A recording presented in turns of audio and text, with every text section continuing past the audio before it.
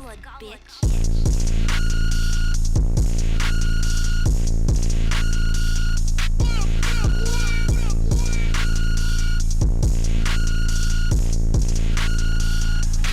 Made in house.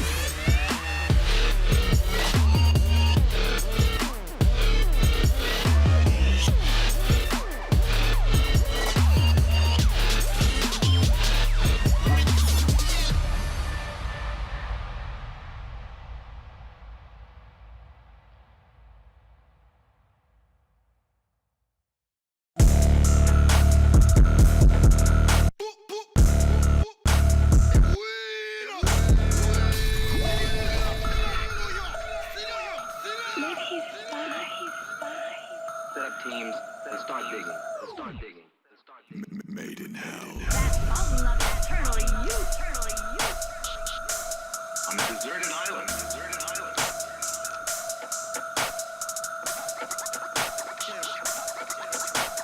Hold on to your bitch.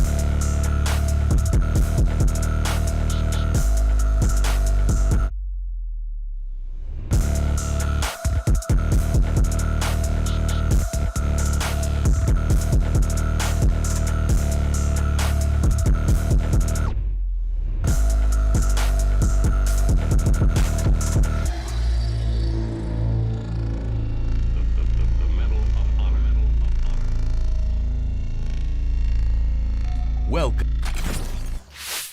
to the PGL Major Copenhagen 2024. The story of CS2's first major begins with 4 region-based RMR events, which culminate with the major itself in Copenhagen. Let's dive deeper into all this. The first 2 regions are the European RMRs, 1 and 2. With a 16-team Swiss format each, they will decide the first teams that make it to Copenhagen. All matches are best of 1, with the exception of elimination and advancement matches, which are best of 3. The top 8 teams proceed to the major, while the next 3 teams have another chance to qualify through the LCQ, the remaining 5 teams being eliminated. The EU Last Chance Qualifier is a 6-team single elimination bracket, split into 2 stages, with all matchups being best of 3s.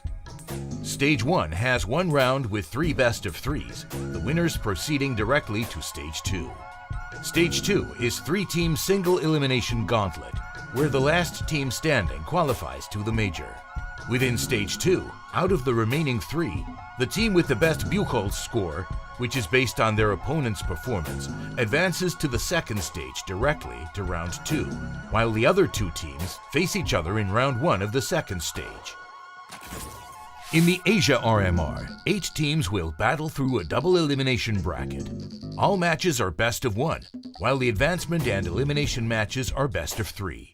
The best 2 teams from the bracket qualify to the major. North and South American teams will battle their way through a 16-team Swiss format. Elimination and advancement matches are best of 3s. All other matches are best of 1. The top 5 teams proceed to the major, while all the other teams are eliminated.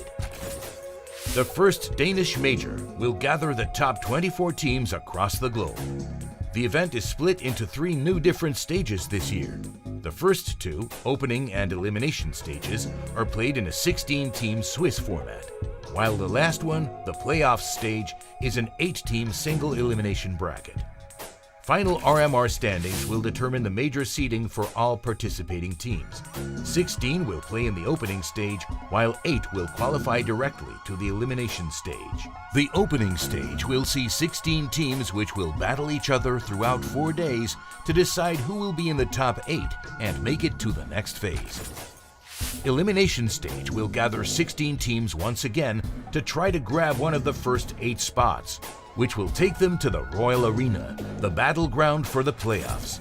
There we will witness the greatness of the best 8 teams in the tournament, which will fight to decide which one of them will leave its mark in this chapter of Counter-Strike's long history, becoming the winners of the first CS2 major.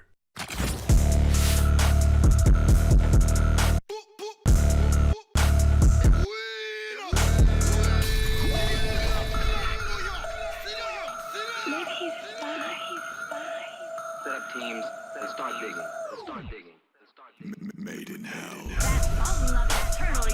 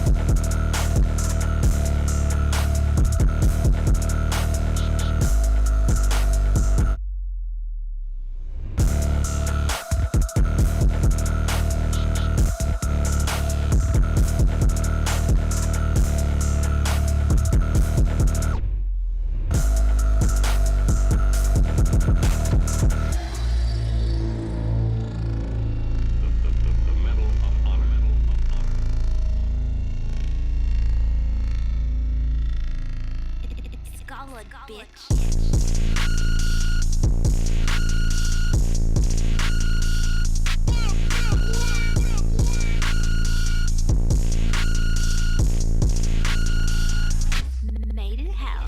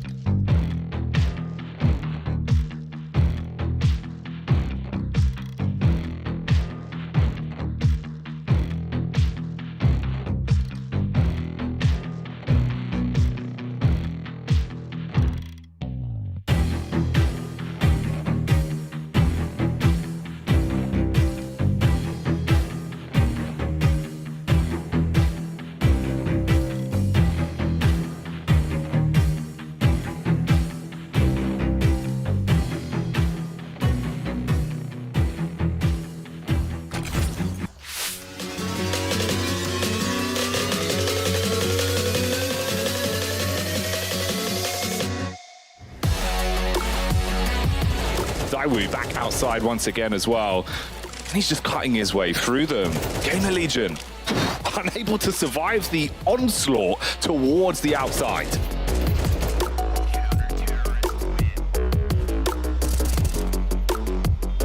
Synopsy knows where Yimpat is and deletes him. Oh, baits the AWP shot. That's a 1v2. Synopsy secures it for Guild Eagles. Easy there, making sure the AWP works. Yeah, putting a bullet in the body for good measure. The double tap. He's been watching the zombie movies.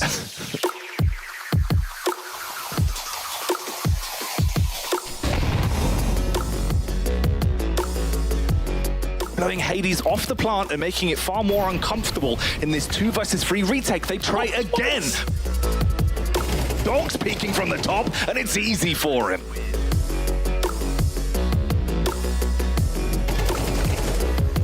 Keep in mind that Regali's extremely low, and Heavy God didn't do a single point of health in terms of damage. And with the bomb planted where it currently is, Stiko can feel pretty confident that it's going to be on the long or short side as he taps the bomb. There's not much time left here. Regali's going to show his hand, and he gets taken down by Stiko. Aaron finds the head. Oh, he's running out of bullets. He's on the knife, trying to close the gap. What are you doing, Aaron? They're going to knife him. Boomich takes it, and oh, that's going to hurt.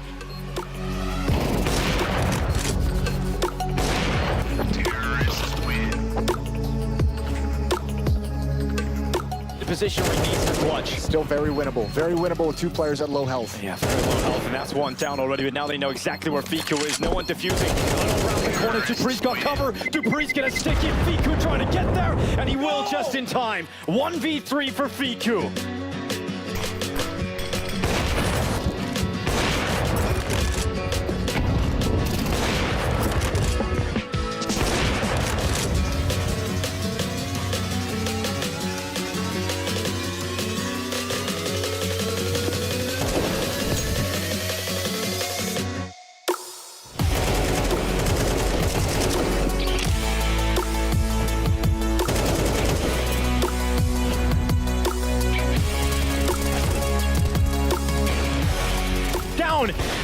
eradicates them, and Shiro into the clutch. This could be a 1v3 to close it out right now. Shiro has to stick it, has to go for it, and now he has to go for the kill! And that's exactly what he's got! Shiro right at the end! Spirit, do not fall to Astralis! What is going on, everybody, and welcome back to the PGL CS2 Major EU RMR Group B. Day 1 was on fire, and today on day 2, I think for some teams, we are going to see a reach to the boiling point. That's right, everybody. Some of our teams will be going through to Copenhagen, and some of them will be going home. My name is Parla. I'm still your desk host, and I'm joined on the desk by Maniac and Pimp. Boys, great to have you here. How are you both doing on day 2? You look significantly better than yesterday, Parla. Did you have a good night of sleep, or what happened? What's going on here? Why are there so many aesthetic comments coming from the Pimp to the desk? I don't understand what's going on. That's such a Danish compliment as well. What do you mean? It cannot be a real compliment. It's just a backhand compliment. Wow, today you look human. If there's one phrase I would use to describe Pimp, it would be backhand.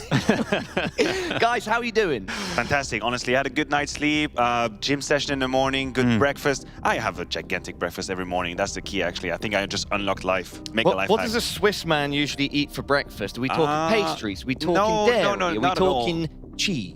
There's going to be a bit of nature yogurt with some oats in there, and then there's going to be a savory plate with eggs and salmon and avocado, that type of stuff. Wow. Yeah. That sounds fancy. Very heavy breakfast. Pimp, did you have breakfast today? Are you more of a morning faster? I had a protein bar for breakfast. Yeah, that's about it. So all of that, you know, the entire thing, 2 pieces into my mouth. It was delicious. Everybody at home, just to kick things off the right way, let me remind you this starting segment is brought to you by Display, the highest quality magnet-mounted metal posters on the market. Ooh. Today, behind my desk, I've got this one. We've got a cheeky Mirage. The greatest Mirage map in the pool, yeah.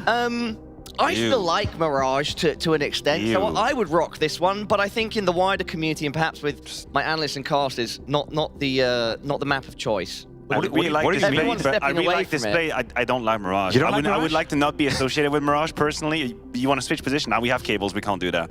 Hands down the best map in the pool. Yes, you know what? I'm not even surprised by this opinion. It makes sense. Yeah? When I look at you, it just makes sense. What do you mean by that? You like Mirage. Also, for everybody at home, our display of the day on the center of our desk. I'm trying to see what we've got there. Nice. Yeah, we've just got 2 of the Counter-Strike 2 agents. Bit of team play as well, crossfire, helping each other out, you know? Couldn't be you. I'm a really selfish player, so I will never cover you. I just don't believe that for a second. Display have more than 1 million licensed artworks from shows, movies, and games, including, of course, Counter-Strike. So head on over to display.com/PGL and find your display. Using code PGL at checkout nets you 20% off on 1 to 2 displays and 33% off on 3 or more. Big shout out to Display. All right, with that being said, everybody, why don't we get into the thick of it and firstly take a look back at yesterday. What a day. Day 1 here in Group B, Maniac and Pimp. Yeah, a day, I would say, of logic overall. There weren't that many upsets, I think, comparable to the RMRA, but some games really, truly delivered. I think everybody has the Spirit Astralis game in mind. This incredible comeback. I have the final best of one of the day in mind. That was an absolute banger. Wasn't that the Spirit Astralis? That was the game, yeah. Oh, it was that? Yeah. Thanks, bro. No, thanks. Schedule slightly mixed up my head. I was just thinking, wait a minute, am I missing one? No, that was indeed the last one. Carry on, man. Definitely the main card of the day. Ignore me. And the favorites, Vitality, what is it? I would 2.73 rating after day 1. That is not normal. That's unheard of. He was watching Dong and he was like, nah, kid, I got this, you know. You ain't nothing. You ain't nothing. That's exactly what he said yesterday. I think the only surprise for me when you look at this one right here would actually a little bit be the Guild Eagles. I kind of expected them in that best-of-1 scenario that they would be able to pull off an upset. They were close against MOUZ. They were up 9-3 in the first map, went into overtime, somehow, some way through it, and then they went 0-2 by losing to ENCE as well, quite convincingly. So for my money, that was the biggest surprise right there. I expected them in the best-of-1 scenario to be a little bit stronger. Standings up on screen now, as you all know at home, Swiss format. Just to point out if you missed it, Vitality, Spirit, Cloud9 and MOUZ are 1 win away from booking their ticket to Copenhagen and the first Counter-Strike 2 Major.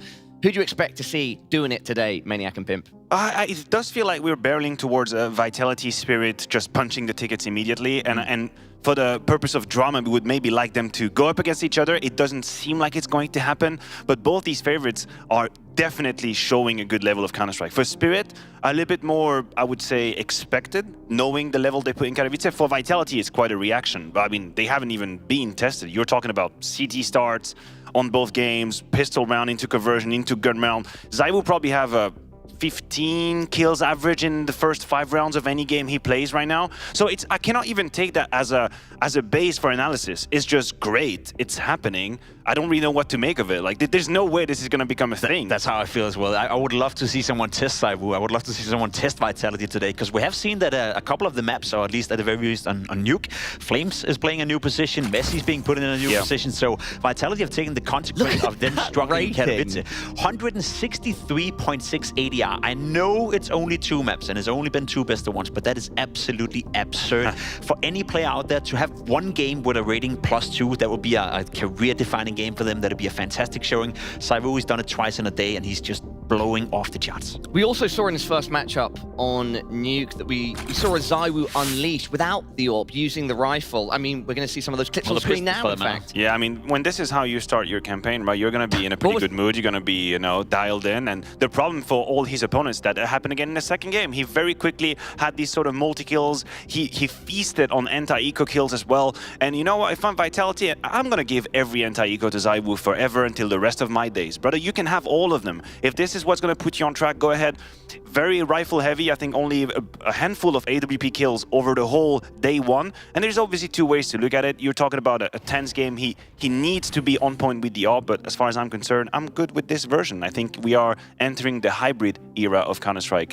The snipers won't be dominating as much as it was in the past. The thing is, though, right, even for these 2-0 teams that are as close as possible right now to Copenhagen, the competition steps up. These teams start playing each other, Pimp. Yeah, you could argue that. I will, however, say that for MOUZ to be a 2-0 team, that's an opponent that you expect, you know, a team like Spirit or Vitality, for the matter, to beat in a best of 3. So not going to be too big of an issue as well. I also share the same sentiment as you. It does feel like it's going to be Spirit, Vitality making it through without sweating too much. However, that's why I'm open to be surprised. If MOUZ can maybe pull off an upset or at least apply some pressure, that'd be great. Same could be said in the other game. But for my money, we're looking at the 2 of the best teams in the world punching their tickets in. Yeah, and the last Cloud9 Vitality game sort of delivered, right? End of last year, 2023. Very, very tense in Copenhagen as well. An incredible comeback from Vitality to close it. So this could deliver more than maybe the title seemed to feel. Maniac and Pimp, let's take a look at our schedules for today, starting with the secondary stream. We're, of course, over here on the main stream, but we've got a secondary stream running as well. Make sure you open a second tab and enjoy all the action that's taking place there. Apeks versus Monte, GamerLegion versus ENCE, Guild Eagles versus Nexus, Pera versus Preasy. First 2 matches, they're best of 1. Second 2 are best of 3. And elimination games, right? Elimination You're see 2 of those teams exit the tournament today. One thing I do want to note for people at home, though, is that Monte is now back with their full lineup, as far as I'm concerned. Sundar Young is back from being sick. Yesterday, they were playing with a stand-in, yet they managed to win a game and put themselves into a 1-1 position. So if I'm Apeks right now, I'm pretty sad about that, because Monte is not a bad team. No, I agree with you. Very good news for Monte. Also, GamerLegion ends as a 1-1 game. I think neither of these teams are happy with the drawing. It's not a comfortable 1-1. It's not an easy matchup to go up against. And then if you lose, remember, if you want to guarantee your spot at the last chance qualifier, you need 2 victories at the very least. If you're in a 1-2 position, depending on the drawing you get, this could get real messy, real ugly fast. It definitely could get even messier for some of our teams. And with that being said, let's also take a look at our schedule here on the main stream. We're going to start things off with Ecstatic versus OG, and then we've got Astralis versus Heroic. Just as on the secondary stream, those first 2 matches are 1-2-1 teams, and then we'll move on to Vitality versus Cloud9. And then we've got Team Spirit versus MOUZ, and those are best of 3, and all of those teams are 2-0. 2 of them will be booking their spot in Copenhagen. 2 of them will move 2-1. You ever been to a restaurant where the menu is so so nice, you're actually mad you get to eat only once? That's how I feel when I see this schedule. I'm like, bro, like, it's like it's too many good things. All like, the how am I supposed to today do? a food orientated. That's because I just ordered my lunch. There was a lot of dancing as well. I'm loving seeing this multifaceted Romaniac. Romania, yeah. Yeah, no, there's plenty of interesting games, depending on what angles you want to attack. Of course, the Spirit being tested now against MOUZ, the Vitality C9 rematch, the Heroic Astralis from Katowice. That's the big one. Woo! That's the big one. You said, you know, I'll take your GamerLegion ENCE, and I agree. That's a tough 1-1. Astralis Heroic in a 1-1 game as well. That just goes above that in the sense that we saw them playing Katowice. We saw Heroic do what no one thought was possible. Kicking Astralis, winning 13-11, putting them down into the lower bracket, where they then ended up losing to ENCE and exited the tournament before they even got into the group stage. If I'm Astralis, I'm looking for revenge. However, if one of those 2 teams are going 1-2, those are teams you do not want to face if you're everyone else in Group A. Absolutely, guys. Very soon we can get into Ecstatic OG. For now, though, any closing thoughts on how the day is looking? I think the day is looking mighty fine, but I think as a host, you get to decide that. You get to tell us if you want to talk about the game now. Yeah, We are nothing but pawns. We are here to just give you I'm looking at the time, and I think pretty much at this point, let's do it. Ecstatic versus OG is the game that we are kicking off on the main stream, and it's an interesting matchup. Of course, both these teams 1-1, and how these rosters exactly will intertwine is going to be tough to predict. Yeah, I agree with you. It's a rough matchup also because I think these teams sort of evolve in the same ecosystem in Counter-Strike. They play a bunch of games against each other in some of these cups, but I will admit that I might have underestimated OG a little bit. Even in that Preasy OG matchup, I don't think I would have just confidently say, oh, of course OG is going to win this. I thought it would be a little bit more competitive, but two players really stepped up in this game. Really impressed me. I rewatched the VOD this morning. Regali with the AWP and Fiku with some of his lurks. Like, this was great work they put together to come back into the game against Preasy and put themselves in a 1-1. So now, realistically, there is a shot for OG to be 2-1 at the RMR. So, especially considering the opponents, yeah. I think Regali, as you said yesterday, had a great showing with the AWP. I remember calling him out before the game saying that I don't hope he's going to be another hat-trick case. I feel like that's been a talent in the making for quite some time. We've been speaking about him. We recognize his potential. He's been having good periods as well. But just like hat-trick, we had the same conversations at the beginning of the year. A very interesting player that now is stagnated a little bit. I felt it was the same for Regali yesterday, though. He showed up. Hopefully he can continue to do that as well. Heavy Guard, man on the screen right here as well, also had a couple of sick moments yesterday. Maybe not as consistent as we would like to see. He's been tearing it up online at certain places. Now coming into lane, maybe he's slowly but surely finding his footing. But I agree with you. I feel like we had a habit of underestimating OG because we see them play at the biggest tournaments in the world. And they have been a partner team and get wrecked. Now we get to a level where they're playing against someone on their own level, and maybe that's where we have to accept that they are a decent team after all. One of the players that you mentioned, Maniac, was Fiku, and he had a fantastic 1v3 clutch against Preasy yesterday. Why don't we bring that up? Round 4 on Vertigo. Oh, happily. We can definitely break that down. It was a key moment in this matchup versus Preasy, of course. 1v3 from Fiku here. Dissecting the 1v3s here. I think there is a mistake. There's a gross mistake made by Preasy. Once Dupree taps the bomb and being safe, there is no reason for his teammate to peek. Basically, it opens up the avenue to Fiku. But he had a very impactful game overall. And that's good to see, right? Because Fiku has also been under a lot of scrutiny. He was one of the players they kept from the original OG lineup. People weren't quite sure whether or not that was a good idea. Again, as you said yesterday, very aggressive on the server, very lurky. Had a couple of sick clutches. He also lost a couple of clutches, but he was involved in pretty much everything in that game. What really changed for Fiku, if you're interested in his trajectory, his lore, is that he went from being an absolute support, the most supportive element you could of the previous OG lineup, to now actually getting some of these roles. He's getting the Spinx E roles on Vertigo. He's getting to lurk out of mid. He's getting to transition from the B anchor to then the middle on the CT side. And he's been doing relatively great. What I've seen at the RMR, you know what, hats off. Like, you're delivering what you're supposed to in positions that are now different to what you were before. Let's turn our attention to Ecstatic. We sort of know some of the win conditions for OG. At this point, it would be great to see Regali and Fiku step up. Who should it be on the Ecstatic side of the server? It's a good question. It's a Danish team with a lot of, you know, up-and-coming players, a lot of players that have been deemed not quite good enough or not ready to be in contention to join Astralis or join Heroic. We did see Salazar stand in for Heroic at the World Finals as well. Didn't leave me with the best impression. I will also admit, though, that that's an incredible tough task to be asked. Come in as an AWP player, stand in for a team that was dead before they even went into the lineup. So I'm not going to hold him up to that one. I think Ecstatic is a very interesting team. They have prospects, they have cool players, Paddy being another one, Crown being another one. So it's players that has potential, but we still haven't seen them peak just yet. And as said, they're not quite ready to be considered for the likes of Astralis or Heroic. And I will agree with you. I looked at the scoreline against MOUZ and I thought, wait a minute, this is a pretty competitive game. Like, I'm very impressed with Ecstatic. Actually, it really wasn't. When you look at pure gun rounds, it was extremely dry. In fact, only 2 won across the entire game, 3 actually from Ecstatic. So it was a case of winning the pistol, we're converting, and then we get wrecked. Second half, we're winning the pistol, we're converting, we're getting wrecked. And I gotta tell you, within the game, it was a clearly one-sided affair for MOUZ, completely destroyed them. Ecstatic did not know how to handle Torji, and I think that's the reason why I wanted to put up Regali, is because as an AWPer, Ecstatic have already provided evidence that they struggle to deal with an AWPer. That's aggressive, that takes a couple of lines here and there, off angles and all. They couldn't handle Torji. Can they handle Regali? We're about to see. We're about to see. I think it's gonna be a tough one. Yeah, Regali is also a player that we know, stylistically speaking, is aggressive, proactive on the server, likes to go out and seek those duels. So Mr. Salazar from Ecstatic will have a good job to do that in order to keep him contained. Absolutely, guys. We are going to stick to the timer here, so we've got about 3 minutes left. Would you say you have a favorite going into this? OG has to be favorite. I really cannot justify why I would put Ecstatic up there. Their journey here has been a little bit up and down. They seized an opportunity when playing against Monte without SDY. That was already a good in-itself game for them to get a little bit of a W. Then they got put back on earth by MOUZ. I don't really have a whole lot to go off on. I mean, I have most of my experience with these guys is playing in Faceit against them. Sure. Literally, like the Nodio stack and all that, they play in the morning just the way I do. I'm just to be banging out the stream with my friends, and I'm like, oh no, the fire stack. Here we go again. Holy hell. How those matches go, Maniac? Well, usually they beat me more than the other way around. I got to be real, you know. I appreciate my friends, but we're trying. We're trying our best, right? But they're very, I would say try hard is the word I like to use, you know, in Faceit, but I respect that. Sounds like a Danish five-man stack like to it, me. right? Sounds like a Danish five-man stack to me. It is a team with a lot of individual skill, though, and as I said, maybe they're not good enough to be considered to join Astralis, but I've done the mistake before of underestimating this second-tier level in Counter-Strike when it comes to Danish CS. Inferno as well, a map that they like to play. Both teams, we've seen it. For OG, I would also argue, I think that we're kind of biased in the sense that we're used to seeing them at the Blast events, at the ESL events, and they get wrecked, as you said, right? They're not really able to put up a fight.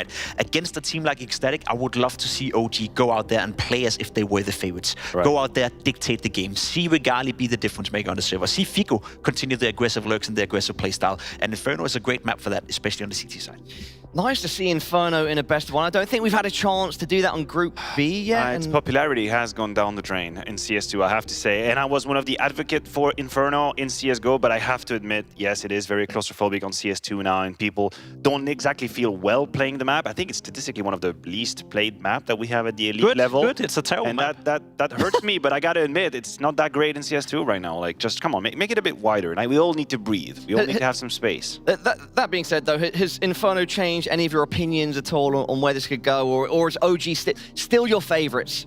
Your favorite, at least, Maniac? Yeah, the map doesn't change the whole topic. And Pimp, what about yourself? I think we have a competitive game on our hand. I wouldn't necessarily say I feel like this could be surprisingly competitive. Me too, but I wouldn't be surprised by it. Ecstatic is not a bad team at all. It is a bunch of grinders, it is a bunch of tryhards, as you said, Matthew, and it's a bunch of players that right now are fighting for the spotlight, right? You're at the RMR, you won a game, you won one, you know you're going to play a best of 3 later on tomorrow, perhaps, whether that's a 2-1 game or a 1-2 game doesn't really matter at the moment. They have a chance right now to put their name on the bank, so I wouldn't be surprised if this is a close game, but I am going to side with OG if that's the question. I mean, relate to the RMR. Not officially, not but officially. we can touch upon it. Okay. We've got an extra minute now. Keep it on the fence. Just relate back to the RMRA and a couple of teams that we have sent to the major and that we have celebrated, right? Some of it is also about making the best out of a luckier draw. And I mean no disrespect by it. You play the game by its rule. You're Ecstatic, you're facing now OG in a 1-2-1 game. You have a good MR12 game, boom, you're in the 2-1 situation. You are literally 1 series away from qualifying to Copenhagen.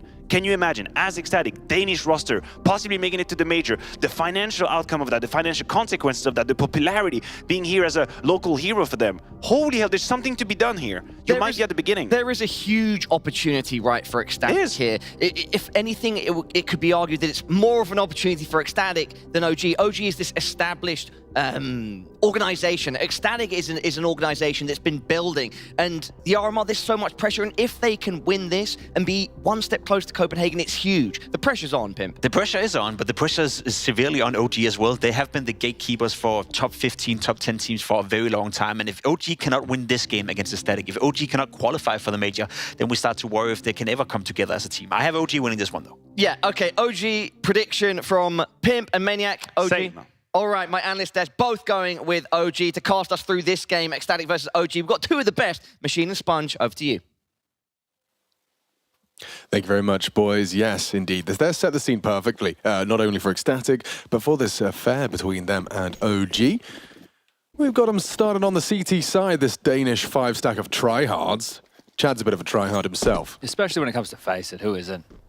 Yeah, who boots up Faceit and says, oh, I can't wait to not try? Yeah, I'm going to try my hardest. As this is looking apps poppy from OG. Fiku leading the pack, Regali and Heavy got the tail. A little bit of banana pressure felt as well within the early stages of this as Boiler and Halls called clear. Things are settling in pretty nicely for OG. They'll be able to explode. Salazar in pit will have the support of Queenix and Nodios with the flashes, Alex. He eats that flash. They're going to be down. He's already pre-aiming for this fight, and he's clean with it. Gets his first. Crossfire's established, just keeping the attention drawn and supporting caster there. It's Queenix to catch out Regali. Nexus has managed to get into the site with a lovely pair of Glock frags, and so now the pressure is still on Heavy God. He's got that bomb, and he might be able to get one, but oh my goodness, Patty. Nearly lost it on the dual Berettas. And it's Kragan to close. Was just tenderizing like a good meat patty, you know, just pumping away. But you saw the Nodios flashes that I highlighted come into the discussion immediately because the T's set the tone with the execute, but Nodios throws the flash. Salazar hiding in pit towards the bike position, waits for that to detonate, swings out, a couple of easy kills, and a pistol round for the Danes. Good start. And understandably so, with a 1-1 matchup, you sit here and you go, oh, well, what's the importance of all of this? Well, the desk was highlighting it, and I think for either of these teams, this is a relatively, quote-unquote, easy or good preferred matchup. Yeah. Preferred, perfect word. Oh my god. So they forced, and they've lost all their health. They're braving Banana. Regali's done well. Still in trouble. Yeah, Kragan's going to go down. Albeit with a lot. Look at the damage inflicted. This should be a retake. At least attempted retake. They can't concede the second round conversion. Was there a kid at all from either of these B defenders? I'm afraid I don't think there was. I'm scanning the floor right now, having a look. While you do that, we'll talk about Salazar. Throws out the smoke to isolate. Oh, this HE looks good. Oh, it's huge. Salazar takes down 2 with the top spin pokeball. 1-on-2 for Heavy God. What have you got? What have you got? They may not have a kit.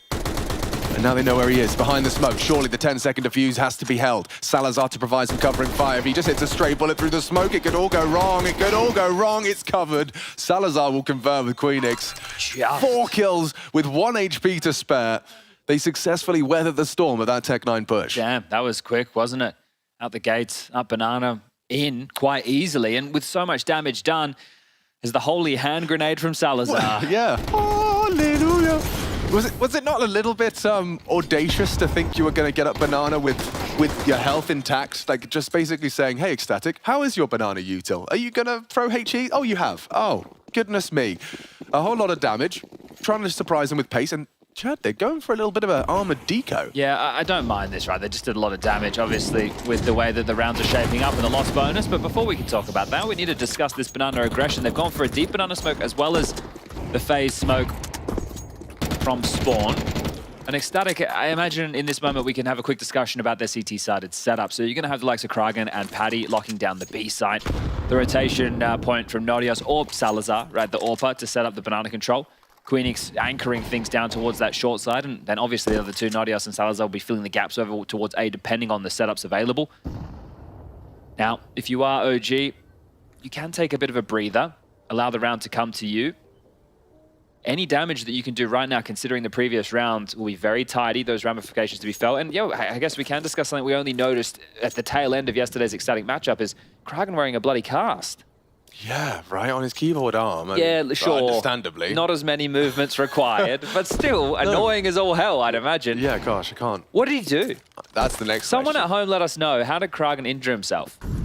But also not letting him be held back by that. Salazar. Forward position from Salazar. He was going to fight for Arch and does so with degree of competency. Yeah, comboed that with his incendiary. He didn't reload, Chad, so he's actually just going to stand for one more, and now his teammates will be there to sweep the rest under the rug. A double kill from Heavy God. Scavenges away a FAMAS, and I mean, he's alive with the bomb. That's something. If Queenix was to go down, it would have been a bit of an interesting round. Instead, it will be the 3-0, and it might very well be 4, considering that the rifles are going to be coming out and OG get their first taste of a proper gun round. Yeah, just to report, Kragan was able to get over towards that long side and pick up the A1S, so he gets to upgrade from that MP9. So it was a FAMAS and an MP9 as the lighter weapons within that previous for Ecstatic. They do now have A1Ss across the board. So it's little details. I'm cheering for Regali as well, one of those players. I'm very interested to see, you know, his development as he's kind of burst onto the scenes. A lot of people talking about potential from Regali. He's found himself in a roster that certainly could do damage, hasn't been. I'm interested to see how he fares. Oh, aggression straight down mid. Nodios pushed all the way down. Nodios, what are you up to? Ooh, he's avoided the keto spam. Yeah, they're aware, though, of this possibility, aren't they? Just such a passive stance from OG. But with that smoke, yeah, sure, they'll be aware it's a possibility, but no certainty. This is rough for Nodios. Oh, he's just going to get peeked out dry. Yeah. Nice work from Keto. Thing is, you're hoping to find a kill a little bit earlier, and then you're just marooned. You're on an absolute island. To note with Ecstatic's opening, they're doing a deep banana smoke as well as the mid smoke. So they're constricting sight lines, and that's going to leave you light on for util for the remainder of the round. So if you are going to make a play like that, you need to reap some rewards. And that's not the case. So they are going to gamble across. Paddy's playing out of the sight. He's just gone with a smoke and dissuades by pushing through himself to call sector clear. Hoping that pushes them in towards the A stack. A full banana control for OG. Top mid as well, as we see the Molotov and smoke combo to either side of brackets. And Keto can now call his team into position. 30 seconds remaining. 2 smokes, a flash, and a molly. Enough to execute in towards Paddy's domain. And if he's playing coffins, he'll be removed from the play. Paddy confirms a lot of boots on the ground. And he stands for what? 2? Bomb down, dink onto Regali. He's done a lot with a little there. Maybe that's enough to find him in the ball bank. Good placement cross there. Ooh, covered by Fiku, just shy from Kragan. Tough to give this one a go now. You see Kragan going for the round-winning play, but now he leaves them in a number disadvantage, and Heavy God, he's even cut them off at the pass. Should be hearing these steps, has done, and maybe that information's gone both ways. Does. Yeah, you could just saw Queenix stop in his tracks. Salazar looking for him, and still Heavy God's going to take him down, so a lot of impact for the OG first gun. Looks like it's been converted. Yeah, trouble now for Ecstatic. And I'm talking about this execute towards that B bomb side, but I haven't taken inventory of exactly where Heavy God was. He wasn't in Banana for that set piece. He was dealing with the lurk on the other side of the map. So Paddy was able to get to by the lack of utility. Felt like they had enough, but player's not in the right place to pull it off. Regardless, the round for OG. Finances are already somewhat bruised for Ecstatic. Now, if we take a little bit of a look, we can get a drop down 4. And there will be some upgrades available. So it has to be the buy coming out of Ecstatic here. But that's how it started, right? The aggressive maneuver down mid. There wasn't a secret. Right? There was too many smokes in play. There was too many question marks. And if OG had opted for something a little bit more like quick out the gates and map control heavy, then maybe he would have been able to profit. But it was just a standard passive default. This one might not be so passive, as we've got the CTs whipping out 3 MP9s. And Kragan trying his luck with some aggression, a touch of it that Nexus has managed to tag him down with. They're considering clearing the smoke, so let's see how this goes. Kragan could be a dead man, and is. Well handled. Very nice. 2 openers in rounds that have come in pedestrian fashion, just going through the paces, ROG. They give them credit for that. Next is calling more harassment towards Banana still. That'll send the remainder of the forces of OG to investigate A. Heavy got up through the apartments. Fiku likely to join. Oh no, not coming up through Boiler. Heavy God's already cleared that out. So 3 up the guts of middle. And look at the rotation from Ecstatic, knowing they have to gamble. Now going to send Salazar over towards the B-bomb site as well. Queenix the only man to offer any form of concern. A HE, a flash, and that's about it. As soon as Nexus gets this info, they will just be able to run into the site for free. And that should be it. Yeah, Queenix is rotated off a little. Actually, you know, that smoke has delayed them. And they're coming back with the bomb. Oh, dear. But, yeah, well, the information's only going one way, isn't it? OG out-rotating them here in a heartbeat. Yeah, and now only Patty's going to be there. Wow, they were actually in the right place. Oh, they're going to feel pretty hard done by the way that's gone down. Good damage from Patty. Will go down to the spray of Fiku. But they find the path of least resistance there. Very nice. That's curious though, right? Because you see the way that unfolds. They have all that top mid space. You're expecting them to at least go looking, but maybe aware of Ecstatic's nature of the rotations. So getting a clean bomb site. Salazar not on the move to look for an upgrade off of this MP9. They're just going to turtle in and protect the 2 M4s of Nodios and Queenix. So it will just likely be an eco into the next with what they have. We'll see if they have any other maneuvers to look for space. But the issues for Ecstatic in the last 2 have been giving up opening kills with no chance of response. It was Nodios down mid, and now it was Kragan down Banana. As 4 players from OG will escape himself alive and starting to build a bit of a T-side bank. That's going to feel good. And some interesting pieces within this OG roster. Definitely not household names by any stretch of the imagination. Heavy God getting a bit of spotlight, another Israeli. I think Nexus, who stood in for MOUZ back in Sydney from the NXT roster has got promotion to a main team. But really, I think the only advantage that OG has over a team like Ecstatic is name value. And that's not of the players, that's of the organization. So I think this is quite an even affair. And they also played each other on their path to this very RMR. Let me bring that. I believe it was on Overpass.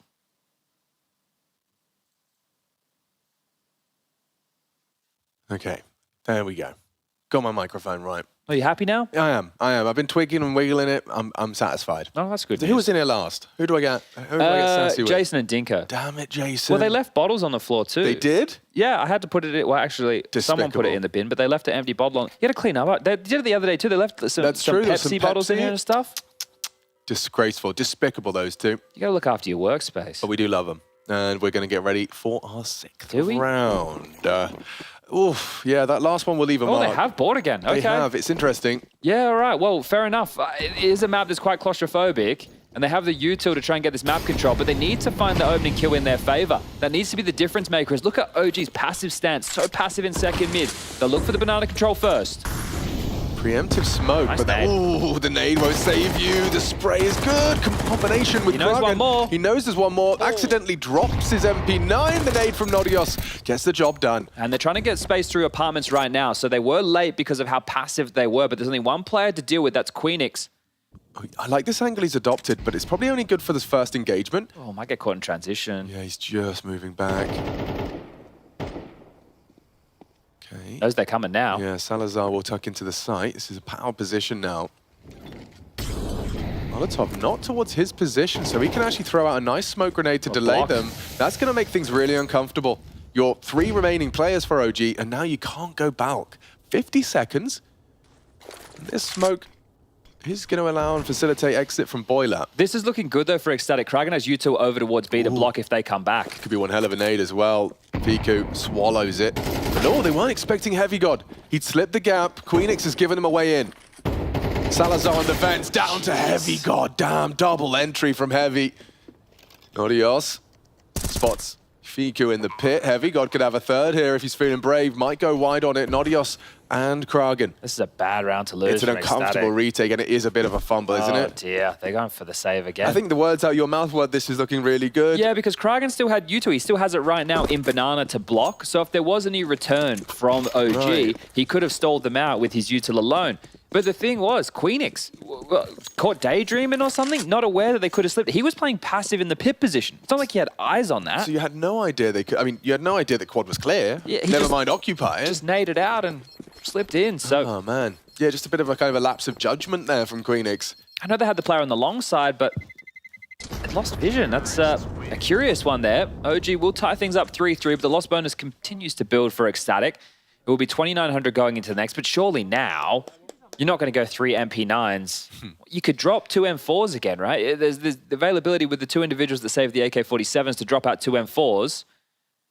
But get a full gun round going. Get Salazar into an AWP. Oh, I'm only giggling because I saw an MP9 for Batty. What are you doing here? Okay, so they're just hedging. Yeah, no, that's fine. And this one makes a lot of sense. You'd rather have a proper gun round, just as Chad has been highlighting. But this one's still threatening with the saved rifles. Still requires OG to play this one right. And that started so well on Banana for them. You know, a disadvantage situation recovered by OG. Now we get to watch Fiku testing Nodios with a forward position in Apps. How good are your jiggles, Fiku? Looks like Nodios has warded him off. Takes him down low. Hasn't stopped Heavy God though, has it? No, it hasn't, but that's a 5-7 that could have worked well into this bedroom fight. Instead, Queenix has receded, gets out.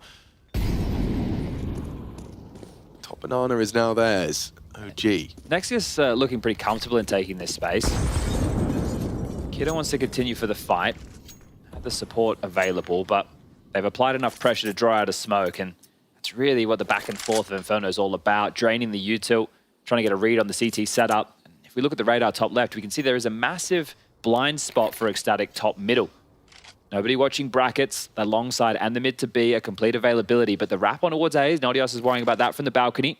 We've also got Queenix towards Pit, but he's only got the 5-7 to his name. A pack of 4. I mean, this just seems perfect from OG. They've got themselves in such a power position now. Heavy got just that late component. It's going to be a wrap. Yeah, but they're in so much trouble. You don't have the weapon for this. The 5-7 at range. Now, Molly in your face. He's safe for a moment. Oh, good shot out of Nodios, but Fiku's not going to let that happen. Takes the shots required, and yeah, this one's going to be all done. Salazar towards the library position. He only has a USP, so I guess it's in his best interest to try and find something. Maybe, oh, maybe he gets Fiku. Maybe. He's low. You don't get a deep clear on that damn chair. But, oh! One more bullet, son. There it is. Does he leave with the rifle? He's done well with that. That's huge. Plenty of saves for Ecstatic. Rounds would be nice next. Yeah, and look, CT side on Inferno, they managed to pick up 3. Oh, he's going for a little cheeky one here. There's an AK available. Yeah, if you can just yoink that and get out. He wanted to go for damage as well. Oh, that'll do. Keto should be dead. Yeah, mission accomplished. See you later, guys. Keto accepts his fate. It's not guaranteed. You can see the plant's deep in the site. Ah, well, yes it is. Pinned him to the back wall. Didn't do my calculations right there. Forgot the parentheses, the bod mass. Well, the new nuke bomb. Oh yeah, it's huge on this map. They like to do some damage, activate you in the late rounds, in the post plants. All right. Well, just a 1-round gap has been thrown onto the board now. 4 consecutive, all by detonation of that C4, and well, every single one where guns have been saved from Ecstatic. Now we're over the halfway mark now. Within the half. Not the game. Not the game. Not the game. Orbs out for Salazar. Will this be the difference maker? I mean, he's taking it aggressive apps, which I'm intrigued to see how that interacts with the crawl of Heavy God and Fiku. They're the apps duo. At some point, Salazar's going to be worried about that right side flick. He's coming now. Yeah, he's preempted it. And it's Heavy God jiggle. And deleted. Salazar finds first blood. And he's out as well, so able to get away before Fiku can punish from the boiler jump up. Oh, this is a good opener. Oh, sorry, those wallbangs from Queenix were very close to Fiku's head. He's going to be okay. Lives to tell the tale, and now they just hold on to that advantage. Well, the bomb is on the back of Regali, who's still over towards T stairs. A minute left on the clock. They were unable to get that banana space, and they have been negated over towards Halls, but wary that AWP has dropped back now. Fiku gets the top mid control, essentially single-handedly, and now they can return to banana. You got Paddy with a flash over towards Coffins to facilitate Kragan, who's going to take contact, and then the flash will come.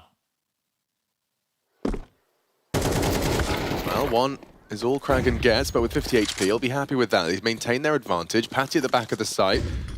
Ooh, and he's just going to try and live here. CT is smoked, rotations are on their way, and that Molly not going to find the dark position. He's got a green light now, just chill your beans.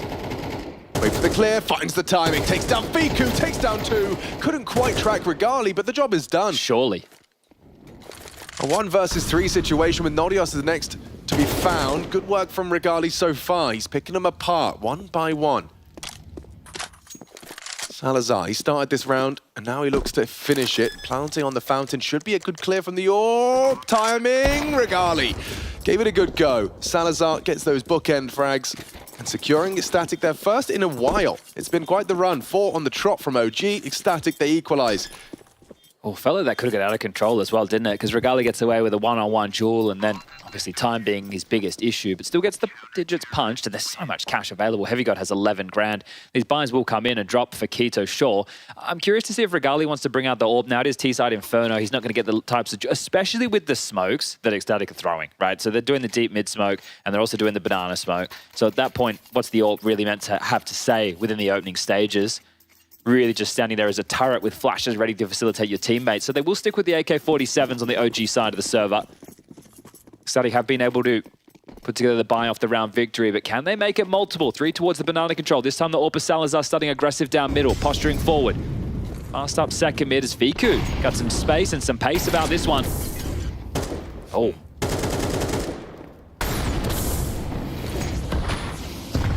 How many smokes? Well, this is good timing, though. OG are already starting to make their way towards A, and right now there's still 3 players from Ecstatic towards Banana.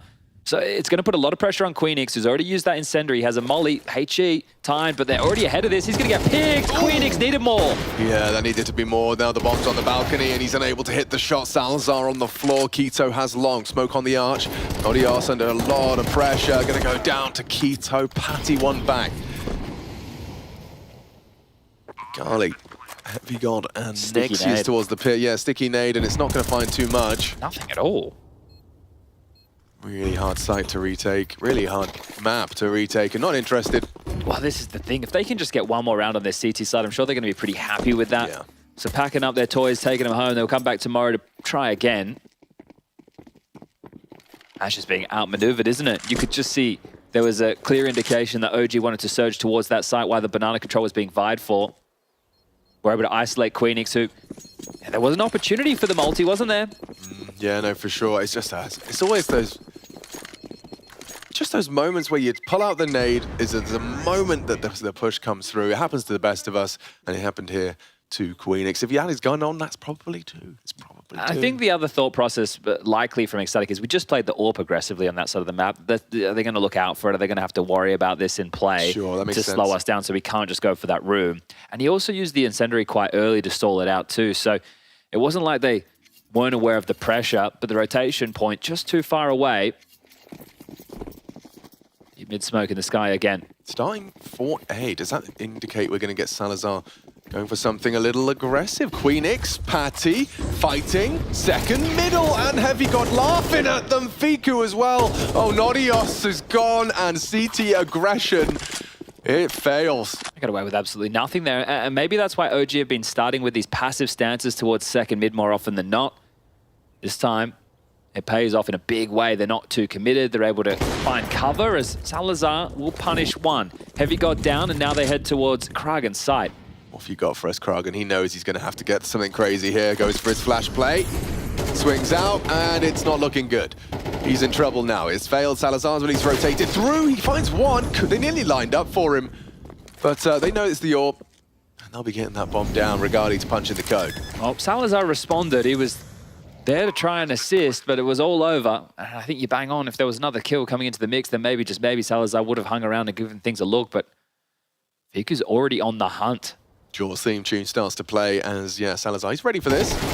Just doesn't get his eye to the scope. Fiku far too quick. Okay, well, 2 rounds remaining. See that? That was perfect. We saw him looking at the AWP, cut to Regali shaking his head. No, thanks, yeah, mate. No, I'm cool. I'm cool. I'll Thanks. just stick with Appreciate the AK. it, mate. Things are going quite well, actually. It's 10 kills so far for Heavy God on the OG side of the server, and you'll get a highlight from him and Fiku shutting down second mid. The aggression removed, and Salazar on the other side of the server with 12. So those are the double digits as far as this matchup is concerned. And a partial investment here from Ecstatic. In the next round of play, they will be able to full buy. Loss bonus is maxed. But 5-7 CT side, they can work with that. We were saying similar scenario when they were going up against Monte yesterday. Oh, that's a team nade onto Kragen, Alex. Not what you wanted on your rifle, is it? Suboptimal.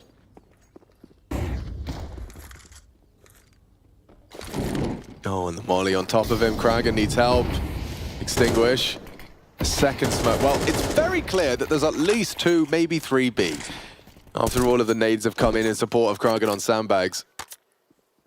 You're probably suspecting that you should head A, but now with the cut of noise, this is when Inferno starts looking extra Inferno-y. Already Salazar has cheated over. This is the type of round if you're OG that it feels like you must win. Oh, yeah. Considering how good of a campaign it's been on the T side so far. But these are the ones where you tend to trip over your own shoelaces. Things get a little bit squirmish as the clock runs down. But again, either Ecstatic are going for a gamble, a read, however you want to frame it. OG appear...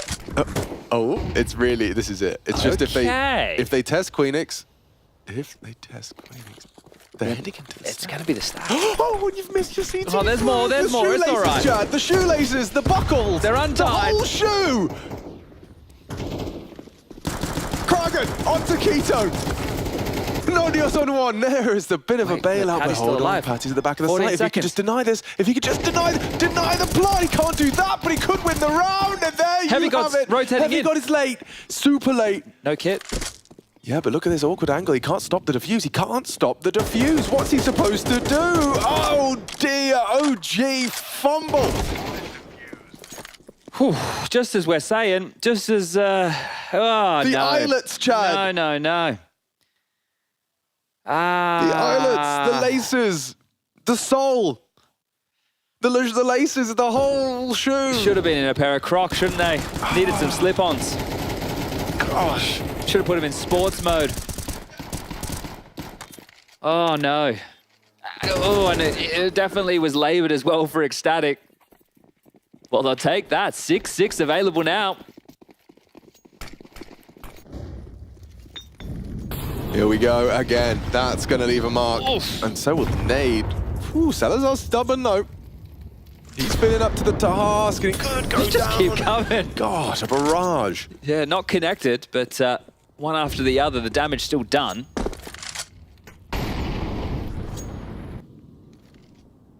I think Fiku's probably gotten the best of Queenix in this kind of duel of the apartments. Salazar's rotated back in time, so at least they have the standard amount of defenders on the A site if this hit does manifest. No HP on Salazar playing that close fallback angle. Queenix behind his smoke. Kragan jump spotting, nothing to report. Good nade timing, Nodios. Get some damage onto Ricali. Final round. Paddy's here as well now. Yeah, this is actually a four-man defense now. Salazar could be in trouble. Oh, good work from Fiku ahead of the util. Fiku, the entry fragger. He'll get 2. And Quito builds a whole round out of it. You'd think there would have been a double, but Nexus fortunately finishes what Quito couldn't. And it puts Kragan into a 1 versus 3. No fun for Kragan. No reason not to give it a go. Damage onto Nexus. Smoke to isolate some jewels. A flash could be good. And fighting and isolating onto Regali. But yeah, covered off nicely. Nexus finds an impactful double, and OG will leave with 7. All right, they should be very happy with that T-Hall. A fantastic little run there. Started with the pistol round and the conversions in favour of the Danes. The international squad have been able to bring things back into their favour.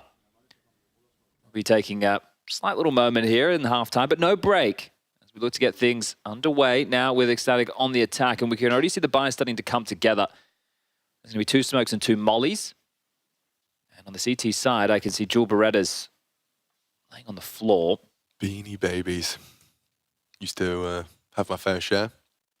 Can't believe they're still going, to be honest. The TY company making bank, making Skrilla.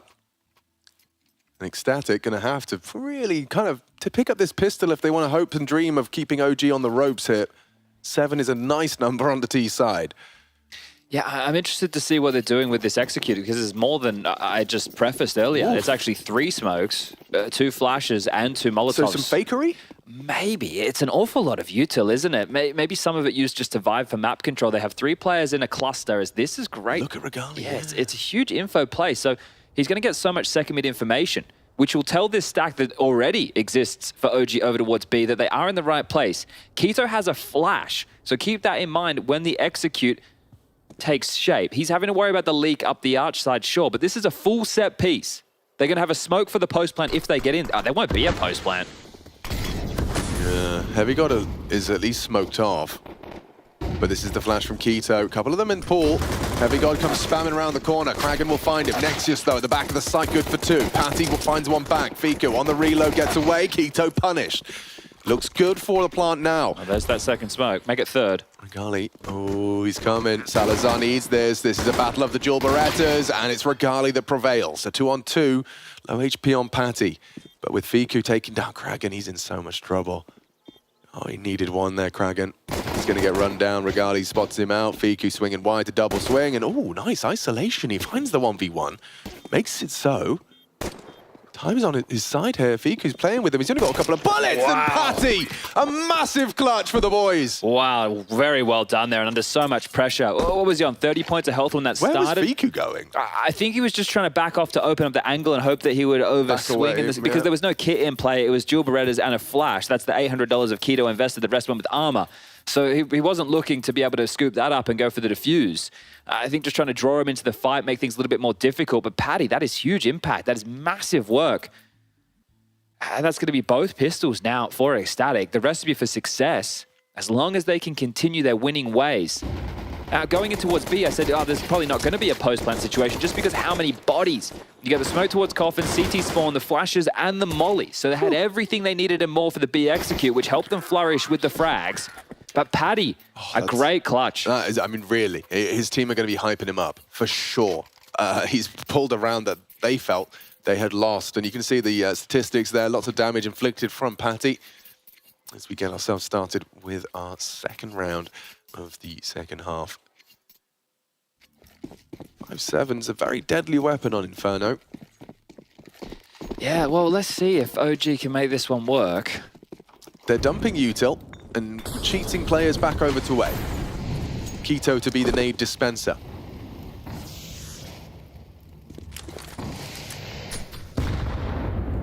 Cleared out the first smoke in towards Banana, but Kraken thinks better of pushing the issue.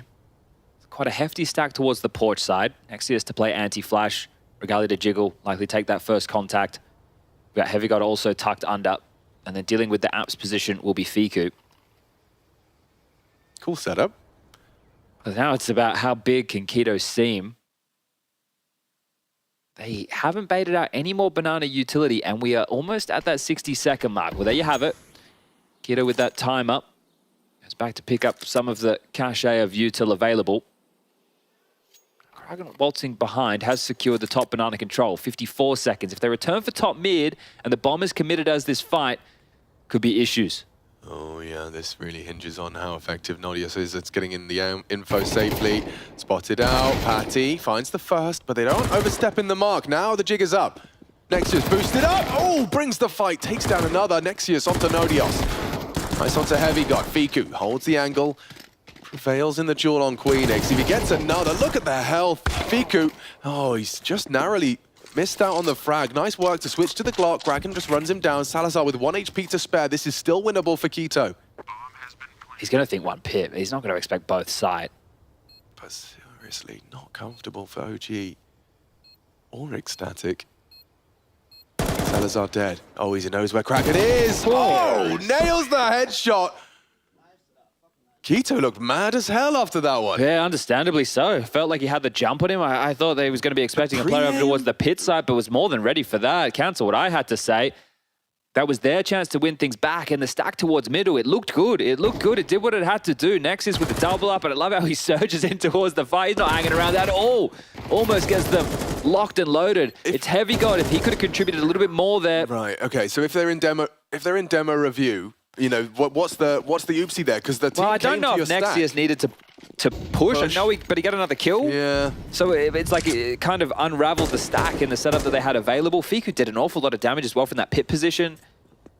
Oh, nice angle from Heavy God. He's punished Queenix on the walk up. Queenix having a rough game, Alex. Only 3 kills. Not fun for him right now.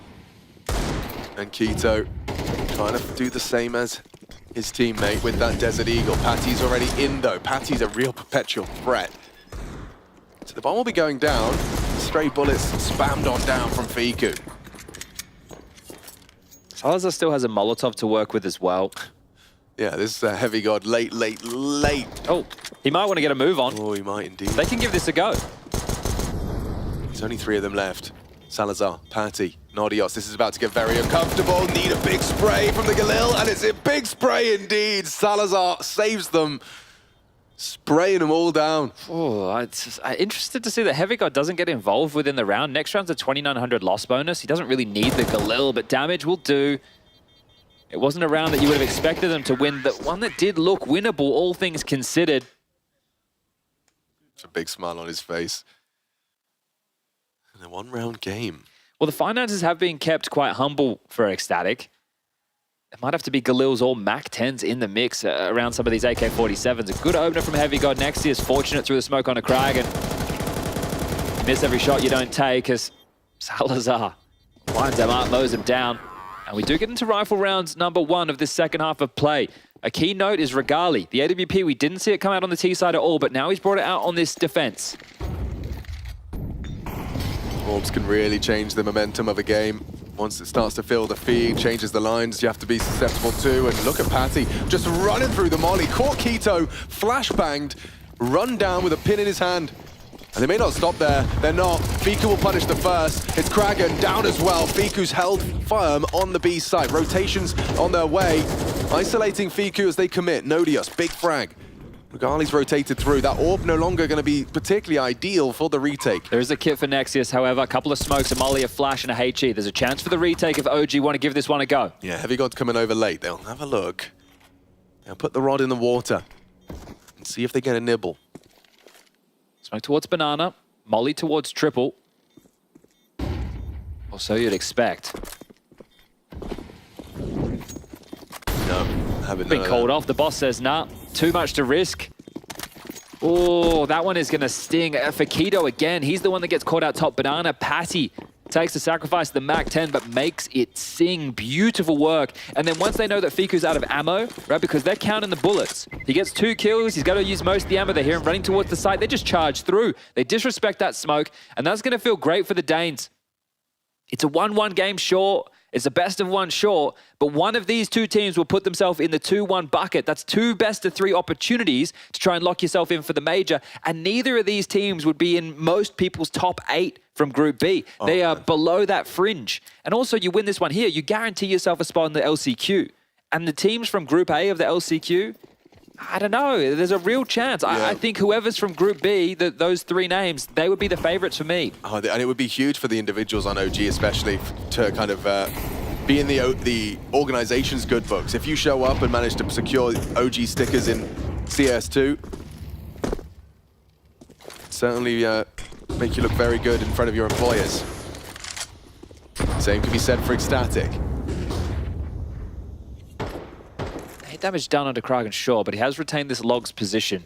He's now in the second wave of the banana control. Yeah, there it is, a sandbag molly. But not progressing with it. No response of a smoke. Tells you nobody's home. And they feel that's more than enough pressure to warrant a defensive CT smoke from Keto. So it's going to draw Regali back with the AWP. Is he going to maybe donate his smoke for Keto, but he's going to post up with the AWP. Smoke over towards the long side. 3/4. This will divide the decision-making of Keto. He has to worry about Arch most likely, which does make the A defense more susceptible. Heavy God, Pit, playing Bike, and Nexius headshot. It's up to the 2 of them. Oh, here we go. Running and gunning. Nice from one. Nexius down to Queenix. Important frag posted, and Salazar, he's just hitting heads right now. Nails Keto, missed Molly. That's not the end of the world. Bomb will go down safe. And Fiku and Regali not going to look at this one, so an Ecstatic 10th. Already picking up a win, albeit with Monte stand-in, but a win all the same. And now you find yourself here. It's looking like these best of 1s are certainly within touching distance. Oh yeah, for sure. And as we prefaced at the start of this, I would say the only thing that makes OG a favorite for anybody is name value. And you were just talking about if OG made it to the major. Yeah. I think this is one of the rosters that has... Oh, hold up. We have a hunt on here. Fiku, can you even hold on to this M4? Yes, you can. Couple of tidy shots, sure, but you're just padding the stats right now. I understand you need to hold on to these rifles to give yourself a chance into the next. Both teams with lots of saves on their CT halves, but the difference, quite clearly the pistols. Both pistols and conversions, and then some for Ecstatic now. Need to see some individuals from OG stand up. And actually, we are going to be seeing a timeout called by OG. Their first. An opportunity for them to just kind of screw their heads back on tightly. These best of 1s can fly by, Chan. Especially, you know, MR12, like, you'll probably kind of just...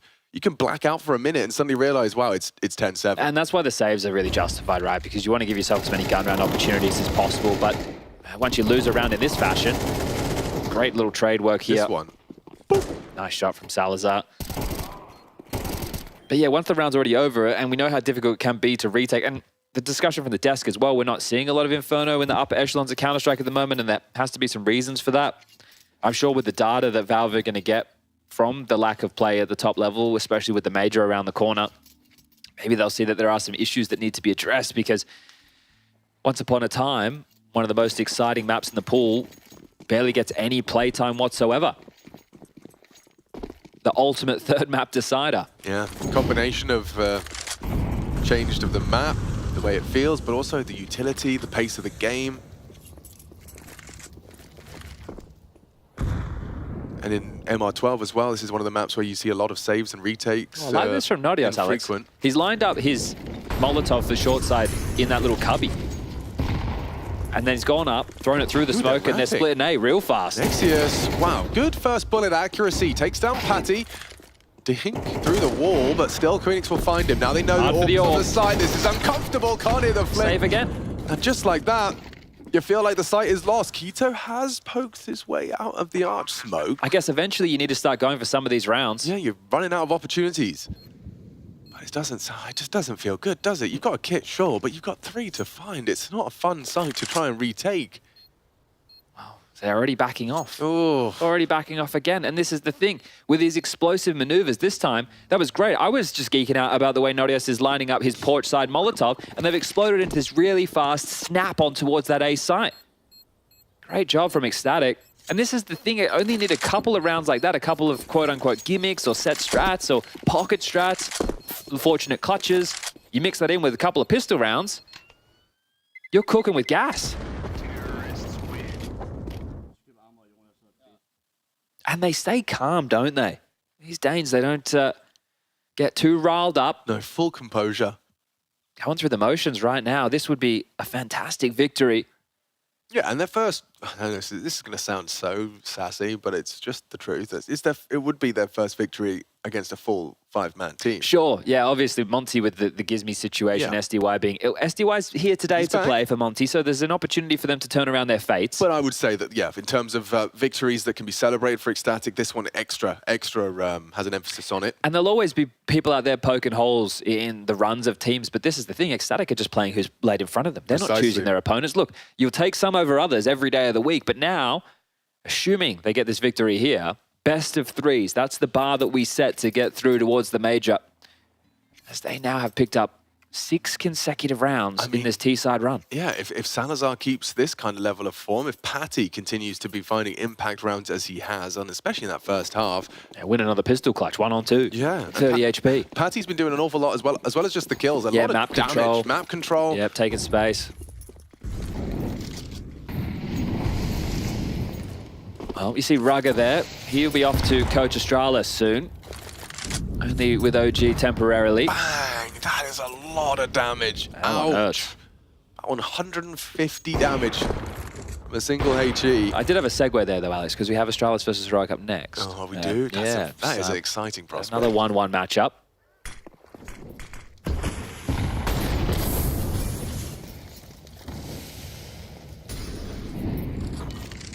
Oh, dispelled for now, but still looks stubborn that this B execute is a likely point of access for Ecstatic, and I wouldn't hate the call. The rotation point of Regali is starting to float back over through CT spawn now. But the top banana smoke gives you a 20-second buffer if you're Ecstatic. Do we investigate elsewhere? Or do we just let this one simmer in the sauce? Well, they are going to apply top mid pressure. Flash forward, Queenix now has the brackets control. Flash towards short side, even a glance to see who's home. So nobody close short, says it's, and a defensive smoke towards Pit. That's info. But it's 35 seconds. It looks like they will be heading towards this B side. The bomb heavily committed towards the top of the site. Yeah, but still this setup looks potent. Look at that. Regali will fire off the first shot. Now with a good one back, but not expecting Keto. Not expecting this third component. A missed shot, however. It's Keto that's got us on lock. No problem whatsoever. A strong setup. Salazar trying to maintain his T-side off, but yeah, there's no way out. Yeah, Nexus is there with Heavy God to lock the door, and down goes Salazar. Okay, OG, and Keto especially, they've decided that this game is far from done, far from over. You can see the passion in his communication. He's trying to rally his troops.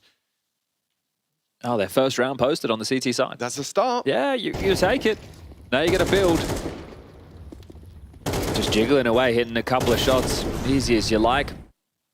And there you go. Keto happy to break the spell. And surprisingly, with the 6-round run, not a lot of cash available for Ecstatic. They will be able to get at the full rebuy. No Salazar T-side AWP, but they're bankrupt at this point. OG can turn this game around quite quickly. Just need a consecutive CT round. They're hard to come by.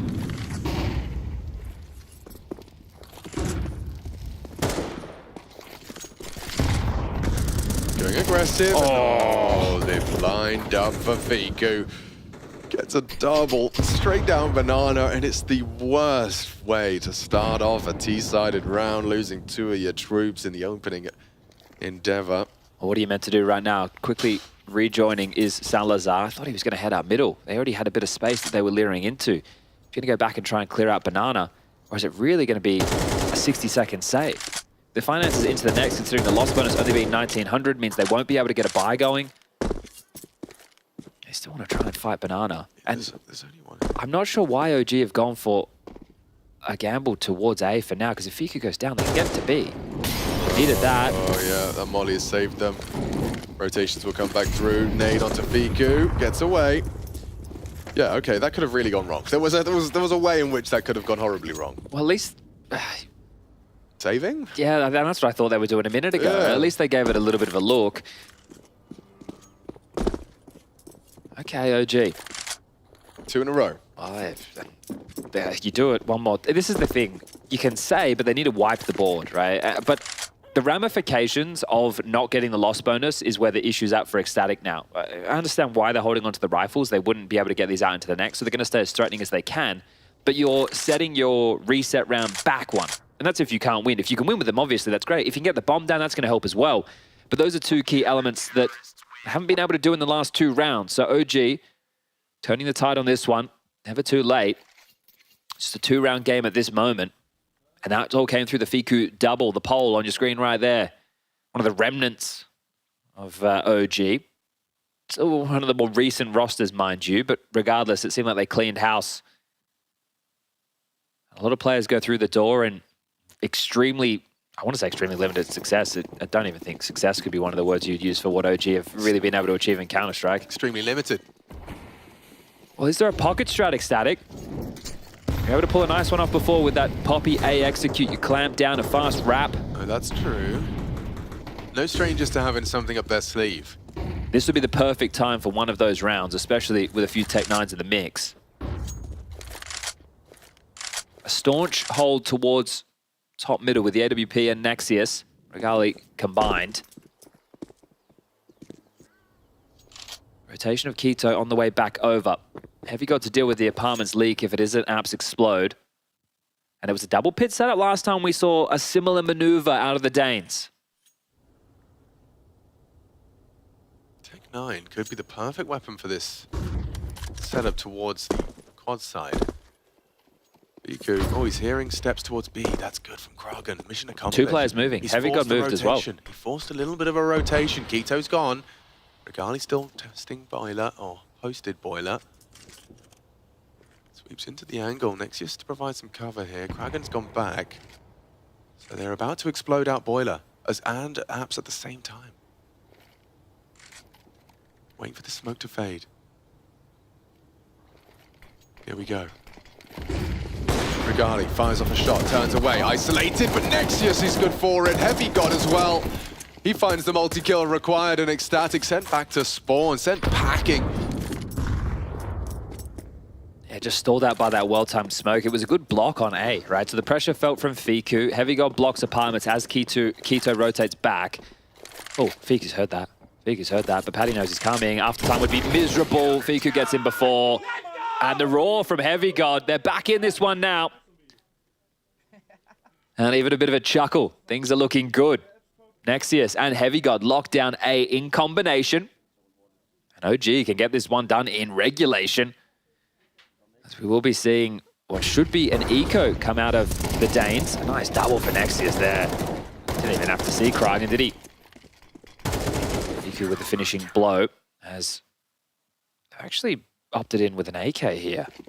Salazar's dropped an AK. Interesting. So Paddy, you better deliver on this. This feels extreme. $100 for Salazar. Let's see what you got, Patty. He's a bit of a space taker, move maker. Oh, and he's just found a perfect gap between the flames and the smoke. Catches Quito. Fiku getting pressure applied now. Regali's on the rotation, but they are going to run at him. This one a hell of a flash. Peeking around, it pre-fires nicely onto Nodios. The rest flashed away, trying to isolate, going up and over. Pulls his crosshair. Patty does deliver onto Fiku. They are into the B side. Queenix is flanking, but it's only a Glock. It's only a Glock, Chad. The bomb didn't go down. Salazar got naded. Nexus has hit a banger there. That will delay them. Patty will pick up the bomb. Queenix is flanking. There's 3 of them. 3 ruins. Has to be perfect. Oh, gosh, Queenix. His decision next. He's held by Heavy God. He's been spotted. Spotted. Call out, and yeah, this round, it disintegrates off the back of that. There's actually something going on in CS2, Alex, as Kragan. Oh, if he had more ammo, I'd feel he might be a crack for this one, but jumps into his demise. So we were talking about this yesterday on Ancient as well. When the molly's in front of the smoke... Yes, that thing. You can always... I'm pretty sure you can always just stand in front of the smoke and you're not going to get burned. You see that right there? I see that. That was happening on Ancient yesterday. And I'm probably late to the party with this. The pros are probably sitting and listening to this and chuckling. Yeah. But this is the case now. So if there is that's separate to the visibility thing. I'm pretty sure. Ah, there's just always a safe spot. I believe so. Interesting. Okay, that's... But if you're using that to your advantage like that... That's huge. That's massive. Yeah. You need to understand that dynamic. Understood. Well, today I learned. But yeah, because it looked like he's standing in the flames. Exactly. It did. Yeah. Yeah. But he's got visibility out of the smoke and not burning, as a molly's directly in front of him. Directly in between. Yeah. Interesting. Because keep in mind what we were seeing on Ancient, right? We were seeing the elbow smoke and the molly. And exertion and he was always... Did you understand that? No. No. Okay. But that's all right. It's all good. Talking. No. We're all good. I think we had a timeout come on through there, but we'll double check what was coming through our ears. But now it's going to be 4 consecutive rounds right now from OG. They turn it into 2 more. They'll close things down, 13-11. Quite the comeback. The resilience from OG wasn't looking good on this CT half whatsoever. Yeah, and I mean, Salazar, he just pays the price of investment onto Patty. Yeah, you'd think Paddy would give him the AK. Come on, mate. Yeah, I'm top fragging, you bro. You had your round. I got 22 kills. Let me have mine. You may have the more damage, but I've got the more frags. So Apps control is taken. Yeah, this time, not going to get chunked on down in Banana. Not much going on in Banana, to be honest. No, and it's going to be top Banana util dispelled from Fiku. Deep arch smoke, or long smoke, I should say. Looks like they're setting up for an A maneuver again. So, Nodios, this is similar Molotov that he used before when they were quite snappy with the split. Nice little way to clear out towards Porch completely. They're burrowed in towards brackets. Smoke starts to fade on long. Paddy not taking any chances. We'll be clearing out trash. Nobody singed, nobody home. 3/4 smoke. Pressure applied to long. Keto has to deal with that and is, well, very worried. He dips towards CT spawn. Yeah, good flash. It did delay them. Flash them both full screen. They can layer smokes late if they like. Yeah, here we go. Seconds. This implies a wrap. Regali, Nexus, and Heavy God. And Keto, he wants to be a part of the timing. Oh. Patty, hyper aware of the possibility. And Salazar gets something done with the dig. Surely they've done enough, but no, they have to get past Regali. He's missed his shot. Onto Kragan. This is a big round. Oh, Fiku, do you have a go? He's got the kit. He's got 2 to 5. They've got money. He should go for this. He should give it a good crack. They're doubled up on site. This isn't the round he has to save. Can the young Pole do it?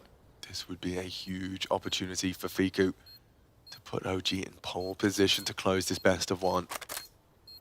And to be 1 best of 3 away from the major.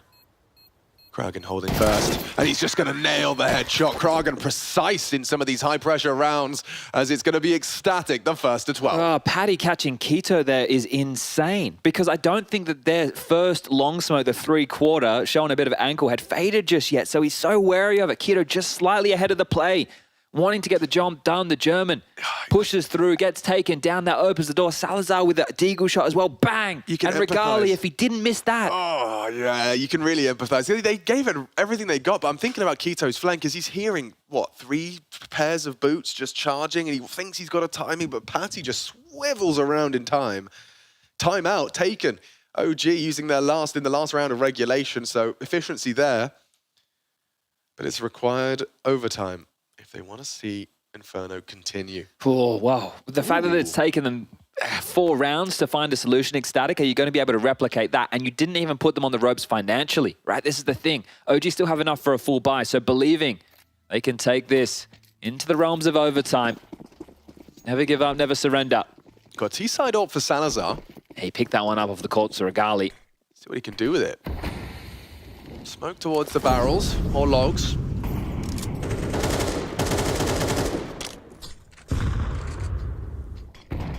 is going to force them to siphon through utility quite quickly over towards A, right? And they also have lost vision immediately with that long smoke. So Ecstatic, again, avoiding the early flak damage, making sure they're not fighting for this control when it's unnecessary. And now the pack roll mentality again. But in darkness right now are OG. They have no idea what's going on brackets. Sweeping forward is Regali looking for some info, aware that that's necessary. They block top B. Ecstatic, however, can set up a pop behind this and go. Remember, smokes are no longer walls. The HE, it could be a problem. Yeah, they're calling brackets clear now. Does Nexus start to rotate? He's moving. He's communicating. He has a flash available. 5-man BXX to take the map. Take the game. Fiku trying to catch the timing right of this HE. A little premature. Chipping away at Kraken though. Molly, look at the options for Keto. Has to stand in the middle of the site. The execution working. Patty, an opening. Still aggressive as Nexus. Salazar finishes him. Quick scope from him. Bomb to be planted. Looking good for Ecstatic as Heavy God and Regali. They need to hurry up. Pull up your socks and get running. Heavy God comes through. Need a hero play out of one of them. Fiku does not have the health for this. This looks fantastic for Ecstatic. Nodios down with a huge nade onto Fiku. And now it's only Heavy God and Regali. What can you do, lads? A helpless final push. An orb not the weapon for the job. Time against them. And Ecstatic looking to pick up their second win.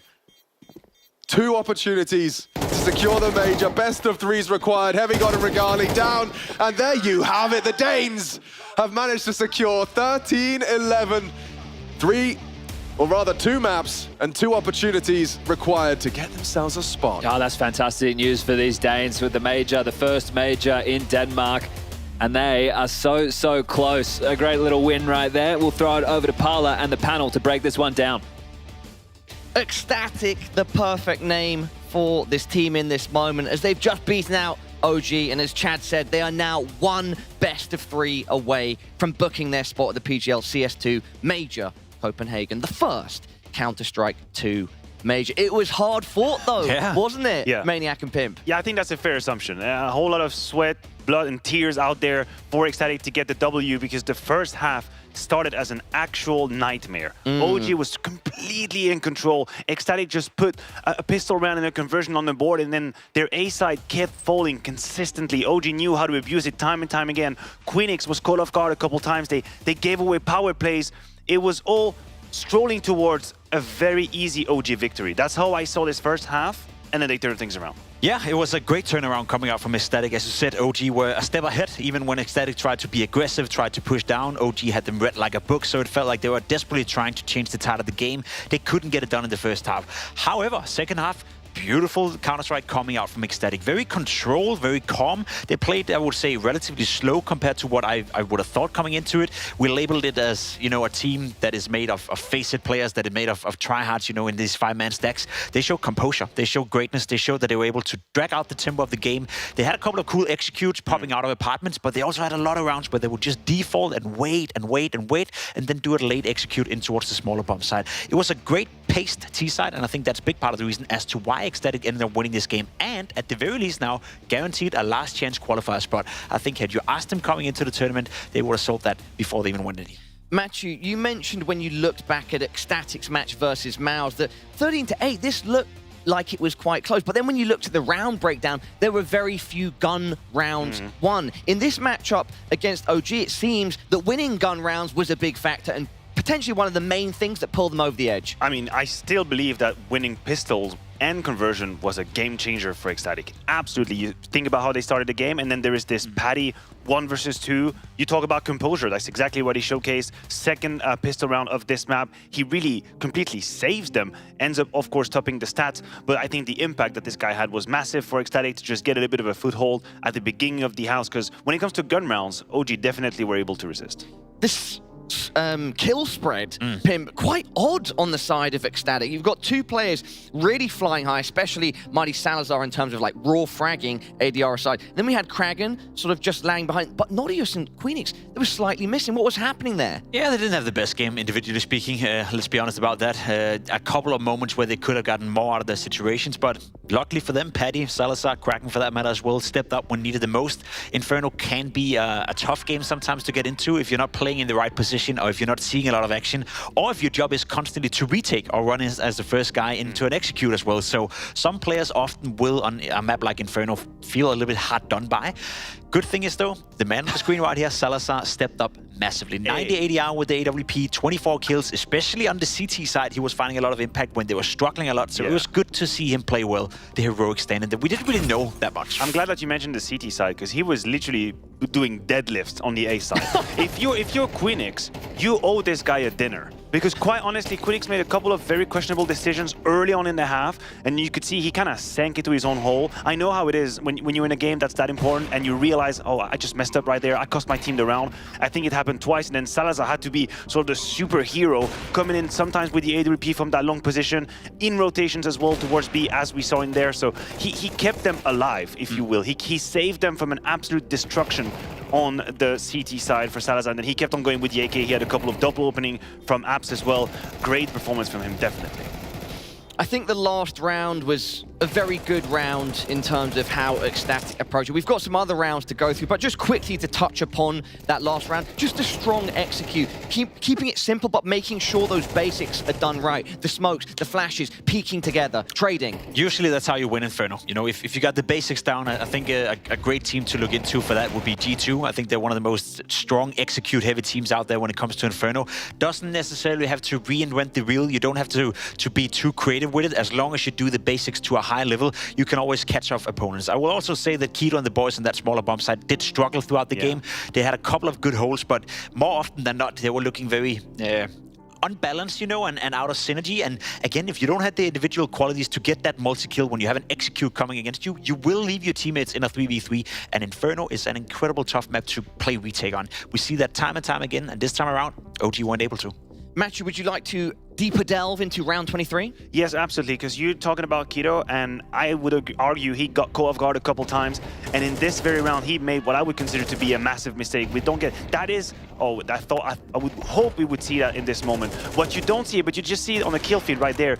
Paddy killing Keto at the opening of this execute on the A side is a 4-man defense from OG, completely red. They knew the A split was coming, but Keto made a couple of misjudgment, missed calls throughout this game, a little bit agitated in the peaks, and he crosses the smoke from Speedway prior to the attack arriving on the A side. So instead of just having 3 unsuspecting Ts that he can catch in the back, because his timing is beautiful, he forces the play a little bit. Someone is waiting for him, immediate punish. They see the kill cam, they know it's Keto, they don't have to worry about anything else. They know the 3 other CTs are definitely on the A side.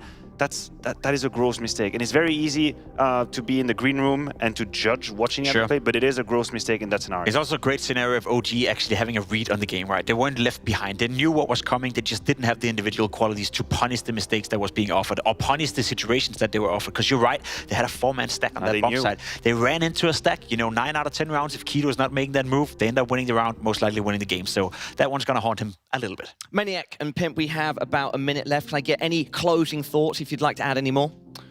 Well, listen, we can hype up the hell out of Ecstatic, and of course now a Danish team, 1 series away from... 1 series away from Copenhagen. 1 series away, last chance already secured, and we don't really know who's going to be in that 2-1 position. We've already seen, if I'm not mistaken, Monte took an L, so they're going to be in a 1-2 spot in a best of 3. That's not a team that you want to face up. And I just want to paint maybe a darker picture for OG, because this is a highly frustrating game. It is an enraging game to lose. It's a game where you feel like, wait a minute, we're better than them. We read them. We know what they're doing. We're winning the gun rounds. They only win the pistols. How do we lose? We say 23 is a mistake from Keto on the A side. Round 24 is a 3-man stack on B that falls anyway. It's an enraging game to lose, and it's going to take a great bounce back from them. Hopefully, or what's good is that they don't play today. They get a night. I'll try to be the positive one then. For Ecstatic, going in 2-1, beautiful. You know, let's be completely honest. They beat Monte with a stand-in. They now beat OG, who were a little bit disappointing. The draw so far haven't been the hardest one for them. If they want to make the major, they have to win 1 of 2 best of 3s now, and they're going up against tough opposition. So I've been impressed by what I've seen so far from Ecstatic, but we still need to see them beat and play against a proper Counter-Strike. Are you being positive? That's your positive take. That was the I best mean, could it's do. pretty easy, right, for Pimp to be positive about Danish teams. That being said, and talking about Danish teams, up next we've got an absolute banger. It's the Copenhagen Danish derby of Astralis versus Heroic. We'll be back with it in just a couple minutes. Woohoo! Level up your gaming space with metal posters from Displates. Hang your Displates in seconds. Swap them whenever you like. Get official art from your favorite games on a uniquely designed metal canvas and choose from thousands of posters. Join over 3 million collectors now. Your wall upgrade is here. Shop now at Displate.com.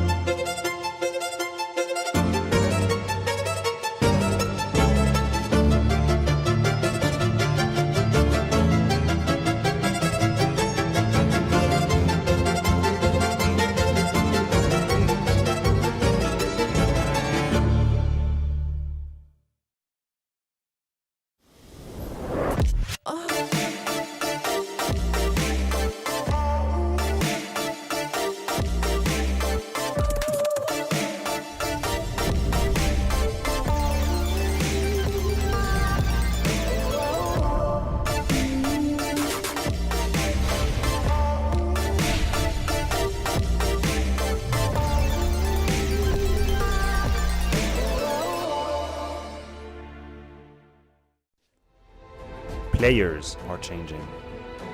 Countries are changing. The game has changed. Times it to perfection and simple. It's Olaf who's on top of the box. He's got 3 and he's looking for a 4. That is incredible. And Rain, he starts away. The best tournament, the best bookmaker are the same. It is time for another CS fantasy draft here at the PGL RMR. I've got Stare from Astralis with me. How are you doing? I'm all good. I'm all good. You ready to make a dream team as such, man? Will you get the choice from spinning the wheel? You down for this? Yeah, I'm so ready. I'll for sure make the best team possible. Okay, let's see how it goes. Let's see what team you will get first to take your players from. And it will land on... okay. Good start. Yeah. Now, as a general manager, do you pick yourself or one of your teammates? No, I pick one of my teammates. Okay. I'm thinking who, because I would like to go with Device. But I'm thinking like, if I get like a guy like Saiwu right now, it would be good. Like there's a lot of good Orbers, you know? Yeah, but you can make Zaiwu rifle. I can pick some of the best rifles right here, you know, as well. Ah, okay. And Orb, there's a lot of competition as well. So I'm taking Stown for this one. Stown, yeah. Okay, I like it. And Stown, you're just keeping his normal roles and positions, yeah, right? Of course, Play how he plays for you, it's no problem. Yeah, that's the thing he's best at, right? Yep. I need that. Make him do what he does best.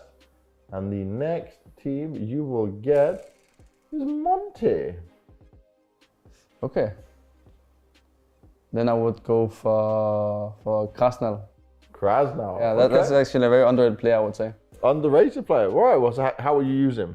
I mean, he's just like in the positions he plays. I just feel like he always like pretty consistent. And when I see him aiming, like also in just face it, like FPL, he's actually insanely good aimer. Okay. And I didn't notice myself even until lately. Oh, nice. Well, there you go. Krasnal getting some high praise from you. I'm sure he will appreciate that. The third player on the third team we'll be looking at is Liquid. Okay, interesting. So right now I have Stown and I have Krasnal, so I would go for like, I would take Twist for this one. Also, like everyone knows he's an insanely good player, right? Yeah. I feel like he's also a player that can play kind of every role I would say, like everyone on the map. That's a good player to have. So for sure, Twist. The Twist to do whatever you need. Yeah, exactly. I like that. I still need an AWPer now. Yeah, you do need an AWPer. That's it. So it's not good. It's not good. Because you didn't want to take Cadian as IGL and AWPer, right? But you. Okay. Yeah. Ah, look at this. This is what you want. Yeah, I think I'm good now. I think I made a good choice. I'll go for Saiwu instantly. I don't think I have to explain anything. No, Zaiwu is Zaiwu. That makes perfect sense. Yeah, also good roll rise, right? When I need the AWP, that's good. So now you just need to find an IGL. Let's see what happens.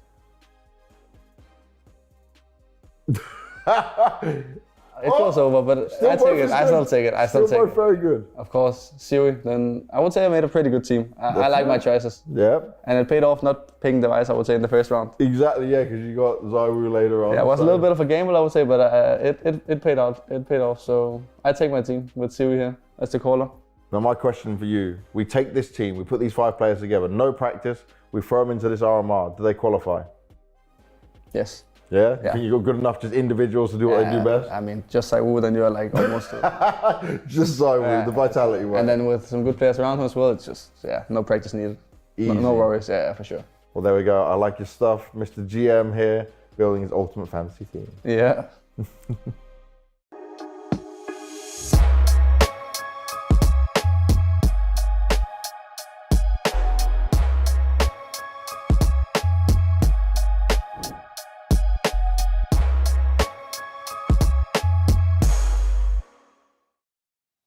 Welcome back, everybody, to the PGL CS2 Major EU RMR Group B. Up next, we have a Danish derby, Astralis versus Heroic. Great to hear from Stair. They're putting together his ultimate fantasy team. He had Staven from his own team, Astralis. He had Krasnol from Monte, Twists from Liquid. It was quite funny when he got to the 4th player. He needed Norpa. What does it land on? Vitality. Picks Zywu, of course. And then he finishes that with Sui.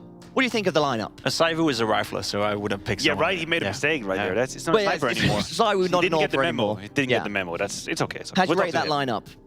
I would much rather see the Astralis of now play. I'm gonna be. I'd much rather see that team. Some of these rosters that have been put together, they're real like Frankenstein's monsters with all these different parts. Yeah, it's like a Sunday evening when you're trying to make a meal at home and you just don't have things that make sense. You just kind of slap it all together. Well, I guess that's my dinner now. Pimp, would you like to see Stair's fantasy team play, or would you prefer to watch Astralis versus Heroic? I would much prefer to watch Astralis versus Heroic. Thank you. Perfect. Well, let's start breaking this one down. Guys, initial expectations going into it. I will say that for Astralis, this is not going to be as easy as maybe the namesake might mean, right? First of all, obviously we had a first testimony in Katowice where things went to hell, where the nightmare started for Astralis.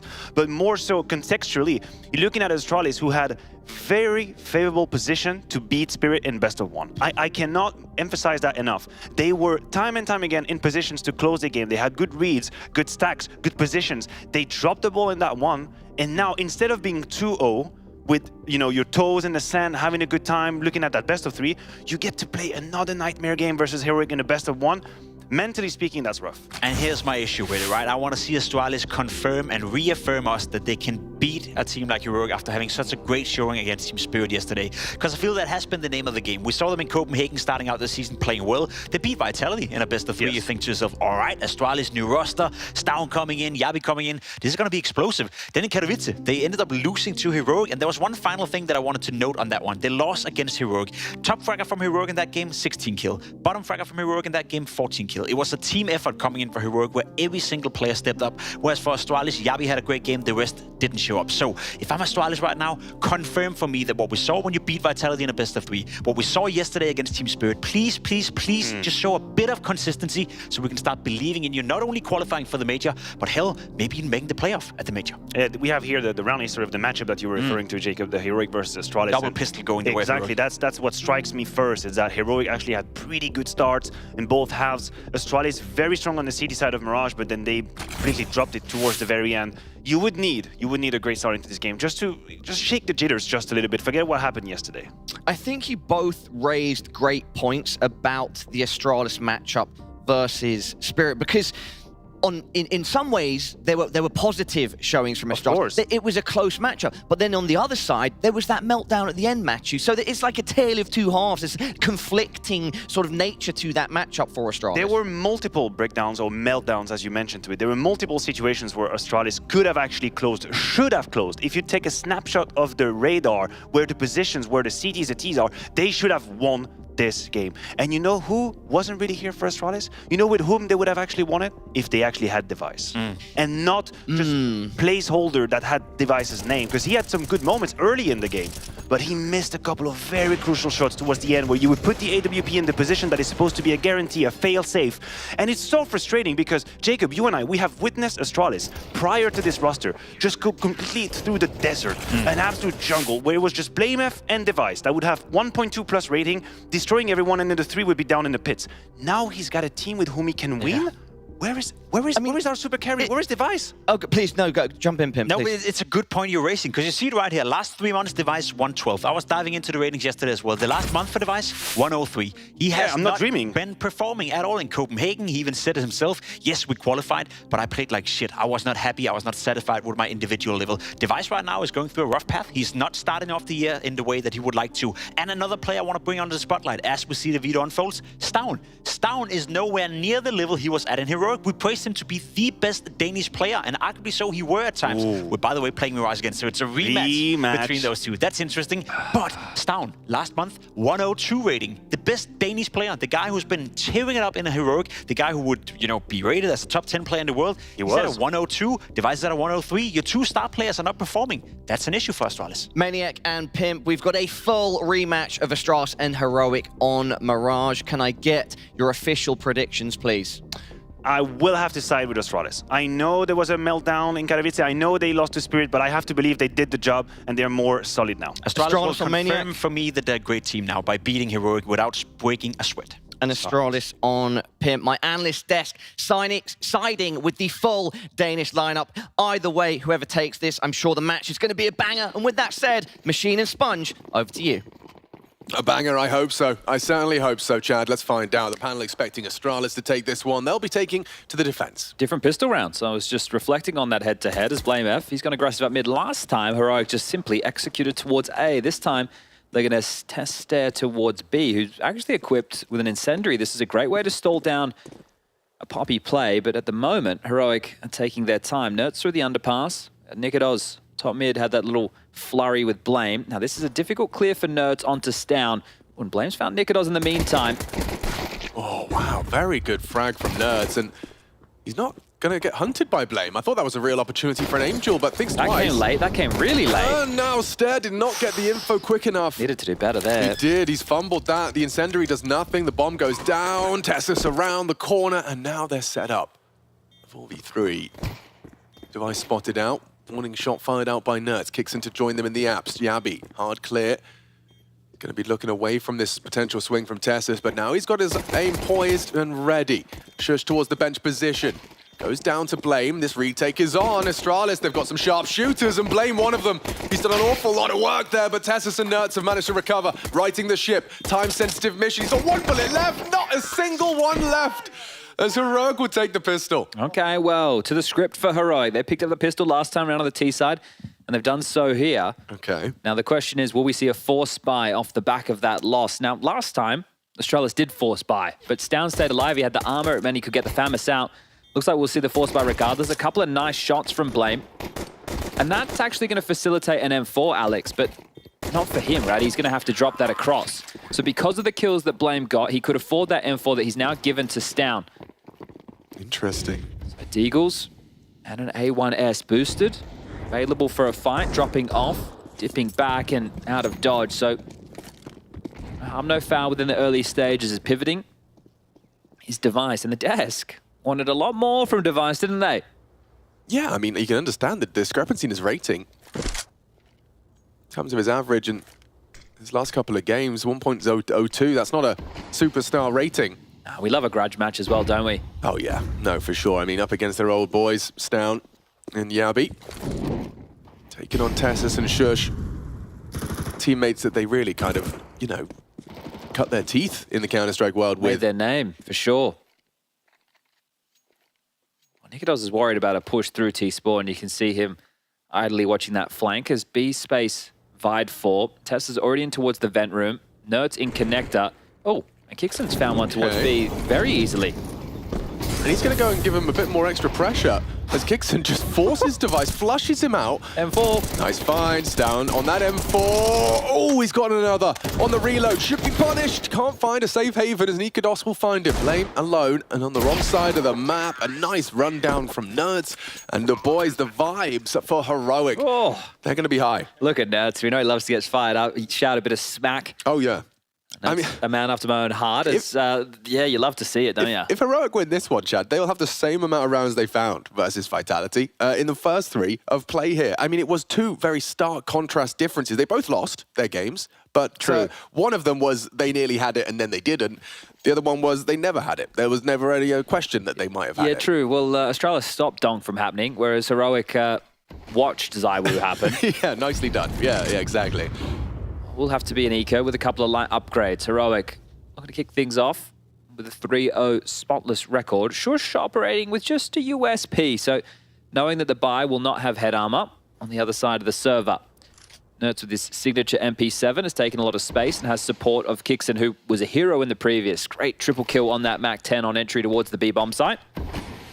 And the nade echoes behind stairs, so setting the attention towards another B play. Now, if we recall Heroic's victory on Ancient yesterday that we casted, they went B the first 3 rounds in a row, so conditioning a site in the early stages, either a coincidence or name of the game for Kixon. Yeah, Kixon seems to have a real penchant for the conditioning early. If you can get away with it, you know, when you've got those kind of lesser buys and you kind of can get to exploit a site, it can be quite a quick and effective path to getting in your opponent's head. Now, how much can you get done on the MP7? You aren't stepping over the magic line just yet. There's the first onto Stown. Nicely done. And Astralis are just looking either for damage or not to give away too much cash money. Fights are coming. Shush not clearing his corners. It doesn't matter. Pivots into Stair, who's going to be unhappy with that. Yabi puts up some mild resistance. Now it just keeps on moving. Bloody hell. Yep, bye. Bye-bye, Blame. Devek down empty-handed as well. Okay, well, need to have a look. Is an AWP available for device? It is. He has 5.2. So he could get the AWP out into the first gun round. But for either of these teams, big names. I think names that everybody would be hoping to see if you're a Dane in Copenhagen at the first CS2 Major. One of them will be having to battle their way out of the 1-2 bucket. It's do or die in best of 3s in back-to-back fashion. See what this first gun round has in store. No, and Blame's charging. Tessus might get caught here. Doesn't choose to continue the push. Thinks better of it. Not a full extinguish, so costs him a great deal of his health. Lining up for CT. Yeah, quite quickly as well. Everybody's regrouped here. It is going to be just Yabi over towards the balcony position. Blame to try and contribute from Connector, and likely to see Device make his way back around through spawn. But if you take a look, it's only really Blame with that smoke, and he might use that towards Connector if he feels threatened. You can see him here on the jiggle as they're starting to set up this A execute. It's onto Yabi. Oh, okay. Yabi in dark. Blame tries to get ahead of the play, catches Kixon. Yabi forced wide, all covered, but still finds Tessus on sandwich, so it will be an Astralis advantage. The rotations are through. Want to get that bomb down, don't you? Yeah, Smoke's only up for a bit longer. Need to get that bomb punch. Nice work from Nikados. Gets it done. Wow. Great control. Device. He'll find Shush, but does lose CT in the process. It's Nertz to find him. Nertz has a flash to facilitate Nikados in a fight. Nikados just holding the stairs for Stown. Oh, they're coming around spawn. They're coming for him. Nertz hears this. Nice isolation, but Stair with the trade. That's important. Oh, but Nikados, he's feeling clutchy. He's already found Stown. Knows where you're coming from, Stair, and the clock against the Dane. Oh, I can say that. Stair, the one in trouble.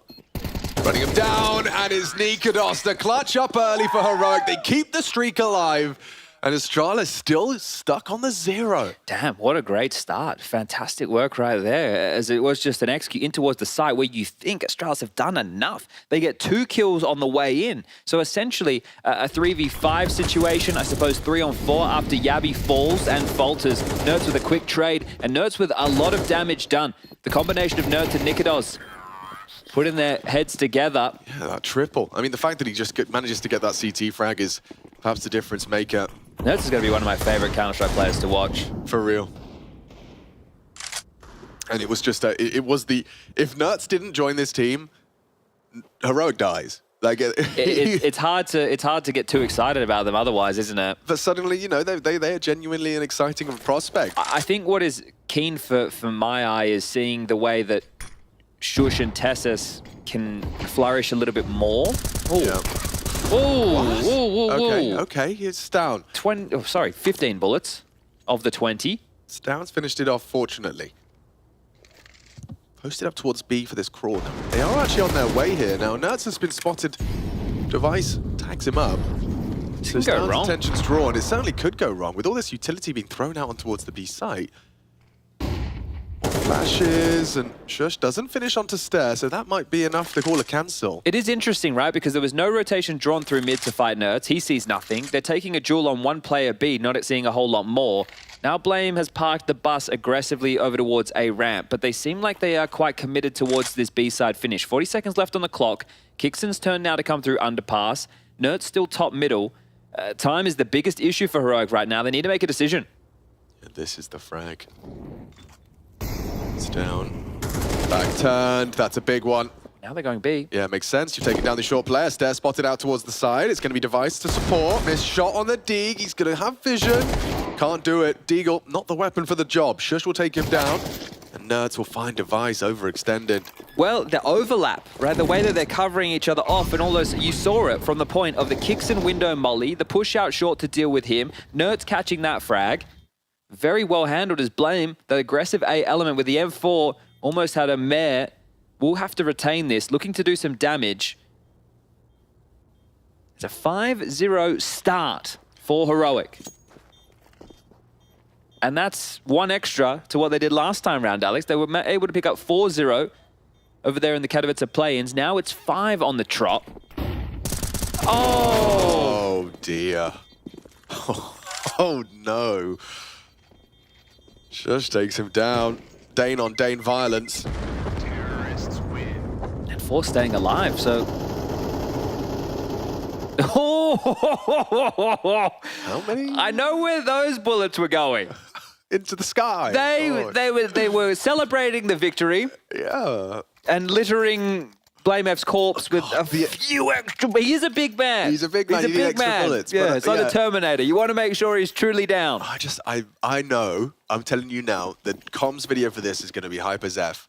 When you check out Heroic As fudge. Astralis. As fudge. Just Yeah, fudge. exactly. That tasty, tasty fudge. Just because they're not shy to big up each other. Nerds is not afraid to call Blame F a beta either. No, we heard him over in Kato. I didn't know he had it in him, like, to that extent. Yeah, well, in the server, one of them's a bit bigger than the other. Device. Yeah, he's open today. He's taken down Tessus. He's ready to receive. He is so very blind, but still gets vision back to take down Nikodos. There could be more here. Device needs to shut down one more to secure the round. There's 3 making their way into the site, supported by Blame. Smoke guising their cross, but on the drop, Device didn't see him. Oh, in his blind spot, Shush gets one. If he gets another, it gets awkward because Nerds has found another on towards Yabi. They know Blame was here. No, he's here. Nerds, what are you doing to him? There's now Old Gosh down versus Shush. Old teammates, Shush will take him. They stay undefeated, and look at Nerds. I need to see that one in the replay because it sounded disgusting. There's a vicious one-tap into the dome of Blame. Timeout. Device gets 2 kills on the way in. Not enough for Astralis at all. Ooh, yo, this is one hell of a start. Scrambling, aren't they? T-side Mirage, and they're just flying And it's the now. B-bomb side again. You're right. Think about how many rounds they finished over towards B. We've only really seen Nikodos' clutch on it. Exactly. You're right. So 1 out of the 6, that's Stairs home. And Stairs a very handy player, but having a rough go of things. Unable to anchor down that site as the tactical timeout has come to its logical conclusion. This was Device with the opener. Handles Tessus coming up cat. Pivots around out of the flash. Takes down Nikodos. 3v5. Blame comes in. Makes it look good. 2v4. This is where it all starts to fall apart. Oh, dirty.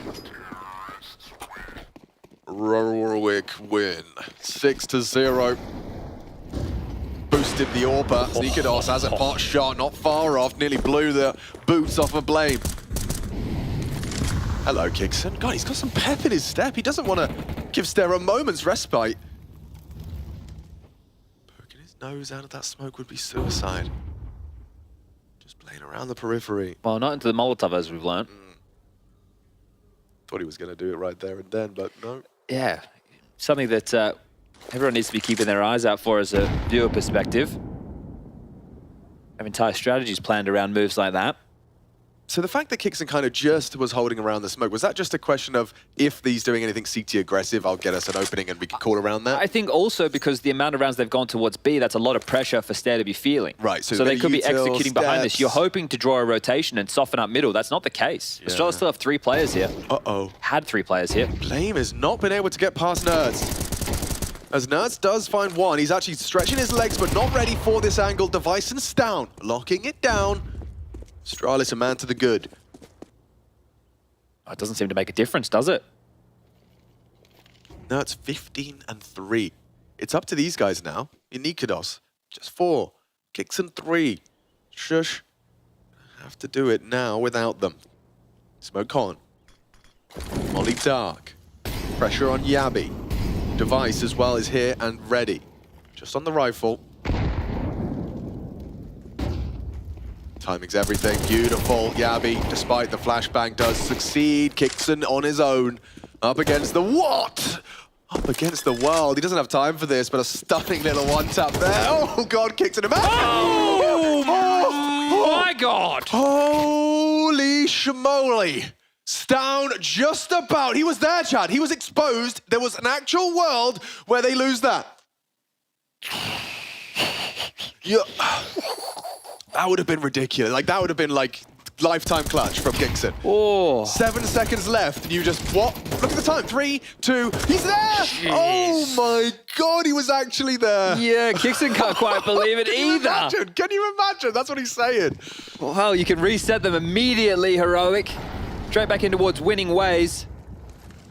Deve's got his AWP out, so keep your eyes on that. He's posted short side. I was just going through having a look. I think within like the first 7 rounds of play, Nerds has killed Blame in 4 or 5 of those rounds. Woof, okay. So yeah, a bit of a nemesis. At his number at the moment. Jump spotting is Yabi. And it's already, yeah, pressure time. Good work. Down, needs a double. Can't find the final bullet. Tessas hanging on just for a minute longer. The USP will be used. Well, that's dealt with. Yeah. A and lock. Go back to B, Stown says. This is my site. You ain't getting through. Oh, Stown. Cheeky on the ladder. Oh, what? Kixon somehow miraculously lives with 1 HP. The aim is sketchy as. Yeah, that spray did not hit its mark. It's put him low. I mean, look at them. They're both within, what, 6 points of health between the 2 of them. If they recede right now and stop taking fights, the bomb can just hide. Do they know that Kixon is this committed to the site? Oh, well, it doesn't matter anymore. It could be relevant with Shushno joining the pack, though. So if they go for a clear, it is being held. So Stack and jump and clear it. Oh. There we go. Perfect. Very well done from Stair. Team play. Stair wins the round for the boys. Astralis. They've got Stair now. He's actually got triple kills from 1 to 4 in just 1 round of play. The B anchor locks down A. Yeah, and they can quite quickly turn their fate around because the money, even though this seemed like a great start for Heroic, some of those rounds were coming down to just a few players staying alive, and they're the ones going to take a tactical timeout. So Saul with the opportunity to get on the mic. As we take some stock, we can see it's about 4.3 on the high end with 3.0 on the low. So there is enough to constitute a buy. You could get Galils or Tech 9s, Mac 10s even, around these AK-47s, or you could just take a lighter investment, level everybody's cash out to about the 2K mark and get a gun round into the next. Heroic strike me as the type of team who are going to want to fight for their right to go 2-1. Seems kind of bizarre, doesn't it, that Nerds is the only player on Heroic that doesn't have like a major trophy, but next to like a major in-game trophy by his name. He'd love one. Yeah. He'd absolutely love one. Well, securing a spot at the major is the first step to doing it here at the RMRs. That's exactly what they're playing for. Going to be boosting the AWP towards B, and the perfect call considering... Oh, spots out Kixon. He's seen enough. Smooth movement from Device as well as he does maneuver away.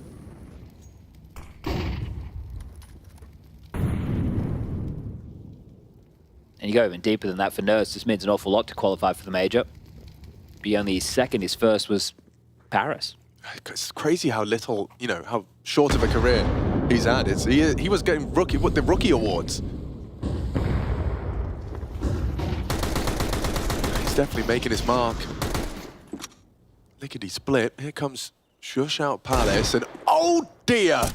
Device deleted. Shush with a great deke, but he didn't take with the space off that. It's actually Nerds. Yeah, this is what you want to keep your eyes on. They hear him. He grabs the rifle, gets away. Can Nerds cook up any more trouble here? Because the bomb's not necessarily committed. But he's on A. Yabi's still ramp. Kicks it. What? How? I don't know how he's getting away with this. He's hitting some bangers. Stown. What's Stown got to do? Sent back to spawn. Well, the bomb's going B. Yeah, well, Nerds has got your rotations. Uh-oh, Yabi might find him. Coming back, he's heard two sets of steps. And Blame. Oh, good for it. Get some revenge onto Nerds. Tough round to win now for Heroic. Oh, and spotted up short. Yeah, but it might be Shush. Boom! Headshot! Yabi gone! They are looking sharp today. They are hitting their shots, Chad. 7 bullets left. Blame's not yet to reload. Might take the AK instead, but that bomb will go down. Nikados getting it punched. Safe side plant. Good plant for CT. You just got to be quick on the draw here. You got to hit the heads. Blame towards the stairs. Shush evades the nade. Being Good walked creep. on though. Great This is creep. a great creep, but they haven't cleared him yet. Now a free frag. It's Shush in the clutch. We've had one from Nikados. Do Heroic really have another clutch in them?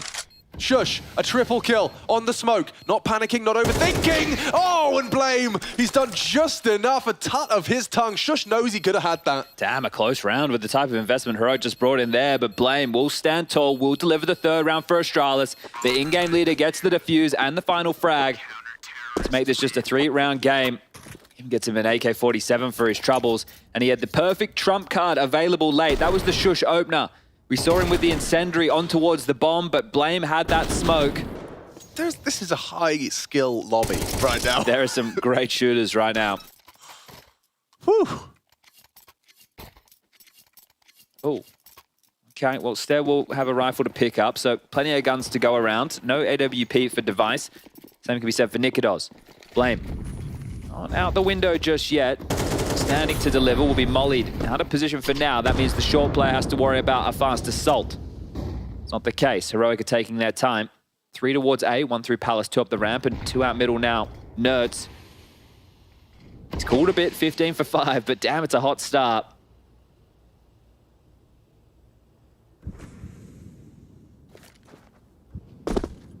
Deep con smoke he wants to limp out. He'll flush Device into a fight. Or flight as he's gotten out of dodge.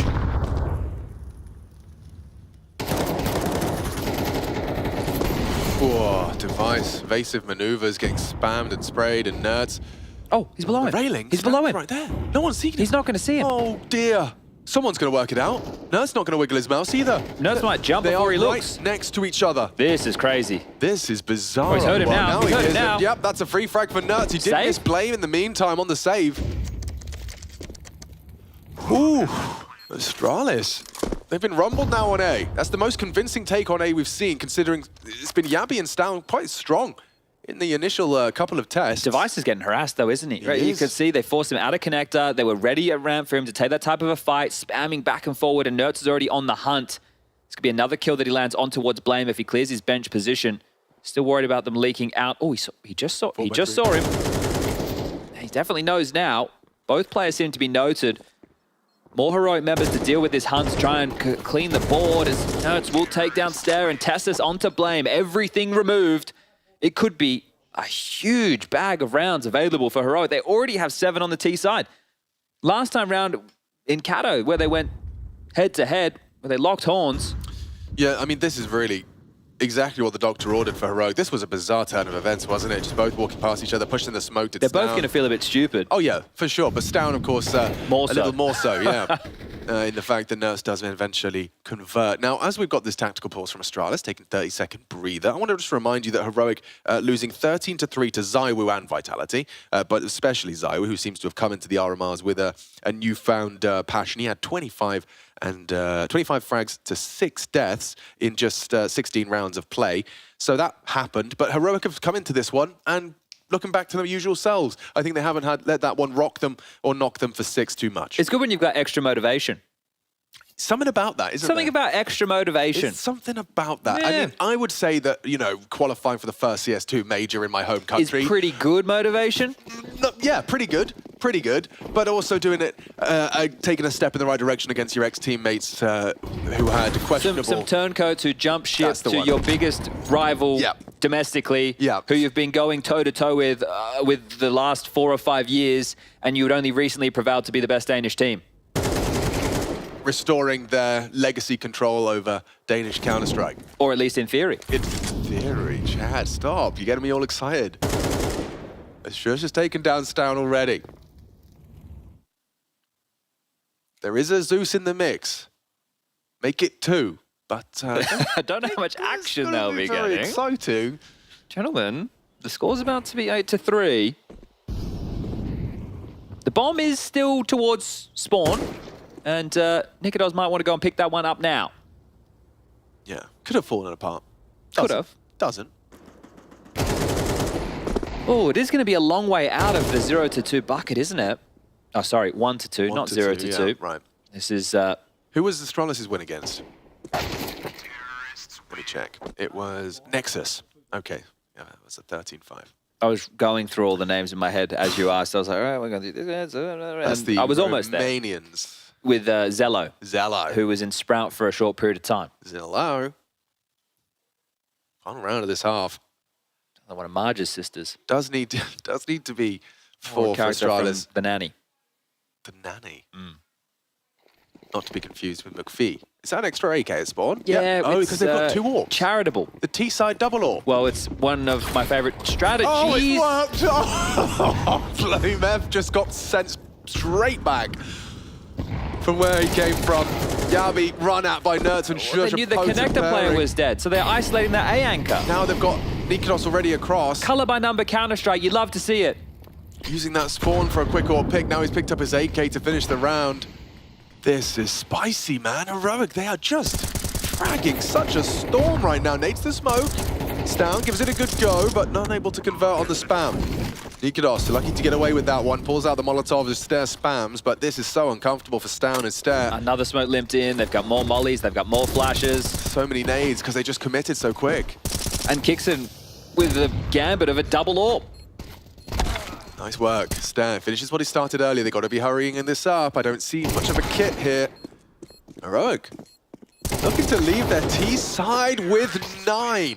Domineering in this battle against familiar opponents. What a far from Nerds. 19 kills in total, 12 for Shush, and just fantastic calling from Kixon. Conditioned that B bomb site within the first, 6 rounds of the game. 5 of the 6 rounds, I'm pretty sure, ended towards that bomb site, just bullying Stair. Device really couldn't get activated. And then they just were able to throw a little bit of flavor, whatever they'd hoped for, whatever they wanted. That was at their mercy. And a pistol round, and they can just punt this one in. Be done with the best of ones. Move on to the best of 3s. This will be the final best of ones available within the European side of things for the RMRs. And Sora, if you're the coach right now, you are more than content with how things are unfolding. That is the opener onto Blame. The leap of death. And then they just flooded on towards that A site with ease. But here we go. CT side now for Heroic. Kixon with the in-game leader package. Dual Berettas, a smoke and a flash for himself. Interesting. Well, he's going to be over towards B. He'll be anchoring that side of the map as we can see Astralis setting their sights on this A execute. Smokes, mollies, flashes. Here we go. Nerds, Molotov down position. Finds an angle. Safe haven. Up towards the Tetris as Nerds goes down. Good pre-aim. What did Shush just do as it's back from Yabi and Stair? Plays out the A side. Just Tessus. Lingering in this smoke. Jackson from CT. Looking good for Astralis to convert this here, especially now. Stair has built upon it, takes CT control, and oh, Stair! That's what you want to see. Makes it clear that they're not going to lay down and take it. They'll continue to swing. Yeah, good impactful round there from Stair and some tidy shooting. A few extra key pieces of utility made that possible. It was the molly that forced Nerds into this wider angle, as you can see him here getting flatlined by Stown. But if that pistol just gets to stay in that dark position, it really opens up a lot more crossfires. Shush did good for 2, but the other components of it were not available. So well handled from Astralis. Now it's all about the comeback. not a single member of Astralis has managed to find double digits, and Nertz nearly has 20. There's a discrepancy there. Admirable performance right now. This can't last very long, can it? No, I'm afraid the jig is up. Bowled over. Blame. He goes down to the kicks in USP, but he's a dead man walking. Nice farm on the SMG as well. Very good efficiency. You've paid for the MAC-10 with a double kill. Yeah, and it was a full eco out of Heroic, so now we will see the investments come through with rifle round number 1 in the second half. How close will Astralis be able to draw things before Heroic strike? Does Kixon have a move in store? Something that he would like them to dictate the tone of this second half with, as we see an insta window. Lobbed out to success. Nertz jumping out the window. It's a mid-control round. They want to fight for this. Lots of HEs from Astralis. That would make them think twice about fighting this. You got 9 HP. Do you really feel like you're in a position to trade? Never mind. Fight. Oh, shush. That's more than enough information, but Yabi's actually ahead of the timing. Now they're dumping util. Lots of very threatening presence here from Astralis, but no commitment. Just Yabi tucked on Tetris. Shush has to be aware this is a possibility. He's clearing. Oh, did they flash for him? Oh, no, he's not. Clean opening from Yabi. Jumping over. Good onto Nikados. That's what we expect from Yabi. Makes it a 5v3. Mission accomplished. Now, there's no hurry here. Bomb can be scooped up by Blame now and escorted into the premises. This kicks in with that 9 HP from the double nade is... Oh, actually, Tess has been spotted out by Device, so they even have confirmation that A is understaffed. Already getting on the hunt as well. So before the bomb goes down, you can see Astralis members starting to deal with the leaks that are available. If they can wipe the board, it's going to make their life a whole lot easier as part of this comeback. Should be possible. Now Device knows nobody can push out through the B apartments. He's getting the support of Stown. Really going to try and come through the B apartment. So they're doing it the tough way. They're not actually dividing and conquering. Flash forward. Tessus gets one. Traded by Stown. That's good. Yeah, you'll take that. It's really quite key, because if 3 riflers stay alive, then 2 of them with the 2900 loss can drop silenced M4s, and then they can have a full buy again. But now the fact there's only 2 surviving, maybe they won't make that decision. Yeah, make it 1. Well done. Great hunt from Astralis. 3-round game. You're very happy with that, right? Because the way the loss bonus works with the cheaper M4, that's a threat that you want to avoid, right? Make sure that they don't keep 3 players alive. They can't just drop those silenced M4s again. But that's really well done in middle as well with the harassing nades. So once they're aware that it was some mid-control, you can see the HEs, they're bouncing off the wall, but there's also the Molotov that they throw behind their mid-smoke towards connector. So the CTs are committed at that point. It's like, well, even if you take the mid-damage, you kind of have to stand and fight, because if you do want to fall back, you will be stalled on that regardless. You get caught in no man's land. You have to be thrust into a duel, which they were. Interesting. So instead of smoking con, you actually molly it to force a commitment out of the CTs. Second tactical pause taken by Heroic. Oh, there was another M4 that's just been invested in. Tessus. Okay. He's dropped that to facilitate Nertz, who's kind of basically making a hero out of him. Yeah, and Nertz could drop another one, right? So if they wanted, they could have one for Shush, one for Nertz, and then one for whomever else, but interesting to see what they do with these rifles, right? You would want to see them do something together, like a boost. They're both going towards window. There's a lot of Astralis here. Shush does a lot of damage. Catches that. Catches a nade between his legs. Drops the rifle to Tessus without the armor. Yeah, it's a bit more HP to work with. Yeah, it makes sense. Just got to watch out for that aim punch. Can't be the one firing second. Well, Device and Stown are both very low as well as Blame. This is a cool idea. Boosting to catch anyone walking up. Shush has rotated over towards B as well. He's the only one addressing issues over towards this side of the map for now. This is scary now for Astralis, like significantly worrying when you've got 2 players who can die to a single bullet. And they've lost apps control. This is some great observing we've got going on the A stream today. Damn. There's more bodies rotating over because of Nikados' forward position. The fact he's in T-spawn. Yeah, but look, I think Blame F's brain is whirring into action. The fact that he's pushing con, maybe he's going to investigate. Yeah, he is. Awfully quiet. He's going to say, lads, careful. It's suspicious. Now it's down onto Shush. Maybe they commit all the same. Tessus, perfect timing. Takes down. They're trying to pivot. This is the pivot. This is all about Nikodos' flank. Oh, he's taken down the bomb carrier. Device is dead too. Nikodos has secured a 10th. A single rifle. It was supposed to be an Eco and Astralis. Empty-handed.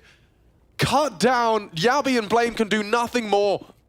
Just harassment within the round, the damage that they've done. And even though that Blame finds the avenue, it's the push from Nikodos. Now the fact that he's finding that perfect timing, it couldn't have been better. He's gotten there just as they're dipping out, not expecting the flank, catches them with a back turn, leaping, trying to find that open bomb site, and double digits now. First CT round in the most unlikely of fashions for Heroic. Oh, wow. I mean, that all started. It seemed insignificant at the time, didn't it? Like, oh, so a couple Saved of the rifle, invested in one, harassed middle a little bit. But it became something much bigger and much better because of Nikodos and his proactivity.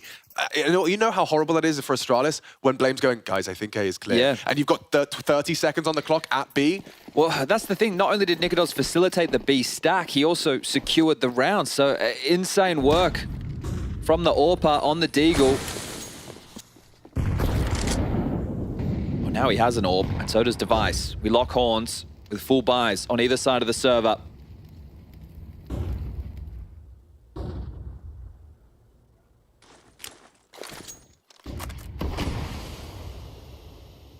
Util exchange in mid to stall out any mid crawls. Device now looking for the jump spot, but Kixon has gone passive, which will allow Nikodos to now hold that line from market.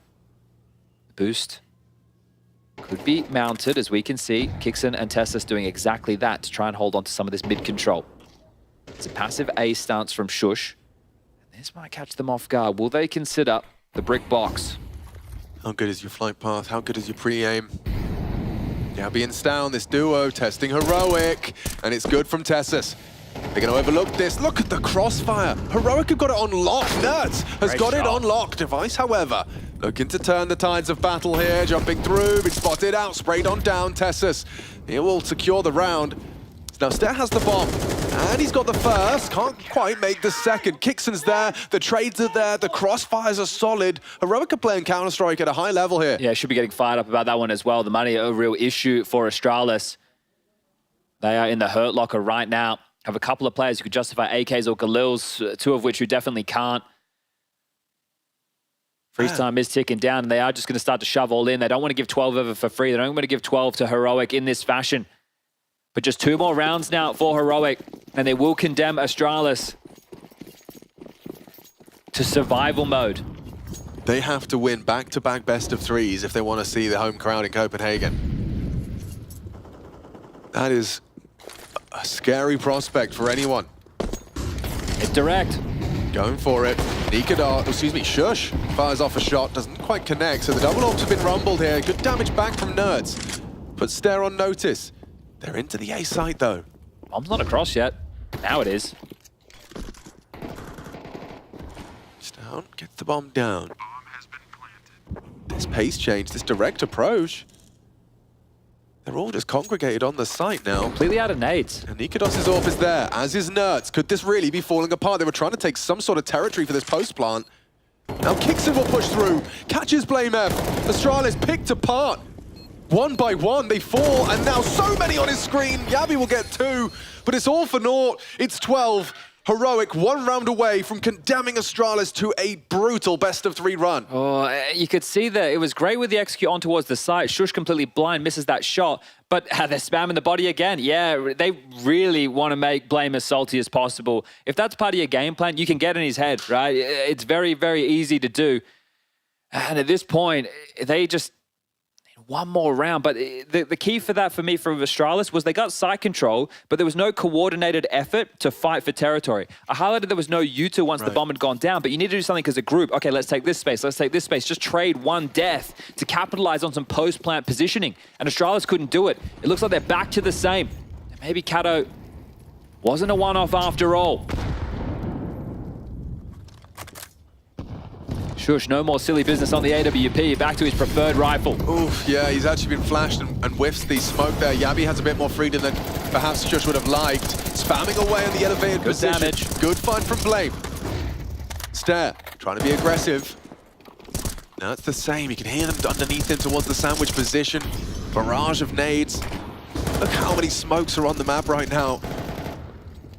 Yet to get that bomb down. Stown doing so now. A nice fight. Stairs, stubborn, sticking around towards the top of the stairs. Kingston, if he finds them both, he's righted the ship somewhat. Nikodos and Nerds, they want to give this a look. They don't have to, right? If I was Saw, I would prefer they didn't, right? Okay. It'd be a great celebration to win out a 2v3 in this fashion, sure.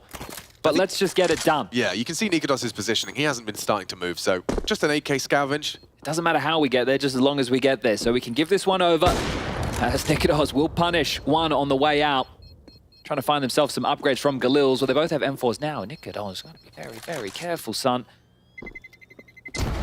Bomb goes off, blame goes down. Oh, Device almost as well as Nikodos gives over his life, but not the AWP. Now look, he's got plenty of cash. It's not him I'm worried about. It's some of his teammates, so he will be able to drop one. Maybe slightly overcooked the pooch. Pre-warmed the pooch there. Yeah, and I think we've just seen Saw call for a timeout. Young man. Now, I've just watched this is the third and final tactical timeout from Heroic. I've just seen the purchases come together. So Nikodos dropped 2 silenced M4s. He was dropped over an AWP. So there should be enough to cover off the entire team of Heroic. And the problem is once those guns have been dropped and hit the ground, the resale, that's off. You break it, you board it. So if Saul wanted to change the plan of what this round was going to look like, he cannot do that now. Were those purchases made like just instantly then, you're saying? Yeah, but before the timeout. Pre-timeout. Yeah, so if he wanted to change things up, he can't. Bossman might not be too happy with the flow there, the workflow. Got to deal with the cards now of how they lie. And I'm just trying to take a look in CT Sponsor. Is there a gun available for... Wait. There is. Everybody's good. Chad. Everyone's all good. Chad. Yeah. Okay, never mind. It's just the HUD. No, yep. What's up? Everything's fine. Everything's fine. You were getting tricked? I just didn't see... In my game, I see 4 people without armor. Ah. Yeah, don't know why that's happening. But that's it doesn't show... Yeah. Nikodos, he spotted one towards the tap. And now Device is going to be forced to... Oh, get out of my way, young man. Who is that? Tessus has just put his booty cheeks in front of the scope, and now Nikodos is flustered. Yeah, if you're getting blocked while you're throwing nades, things can get a little bit janky. Nerds feels like he's on a bit of an island right now until this support comes back, but with the gap in the smoke... Ooh. Tessus is playing ahead of that molly, so... Smoke avoided it from hitting its mark. And Astralis, well, what worked was those A executes out the gates. I mean, it looks like the call is similar, but with a bit more map control and presence from Blame in mid. You see they're resmoking window, they resmoke con. Stown confirming that no CTs have retaken that information. They can start to work on this pincer movement. Stown and Blame through con. Yao Palace, staring Device through ramp. This is in good timing on the smoke from Shush. That will limit some of their flight paths. Good work from Nerds. Nerds destroys them. Up to 24. You can't get past this man. Tessus trades, and it seems like Astralis have lost this one, slipping through their fingers. It's just Device with 4 to find. The first, nice, onto Ticket. 3 on his screen. Makes it out, hoping someone's going to run him down, but it's Kickson to close, and Heroic. A powerful victory puts them closer to Copenhagen, and for Astralis even further away. And a statement again, Heroic trump the Astralis Danish duo of Yabi and Stown. Departed for greener pastures, but right now 1-2, bottom of the barrel. They're going to battle their way out. We're going to throw things over to Parla.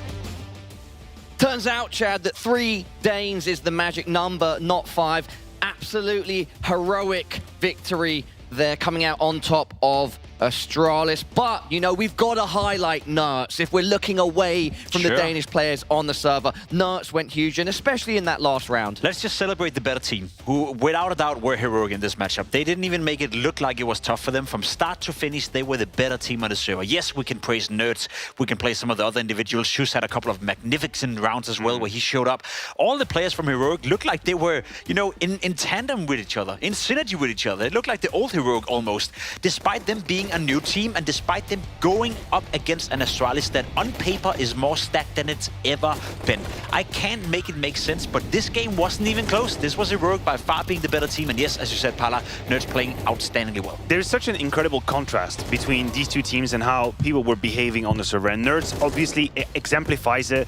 This just light-hearted duel-taking Counter-Strike where very obviously your opponent are flustered. They try and play the perfect CS. Actually, they've lost track of what the good CS is, and you're being granted duels left, right, and center, and your aim is absolutely on point. And I'm not going to take anything away from NERDZ. This was a spectacular performance. But don't look at this game and tell me that Astralis were online. Don't tell me that Astralis were in control. Don't tell me they were composed, because I wouldn't believe you. They were stressed from point A to point B.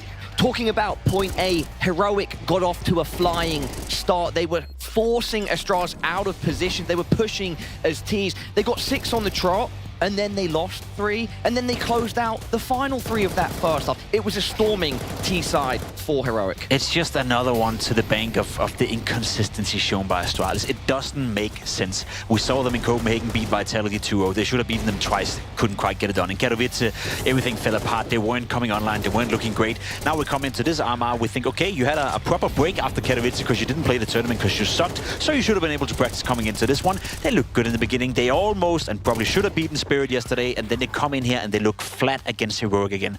I know it's a best of one. I know you can have a rough game, but as you said, Matthew, you could see the players on the server. They weren't there. They were looking flustered. They were insecure. I don't know what it is with this Astralis, but it's just not. Well, I can tell you. I can very easily tell you. Go ahead. When this game starts, you're looking at a pistol round, a first gun round, and a second gun round where Astralis have power play situations. They have more bodies than Heroic, and they yet let it go. They yet let it sleep. 3 versus 2 in the pistol round, they lose on the B side. 4 versus 3 the first gun round, they lose it again. 4 versus 2 on the B side, they lose it again. It's not by magic that you end up in this situation where you feel timid, shy, you don't really know north from south because you kind of lost. That's because you've thrown away all of these opportunities. So what is it exactly? Is it a lack of preparation and plans and protocols, or do they have these protocols, but once the official starts, they lose track of it, they get stressed, they overcompensate? I'm not sure, but it has to be one of the two. It kind of follows on from last night, right? Astralis versus Spirit. That was a close matchup, but there were issues, and Astralis just missing the mark at times. And it seems like, unfortunately, coming into Heroic today, Astralis lent more to missing the mark again. Yeah, absolutely, and they will have immense regrets about this game once again, because I think the start of the game is much more competitive than the scoreline actually says. It's a 6-0 scoreline for Heroic, but it's Astralis with a foot in the door in every single one of these situations. This retake that we just witnessed, why the hell is Astralis redirecting to the CT spawn in a 3 versus 2 with no time? Then here, NERDZ just distributing headshots like I'm distributing bread rolls from that last second position on the B side. What the hell is going on? The scoreline is 6-0. But it's Heroic coming back into rounds. It's frustrating. It's frustrating to witness. You know, again, we can't take anything away from Heroic. We can't take anything away from NERDZ because they played one hell of a game, and they looked, as I said, they looked like a proper Counter-Strike team. Think about Heroic as well, right? They had to lose their best players. They had to lose Kaden. They had to lose Yabi and Stown for that matter as well. We all know how it went down, and all of a sudden, they look like the better team. They have the synergy. They have the understanding. They're the one able to, you know, fight their way back from the 2v4s, from the 3v4s. You have Shoes as well coming in clutch. I don't know what it is, because when I look at this Astralis roster, when I look at the lineup, when I look at the players, they have every single ingredient in order to cook up a nice, delicious meal. They just can't seem to get it around. Sure, Maybe that's the problem. The problem for me is that we see them every second game play well. Every second game it looks good. Every second game it looks like a bunch of I don't know what is. And that's the issue for me. There's no consistency, and I think confidence is of the matter right here. It's a vague term, a vague word sometimes, but it does feel like they're just left with no confidence in their own abilities whatsoever. Stown, best Danish players. I don't know what he's at right now. Device, statistically speaking, in his worst period he's ever been, ever since he came back to Counter-Strike, with a 101 rating the past month. Nothing is working out for Astralis right now. Absolutely nothing.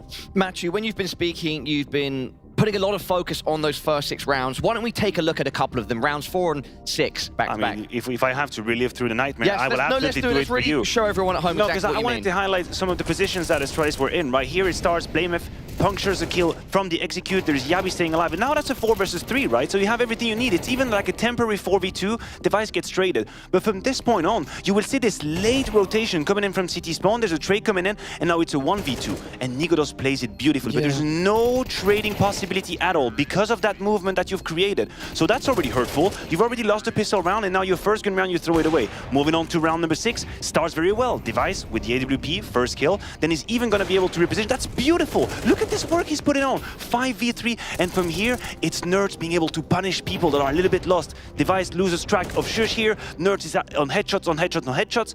All of these rounds were Astralis in favorable position. I'm not making this up. One by one, by one, by one. No synergy, no threat potential, and again, Nerds, Shush, and the boys in there, they were capitalizing, they were punishing every single mistake they were being presented. On the other side of the server, it looked like there was a lot of proactivity from Heroic.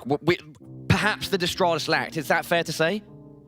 Yeah, that's fair to say. I think there was a lot of stuff lacking, you know, in that regard for Heroic. They played Mirage as they've always played Mirage. I even spoke about it during Katowice. It does feel like that old DNA within Heroic, the proactivity, the constantly moving around. They've adopted that. They've kind of made that into their new team as well. And it does feel like Kixen were looking at the old Heroic thinking, okay, listen, there's something we can build off right here. Still have Juice, still have Tessus, and we have an identity that we're trying to build, and especially on Mirage, constantly on the move. Yeah, and that's what put an end to this sort of comeback that we saw from Astralis. We probably have a round we can show the people as well. Yes, we've got round 16, final round that you requested, Mash. You said, bring that up. It is a very hurtful round once again because Astralis is finally finding some steam, right? They've put 3 rounds together on the board. They do their mid control here, a decent amount of damage towards the connector player, so he's had to be a little bit shy. And then they kind of poke into the B side, Stone finds a kill, but what we don't see right now is that in the meantime, Nikodos is actually pushed from A, finds the bomb here, Device misses a shot. If that's not a shot, that's worth a major spot right there. I don't know what is. And since he missed that, it's over. The round is basically over. You've lost to a half a purchase because someone pushed from behind you with 30 seconds left. This is the final nail in the coffin. This is what puts an end to the game, no matter the scoreline. You don't even have to watch the game after this moment. So look, first things first, congratulations to Heroic. 2-1 now. They are 1 win away from Copenhagen. It just feels like the biggest story here is Astralis and what's next. So they're 1-2, they're on death's door.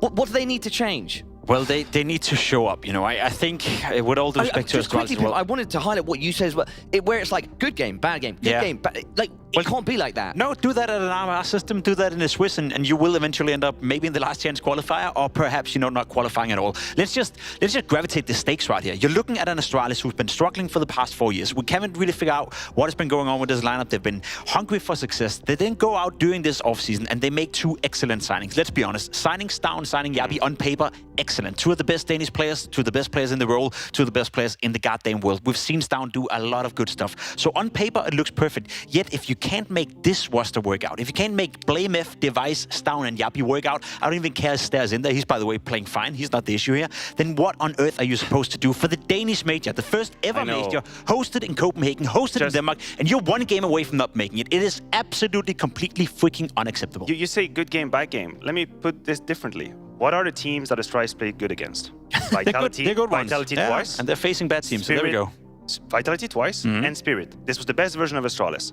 Where'd they mess up? Against ENCE, former teammate, Glaven there, and against Heroic.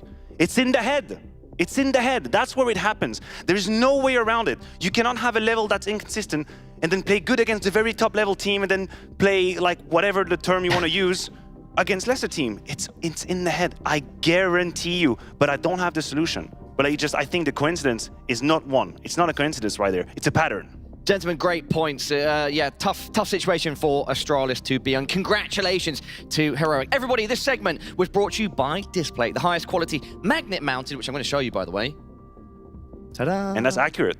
Ta-da! And we were playing on Mirage. There we go. See, I gotcha. Highest quality magnet-mounted metal posters on the market. More than 1 million licensed artworks from shows, video games, and more, including, of course, Counter-Strike. We've also got our display of the day on the desk. 2 of the agents back-to-back. That's kind of like how our analysts are on the desk, in fact. You know, backing each other, watching each other's angles, and...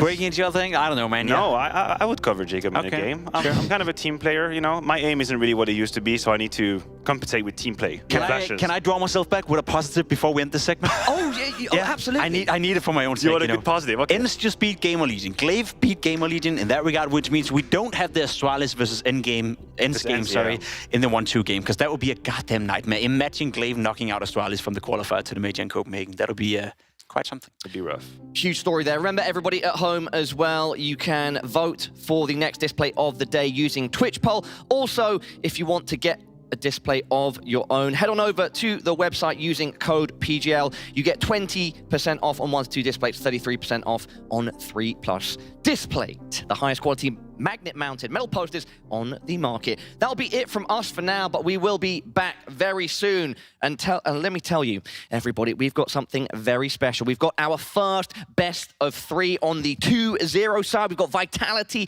versus Cloud9. Matthew and Pimp, what does that mean? It means the winner will be going to the Copenhagen Major. Don't go anywhere. Nice, you have this, you have this. I have flash. Sky has one flash above you. City. I have flash for side. No one city, Nico. One jungle and one. I can flash for default. I'm ready. You can flash. I'll peek. One more city. He's rushing city. Nice, flash city. Probably no kit.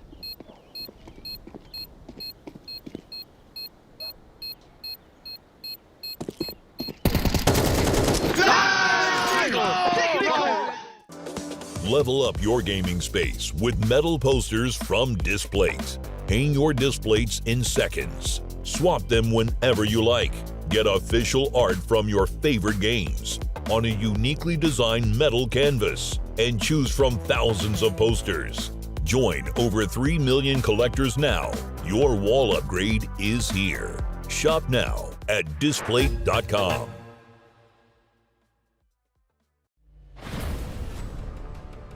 We are proud to announce new additions to the XL series.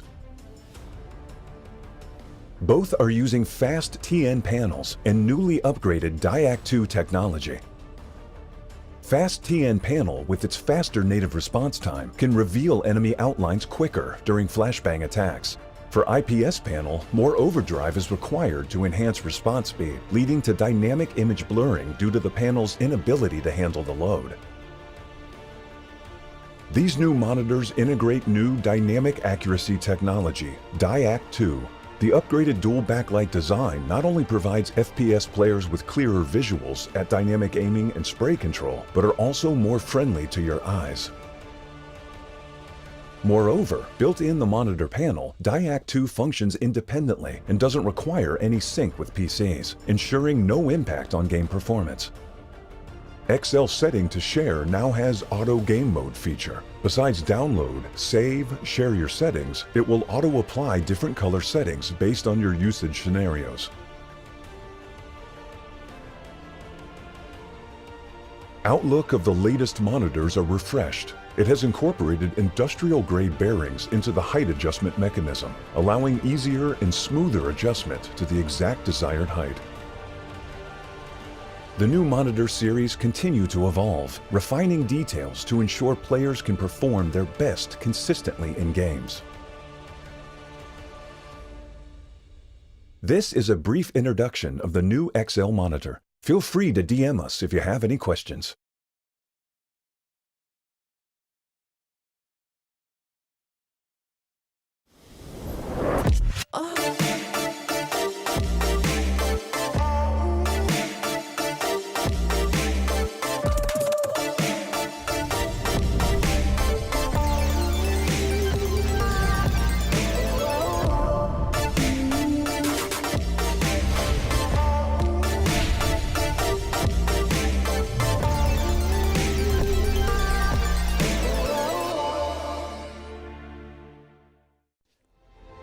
Players are changing.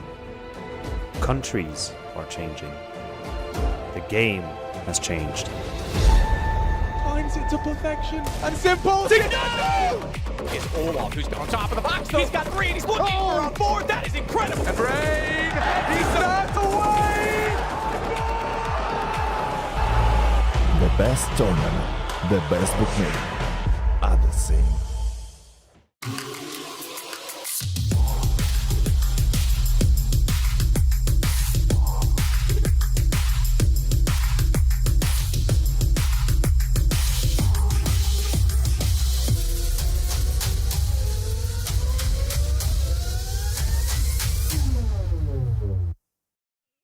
Welcome back, everybody, to the PGL CS2 Major EU RMR Group B. It's time for our first winners best of 3. 2 teams with a 2-0 record. Vitality versus Cloud9. The winner will be booking their spot in Copenhagen for the first Counter-Strike 2 Major. My name is Parla. I'm still your desk host. Right now, Maniac has head out, and we've got Blair replacing him, and we're still joined by Pimp. Blair, great to have you back, mate. Thank you, Parla. Appreciate that. Leave me hanging right now. Yeah, right. do that. And Pimp, still feeling good? Coming off that Danish Yeah, I derby? feel fantastic. There's nothing better than watching Astralis lose. It's great, isn't it? So, cool.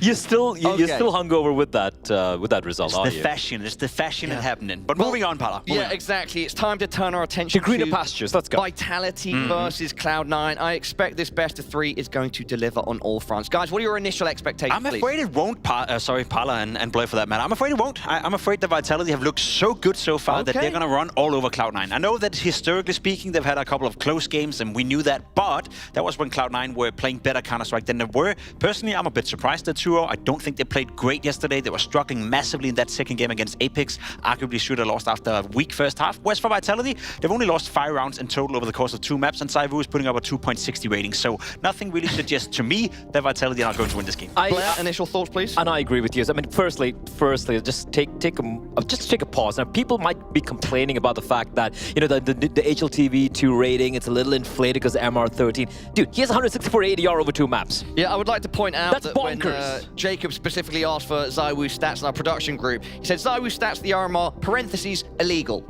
It is illegal, right? It's an illegal performance. It should not be allowed. It shouldn't be allowed. And the way he was playing yesterday was just fantastic. And he did it with the rifle. We spoke about that as well. Yeah. He was dictating the game. He was in your face Counter-Strike, picked up the AK in round 3 on Nuke, I think, and then just destroyed his opponents with it. So yes, ZywOo right now, maybe motivated by Dunk, maybe motivated by the fact that Simple is coming back. I don't know what's going into it right now. As a rifler as well, but the way ZywOo is playing right now, it should be an easy walk in the park for us. Blair, are you on the same side as Pimp here? Do you think that this is going to, I'm not going to say you said it as a cakewalk, but do you think this could be relatively easy for Vitality and C9 is just not going to have the resistance necessary? I believe Vitality are easily the favorites. I have to agree with you on that, but I don't think it is going to be as dominant as a couple of games we saw yesterday. They took down Heroic 13-3, GamerLegion 13-2. I don't think it's going to be a scoreline of that fashion. But that being said, you know, from Cloud9, I have to agree with you. Yeah, they took down, I believe it was Pera very convincingly early on, but against Apeks, there were lots of back and forths happening. At one point, I thought Apeks might actually steal the game away.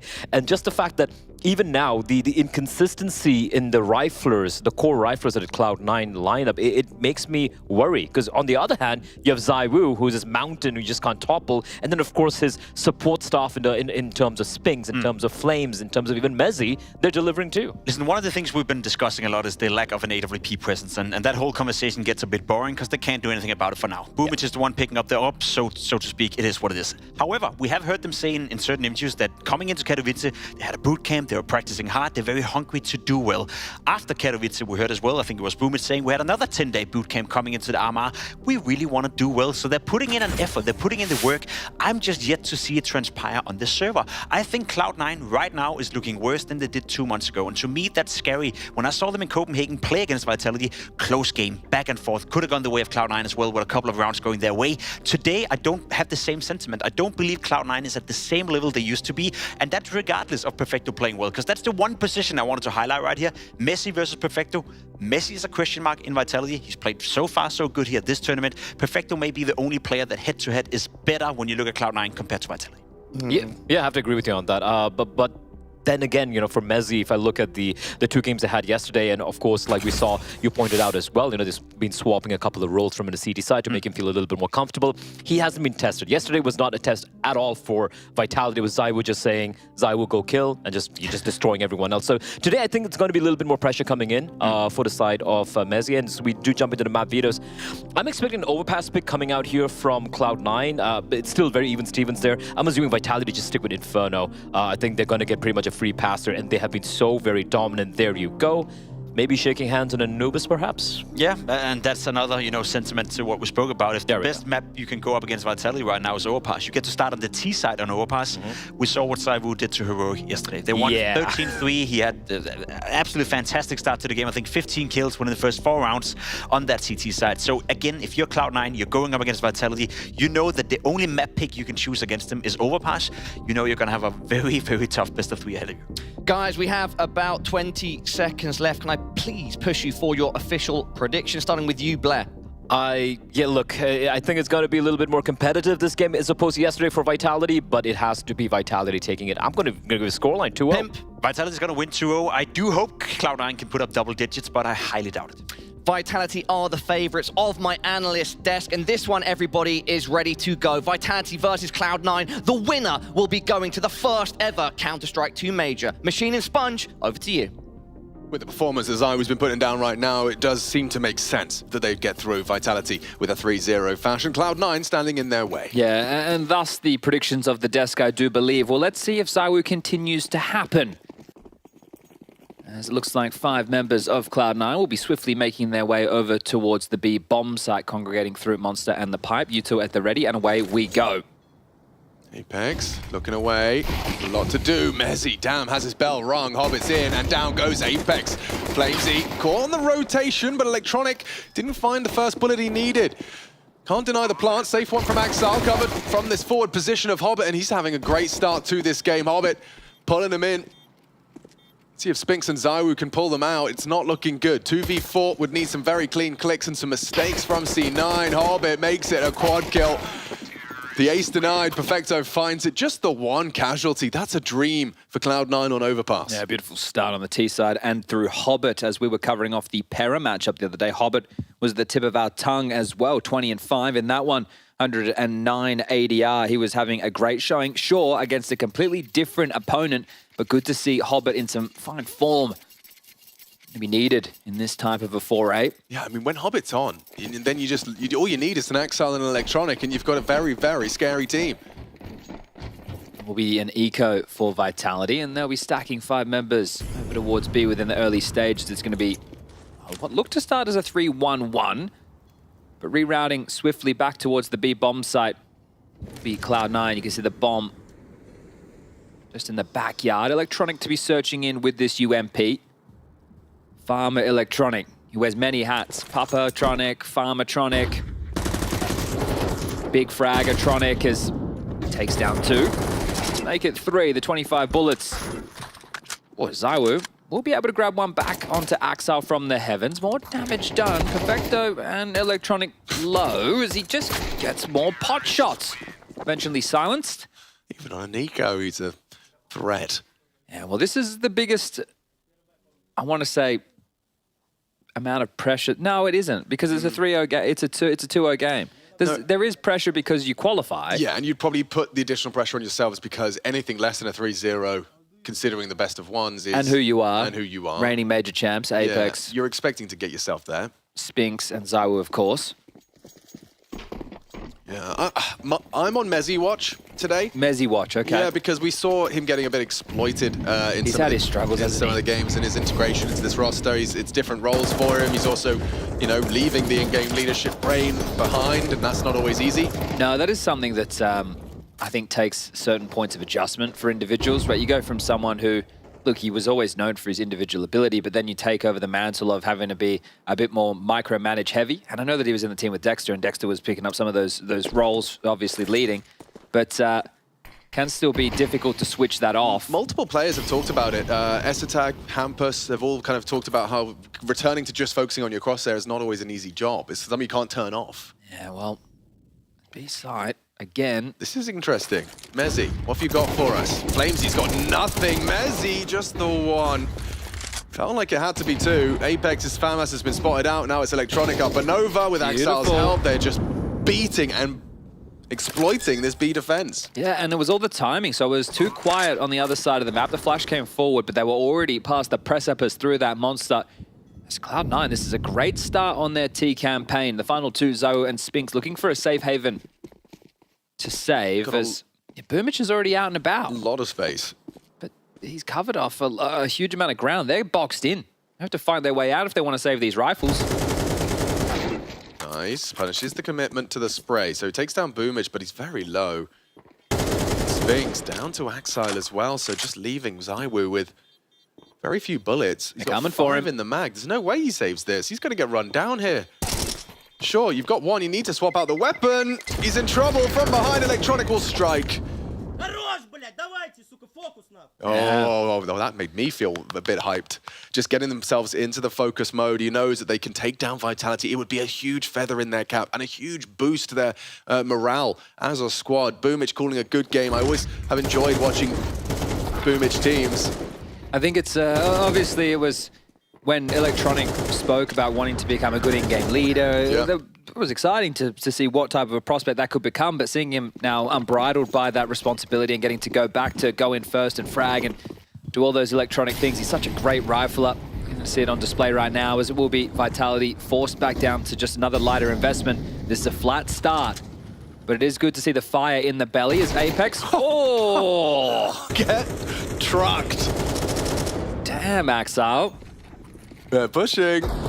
And perfect covering fire. Maybe Sphinx has got one in him, but look at the team play. There's always a second component. There's always a trade potential.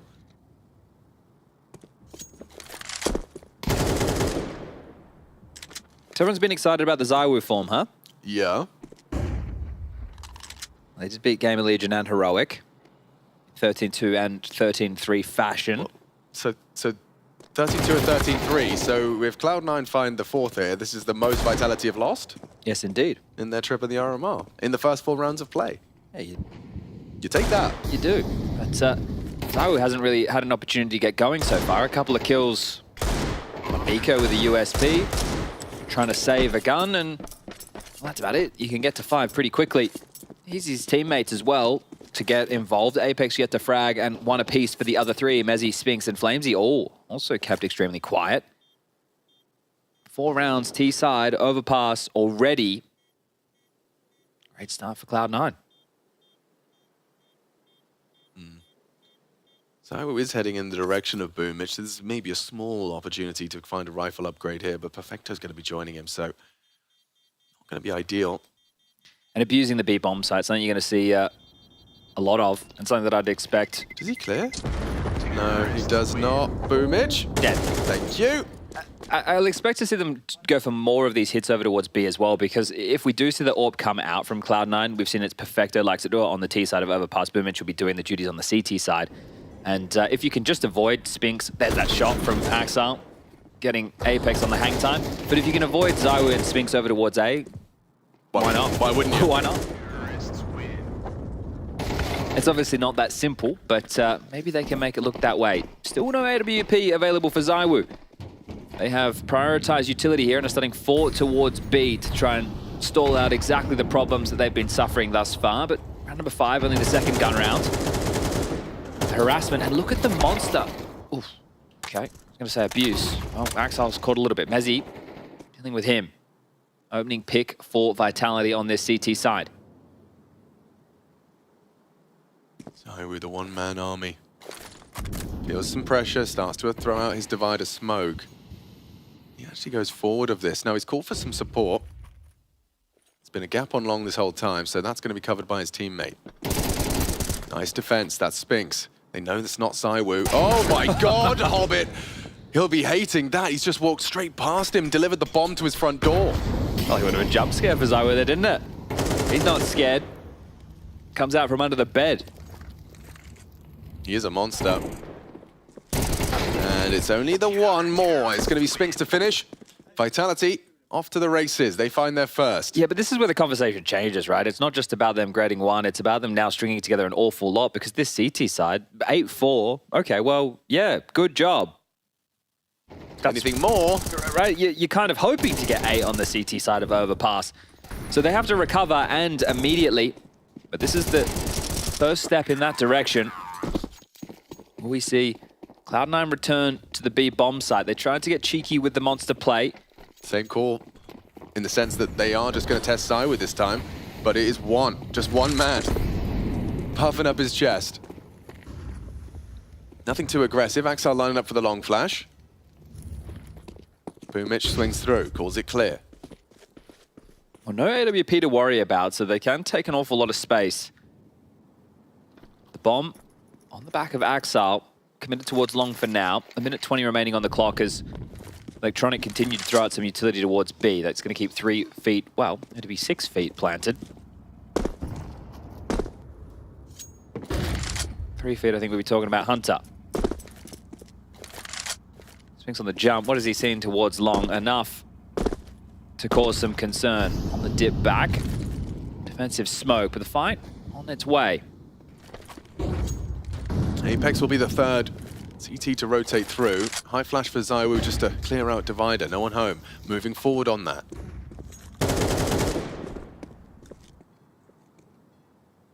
Hobbit doesn't have any trade potential, but ZywOo was loud on his clear there, and Hobbit covered. Nice work from Spinks. Takes him down. 30 seconds, committed.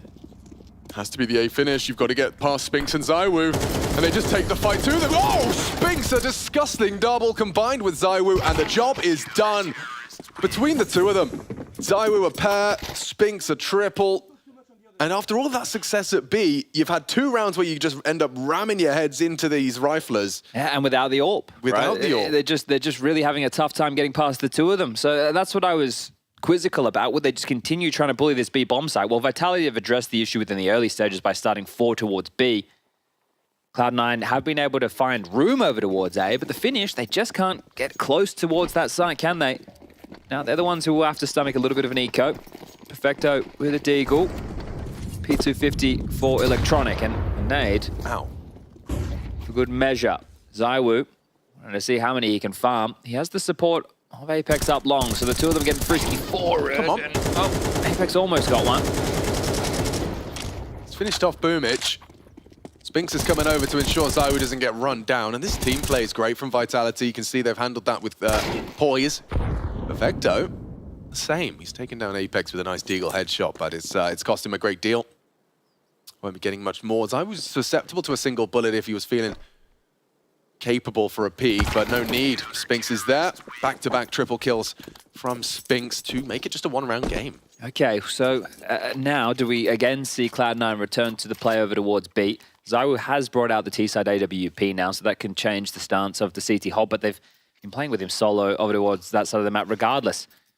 What type of a spawn are we looking at for ZywOo? Is it a conversation as well, just the fact that when you've got such a potent AWP on one side, that with Cloud9's absence of an AWP is going to be felt more? Well, it would mean that they should have a tougher time trying to take that space, but that hasn't been an issue for them so far because the AWP hasn't been out. Now that might change the conversation, but it seems very obvious that they would return towards B, so ZywOo is actually being called across to help bolster the defenses, while Spinks is playing in connector, so nobody is tending with A. This is a great read from Vitality of what would change for Cloud9's assault. And it's the right call. Can Mezzi do some damage here? He's going to be flashed off. Does manage to control the spray. A double kill from Mezzi. That is a brilliant contribution. The flashes hold back the push of Perfecto. Bomb on the back of Hobbit. Boomich is actually coming behind you. Nice awareness from Spinks. What a perfect setup for this round. It's just worked out beautifully. Color by numbers. At this point, nothing left for Perfecto and Hobbit. Well, they were essentially all in, weren't they? Right? The fact that they had nobody towards A, Spinks was committed towards connector, they're all over towards the B side, and it's because Cloud9 found their success all through those B plays. So it was the most obvious of the scenarios unfolding, and Apeks has called their bluff. If you want to go back to what was working, we'll be more than ready for you. So Hobbit and Perfecto, dawdling across the map with 45 seconds. Disconnected from each other for now, and maybe, just maybe, they will save because they have a long way to go if they wanted to even have a task in this one. So we can just allow these 35 seconds to tick on over.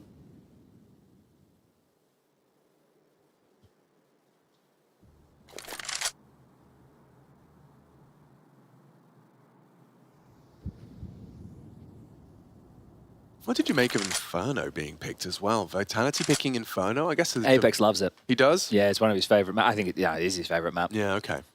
But yeah, again, we don't see an awful lot of it. I'm sure Cloud9, we remember Boomich's iconic approach to Banana. Yeah, once upon a time, sitting at sandbags with an MP9. Yeah, and running and gunning. We know that the boys from Z9, they're no stranger to the flow of that map. It'd be interesting to see that. I think the thing is, for some teams, they have Inferno as their first ban, but a lot of teams just are avoiding playing it. So it's not coming up in the map pools a lot, but it doesn't mean it's their first ban. So if you can be really strong at it and have it as your map pick, especially a map that a lot of teams aren't getting reps in, then that can really work for you as a positive. But we know if like Vitality lock horns with a G2, for example, they're going to be playing Inferno. So against some of their tougher foes, it's good to get that reps in, as we will see Cloud9 take their first tactical timeout with these 2 saved AK-47s. The finances do not permit a full buy. So Chad Birchall, you've suddenly fluent in Russian.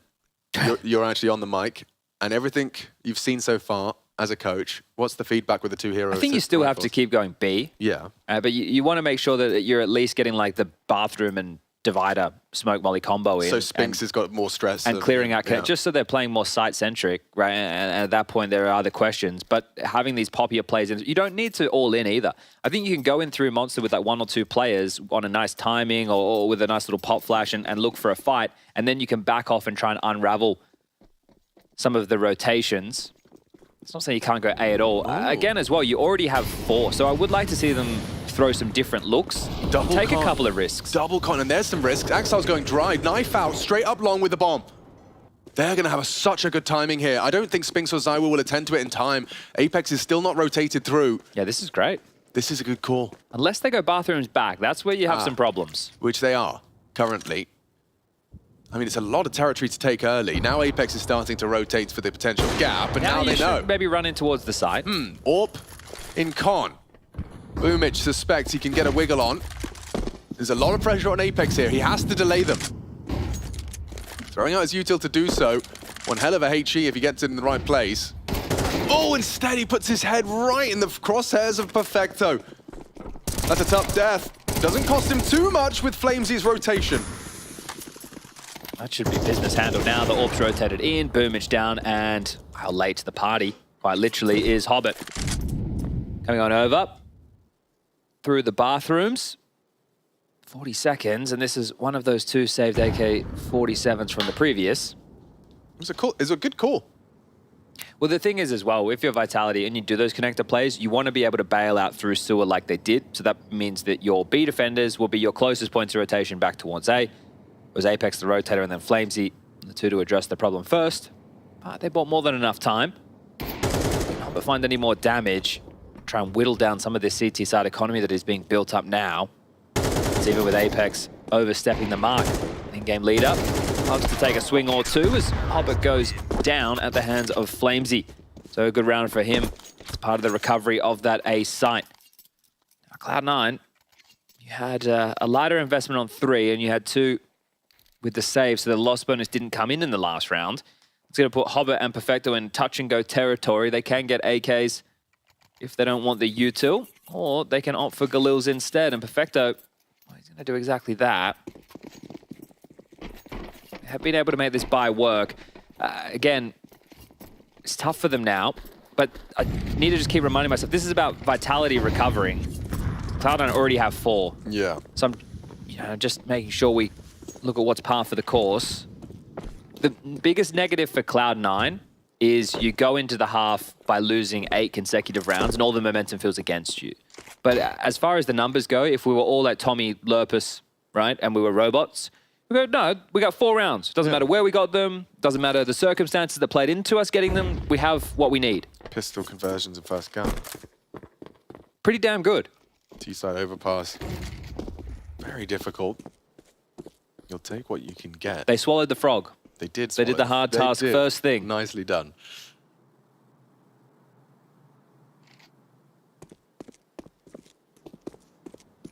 Starts in 4B, and maybe the penny's going to drop soon.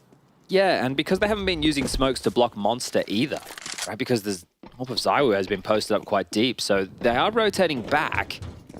The execute's being set up now. Apeks is asking for some nades. Send them here, boss.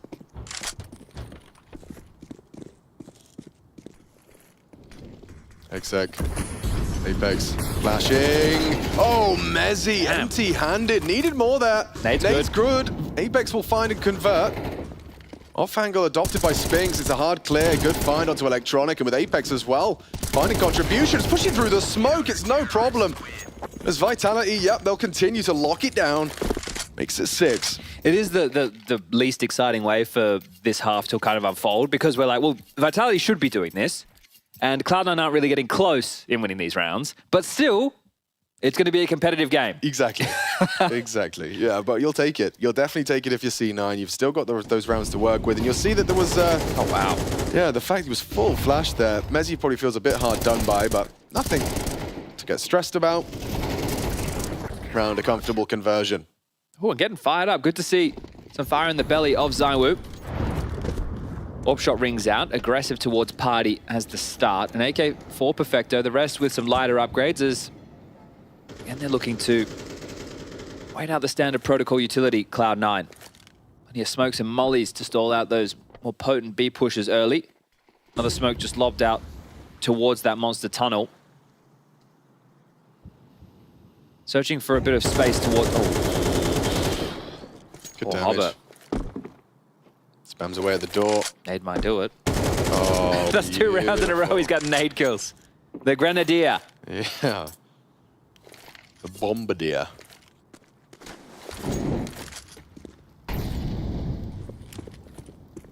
Protocols in place. Yeah, limping through the utility quite nicely, aren't they?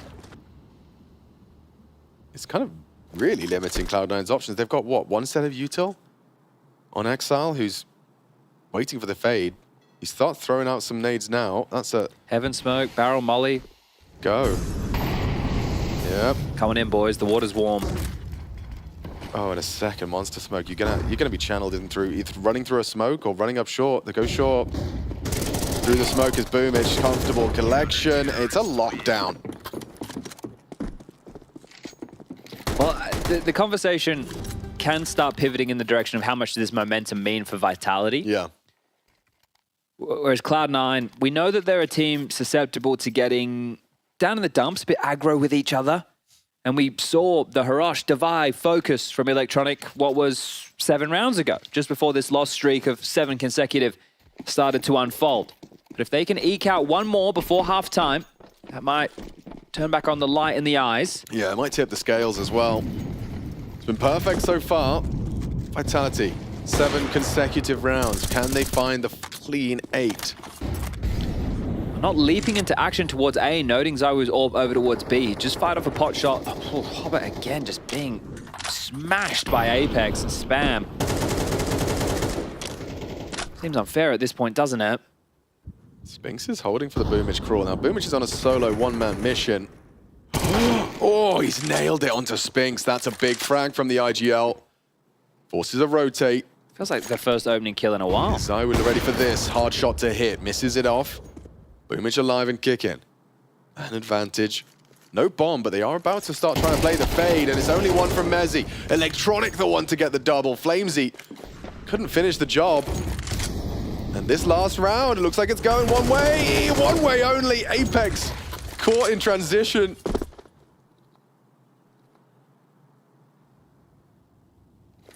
ZywOo in a 1 versus 4 to keep the sheet clean. It would have been 8. This last round seems like Cloud9 just have to get past the woo. Deagle out ahead of the play in the sense that he's cleared out graffiti. Perfecto's still worried about Heaven. No sound cues given away. Misses his first shot, jumping up. Nice adjustment into Boomage, but Cloud9 will take it. 5. Little bit of a boost of confidence to end out the half. Yeah, and I think more than enough for Cloud9 to take this map. That's very, very key. 4 rounds was great. We discussed that within the opening stages. The fact that they get the 5th, and you saw what happened. They get the opening pick, the way the rotations played out. They started pushing for aggressive maneuvers in towards Monster. Electronic gets the double. The defense is having to shift. They didn't just get an easy round where they had everybody alive and got to deliver against the onslaught that Cloud9 could offer with the execute. Right. So it's just that opening kill. You have to attribute that round to Boomage. Great job from the in-game leader. You can see the round recap. Explains it perfectly.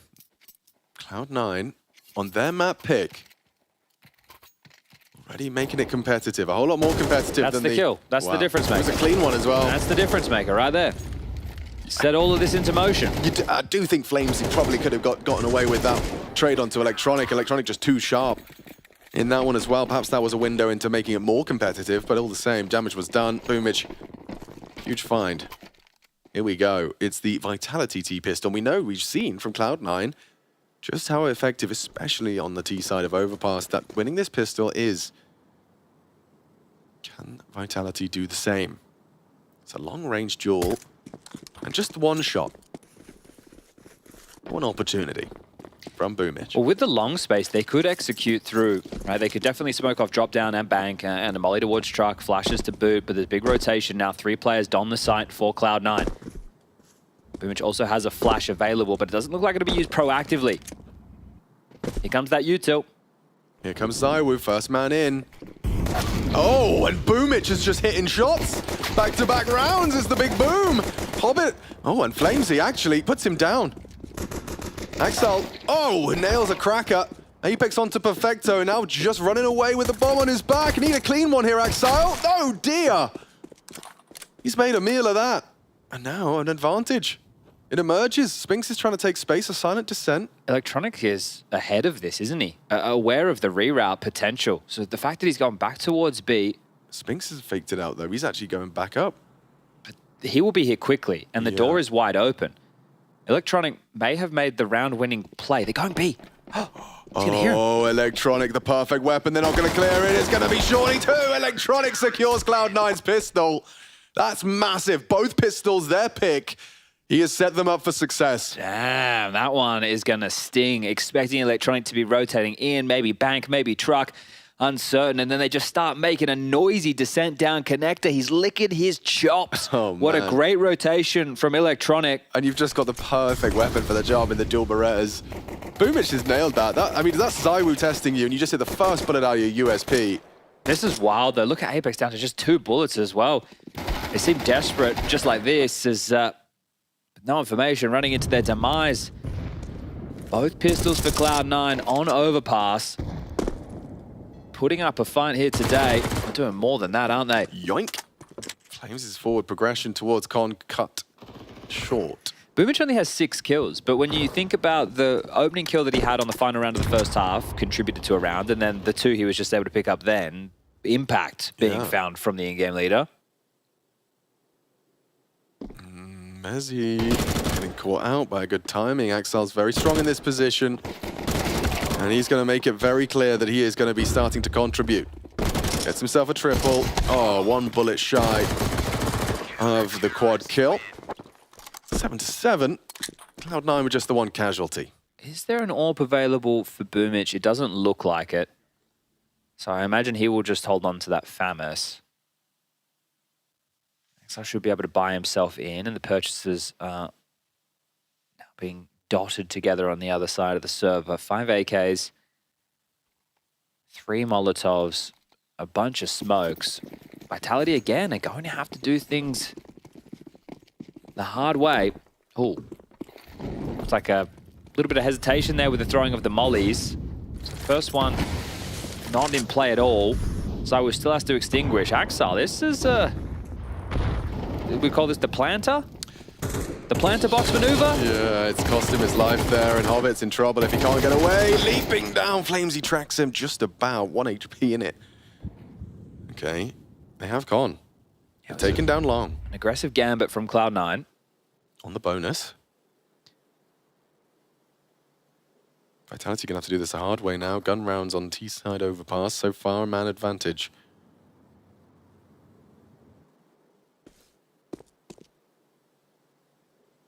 They're aggressing up the bathroom, so they might be able to find a fight or 2. The bomb on Apeks is back.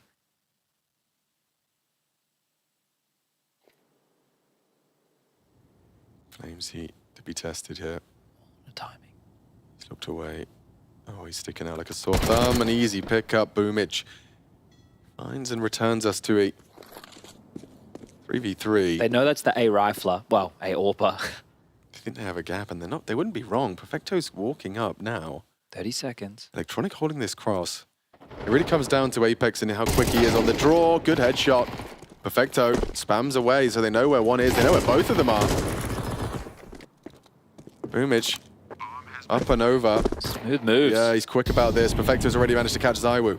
It's only Apeks, and he's not ready for this. Boomich is so far forward, so far forward. Look at his crosshair, completely unprepared for that. Again, impact from Boomich, a triple kill to deny Vitality first gun. Yeah, off screen, Boomich even got another kill as part of that. So handling a lot of the issues there was Boomich, and this is starting to look rough around the edges for Vitality. The bomb will go down. They'll be enough to constitute an all-in purchase if they would like with Galils and AKs, or they could take a half buy if they want to get that ZywOo AWP out and really leverage the advantage that they have within the match.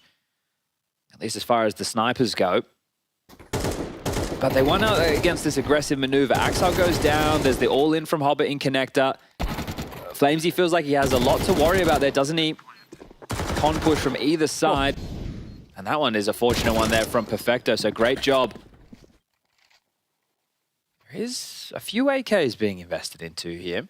Yeah, attack pause makes sense, right? Yeah, well. Work out how you're going to make this work.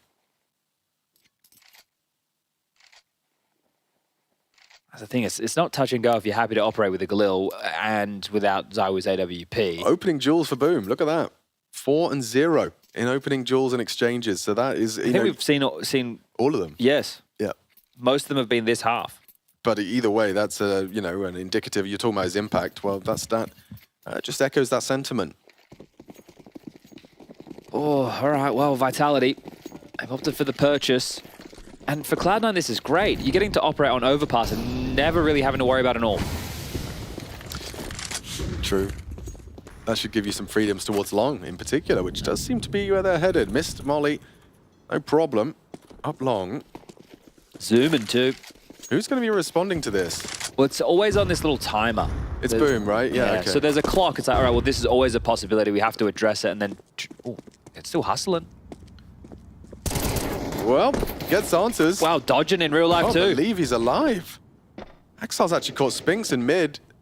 Mezzy gonna go down if he's not careful. Axel once you're covered by ZywOo. Where the hell is Apeks going? He just ditched. He's all the way back now in towards Playground. They are rerouting around the world on overpass after being at the cusp of long.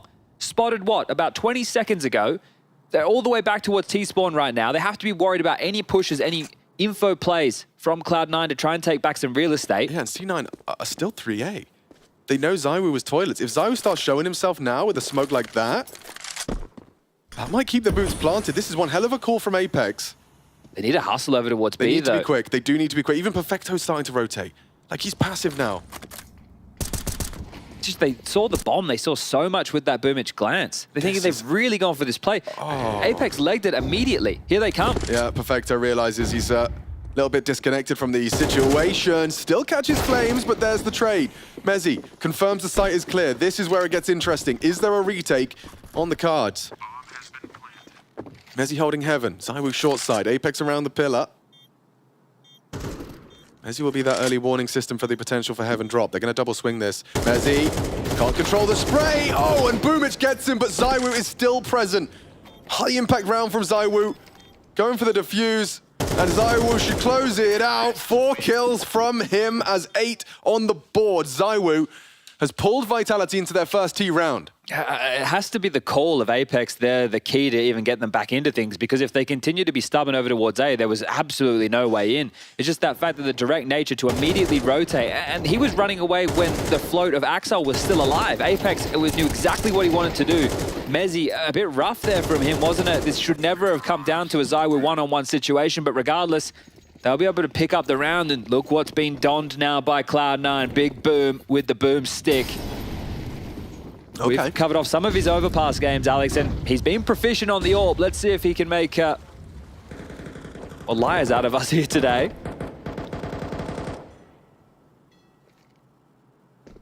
Cloud9 going to be out of money. Oh, that's a nade right onto the AWPer's face. Spinks a strong arm on him.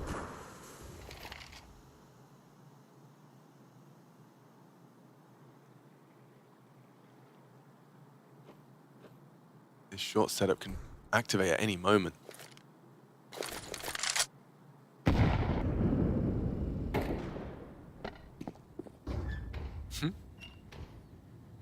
Playing with the door, playing with those cues, still no bait, no action. It's actually Axel's off angle that's punished Apeks, so that's a huge find for Cloud9. Mezzy moving forward on it. Forced him back into the site. Spinks, one and done. Boomich trades. Well, Hobbit's still in the upper bathrooms right now. 45 seconds on the clock, and he's heard a bunch of steps around him, so Hobbit has great information. Ooh, he could have one hell of a flank here. It's rare to see ZywOo caught off guard, but he's at the tail end of this pack. And Hobbit, he's creeping, he's crawling. This is a perfect setup. Cloud9 should have this one convincingly. Only Mezzy. He is in so much trouble. Hot water indeed, getting pushed out. Smokes them off. They'll have to respect it. But that bomb retrieval just seems like an impossible mission. 17 seconds, 15. Where are you supposed to be planting? 12. Hobbit jiggling out, fakes it out, and pushing the truck. This is just perfectly played by Cloud9 for their 9th. Beautiful. What a great round from Cloud9. Everything functioning as the, well, money was about to bottom out. A great response to a ZywOo clutch in the previous, and you know what that means. Vitality again are just scrambling. They're unable to get flush for cash themselves. So this war of attrition, Cloud9 seem to be coming out on top. No bomb plant, no injection late. It wouldn't have been enough anyway. And Groove, he thinks, boys, things are going well. Let's take a timeout. Let's have a discussion. Let's understand what we might be going up against.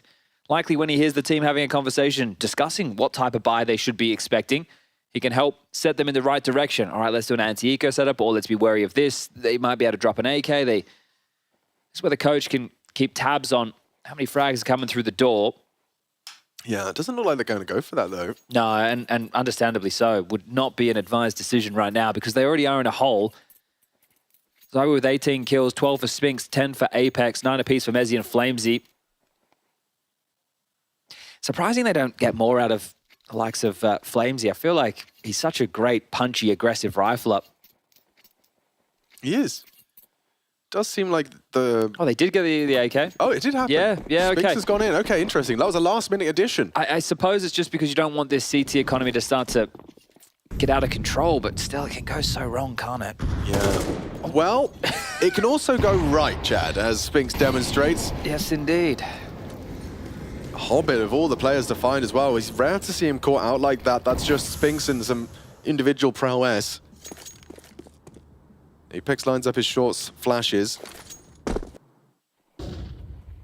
Flames the escort for the rifle.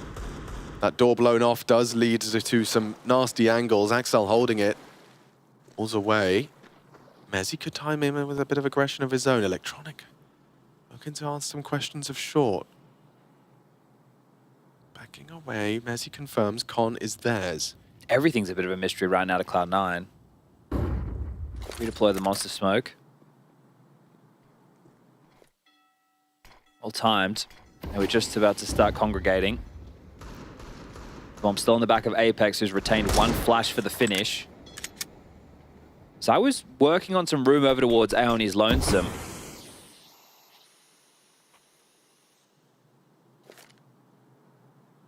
Feels like it has to be beat. Cloud9 now with 3 individuals ready to defend. That's the flash. That must be the go. Perfecto. Swings out on the flashbang. Controls only the one. Good shot out of Mezzy's dig. But still the rifles are present and they'll just spray them down. A comfortable round for Cloud9. They handled that loss of Hobbit early well. Yeah, easy as you like, huh? So, this big smile on Hobbit's face there as well. Happy with how things are unraveling.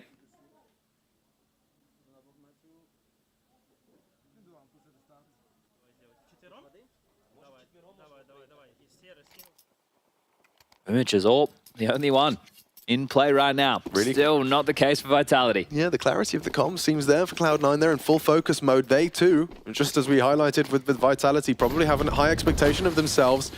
Your first best of 3 against a world beater like Vitality, and Excel's getting a lot of pressure applied. Flamesy down, gets away with it.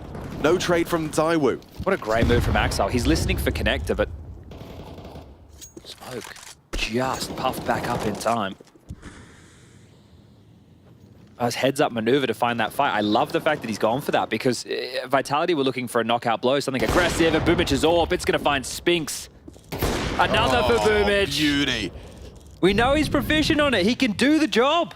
There's no question about that. It's not like Especially if he's not tested by another AWP. He's supported by his team. It's not like he's going for one-man army AWP maneuvers. Oh, look at this. Apeks just in spawn, looking at the fence. They put Apeks on, Ops team. Well, look at him. Yeah, here we go. Leave it on this. Leave it on this. You don't move it. Just look at him the whole time. He'll keep going.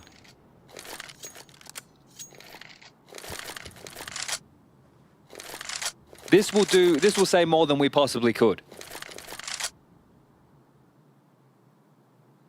Excel finding a great opener. Now they're just forced into a discussion, tactical discussion mid-round. Yeah, tactical discussion. Yeah, that's what we're going to call it. That's what we're going to call it. 11-8. 2 more rounds for Cloud9 to pick up Overpass. You can see top left of the screen. Saw some people at home requesting if that could be available on the HUD. There it is for you. Cloud9's pick, Inferno.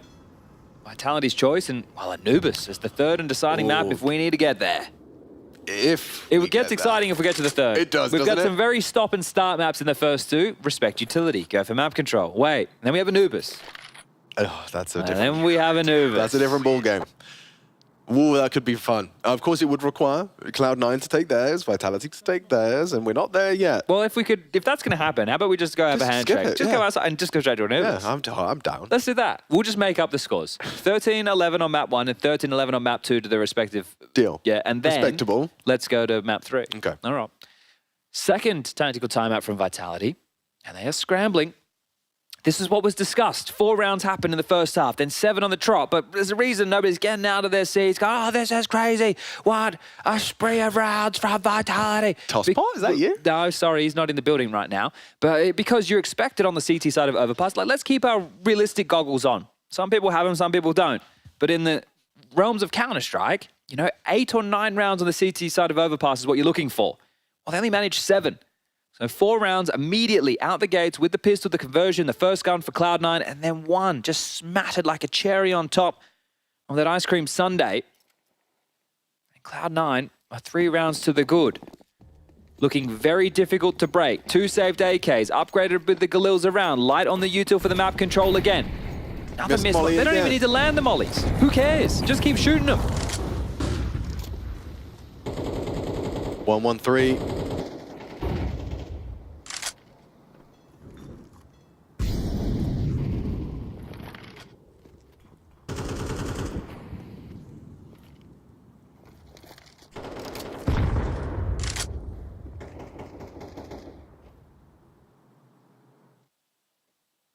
Boosting up the woo.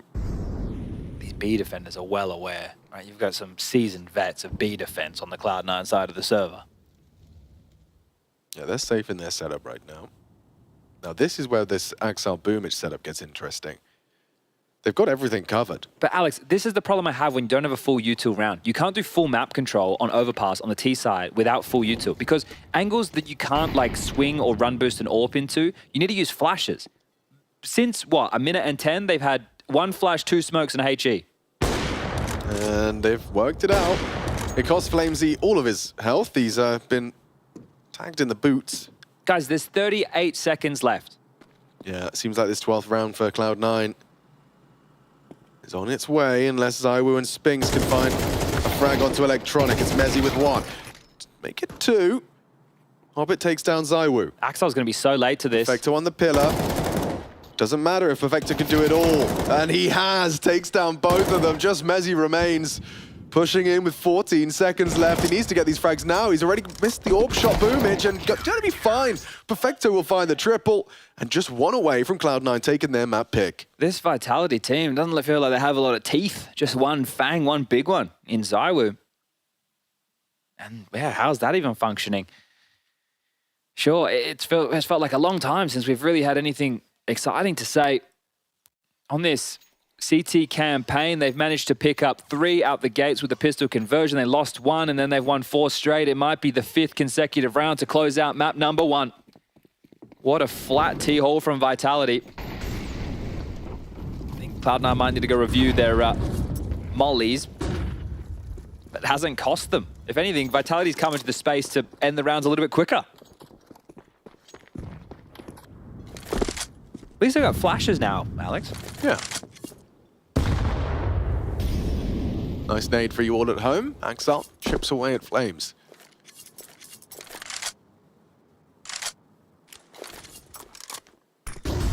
Now he gets a flash for that angle. Bit more utility this time. It's such a key. And even if you disrespect Boomich as an AWPer, it's still an AWP. It's something that you have to tussle with is they've applied pressure towards A, rerouting down connector. Looking likely to try and finish with a B split. Perfecto anti-flash. Electronic patrolling with the AK-47. That link man of Hobbit not too far behind. Oh, and the push of Excl. Yeah, he's clearing quick. Just as they smoke off Monster as well. Here comes the utils. I was throwing it through. Hobbit poised and ready. Safe from the flashes. Gets his first. A multi-kill imminent. That's if his team don't do it first. Pack her up, boys. Pack her up. Cloud9 a map to the good in this best of 3 for a spot at the Major. One map away, and we're heading into Inferno next. Pretty damn dominant show in Cloud9. You should be happy with that one.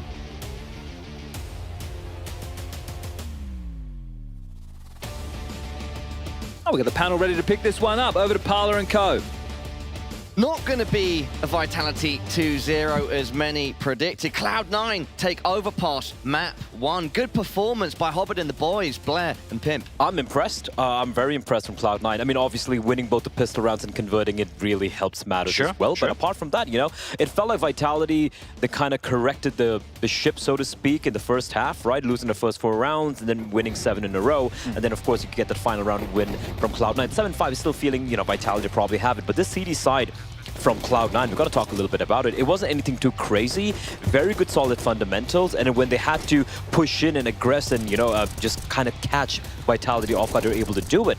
What worries me a bit is like Vitality's T-side seem kind of toothless, honestly. Yeah, I don't disagree with that at all. Hats off to Cloud9 for playing actually a really good game of Counter-Strike. Yeah, solid. They had a period in the game where they lost 7 rounds in a row, as you said, but apart from that, they were in control, they were looking good, had plenty of ideas of how they wanted to attack that T-side. Unfortunately, couldn't really get it done and get it over the finish line, but then you won the pistols, then you converted, and then you were still in a comfortable position, especially the one we saw right here from Electronic, winning that 1v2 in the second pistol, pushed them off to another great start in the second half. And then I must admit that I agree with you. The one round that Vitality ended up winning, that was Saivu having to get a quad kill, I believe, on the B bomb side post plant. Apart from that, Vitality never really got close. You see it here as well. They get stopped before they even get into the bomb side.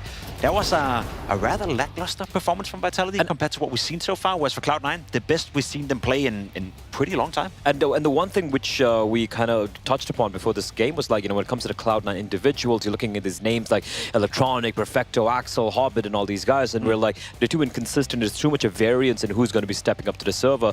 Surprisingly, they proved us wrong here. Like, everyone chipped in, everyone had their moments. No one really getting to the double digits, sorry, to 2-0. But look at the kill spread on the majority of the players. 16-15, 16-16, and 12 for Excl. And if you look at the Vitality side, once again, Zaiwu top scoring. But everyone else, yeah, there were a couple of rounds here and there, but no one really seemed to have moments, so to speak. Listen, it's a luxury. When your bottom frag have the same amount of frags, or your bottom ADR player have the same amount of frags as the guy with the highest ADR, you know that you're a well-rounded team that has done well for yourself. Standout player on screen, Boomich, who is picking up the AWP at the moment for Cena. Do you want to talk about that? Yeah, I want to talk about Boomich. We highlighted him yesterday. We had the same game yesterday, you and me, Blair, against Apeks in that best of 1 on Mirage. Boomich didn't necessarily have the greatest first half, kept them in the game. Second half, his calling on that T-side against Apeks, absolutely fantastic. Same, I would say, today. The T-side today wasn't necessarily that fantastic, but I think Cloud9, the sentiment for me at least, they were closer winning their T rounds than Vitality were in that regard. So he put them in a position where they could have won more. Unfortunately, they didn't. And on the CT side, again, Boomich pistol round, he was fantastic with the AWP a couple of times as well, and he was very mobile, moving around, constantly providing backup, reading the game. So for my money, Boomich the past 2 days, man of the hour. Blair, something that C9 succeeded with that perhaps Vitality failed with was aggression. You wanted to talk about round 19. Yeah, we just run this particular round. What I really like from Cloud9 here, it's going to be the buy coming out from Vitality, right? It scores 8 and 10, and Cloud9, they just go for the killing blow. Aggression towards mid, you know, just smoke, the default smoke over there. Fight being taken, a ballsy fight being taken by Excl, gets a kill. In the meantime, what's happening is we see this double man push towards B short as well. Aggression on the 2 extremities of the map, and then Boomich with the AWP, right? We don't really consider Boomich as a real AWPer, but he gets the job done. He gets the job done. He gets his first kill here, peeking towards the tunnels, and the second one, great timing to catch the third player as well. And just like that, Vitality have no option apart from saving in that round. And this is 8 to 10. there's a chance Vitality they win this round, they get to 9-10, the money's looking a little grim for Cloud9, they can potentially come back,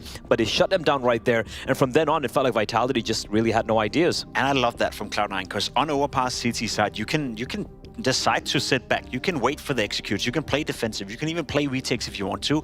Cloud9 wanted none of that. They were proactive. They were going out there and they were being disruptive in the way they were playing their CT side, which made Vitality feel uncomfortable, which made Apeks feel uncomfortable. You saw his frustrations as well in the player camps. He couldn't figure it out. Vitality couldn't figure it out, and big part of the reason for that was Cloud9 being disruptive. And I like the fact that it was kind of like thrown into the mix, right? If you go back to some of the rounds, that's one thing that I liked in the way they were playing that CT side. Initially, majority of the rounds is kind of safe. Nothing too crazy, just playing default, a little bit of aggression, falling back stage by stage. But the variations in the setup, like go back to the B bomb side, the amount of times Vitality was just walking to the side with flashes and getting shot from angles which weren't quite there in the previous round. They were just caught off guard. And then in that mix, you throw in this aggression, Vitality had no answers. Talking C9 and disruption, something our casters mentioned, Boomich on that AWP, he's not an AWPer, he's not a star AWP, but he's picking it up, and at least you have an AWP. Do you hope that Boomich can have an effect with the AWP moving into Inferno? Yeah, but he doesn't necessarily need to, and I think that's the same case for most of the maps. On CT side, in modern days and Ace Counter-Strike, yeah, you probably need an AWP, right? We are seeing a game that is leading more towards the hybrid, where you can play the rifle if you're Saivu, and you can play the rifle if you're Simple for that matter, but I think you need an AWP presence on the CT side. And Boomich is not a God's gifted AWPer, but he's doing all right. The problem is on the T side. The good thing is, the T side Inferno, you don't need an AWP. Yes. You need to be a little bit more mobile, you need to be a little bit more explosive. You can play and cater into the fact that you don't have an AWP, so I feel like Inferno is one of the maps where you can mask the fact that you have Boomich on the T side up. So for me, not too big of an issue. Blair, what do you think are going to be the keys to victory for C9 going into Inferno? Because of course this is Vitality's map pick and we're expecting Vitality to come out strong. But what should be the keys for victory for I mean, Vitality currently unbeaten on Inferno, right? So if you're Cloud9, you 100% expected that this map would be coming into play for sure. They should be starting with the CT side, considering it's a pick coming in for Vitality. What I want to see a little bit from Cloud9 here is not just playing the default approach, right? What they did here on the overpass CT side, throwing a little bit of some curveballs. You're trying to take a little bit of aggression. Don't allow Vitality to go for the default game plan where they get that brackets control for free, then they get banana. Force them to use utility early on. Force them to make mistakes. Force someone to, apply a little bit of pressure where some of the other players, maybe not a Zaiwu, but maybe if someone like Mezzi, he had some rough moments there in the first map, maybe he starts feeling the pressure, maybe Flames and Sphinx also start feeling the pressure, right? I feel like Cloud9, they just look like the better team overall, and if I were them, I would be expecting Inferno, and I hope they have a game plan. Pimp, same question and final thoughts with you. I think Boomich is going to be man of the hour once more. He's going to be very integrated in the banana duels. He likes to be a bit more aggressive than his individual level may sometimes justify him to be, but he's getting away with it more often than not. We're going to see a lot of duels between him and Apeks in that regard as well. And then I expect Saivu and I expect Vitality to clap back now. It's not okay to lose a game 2 against Cloud9 in this fashion, and I highly suspect that we're going to a third. All right, everybody at home, Vitality versus Cloud9. Cloud9 up a map. Up next, it's Inferno. Take a long, boom. I have long. We're playing phase and B without smoke. Let's pick long. Let's go pick long. Too long. Let's go. One more. Nice button. Nice, boys. Sick on A. Nice communication. Nice, boys. Just careful. Don't talk too much on the others. That's it, okay? But perfect, guys. Perfect decision. Nice, Sultan. Let's go, boys. Level up your gaming space with metal posters from Displays. Hang your displays in seconds. Swap them whenever you like. Get official art from your favorite games on a uniquely designed metal canvas and choose from thousands of posters. Join over 3 million collectors now. Your wall upgrade is here. Shop now at display.com.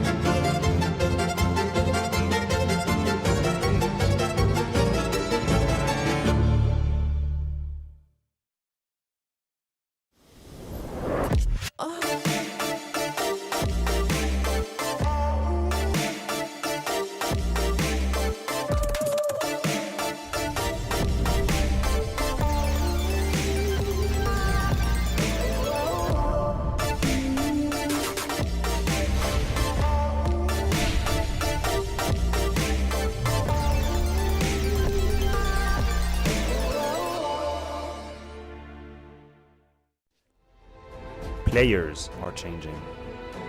Countries are changing. The game has changed. Finds it to perfection and simple. It's Olaf who's been on top of the box, though. He's got 3 and he's looking for a 4. That is incredible. And Rain, he's not away. The best tournament, the best bookmaker are the same.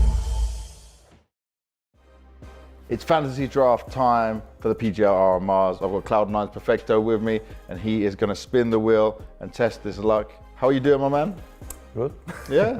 let's try it. Let's try. I believe you can do it. I believe in your smart brain picking out the right players for a team that qualify for the major. And the first team you get to look at, well, it's quite an easy one, I think, unless you surprise me. Not for me, because like... Oh! Whoa! It's between Chopper and Dong.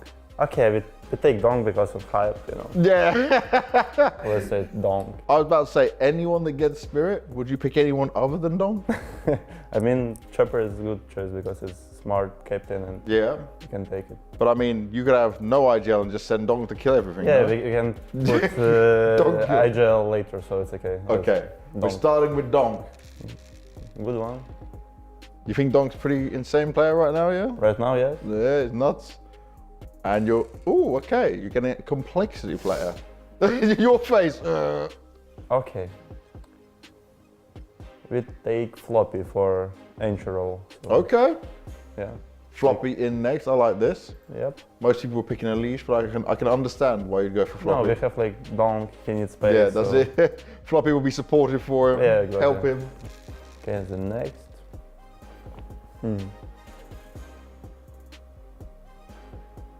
Ooh, a Furia. Furia. You got potential for 2 captains on this team, right? Yeah, yeah. Let's take Keiko, Kiserato. Kiserato? Oh, you're not going for an IGL? Okay. It's okay, we have IGL later. Got 2 more chances if we get IGL yeah, later. Yeah, I want the other IGL. Another IGL, okay. Let's go again. You got a very strong rifle core though. This is really strong. Now we need good IGL. You need a sniper and an IGL. Zywu. Oh, nice and easy. Yeah, Zywu. So Zywu and Donk on the same team. Kiserato and Floppy. This is very dangerous. Yes. Okay, give me a good IGL.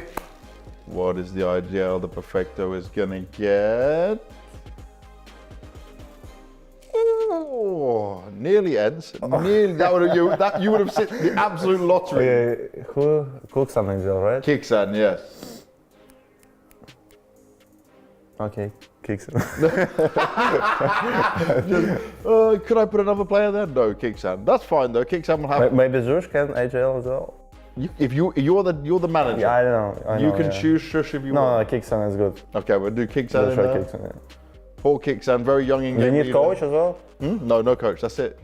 You're coach. You're general manager. Exactly. Nice. You're the brains. That's it. Okay. Question. Yes. If this team played in the RMR tomorrow with these 5 players, no practice, would they still qualify? I don't know. Okay, he win first game. I'm pretty sure. But other, yeah, it's qualifier. They can qualify, yeah? They go to the major? Of course, it's Zywu, Donk, amazing. It's pretty damn stacked lineup. Sure. I like it. Good stuff, Perfecto. Thank you very much. Thank you.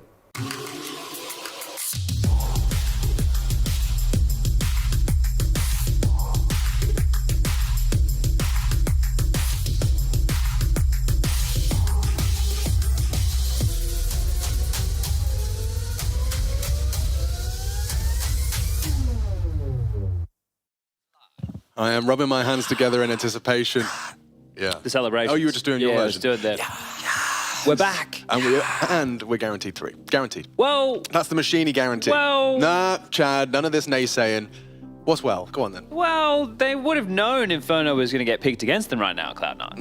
And they looked very good on Overpass. They did. And Vitality didn't really get rolling. No, but I'm also, it's Overpass T side. Well, they started on the CT side and they didn't win a pistol yet. Yeah, well, pistols certainly would do wonders, but Anubis the third if we need it, and that's an if, and Chad wants to put that if in capitals. Well, hold up. What percentage would you put on this? I would say that we have a 78% chance of seeing the third map. Okay, so you're not going full Jason Moses O'Toole. When I say guarantee, I mean, 78%. So there's always a chance? Yeah. You're saying there's a chance? I'm saying 78% of the time, it goes 3 every time. All right, okay. Well, it's hard to argue with that, Matt. That's what I'm saying. Yeah, fair enough. Now, look, I would like it to go the distance because we were excited about Anubis as that third and deciding map between these two of the teams, but I did enjoy the poise that Cloud9 brought to map number 1. There was a clear fire and focus. They didn't get tilted. They did the job in the early stages of that T side on Overpass, and now they're getting to start on the CT side of Inferno, which I would say probably is the more difficult side that we've been seeing in recent history. So for Cloud9, if they can, again, hit the par for the course number, a pistol, a conversion, the first gun round, and then one later on in the half, Alex, that's going to be about 5. If they can get 6, that's bloody beautiful. And maybe, just maybe, they can send Apeks and his team to Tilt Town because they still have some sleep in their eyes as Spinks is looking to get rid of that right here, right now. We are going to lock horns and do battle on map number 2 of this progression series. And Alex, what's our grand prize? What do they win? They win tickets to the CS2 Copenhagen PGL Major. And then the lights start popping, there's music, there's confetti. Let's take a look at what you could have won. 3 smokes, T-side. Smoke, Julies, and a flash. An assortment of purchases for Cloud9, smattered across 3 different individuals. And Bomb spotted, is that part of his plan? What? That is a geeky part of his plan. But imagine if he killed Apeks with a molly, a smoke, a flash, a HE, and the bomb. Yeah, could have gone wrong. It hasn't really done anything, actually, in terms of being spotted. Who's at the smoke? It's Perfecto, and he's at the back of B. So if they molly triple, he can smoke himself. You're right. That's a problem. It would make things really uncomfortable. And now Zywo's been spotted out. Here comes the mollies. CT and Coffin smoke. Molotov threat extinguished. Perfecto came prepared. Now they have to worry about this angle. He can just pop in and out of the new box thing. Now the crossfire established to the back of the site. Down goes Perfecto. Hobbit only the one. It's good from Spinks to start off proceedings. And Boomich, he's been brought low. Trapped behind the smoke on the garden position. Spam doesn't find him. excl does find Zywo just upon the fade. It's a Spinks triple to keep Vitality with the man advantage. Has he got any more in him? Electronics pulling up next with Boomich. Boomich drawing attention. Spinks. Spins around for the quad. And there's a Vitality pistol, their first. Okay, well, that's necessary. And picked up in somewhat of an easy fashion, really, considering the setup that Cloud9 had over towards the B-bomb site. 3 lying in wait. Here it is, the Spinks highlight reel. Chopping and bopping between all these frags in the 4th. Just pivoting around in time. Well handled from Spinks. Cloud9 not opting to force back in for battle. I think Vitality, free crack at round number 2. They would have to have an absolute mare right now to lose this one.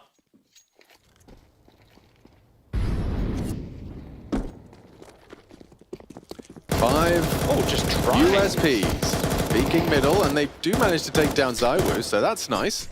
Look at the damage on Apeks as well. He's got to be careful. Flames, he'll be fine. He delivers as alongside Mezzi as well, that long-range Mag-10. All right, well, Hobbit was shooting the straightest in that round. He's had to stay alive, reposition, and I'm sure he'll go for another Lear down middle. No need to drag this one out for longer. He should, and spotted from Apeks. So now that his position is noted, the bomb should dart quite swiftly over towards B. And he gets some support, so Mezzi will join him, just in case. The likes of Spinks and Flamesy will make sure he can't push on down and flank through Banana. Mezzi the bodyguard. Ooh, take care of business. 2-0 Vitality. There's the guns now to be purchased for Cloud9. I'm going to have Boomich and Perfecto over towards B. I'm going to have excl anchoring things down towards apartments and short to start off the rounds. And then I imagine, depending on setup or spawns, both Hobbit and Electronic will occasionally help out the B-bomb site, right? You'll see them a bit everywhere, helping Banana for control, over towards A, assisting as well. So those 2 names, depending on what Boomich needs. It's Smoke and banana smoke. So 2 constrictive pieces of utility for Cloud9.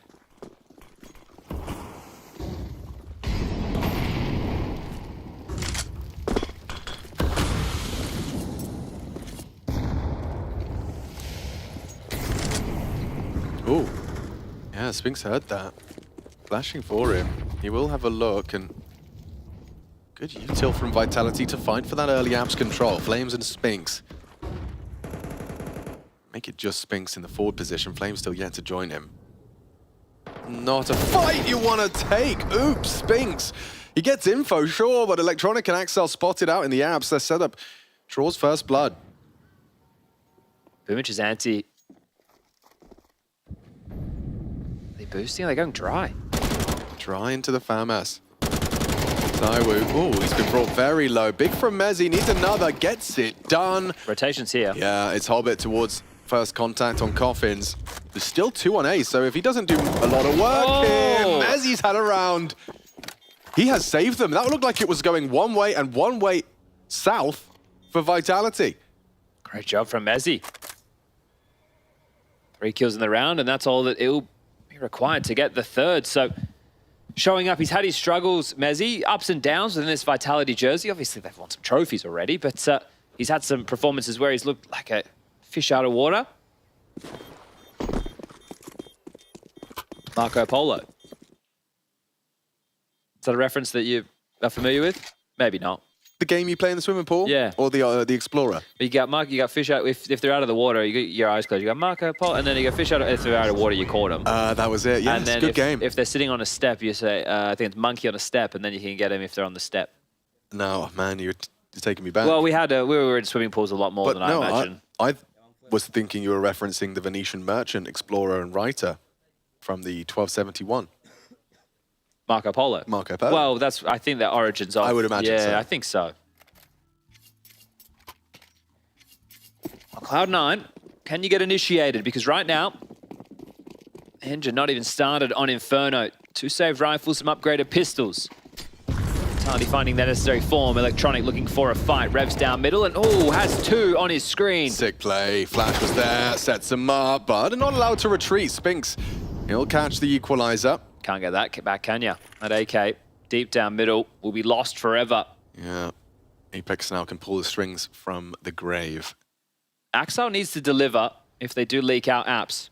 Hobbit, he's going up, he's been caught out, and that's the opposite of delivery. As Mezzi finish this one off neat and tidy. So yeah, only really Electronic's aggression to be rewarded, and very short-lived. Okay, well that's, what'd you say, 75% chance of third? It was 78. 78? Yes. Okay. Yeah. Got to, don't forget I could see you doing the weather. Me too, yeah.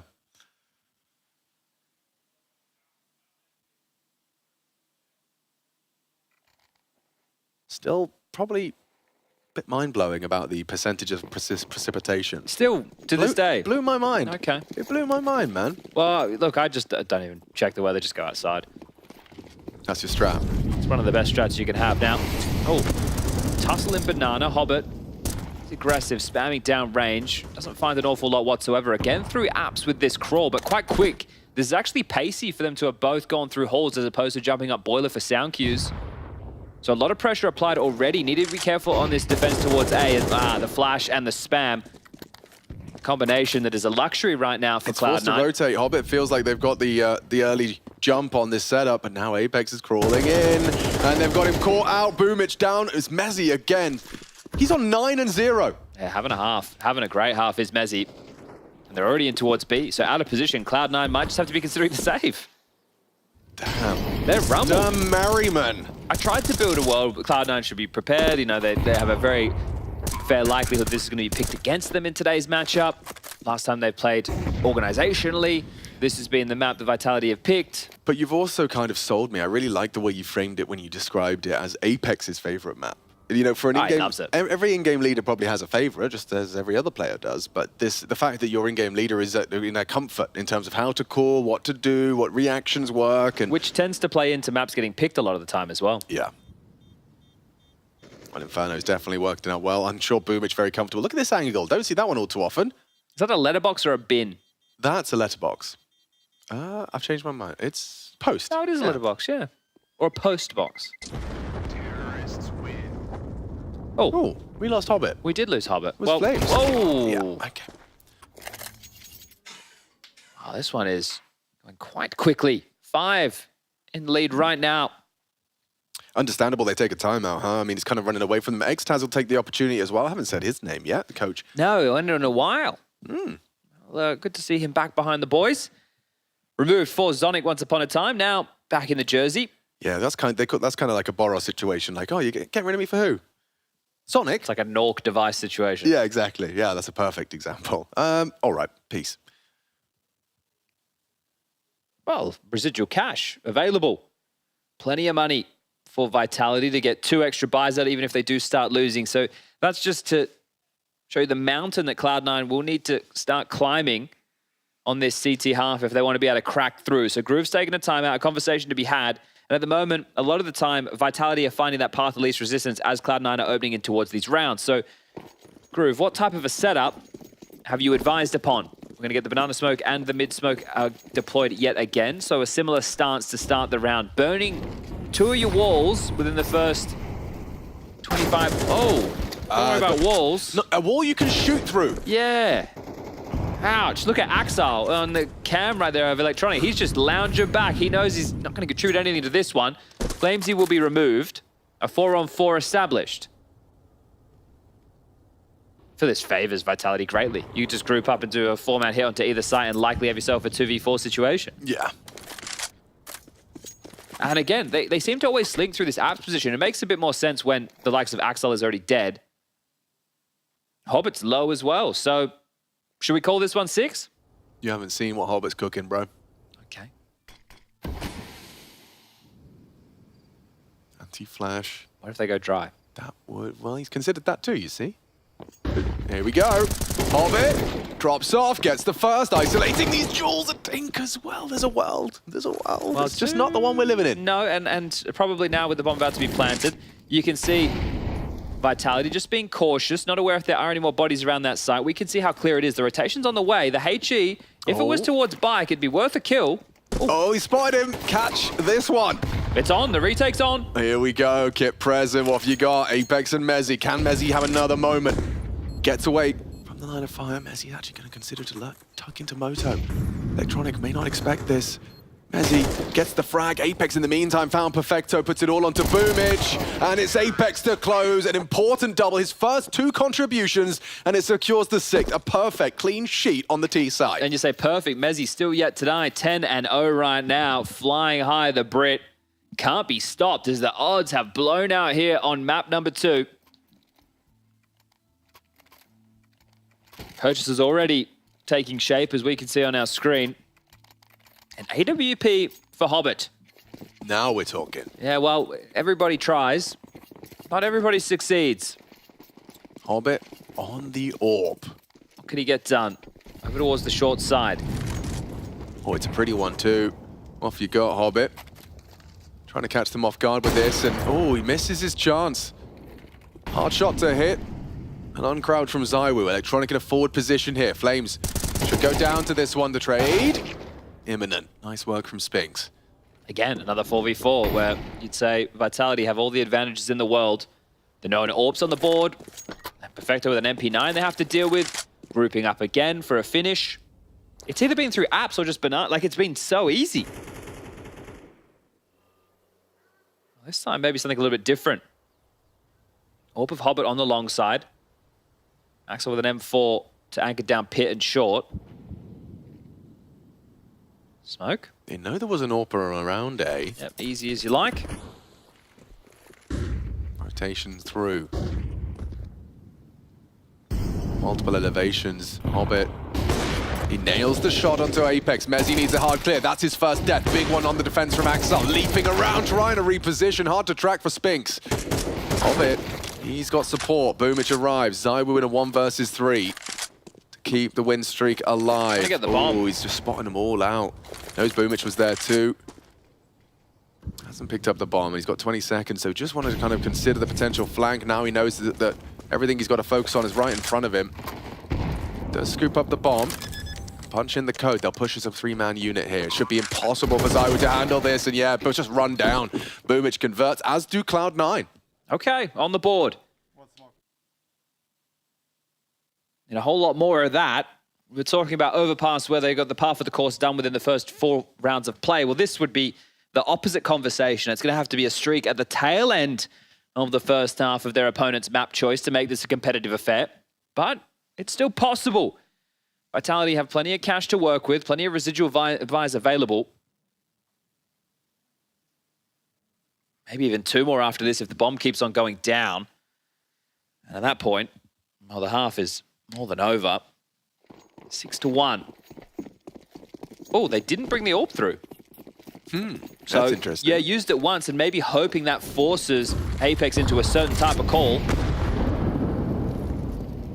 That banana smoke that they've been throwing isn't there this time. Means Mezzi's got a sight line. Oof, for a second, the flashes remove him from it. Ah, that's one hell of a deep smoke. Probably a miss? Definitely a miss. Probably a miss. Probably. Most likely a miss. They got the banana control for relative free. Cloud9 are trying to hold on to the utility to use it a little bit more defensively. But you will need a block towards B sooner rather than later.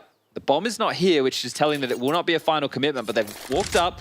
Maybe because no smokes are being used, they think, is the AWP on the B side? And the mind games of swapping it out if they've hidden it from their opponent. Anticipating an AWP and actually going to be walking on into the more stacked of the sites. Hobbit, first man to receive contact. Spots them out, damage inflicted just through the corner there, so Flames is lucky, he gets to live on. Wrapping into the site now. Oh! Good damage, wow, through the Flames, the HE, Flames down. ZywOo, here's the rotations. Boomich is not expecting this whatsoever, so deep is ZywOo. Go mid to B now. Yeah, why not? You know that you probably isolated the solo B defender. Perfecto is going to have to worry about this one, it's a surprise angle. Maybe not ZywOo is ready for, and it's a lovely sequence from Perfecto. One after the other. Dispatches of the whole squad. Barb one, it's up to Spinks, but with 10 seconds left, he's won the round from that first orange. Spectacular. One after the other, scampering in, time against them. So many corners to clear, and Perfecto from the top rope. Perfect angle for it. Great shooting from Perfecto. Well, there you have it. 2 consecutive rounds now. Now they're cooking with gas. And forcing a timeout from the Vitality camp. Not happy with 6. We'll be able to get another buy, sure, but I wonder if that lack of smoke towards Banana is what drew them into going for that long side wrap, right? It's like, okay, well, if there's no smoke top B, maybe the AWP's here. Let's smoke off long, library, and arch. Let's wrap on towards A, knowing we can avoid the AWP and lock it out from the rotation. Hobbit almost got a double up from that side, but it was the nades, the smokes, it stalled them out. It kept them condemned in a sandwich position between the sites. Knowing things are still quite fragile. Where's Day One Woo? Haven't seen him yet, have we?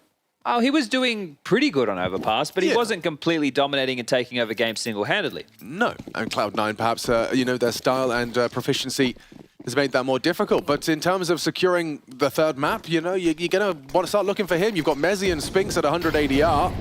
3 frags for ZywOo so far. That's a lot of damage. Ooh, Perfecto should be a dead man. Should be dead. Should be.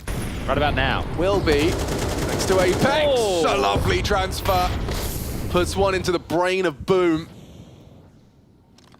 2-man advantage. What a risky maneuver from Perfecto, and he was just so committed. Had no idea about Apex's forward position either, because the molly didn't clear out the corner, and wow, 2 consecutive rounds short.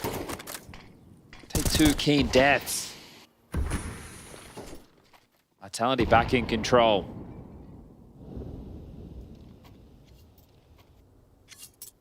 Well, we'd need another absolutely heroic moment from one of these Cloud9 individuals, Electronic Axel or Hobbit.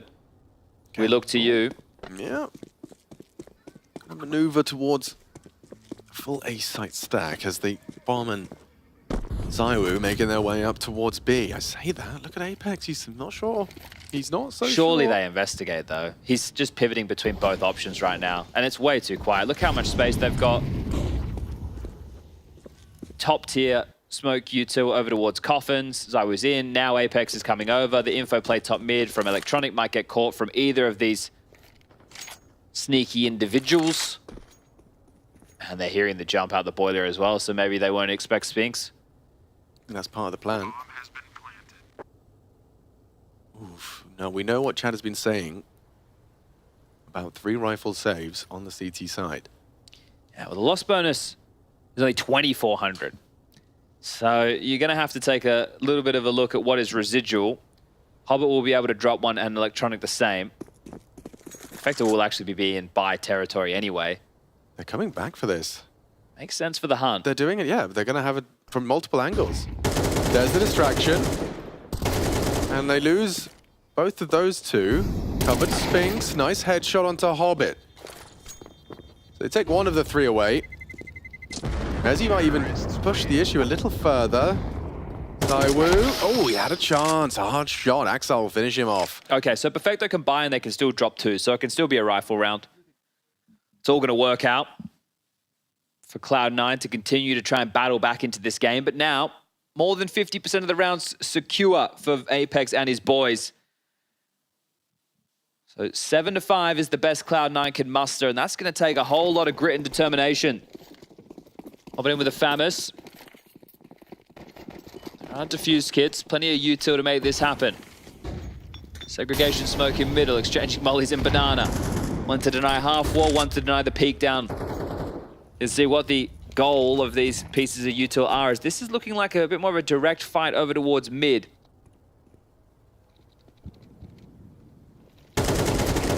Oh, Electronic's been really strong in this position. Flames mishandled that situation.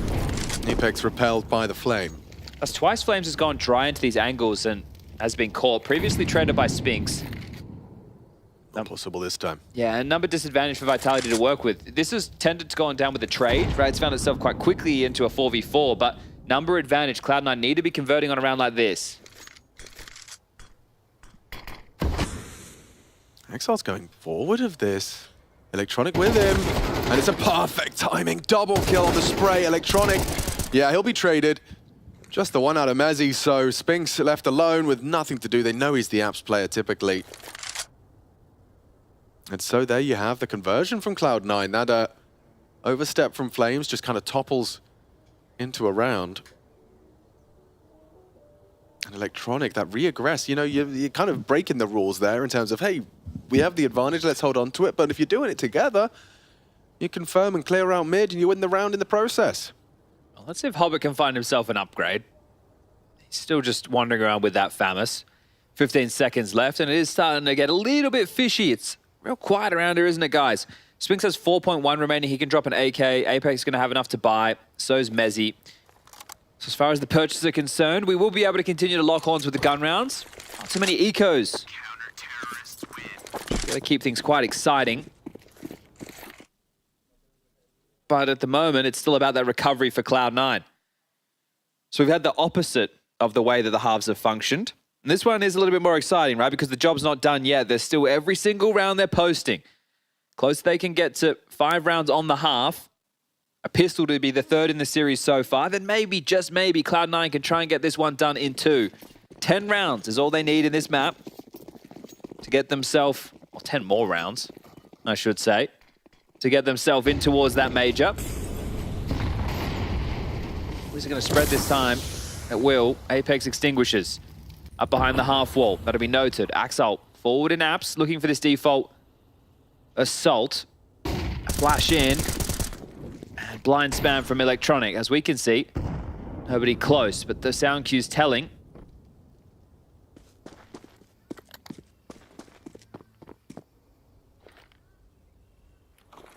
Quickly into a B execute, Alex. Yeah, this is going to be a lot for Boomage to deal with. He's got Perfecto with the flash ready. Needed on down. If he hears the footsteps, the flash would come through. He's actually thrown it out a bit prematurely there. Job done. Knocking. Now a secondary knock towards A. So a game of like trick or treat. Yeah, exactly. It's forced Hobbit to rotate. Or knock and run. Knockador dash, as we called it. Or cherry knocking. But a fourth round certainly would be cherry on top. Well, they've done this a few times. Yeah, that's going to force... Whoa! Perfecto! Another brilliant shot onto Apeks. Nade in the hand right now of Excl. Yeah, Excel's not considering this. Oh, they've been completely caught off guard. Flames will open up the site and take the round. That is going to feel miserable. Didn't Electronic look like he was transitioning too? He was throwing util to Excl so he could continue to throw nades because he wasn't going to be able to contribute from the site. But I think because the fight went down top banana and Apeks was one of the deaths, they didn't expect the pack to already be walking out of apps.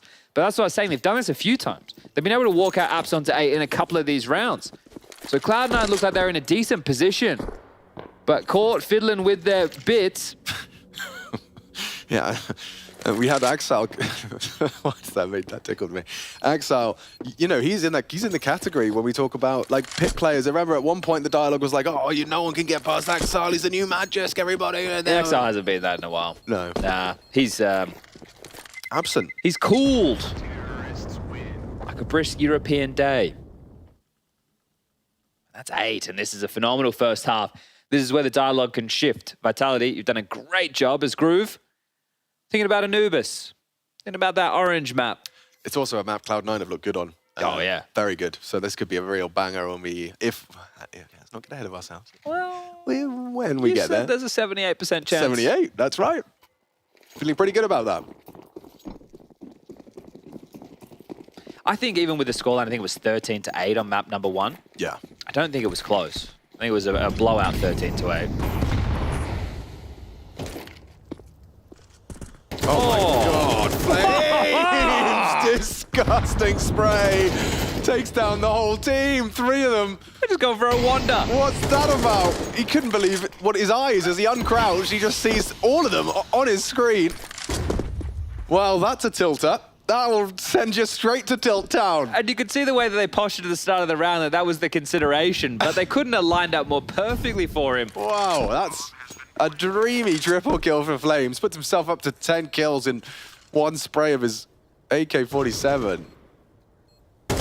See you later, Boomage. Well, this half is done.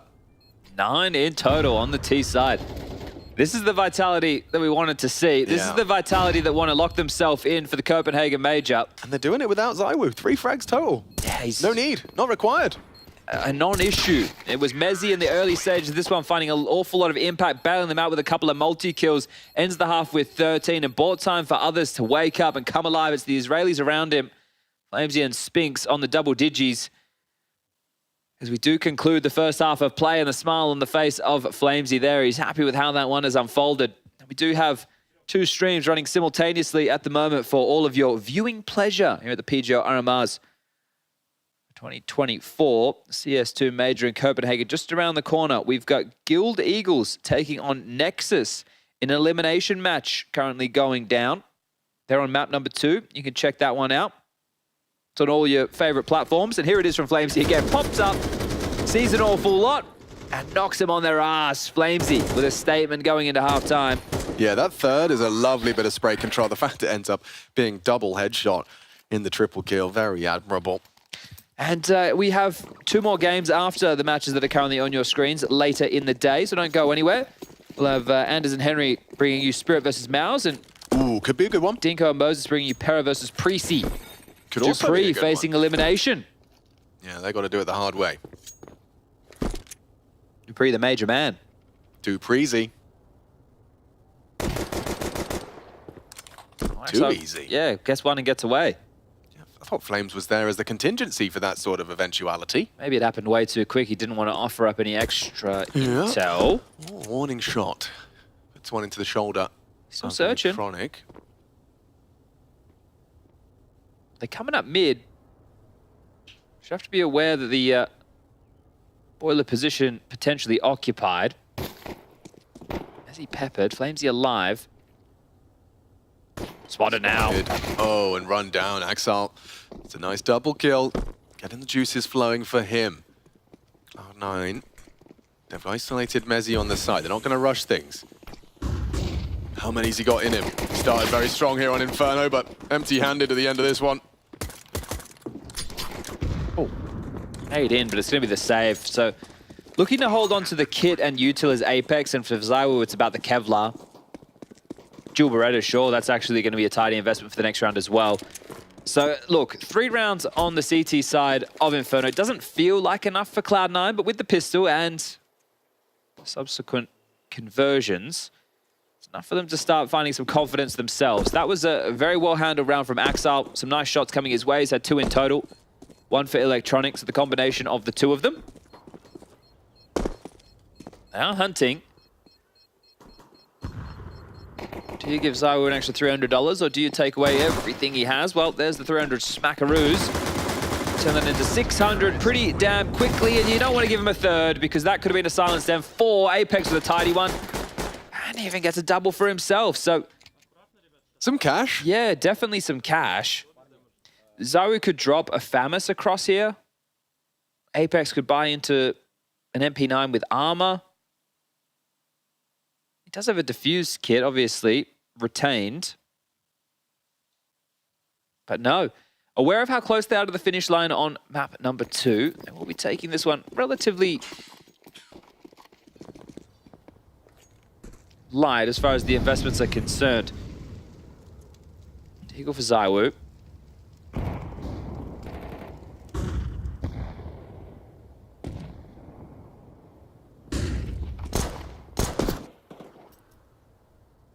Confirmation of forward presence. It was Boomich with the bomb spotted as well.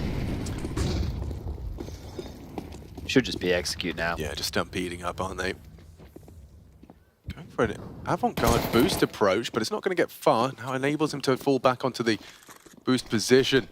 Might be able to get some vision over this if they commit through the site. Hey, they look smooth, didn't they? Yeah, really nice. Oh, they've ducked under, but haven't cleared. That's a problem. Yeah, oh. Covered by Boomich. Electronic gets away on just a 2 of them are very low of HP. They will give this a crack. Why not? It would have to be some quick frags, and you've still got ZywOo's Deeg in the mix, so it's definitely something to be feared here. 1 HP and 27. Yeah, and Perfecto is the one that's probably going to take the first fight upon the fade. Spamming away. That smoke may have saved the day. Yeah, seems unlikely they win, but how much more damage can they do? Vitality. You want to catch them on the exit, right? Yeah, you've done a lot in this round. It's one hell of an eco. And they're still trapped on the site. Vitality are not going to let you get away with this. Boom.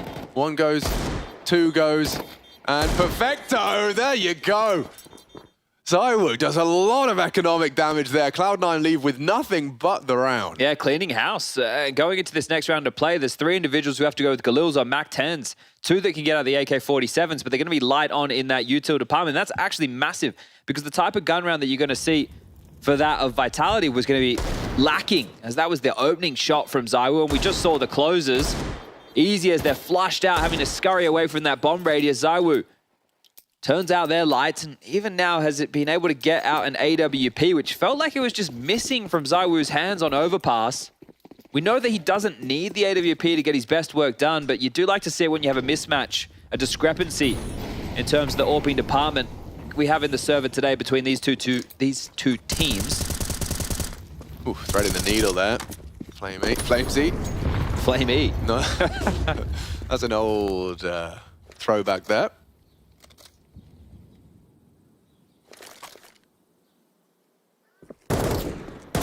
Seen enough. Oh, that's a bad smoke. Oh, Apeks, you've given him a way in. Tries to make up for it with the molly. Rotating through, might want to replace that if he... Oh! It was all part of his master plan, Chad. As he stares down his glasses. And look at the type of buy for Cloud. It's just miserable. Galils, Tech-9s, ugh. So much damage being done causing this issue. Well, Flamesy, you lost your vision. Apeks is going to step out and oblige again. So very brave from the Frenchman. Perfecto gets himself an upgrade. But at what cost? Feels like they're condemned to this B execute. That's looking likely with the util still in the hands of Axel.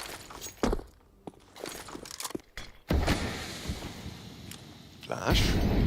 Flamesy. From dark. Oh, he hears it. He heard one towards second oranges, but he gets nothing done, and a flimsy defense for Vitality. Zywoo was trying to rotate, give it a go. Oh, this is going to be a difficult retake. The Orb fires off its first shot. Yeah, and the second, and it might just be the same. Yeah, I don't know if they're even interested. But this was their round. They get their opening kill through the smoke. It was well played from Apeks, all part of his master plan, we said. Well, yeah, it was fantastic. I can't help but feel like Flamesy may have let the side down there. Yeah, did he communicate the fact that he'd heard a player jumping from first oranges to second? Because that kind of missed movement, Apeks was caught off guard when he came through the smoke as well. And on the hunt is Axel. Spots Mezzy out towards pit. Waits for the reinforcement of Boomich. The bomb still has, what, 7 or so seconds remaining. That's a guesstimation. 6, 7. Yeah, you're about bang on. Axel, does he want to throw himself into the lion's den? Would have been a tough one, and the fact they pulled that off with a number disadvantage, they stuck to their guns with that BXQ, and Alex, now it's just a 3-round game. There are drops available again. It will get scary soon. Oh, and it is, because they've called their second tactical timeout. It was 9 rounds in the first half of play. T-side of Inferno. It's where a lot of these teams are doing their absolute best work these days. And this is the map choice of Vitality. But under the pump, feeling the pressure, the conversation being had between Apeks and the coach right now is, do we want to invest into this round? Do we want to drop guns across around this saved AWP and 2 rifles? Or with the max loss bonus, if we just take a save and maybe we upgrade a couple of smaller threats, we can still be an issue and then guarantee a buy into the next. Well, Apeks has just donated an M4. And he's yet to purchase just yet. And okay, he's given an M4 over. He's bought a Deagle. So they will make sure they have enough money for a buy in the next. An MP9 for Mezzy, a Deagle for Apeks. So it's still a threatening round. Still a round that Vitality can win for double digits. Not falling foul to the early HEs. Boomich maneuvering forwards. Oh, and Flamesy, good find. Catches Boomich on an early aggress.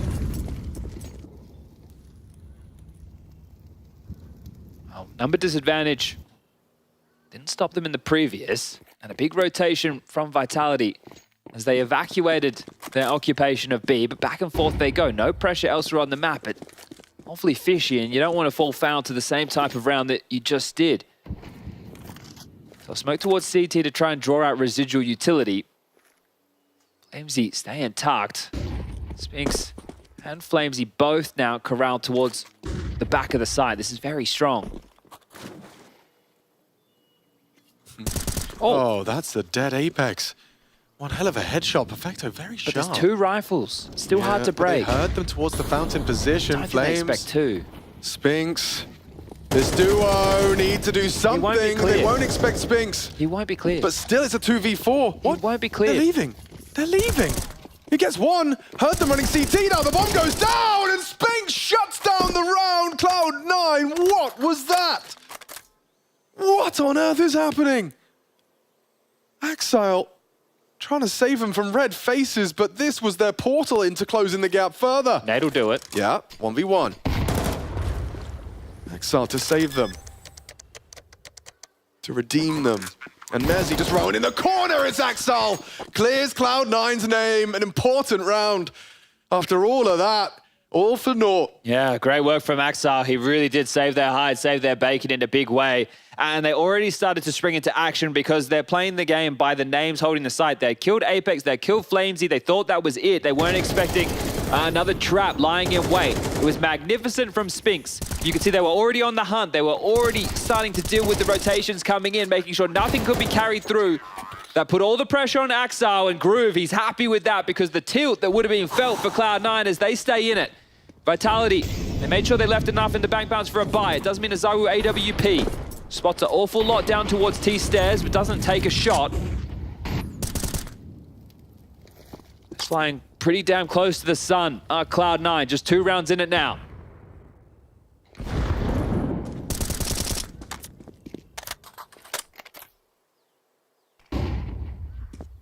Copenhagen could be theirs by the end of Inferno if they play their cards right. Flash for Flames. Spotted out by Electronic. Incendiary exchange towards short side. Spink smoked off. So pressure. Flying blind towards brackets. Let's see if they can avoid giving up a number advantage. I was going to say early, but we're already at that 50-second mark. So the availability for the Cloud9 close as a unit, this information should be possible now. Spinks can actually pivot out mid with this flash. Great observing, Chev.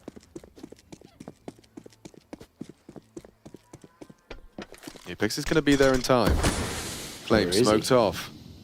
Spam shy, they're going to accelerate, they know he's on the reload. Apeks 2! And now it's Flamesy's turn, and loads into the smoke for another. Perfecto strong, but Flamesy stronger. Axel's got a 1v3 and only 18 seconds and 9 bullets to make it happen.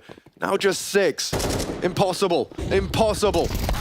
As Mezzi confirms it, and now 10 is Vitality's. 3 away from taking us the distance. Yeah, that was tense. You can see it here on the face of Apeks. That one could have really gotten out of control. Massive work from the Frenchman, pivoting through the smoke, dealing some real damage.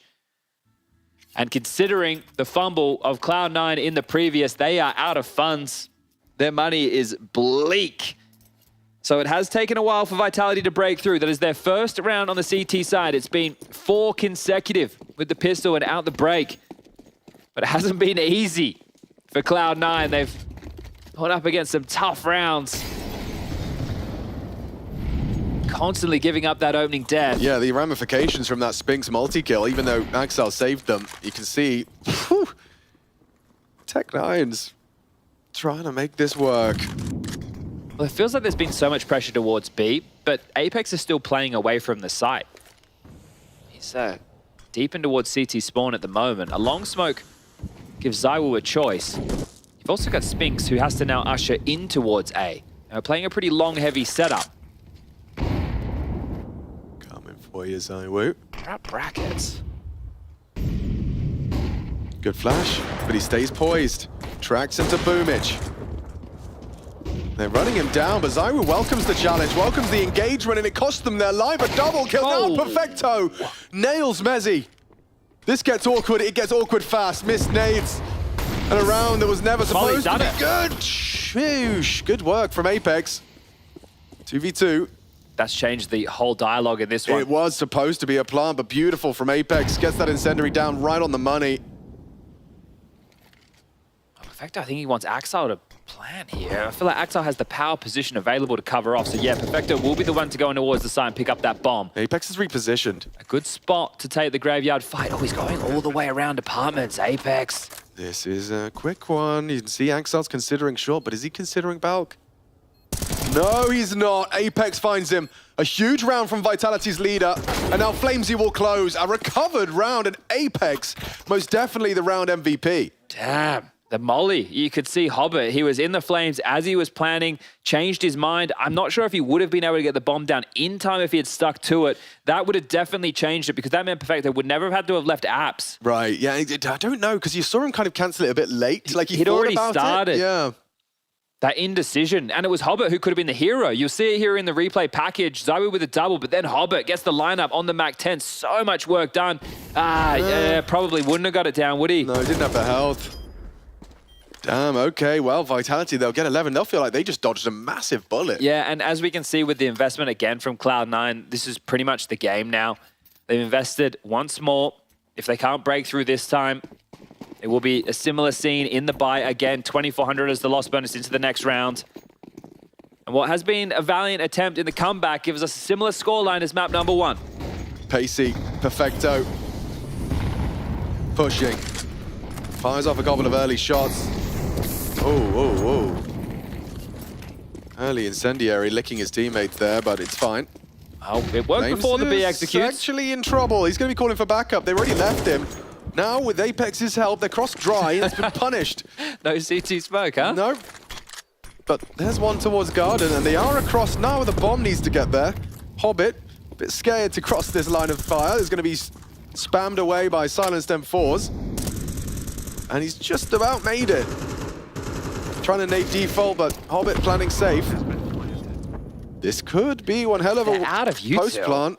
They're out of nades to defend, though. 3 MAC-10s. You're going to be hard pressed. You have to play together. We had this discussion with Astralis over there on Mirage. You need to play together. Yeah, take some map control away. It's such a good flash, but it doesn't seem to matter still. It looks to boil all out into a 12th round for Vitality. They put all of their eggs into this basket, Chad, and they've been cracked. You can get in, but you can't get out with the rounds. Plant, sure.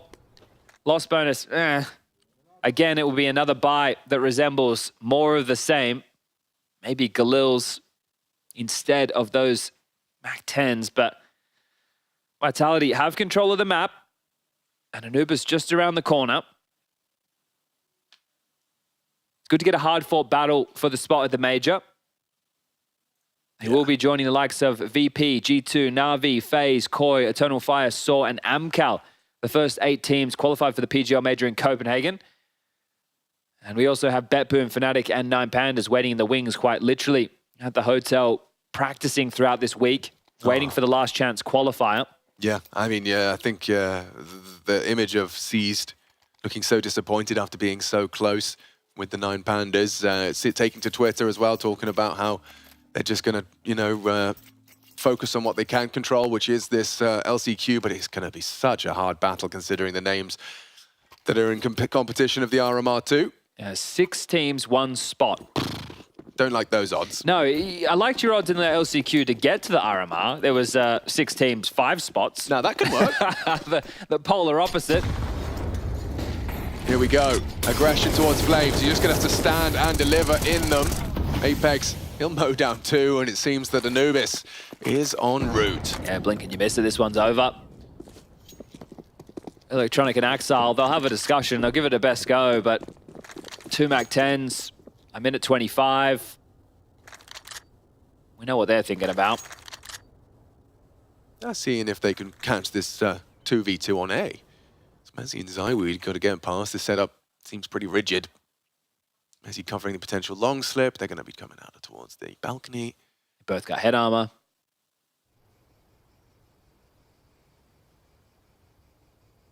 Spotted, dropping, and already managing to find the 2 frags necessary to get the bomb down. Has Electronic got anything more to say about Inferno?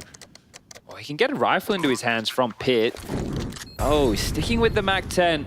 If he had a rifle, I might back him in for this 1-on-3. Yeah, too much time has passed now. Just tucked into the back of the site. Apeks going all the way around the world. Same kind of flight path for Apeks. Maybe there must be one in Pit. Here they come. Worried about that side, dropping in, clearing the site. This is where that MAC-10 can do its best work. Hang on, Electronic has pulled it off. Inferno is not done.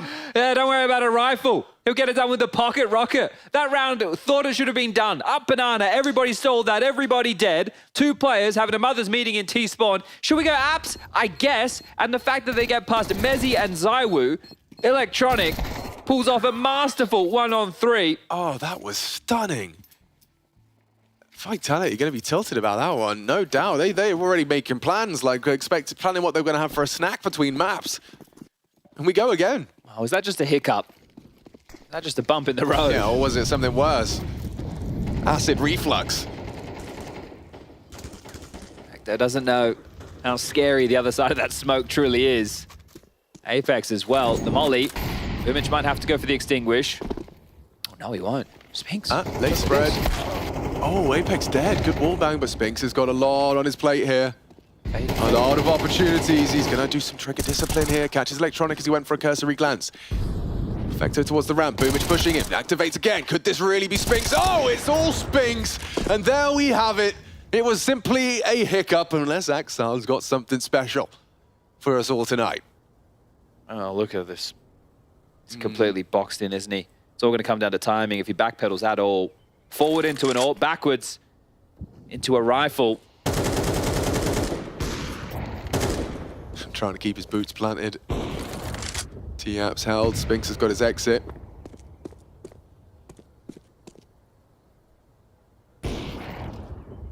Got far off as well. That one whistled past him.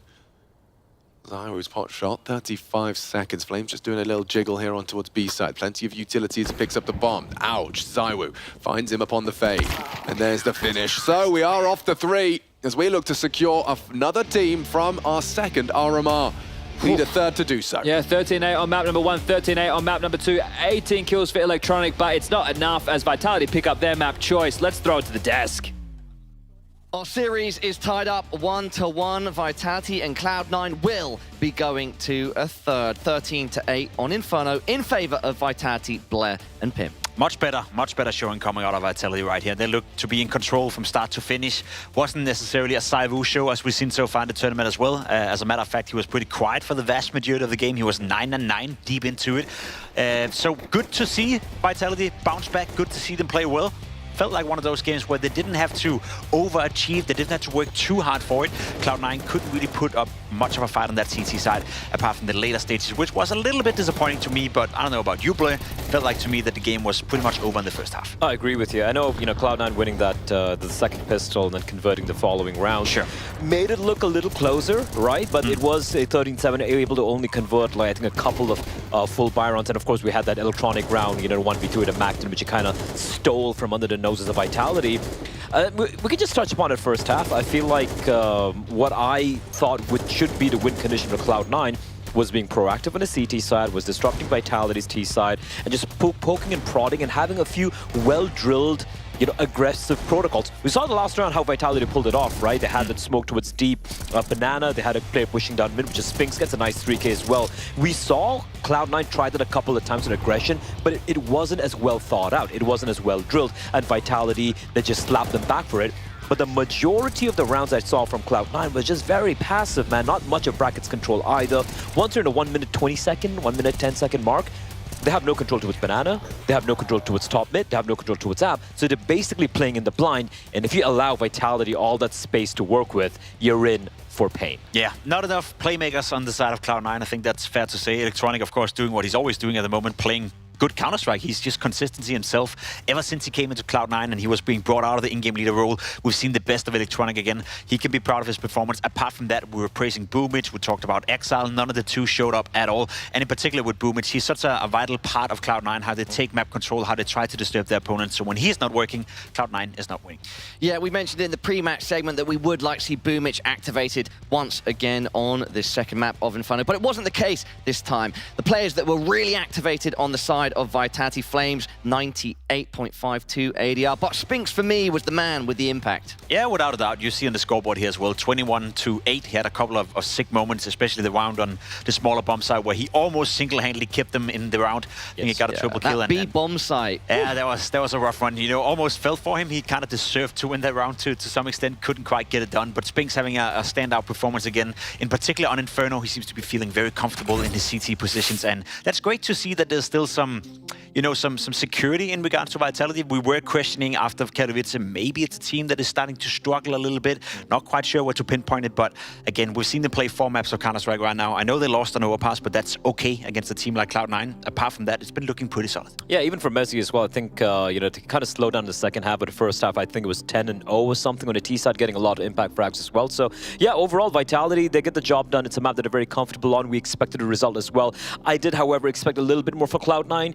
Coming into this best of 3 series, if you're Cloud9, you are assuming that Inferno will be the pick coming in. So I expected more of a game plan from the CT side. Unfortunately, Pala, it really wasn't there. Blair, if we stay on board with you, you wanted to do a run-through of round number 11. Yeah, we could just roll it. Just roll the tape. This is a good description of why Cloud9 struggled a little bit. Just look at the time, right? So it's 40 seconds right now, but they had no control towards banana. They had no control towards top mid. A bit of a panic play coming out here from Cloud9. Hobbit pushing up towards banana. He gets taken down. Now they think it's going to be a B hit, right? Because there was a smoke towards Moto earlier on. But look at this call coming in from Vitality. 3 players coming out from Apps, and the 2 defenders on the A bomb side just caught with their pants down. They had no idea it was going to be an Apps pop.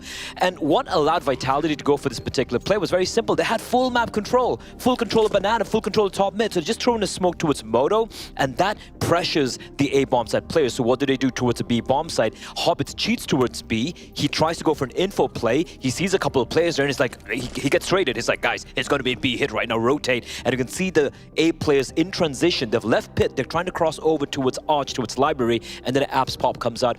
just a great call from Vitality, but also allowed that freedom because of how passive Cloud9 were playing.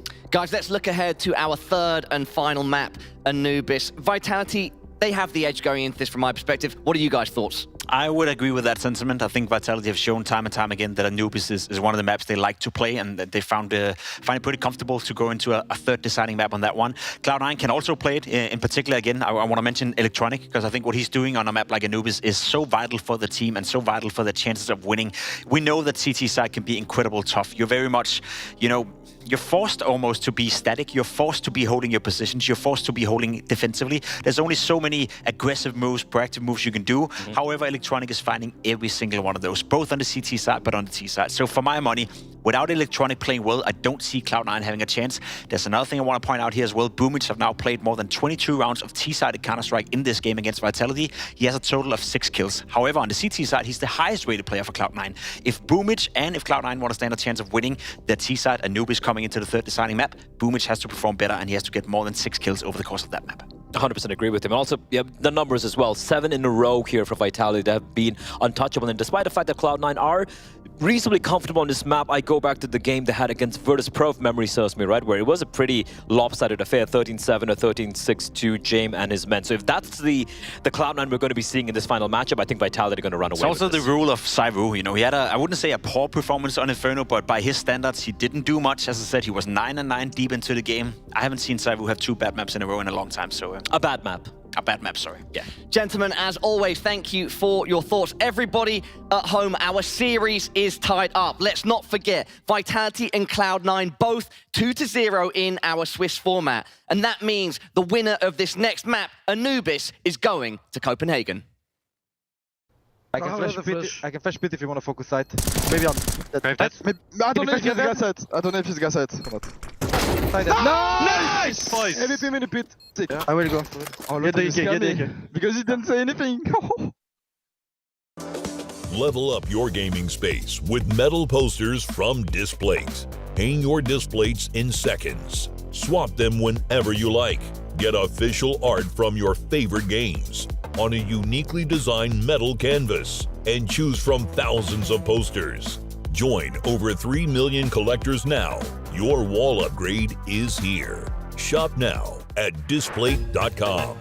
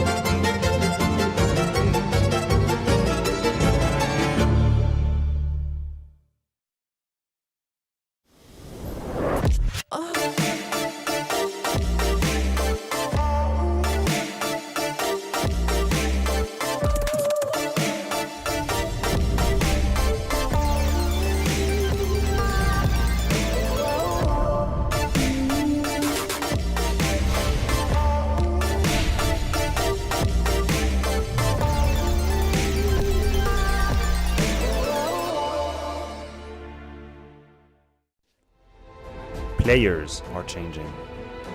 Countries are changing. The game has changed.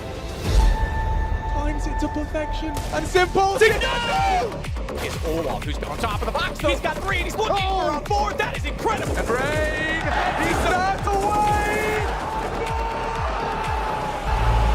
The best tournament, the best bookmaker are the same.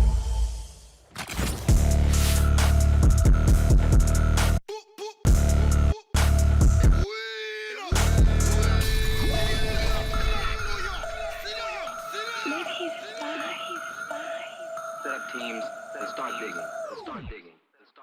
Made in hell. On a deserted island.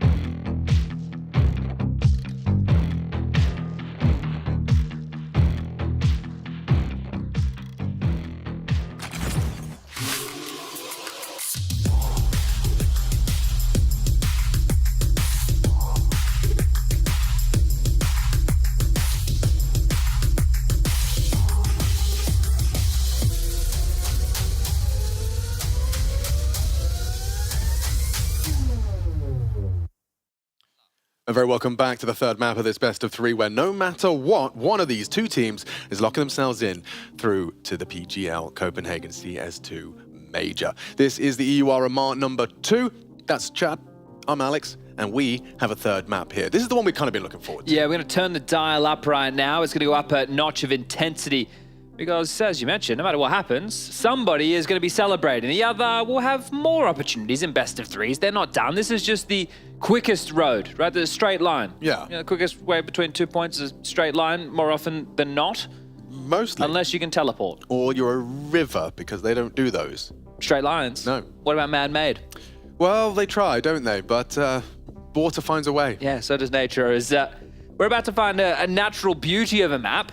The most recent addition to the map pool, Anubis. I'm an Anubis stan right now. Look, we've had our fair share of watching both of these teams the last couple of months play some Anubis. There's been some really historic games. I think one as far as Vitality is concerned. I remember casting it back at EPL where it was like this, they had to come back from not winning a single round in the first half of play. It was quite insane.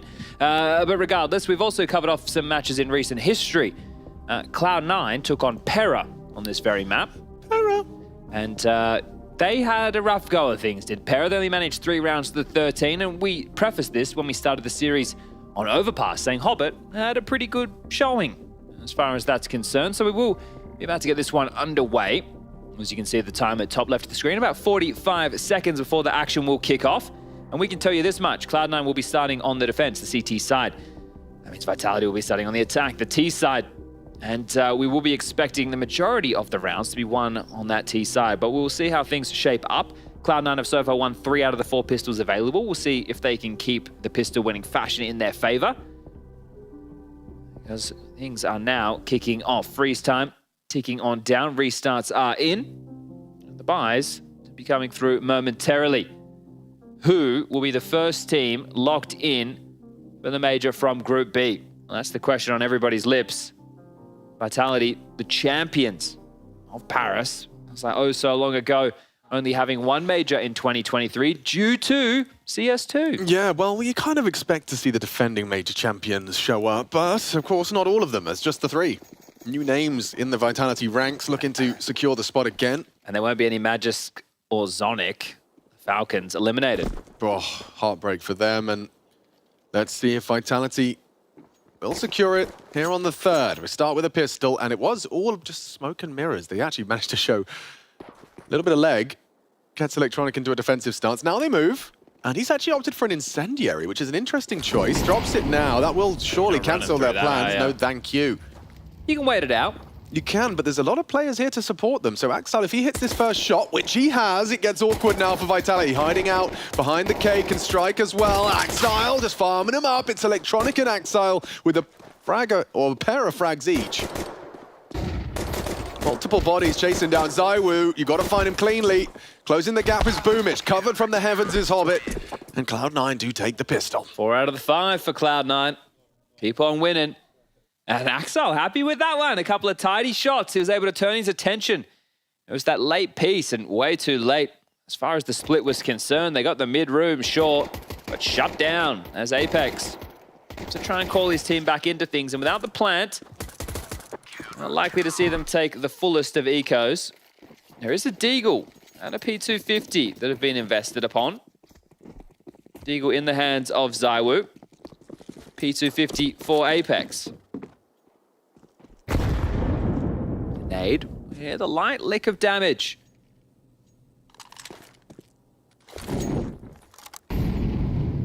Electronic feels like the perfect player to be the mid holder, just with the amount of flames and smokes. He always finds a way to kind of hold on to his territory.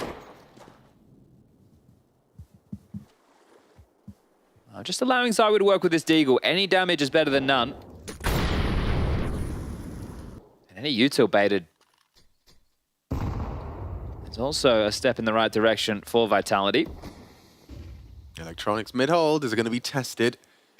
He's doing so passively, like doesn't want to be run down. excl, he spots out the ZywOo dig and has seen enough. Good procedural utility. Careful Boomage. Yeah, he's going to get a rude surprise as they were all lined up there, and nice control of the spray. Electronic puts the bomb on the dirt. So Cloud9 should have their conversion here. Spinx is in the breeze a little bit. Most definitely. Well, they're aware he could have gotten off. Wow, and now they're definitely aware. So nobody home. Spinx is going to go the long way around the beach, and that means Electronic's going to get a freebie. So ZywOo's down. He was already very, very low. And to try and find that Deagle will be Mezzy. Keeps on leering forward. 25 seconds. They need to make sure they get that lost bonus, but that Deagle awfully juicy. As it will just be Spinx. Have a good idea.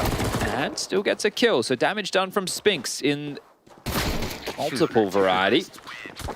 He's very cool, this Electronic. He has got his eyes set on the prize. It would be such a luxury to walk to the RMRs and end up leaving at the end of day 2 with a spot secure. Wouldn't it? No stress. Nothing. You know, like the first day, it's a couple of best of ones. You're like, yeah, all right, guys. Tomorrow, let's just win. And then you do. And then you're already packing your suitcase, getting ready for a bit of time off and preparation. 3 weeks of preparation. Well, 3.5 if you do it now. True. So the quicker the better. And a great start for Cloud9. CT side, it is difficult to accrue a big bag of rounds. Well, to a flyer. (13-8, 13-8). You can see the way this has unfolded to get us to this point. Was a bit of a handshake. Both teams relatively dominant victories on their map choices. As ZywOo down the lazy river, making his crawl up canal on top of the baskets. This might actually catch. Oh. Yeah, a little bit of a missed opportunity there, and Flames has just been caught out. Electronic pushing. Apeks has saved them from an awkward one. Now it's Hobbit's turn. Just strafes on out. while walking, still catches Spinks off guard. It's chaos right now. Everyone's taking the jewels. ZywOo gets caught out. I think A is open. Boomich is here with an MP9. He might just want to tuck in passively and give them the space. Yeah, pace change. Boomich is calling for aid. The beacons are lit. Oh, he's burning. The cake is too. Oh, I think they worked it out. No, maybe, yeah. Making sound, playing around. Nice team play. Mezzi has found the first, but down goes Apeks. 40 seconds. Picks up the bomb. Goes for the plant. He's got a good idea as to where they're coming from. Has Mezzi got anything left to show us?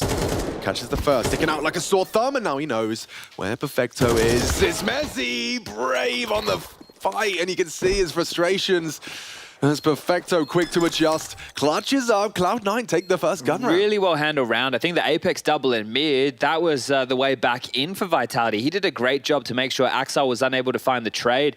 It was a nice heads-up maneuver. I like the fact that Cloud9 continued to set the tone, the aggressive out long, but then it's ZywOo.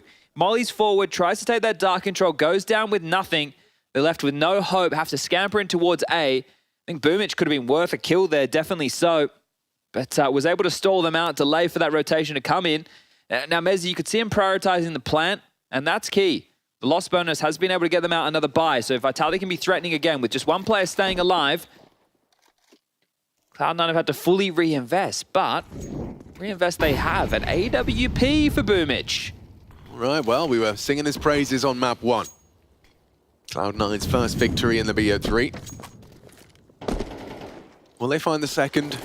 Here on our third. This looks like it's quite a direct approach, Chad. Yeah, and they do have enough utility to go for a decent execute on towards the side, but what are the options? Will it be Temple and Deep CT? Are they going to try and be a little bit more restrictive, smoke left and right of the site with the new one that you see on the platform? Or is it just a pop and go? This is a flashline dub. Hobbit's got a smoke in case they need to extinguish. Here we go. Damage inflicted. Spinks on the way in. Vitality flooding the site. Too many bodies to track. Never mind, they've done it perfectly.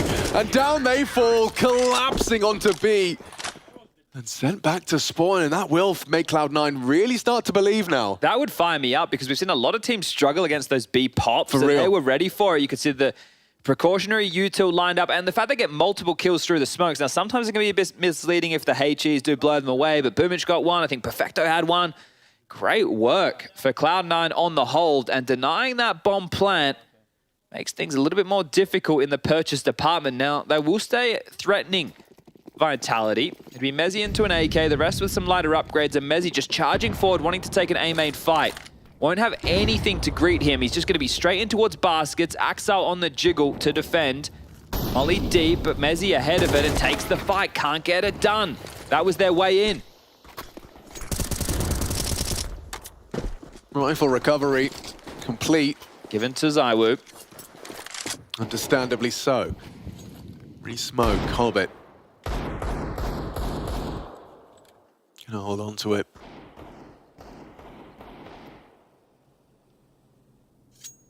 Perfecto's actually going to maneuver back around to bolster numbers on A, as he's got full faith in Hobbit and Boomich to hold on to this. The AWP trained on main does limit their options.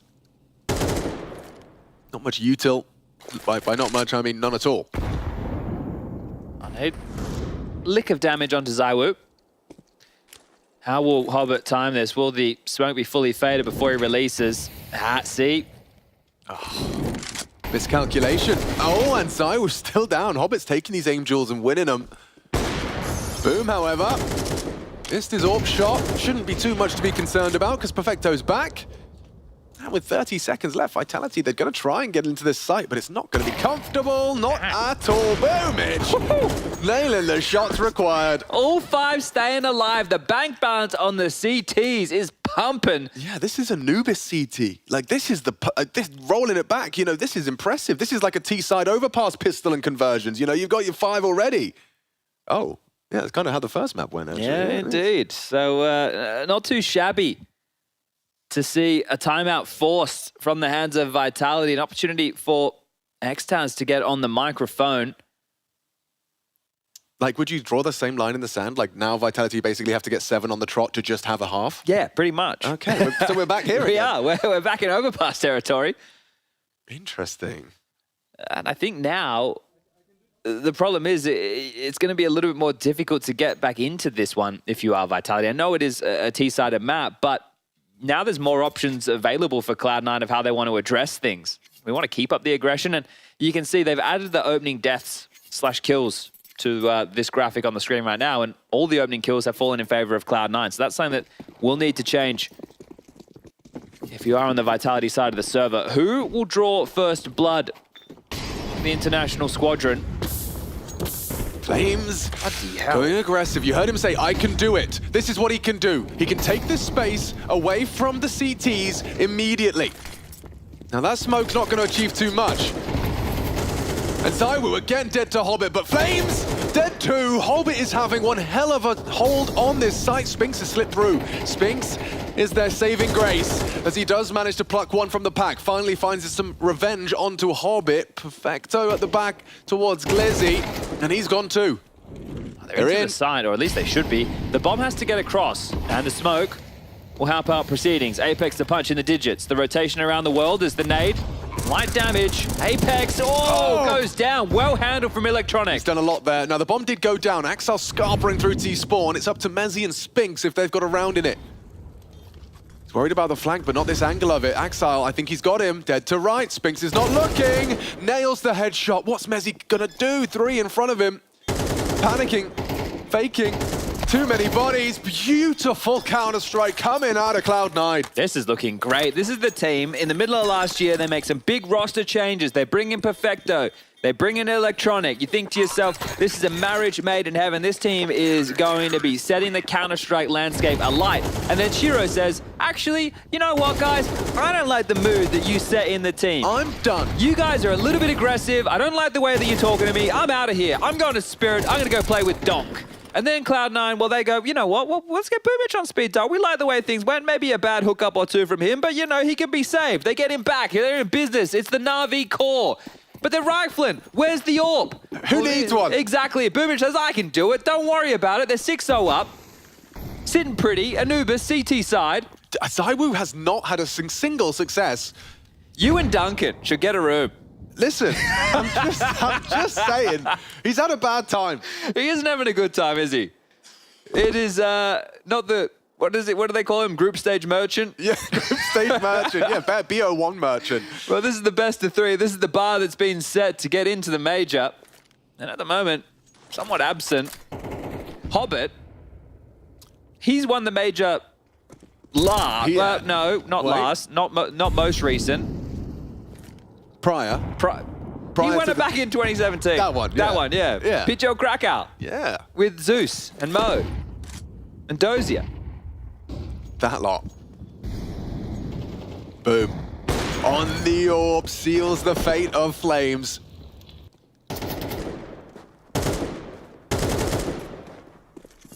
Playing close to his smoke is Axel. I wonder if there's an aggressive maneuver because you can see that Electronic is coming in support of him. Boomich holding the cross on A. I love it. They did a long rotation knowing they had time. Flashed off, gap available. Ooh, that gets a bit scary for the B players. They want to push. They might have to. Apeks. They know he's passed. Yeah, and I mean, I assume Perfecto's the one holding this. It gets awkward now because Apeks is going to arrive. The loss of ZywOo, sure, but here comes Apeks for the trade. And now the bomb can go down. Mezzi going to surely scoop that up and get it done. 15 seconds, but that won't be a problem. 40 to be about to be thrust onto the clock. 3 on 3. Plant for main. Mezzi holding dark. Electronic working on the flank. Spinks should be here for this one. And he's already slipped past. Good work from Spinks. Vitality maybe getting off the starting mark now. Is it all too little, too late? I think if they want to have a few more gun rounds, Cloud9 saving would be the best option. Lost bonus of 1,400 available into the next. Apeks looking for the uppercut, the punish, wanting to try and make his life easier to call his way into the game. But Axel, wise to his games. Be able to deal with the hunt of Apeks. 2 going to stay alive. Lots of residual cash due to the nature of the way this game has started. But there it is, Vitality will put 1 round on the board. First of what they hope to be many. Now, drops will be necessary. And ZywOo won a fight. That's true. He did. Sure, Apeks with the slip is what caused a lot of pressure, a lot of issues. Flamesy struggling as well, Alex. 0 and 7 right now. Yeah, okay, he's joined the agency.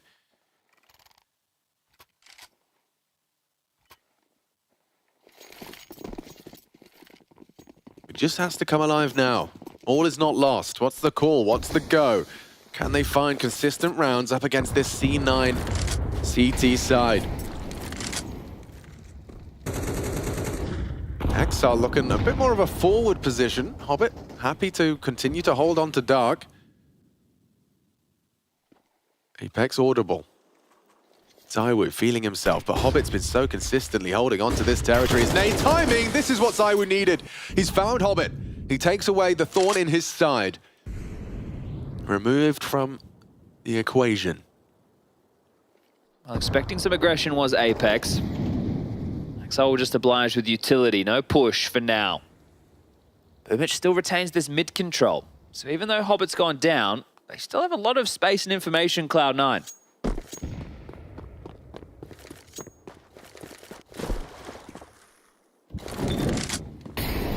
Deep Dark mollied, taken. Boomich rotating. He'll be there to support Perfecto and Electronic here. And Perfecto, he's exposed after that fade, but still can stand and deliver before so. Still gets spammed down. Spix good for it. Good molly. And goodbye. Cloud9's defense gone. ZywOo running through his teammates' flames there. You can see just how eager he is to finish this one off. All that temple space. Well handled from Vitality. Grouped up, B execute. Getting the necessary shots, and now it's all about the hunt. On all fronts right now for excl if he wanted to retain this AK. ZywOo coming for his 4th within the round. He might just find it. He will. Bullet in the back of the head. excl sat down. And consecutive rounds. Might need one more of those to completely break the bank balance. excl can drop. So there should be more than enough to go around for Cloud9. Another rifle round. Will they take a timeout to discuss their options? ZywOo again getting the better of Hobbit. So Hobbit definitely delivering within the early stages, and you have to give credit to him, but ZywOo definitely wanting to change that conversation and the tactical timeout to be called before the purchasers have started to be equipped for Cloud9. Here's the round timeline to show you how things have functioned. Pistol conversion, 6 on the trot. 2 back now. And as you were highlighting, it's about whether or not Cloud9 are going to be able to put up a fight in these remaining rounds. Finances will dictate some of that. How much did he have in total, excl? Yeah, it was like 9 point something. A solid chunk, yeah. So what, we've got 2.9 times 3, that's 8.7. That was ZywOo's first opening duel success. There it is. You can see it there on the stat sheet. In comparison to Boomich's 3, excl's 2. Oh, they prioritized the AWP, Alex. Interesting. Okay, yeah, I mean, very much so interesting. Okay. It puts Perfecto onto an MP9. And he'll start over on A. Maybe they're going to go for something that's a bit of a gruesome twosome. Ah, well, obviously, if Hobbit can't take down ZywOo, you send in the Boom. You send in Boomich with his signature AWP. The primary AWPer. With a strat book on his mouse pad. ZywOo tries his luck. Same strategy. Same result, this time without the death. But he has taken that control. Oh, he's landed a bit skew-if, hasn't it? Still does the job. Mission accomplished on that one. God, he's just pestering them with flashes and nades.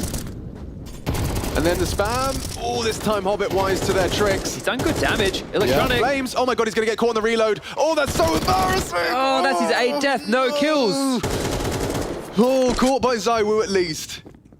But yeah, that's an exploited death there from Flames, just giving it all away. And the damage that Hobbit's done through the smoke, there's quite a few softened up members of Vitality. They're all limping. 44, 62, 54, 68. Nobody on full HP. Ooh. And excl, he'll profit. ZywOo, he's down. Is that a Vitality smoke he was peeking around? It looked orange in nature, but I'm not going to say that with certainty. Either way. Back to B. Yeah, boom. Ready for this Dark Cross. It's not a comfortable duel for any of the rifles peeking this one. You better jiggle it. You better bait that shot. Otherwise, it's Boomich. Finding another one, 2 frags away from 7 CT rounds. He lets one go, but Perfecto's there. Ladies and gentlemen, prepare yourselves for a Cloud9 lock-in. This is getting out of control. 7 CT Anubis rounds. Oh, Flamesy really needs to get off the mark here. I think we call him Flames when he's having a game like this. Oh, you're right, yeah. It's Flamesy when he's playing well. Right now, he's been extinguished, and he becomes Flamesy. Flames, excuse me. ZywOo has an AWP. Okay, the ZywOo AWP. Maybe he's going to try and throw in... They're just so stubborn about this dark fight. Is he going for that move again? We've seen some AWPers try and charge down bridge and drop. This time, he'd rather just try and find Electronic, who's been causing a spot of bother to Flames. Yeah, stop bullying my boy. Leave him alone. It's not very nice. Back to the rinse and repeat as we see the lurk smoke. Spink's trying to work around this. Boomich was committed to that position, now gets out. So has ducked away. Oh, and the push, Axel.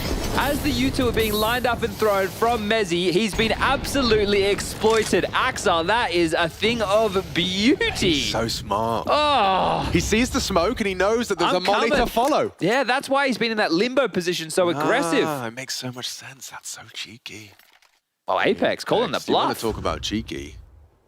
Plays the fade and deletes it. They are owning Vitality right now. They're defending major champs. Trying to secure a ticket to the next. And Cloud9 is saying no, no siree. Oh, he nearly got more than that. Flames is on the board. Boomich is gone. They're trying to pivot to B. It's the perfect call. Hobbit's just left the site. Perfecto suspects something is amiss. He actually called it. They're going to be there before them. Spinks will have a little bit of an advantage here. He'll hear the rotation back. But with 30 seconds left, this can still go wrong. ZywOo doesn't seem to think so. Neither does Spinks. Handled as Vitality are in a battle for survival on this T side now. Oh, wow. Well, considering how that one started, we were just celebrating the heads-up maneuver of Axel, then the follow-up kill of Electronic rotating in, and now, wow, they are the ones who have to sit and stew in their juices. Only 2 rounds left in the half. The loss bonus for them into that round was 1,400. The loss bonus into the next is 1,900. So at this point, you may as well just go for 2 back-to-back 4 spies, really. You'll be able to get at least 1 M4 now, a couple of upgrades around it. There is a real chance the Vitality walk away with 5 rounds in the half. Sure, it's not great, but it's still serviceable. Maybe just taking a moment to catch their breath and discuss what options Cloud9 will throw their way. It's a Vitality tactical timeout. Also giving Groove the chance to take stock. Yeah, so I think 1,900 into the next. I guess you could guarantee yourself a bunch of... Actually, maybe you do take the eco, because with the 2K, you could get next round 3 to 4 M4s. Okay, and that's exactly what they'll do. I guess when it's the difference between a 7.5 and an 8.4, yeah. Yeah. Don't just throw it away. ZywOo's going somewhere he's never been before. He's actually looking to catch early aggressions, but as we know, it's an eco, so they are just going to potentially... Oh, pressure out ZywOo. They've lost the AWPer to a push out of Axile, so that's something very nice. You're going to make sure that doesn't fall into enemy hands. It kind of slows you down. You either throw it away and waste the investment, or have to cover it and slows down the whole shebang. Yeah, look, Apeks is like, what am I doing with this? Am I throwing this away? Yes, I am. Just so I can keep playing this game. Well, that's money down the drain, isn't it? Donated to which god? Which of the many? Bra? There's a few, isn't there? Yeah. They've got a few Egyptian It's his gods. temple around here. I guess that could be seen as a gift. Will that be enough for them to go to the major? Osiris. That was another one.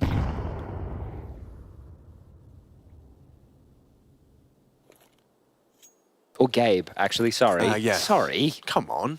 What were we saying? Our Lord and Savior. People that own a Pixel make donations on the daily, don't they? Yeah. Sacrificing their bank balance. And maybe that's why they're, you know, they're paying the, or seeing the rewards. Harry Russell, another. Mincemeat. Okay, well, the 4th for Vitality. They will be setting their sights on that 5th round as taking their time, taking the eco, and now pulling out those M4s. Oh, they've even gone for the AWP again, so Boomich. That's that once more. It's priority. Yeah, it really is. Well, 3 M4s, an AWP, and an SMG. Much better than the hodgepodge purchases that would have been available in the previous.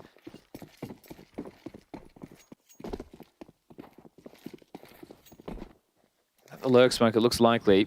You see that ricochet back, and whoa, Spink's taking the swing before it even does the job. That could have been one way to find a tidy looking opener. Yeah, well, Boomich feels like the same. He feels like he could have had that there.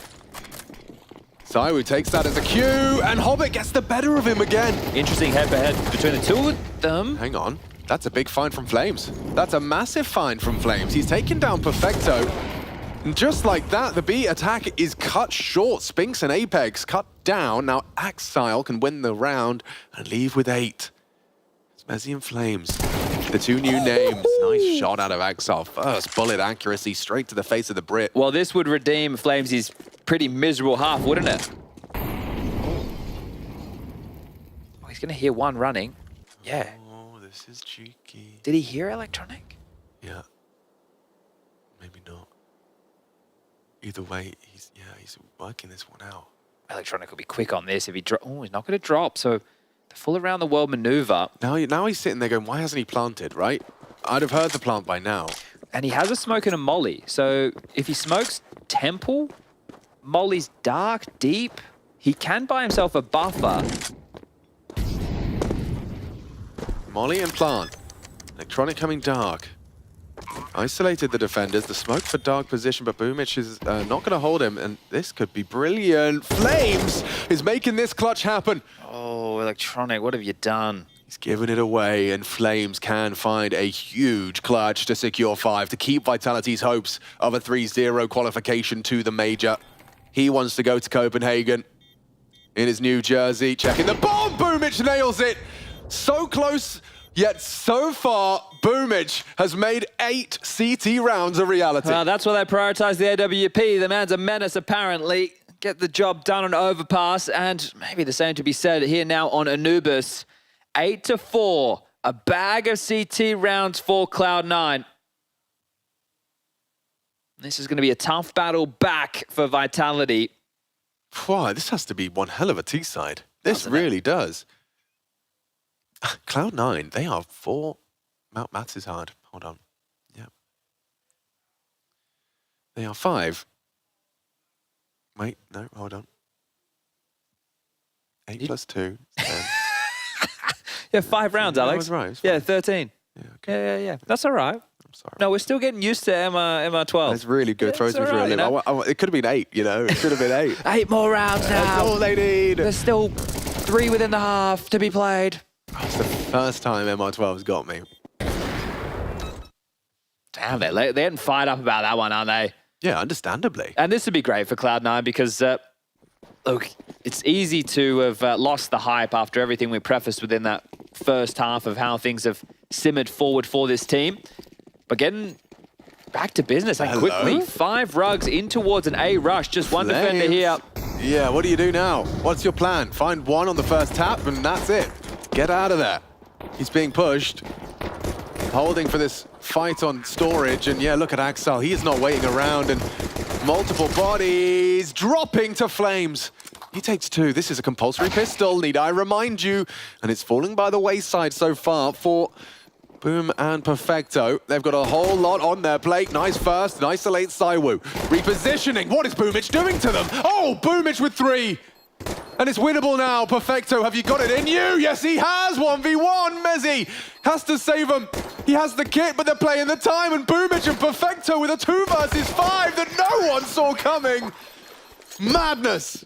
Whoa, they took the fight to them. They were fighting down in towards CT spawn, and then boom, bitch, get out of the way. A massive 3K. That third was a thing that nobody saw coming. He's so nimble. He's so swift. Light on his feet. Check this one out. We're going to catch it in the replay. Boom. First, gets away. Oh, it's on to ZywOo the first, wasn't it? The third on to Flamesy, who was low, sure. But Perfecto, you put him into position, you put him in a winnable 1-on-2, and Boomich loves the way that one feels. That's so sick. Oh, Vitality are in the dump 5 now. out of the 6 pistol rounds in the series. So sick. Cloud9 in it to win it. In a convincing fashion. This would be the most convincing of all the maps we've seen. 13-8, 13-8, 9-4. on the favored side with a pistol under their belt. Vitality on the ropes, battered and bloody. I love the layering of mollies here. One towards Pillar to clear anybody close, then Perfecto, then Hobbit comes through with one of his own, but Perfecto with the kill, Hobbit with one back, Apeks with the Constellation frag, but bombs down, this one's over, call it 10. Which would make them 3 rounds away from that magic number.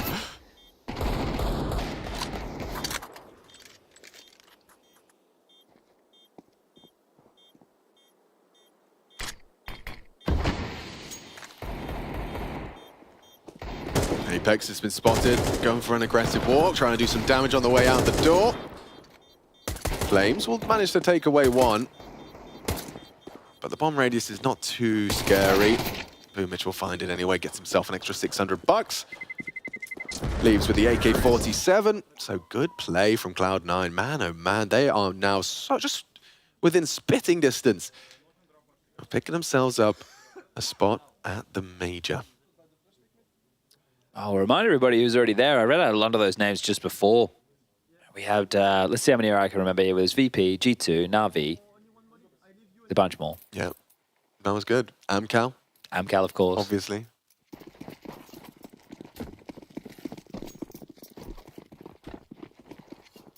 You say FaZe? I didn't know, but FaZe. Ooh, they're lining up for something. ZywOo, the solo mid holder. I've seen them do this one before, and oh yeah, ZywOo was ready for it. Yeah, but not the boost trade, so he only gets one. He only gets one. Oh, Perfecto's still been able to take the space that Electronic couldn't, so they can continue to apply pressure through mid. The bomb on the back of Boomich outside B. And quite a heavy lean right now from Vitality towards A. 2 players are going to aggress behind the main smoke and actually going to have to brave this because Apeks are screaming, boys, we need some information. On the tougher side, we're in a 4-on-4. They walk through the open door of middle, where ZywOo's corpse lingers. The availability for this split in towards A. Well, not a split, is it? It is just going to be everybody grouped up, pack roll mentality. As he steps, likely heard. Everybody knows as they stay silent. If they just continue to walk forward, taking contact in towards A, Apeks is going to get a face full of lead. He's going to be screaming, Alex. Oh, he's looking at someone else's screen at this point, and now you come back around, and yep, lads, it looks like A might be problematic. Already across bricks, pressure onto Apeks from every angle, trying to have a smoke to give him some space to move. Already Spink's gone, Spinks and Mezzy dead. Oh, it's fallen apart at the seams. Vitality's defense just blown to smithereens. See you later. Flames, best option to save, and that's the, best of a bad bunch. Yeah, it's not the option that you really want to opt for here, is it? And as we see him tucking in towards T-Spawn, guess who's coming? Axel might cop him in the side of the head. Doesn't get the frag, gets the information, and they're going to continue to throw more bodies at the problem. They're coming for your Flamesy, and you can't defend. Boomich with more impact, up to 14 kills. Wipes every rifle off the board as the money middling right now for Vitality. They're just going to have to take a partial.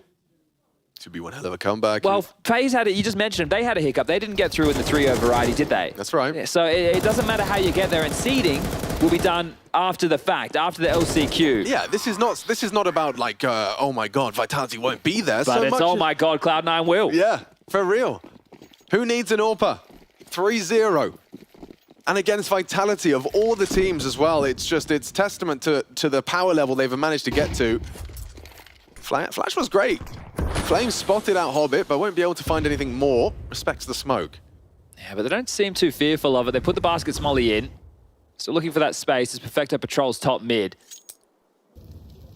They have been able to grab this basket as A main is all Cloud9's. Flamesy, what are you meant to do here? I mean, he's going to be in a lot of trouble. They're pushing on him. He does get the first. They don't expect him. Double from Flames. Well, they naded it, but it missed. Yeah, expected more. And it's all falling down now with Apeks gone. Mollies are in.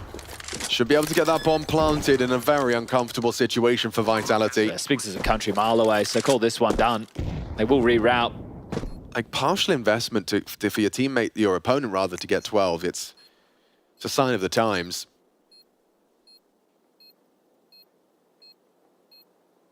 ZywOo Oh, he spots one fishtail, does hit the one shot onto Boomage. excl will confirm the round is theirs. How does this sound, Alex? 8 consecutive rounds required to take us to overtime. 8 consecutive rounds. On the CT side of Anubis. You know, I think I can think of a team that managed to get 6, but not 8. Let's see, this would have to be Vitality just completely going Super Saiyan. Every single individual has to step up right now if they want any chance of getting this done today. Otherwise, back to the drawing board. Yeah, and come back tomorrow. Play tomorrow. Yeah, exactly. Because right now, Cloud9, they can get it done here and now in round 17. End it all. This best of 3 would be theirs. A ticket to the major would have been theirs. Spinks came quick. Has found a surprising swift double. Yeah, they must have just lined up for him while the A pressure's still coming.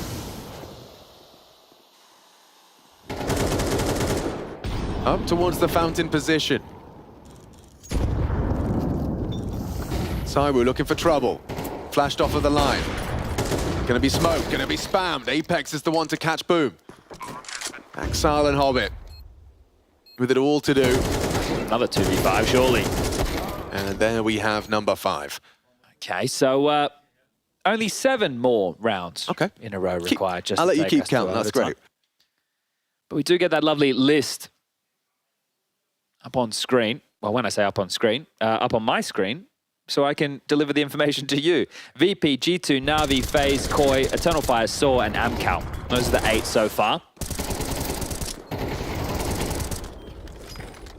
I think Koi and Saw are the ones that are the most romanticized considering the Portuguese connection. Yeah, I think we've got the most tears as well. To echo that sentiment. It was really beautiful to see Roman's reaction where he was just stunned, just staring at his screen like couldn't quite believe it's actually happened. Been at it for a long time. Yeah, man. Whereas for Cloud9, this would be more like, we've secured a ticket to where we belong. Which hasn't always been... There's tough names, Alex. You've got ENCE, you've got Heroic, there's Astralis. Yeah, I mean, especially in this RMR, like the 3-0 is a huge load off of your shoulders. MOUZ or Spirit, depending who wins that game as well, will be in the 2-1 bucket. That's coming up after this. There's a lot of good Counter-Strike on today. You're clear your schedules, your entertainment is sorted. Because we are getting a little bit of a B aggress, so Mezzy and Spinks are going to call it clear and actually just reinforce the area. Again, though, they're trying to punish through middle. ZywOo's AWP trained right now on camera. He's about to have a lot of company. Will it be a flash? Will it be dry? Will it be a jump? Will it be a ZywOo frag? He actually flashes for Apeks. Oh, wow, spots out 4, gets 2 on low HP. ZywOo onto Electronic. This team play lining up nicely for Vitality. ZywOo racks up the double. The damage done by Apeks as well, still echoing. As you can see, Boomage, 1 HP. Hobbit practically the same on 17. Still, excl's managed to find flames. That's the anchor gone. They're in the side, this but they're is awkward. so low. Yeah, there shouldn't be anything to say about this. Mezzy's just thrown his HE willy-nilly. Could have been a round winner. Spinks is using his to clear the smoke. Pushing through ahead of this. Now Hobbit. Oh, nails it. What?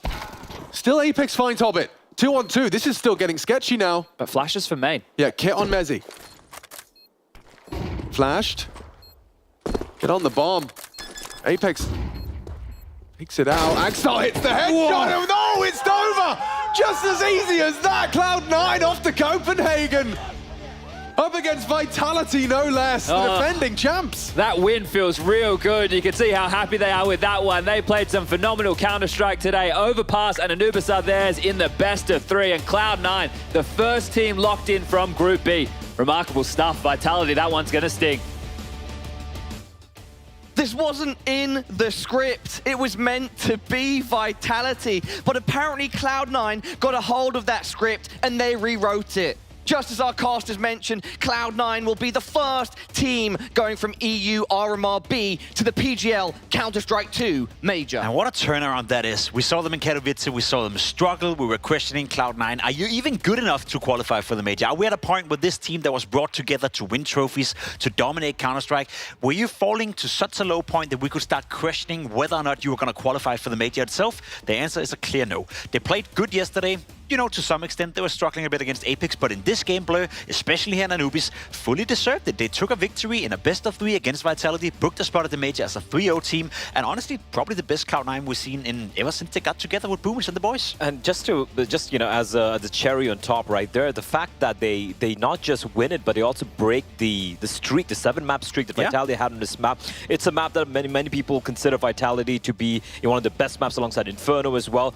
And that CD side, man, there's just such solid holds coming out from everyone. We had a few question marks about excl, we're talking about Perfecto, we're talking about Hobbit, everyone chipped in. But I just feel for me, you know, it's Boomich. You could see how much it meant to him, the clutches, the impact plays coming out from the IGL, and also calling a fantastic game of Counter-Strike. Blair and Pimp, is it fair to say across EU, RMR A and B, so far, this is the biggest upset? It's one of them. It's one of them. Come on, it's up there. That's how I would phrase it. Yeah. It's up there with some of the others that we've seen. Vitality, we thought this was going to be 3-0.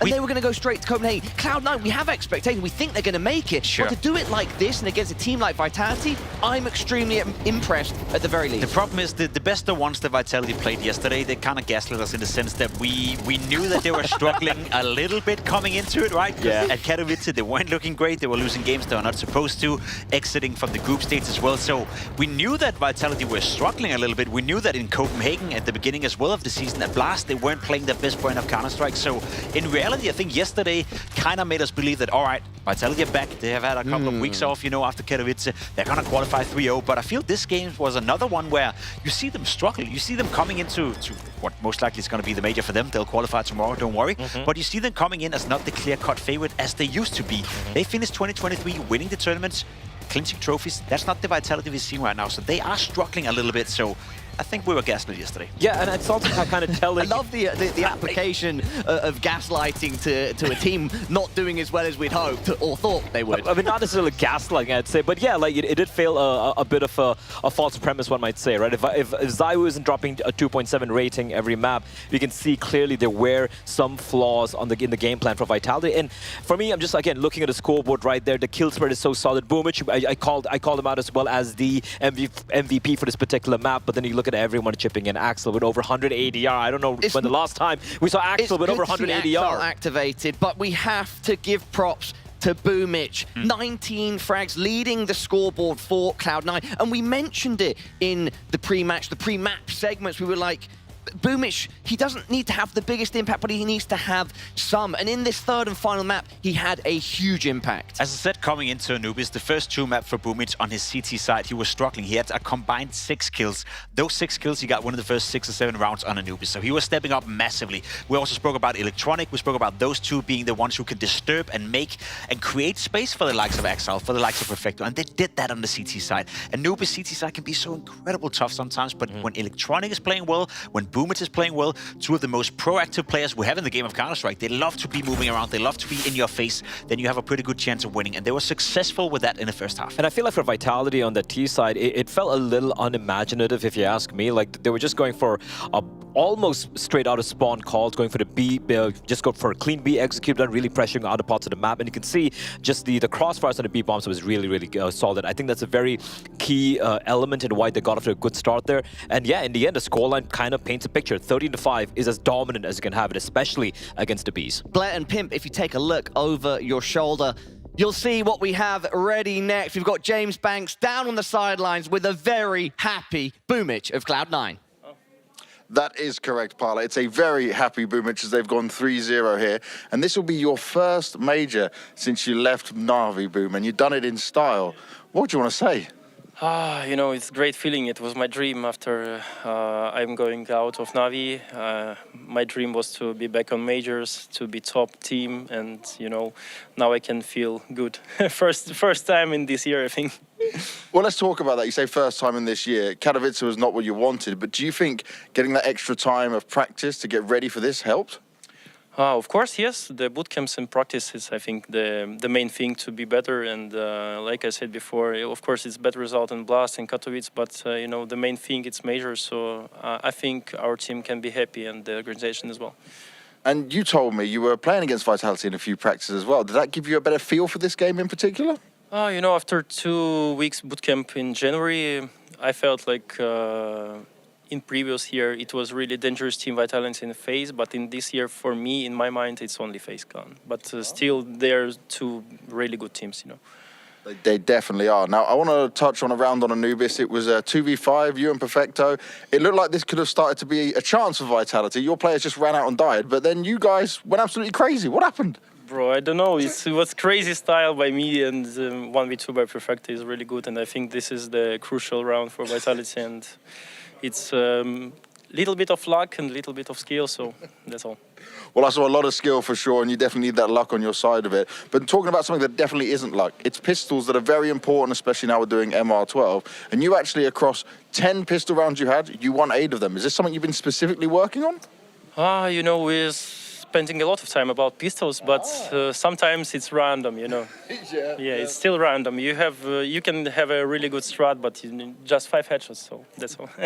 And we got to touch on one thing with Overpass. Your AWPing was kind of crucial, especially on some of these key rounds as well. Are we starting to just see that you are going to be the AWPing IGL? You know, it's first time that I'm AWPing on the major, so so I think, you know, time is coming and I have more confidence. So, and I'm believing, like the team believing in my skill with AWP. Sometimes they laughing, but it's okay. It's okay. Well, it's been working, that's for sure, and that's what you need. I want to ask you a thing where it's about the leadership style and what happens with you and Groove in the halves, because we now don't have a break. So if you have momentum, it's great. If you don't, it's maybe not so good. What do you think of it? Do you like it? I don't care. You don't care? Yeah. Doesn't make a difference to you. You just play, no problem, and go through. Okay, so let me ask you this then. How do you feel about your whole performance here at the RMR? I know going 3-0 is good, but you feel pretty much comfortable now going into the major? Have you noticed some stuff you want to really focus on? You know, of course, like I said before, we was practicing on bootcamp, and of course we have team talks, and you know, our matches, I think we have little problems at the start of the second match with Apeks, and I think our Inferno is still really poor versus Vitality, but we got it 2-1, so I think we can be happy and chill a little bit. Chill a little bit, rightly deserved. You've made it to Copenhagen. Thank you very much, Boomich and Parla. Back to you. Thank you, James and Boom. It's great to see Boomich so happy. Let's reference something that he mentioned. He said, my dream after exiting Na'Vi was to be on a top team again. Let's not forget, he was down and out. We didn't know where he'd end up or if he'd end up anywhere. And look at him now with Cloud9 making it to a major.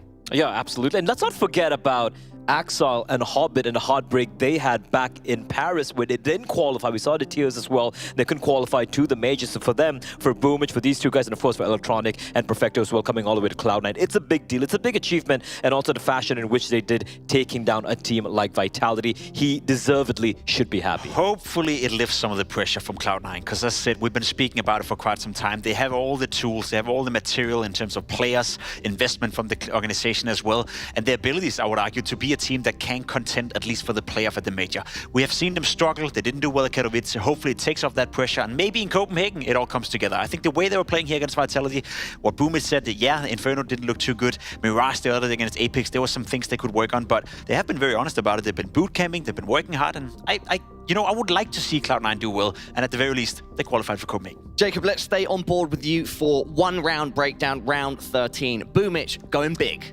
Boomich going big. It was incredible to see him come out with this kind of playstyle. Obviously in a pistol round where you lose all chances of winning.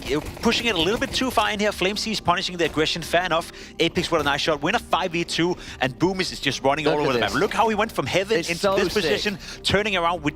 I'm sure we're going to see from his point of view, because it's crazy. The third kill. Second one is good, and then Chat, I think, he got to see his orgasm at that point, right? He got the third kill, and that was absolutely insane from Boomich. Keeping them in the game, winning the pistol, and making sure that they would continue the trajectory of winning the game. Boomich came up clutch, and I love to see. And he did point out as well, I love the fact Bax asked the question, and this is a point I wanted to touch upon. The pistol win conversion has been, the pistol wins rather, have been really solid from Cloud9, winning I think like 5 out of the 6 or something crazy like that. And clearly, you know, considering it's MR12 and how close some of the games can be, it can really play a big factor. And Boomich did mention that, yeah, we've been putting a little bit of work in pistols. It can be a little random at times, like we saw from the 2v5. But hey, if you get the win, you get the bloody win.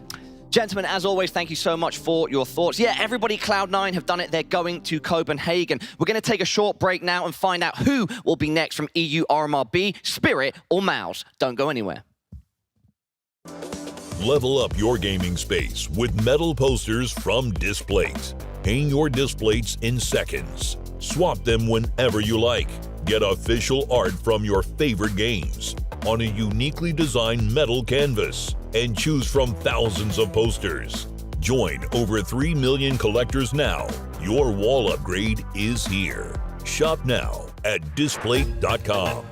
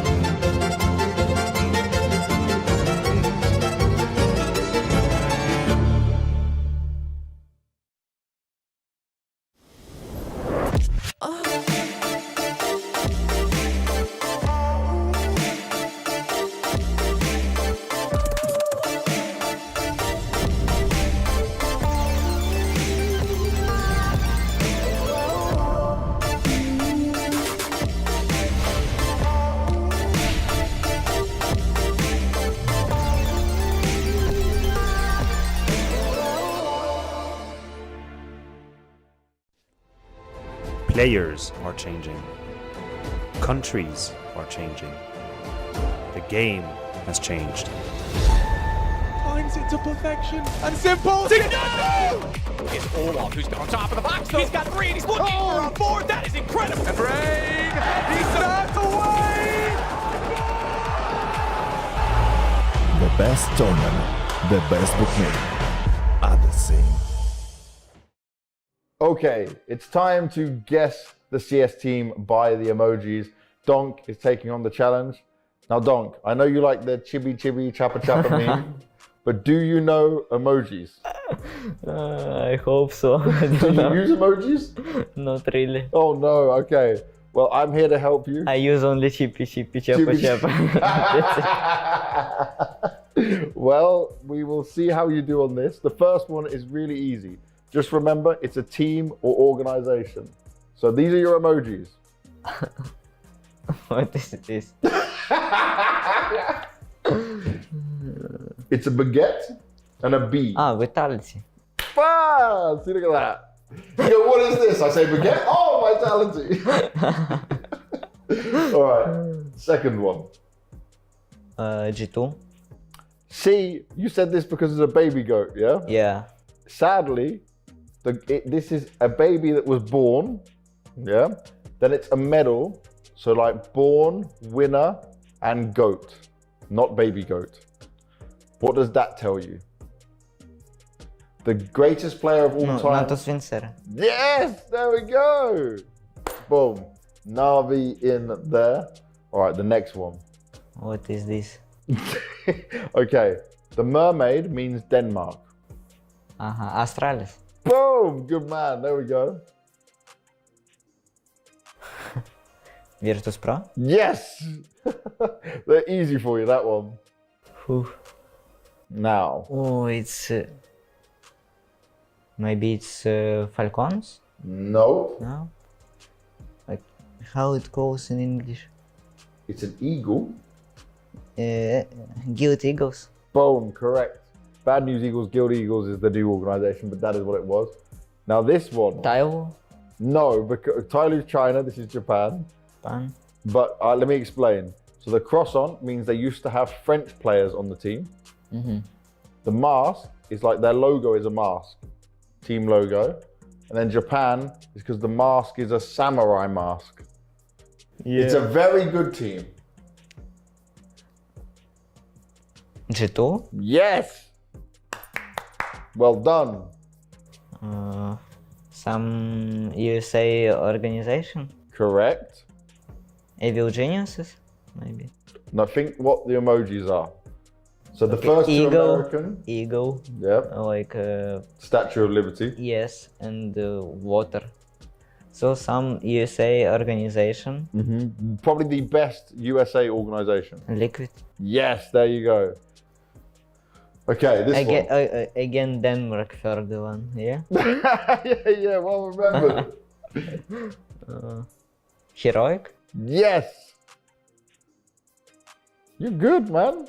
No, I'm not. Yes, you are. This is you better than most people. I promise you. You can watch. You can watch. Okay, like first one angry, second like sun, and third football. Yeah. This some maybe South America team. Maybe it's like, but like first one I think about playstyle, no? Yeah. So it's Furia. Yes! Way! And that is it, Dong. You did that probably faster. I would have to check, but I think you did that faster than anyone. So not only great at the game, great at all of this. Thank you. Good stuff, man.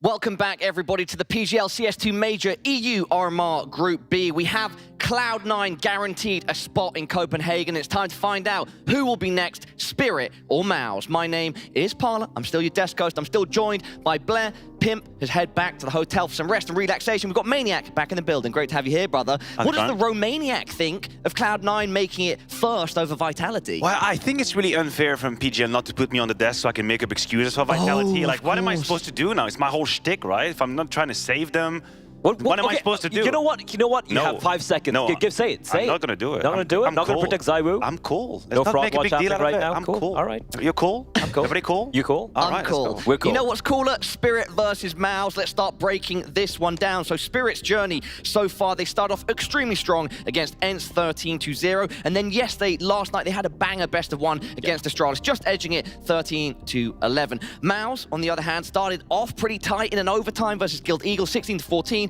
And then they won what was also a bit of a close game against Ecstatic, 13-8. Blair and Maniac, where are we at right now?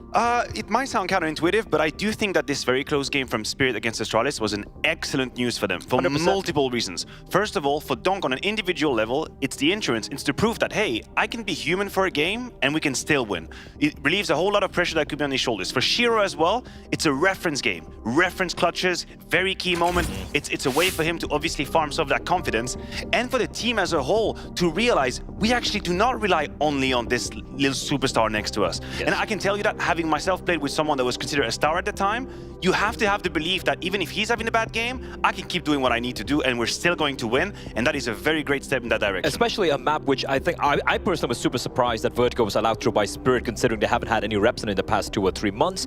It is a map where Astralis had a great game plan. It's a map on the CT side. We were not a fan of where Donk was playing on the B anchor role. Despite that, in the course of this 45-minute game, they were able to adapt, turn things around. And of course, who can forget that 1v3 clutch from Shiro? Yes. That was just quintessential clutch from Shiro coming out to play. I think that's such a great point to mention, Maniac, that because we've seen, you know, the rise of stars before, but the furore around Donk at the moment is perhaps at a height that we haven't seen for a new and up-and-coming player. And perhaps the other players on Spirit, they need to detach from that a bit. And Shiro stepping up and the other players pulling their weight, that's definitely going to build confidence going into a big matchup like this against MOUZ. Yes, you're correct. I mean, listen, on a conscious level, none of the Spirit player will tell you, we cannot win if Donk isn't fragging. Of course not. Consciously, they won't tell you that. But some of these games, like against Astralis, is an actual proof of concept that we believe we can do it, even if our superstar is slowing down just a little bit. We have way more argument. The calls were good at the end of that game. I think Chopper had very good reads on the weaknesses of Astralis. The executes were flawless. There's many more assets, and this is one of the reasons why we think Spirit's floor is very, very high, because it is not a dependency on one player, not at all. It's also, I feel like a lot of people have, you know, goldfish memory here, because I go back to Blast just like a month ago. Are you a goldfish? I don't think you're a goldfish, Maniac. That's an incredible water droplet sound effect. Do that again. No, I'm not a jukebox. Wait, one more time.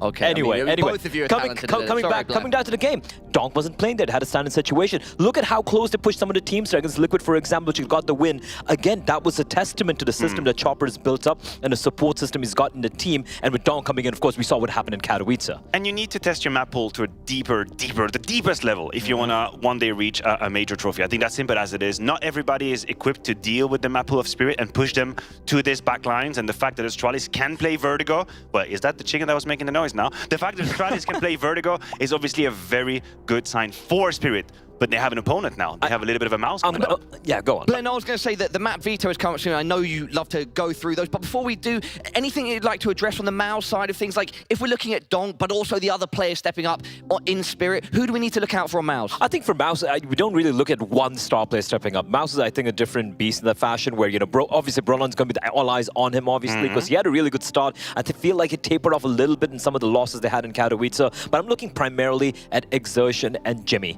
I think these are the two guys who would regularly, consistently deliver overall. But I think there's going to be an interesting clash of styles. There's going to be an interesting clash of individuals as well. As we're going to jump into the map pool here, I'm going to be absolutely just gobsmacked if Vertigo isn't picked here by MOUZ. I think this is going to be a lot of teams trying to push Spirit. For Spirit to have a pick, they can go for Mirage. I guess they could maybe push it to Overpass. Usually they do Mirage. It's a map that they picked it against MOUZ. There we go. And they completely destroyed them last they played. By the way, I think MOUZ won like 8 rounds in the entirety of the best of 3 last they met. So an ancient decider, perhaps, you know, shake hands and be like, all right, we both like this map, let's do it. Gentleman agreement. And there we go. There we have it.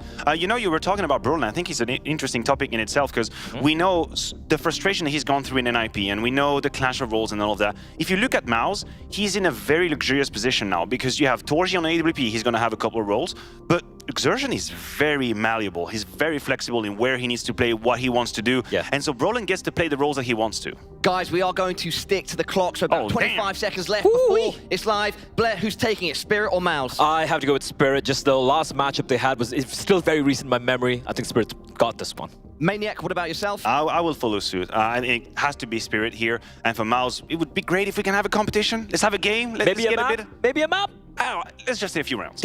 So much on the line here, ladies, gentlemen, everyone at home. The winner will be securing their spot at the PGL CS2 Major Copenhagen, the first Counter-Strike 2 Major. And to carry us through the cast, we've got two of the best. Anders and Henry, over to you.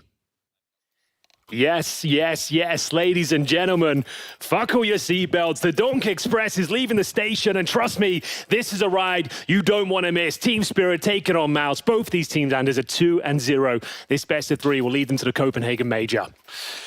I can't wait for it, Henry. I'm ready to get into it, and we're going to start on Vertigo as well. It's MOUZ starting on the T side, it's Team Spirit on the CT side, and let's see what MOUZ could do here. I think they need a strong start. Spirit have looked like the absolute dominant force in Counter-Strike for a bit, and it's quite surprising, it's quite shocking. I think I'm just enjoying it along with everybody else here. And I do enjoy this mid push that's coming out, a potential B split on the cards. Great map pick here for MOUZ. Donk will be playing that B-bomb side. It's not a high fragging position. You can somewhat stifle his play if that's possible, Anders. And we'll see him be challenged here. B-split is coming in. Molotov deploy, first frag about to be delivered. And it's Donk going down. The flash didn't even do that much. It kind of landed behind it with Sue. Instead, this one, a headshot on Magisk, and that's pretty good. 3 versus 5. Bomb about to be planted. Spirit. A retake right now. I don't know, they have a smoke in a kit, so if they can find, I think, a kill and then putting the smoke on top of the bomb, that's usually how you try and win this round. But look at where MOUZ are. They're not falling really far back. They're staying close to the bomb. And I think with that kill from Torshi, it's probably done here. Should be impossible nearly at this stage. Jimmy coming up with a shot as well, leaving Shiro on his own. Actually, nice headshot as well. There we go. Pretty clean from MOUZ at the beginning. I think once they had the bomb down, I like the after-plant positions. I think the only vulnerability there was the smoke and the defuse, and it never even got close. It never got close. Very clean from MOUZ. Just what they needed, putting their best foot forward here on their map pick. T-side pistol goes in their favor. It's Shui and Jimfat doing the majority of the heavy lifting there, and it does beg the question, do we see the force buy from Team Spirit? Meta currently suggests that you do force buy in the CT side, and this is no different. We are going to see 5-7s. An MP9 for Donk, Deagle for Chopper, and Zontix. They do have a few smokes in the mix as well. No kits. A few players of our helmets, but the majority MOUZ have rifles here. First grenade lands. Not too much damage. Zontic will hold his ground. Yeah, they can spend some time.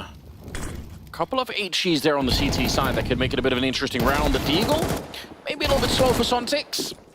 They're going to power their way through. The grenade lands kind of unsafe, but I think it's too late. They needed a bit more. They still have double nade, so we'll see if they can find the right timing. You could see Shiro coordinating.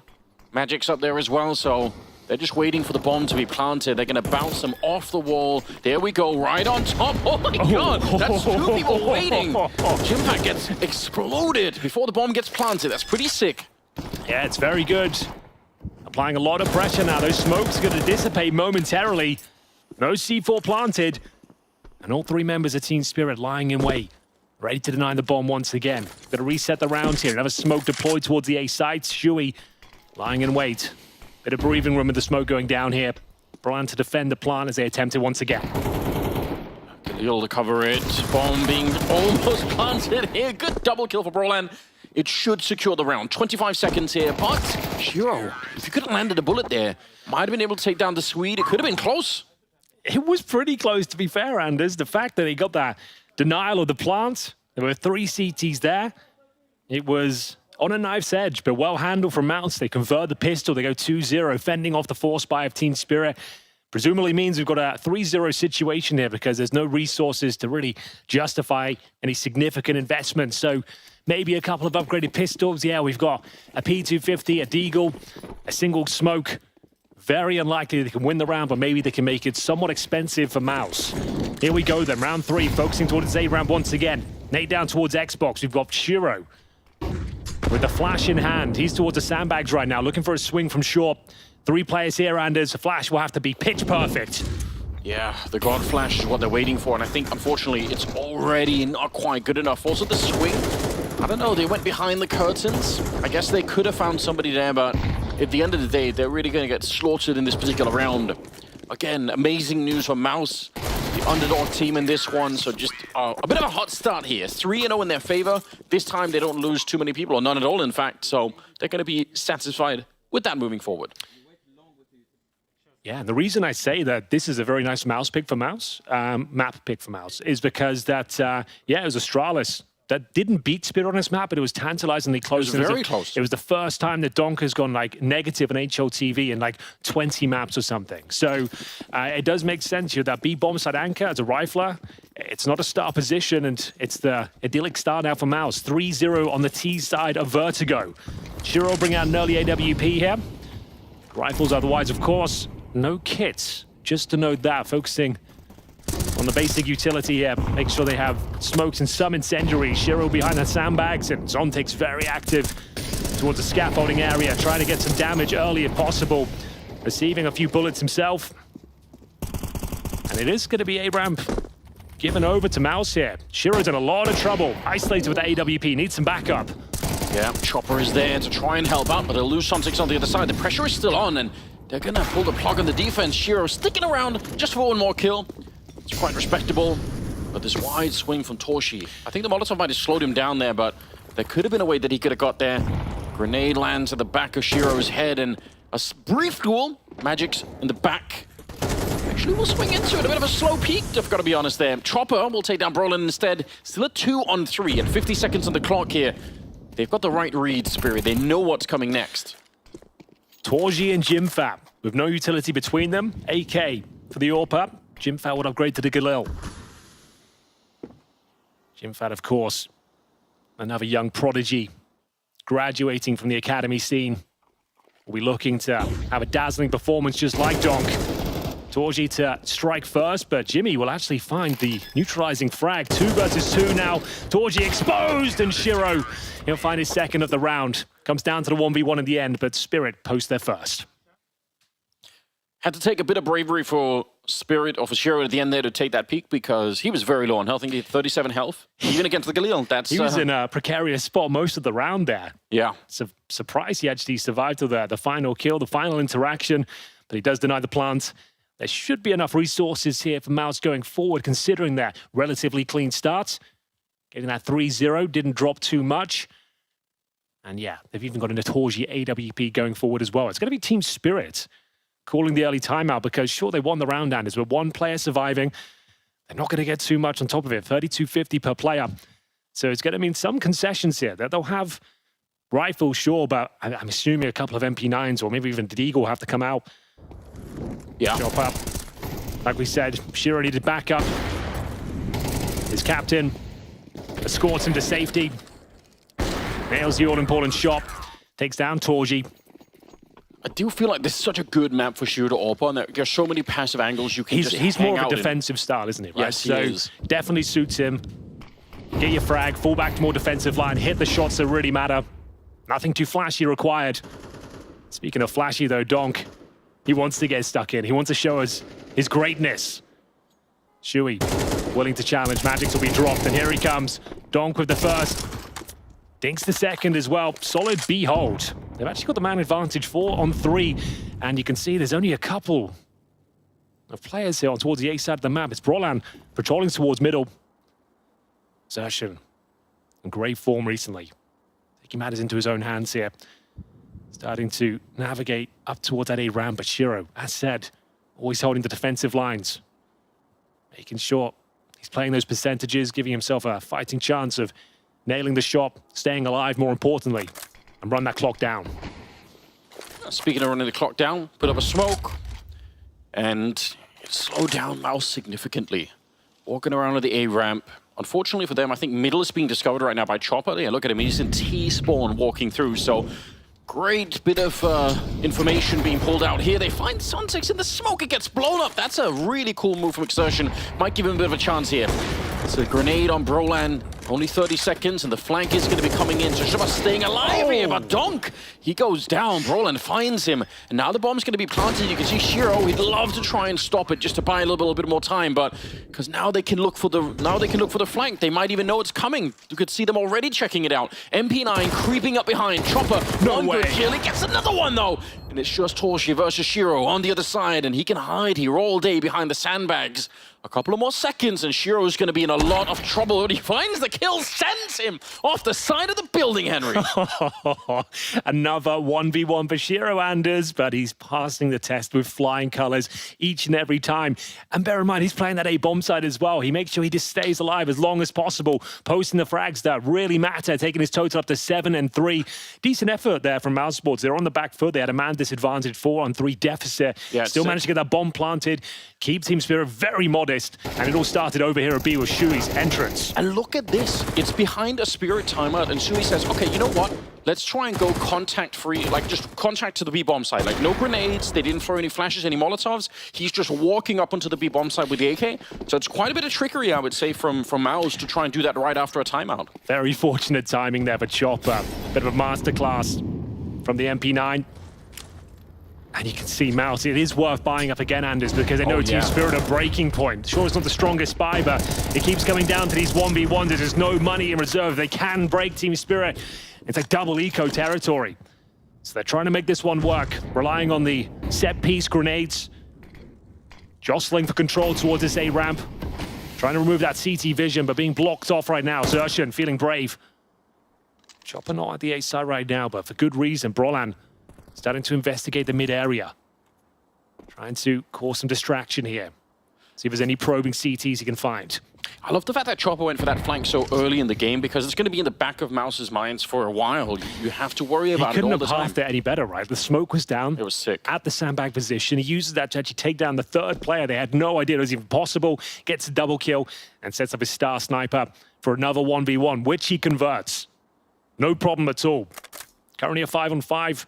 Time is ticking very low, Anders. 40 seconds. Still at the A round. They're going to have to finally execute here. Zontix with an unbelievably good smoke here. Allows him to focus his efforts towards the A ramp, and he might need him because Chopper and Zontix, oh, they're dropped down. Shiro alive still, trying to deny that plan.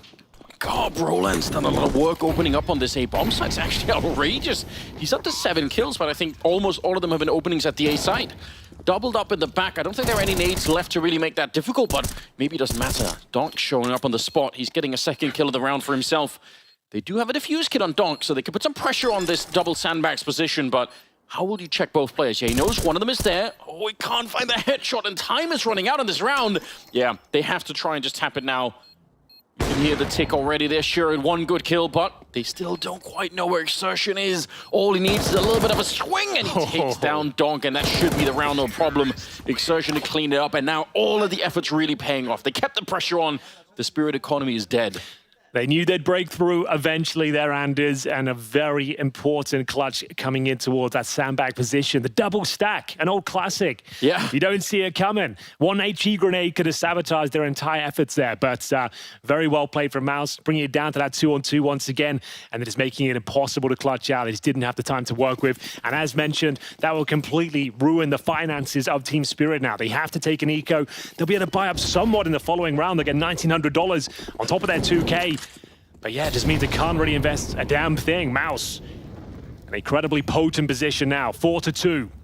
Almost certainly going to be 5 on the T side of Vertigo, no less. Yeah, couldn't ask for a better start, really.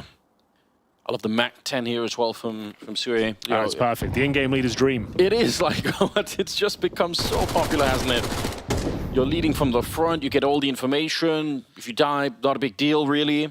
Because it's one of those weapons that just doesn't work on the CT side for some reason. So even if you give it over, it doesn't really give them that much. They're going to throw it away. They're not going to save it for a gun round. So it's just perfect weapon for the job in these sort of scenarios. Round's already over. Even in the 5-on-4, you can see Team Spirit so far removed, looking for some exits if possible. As I mentioned, they're only getting 1,900. Actually, I think it's 2,400 into the next. So the buy won't be terrible. Zontics could potentially bring out an AWP, but they might just be operating with 5 rifles this time. Not the most exciting finish, yeah? Trivia for me personally, Henry, but it's the first time I've ever cast Donk. Really? Yeah, because we were denied, remember, in Copenhagen, like he couldn't get the visa to go. I was over at Bet Boom Daja, so... You got a chance I there? got a chance. I had a few chances. Yeah, that's quite exciting. That's when he started to unearth himself as this world-class talent. Showed he could do it on LAN. No shot connecting this time. Donk currently 3-6. Like we said, he's not going to get that much action, Anders, as the B bomb side anchor. This is why it's such a genius map pick. Yeah, it's very tricky, and it's in one of these positions that requires a lot of cerebral counter-strike, because if you rotate out too quickly, if you fall back too far into the middle, it's a massive, massive opening towards the B bomb side. And Sui's going to find that out, no question about it, so you want to be careful. We know it's going to be a compromised setup from Team Spirit. They'll take their second tactical timeout here. You can see there's going to be a weak chopper, but if anything, he's sometimes better with that MP9. So might just be a blessing in disguise in many ways. M4s otherwise, we do have a couple of kits in the mix as well. Not too bad, all things considered, but you might see a change of stance for Team Spirit. Maybe they'll be a little bit more active towards the B side of the map. 2 players facing that direction right now, maybe trying to work with that first pick. Get something going in their favor as Magix and Donk set sail towards the B steps. Yes, indeed, looking for a frag.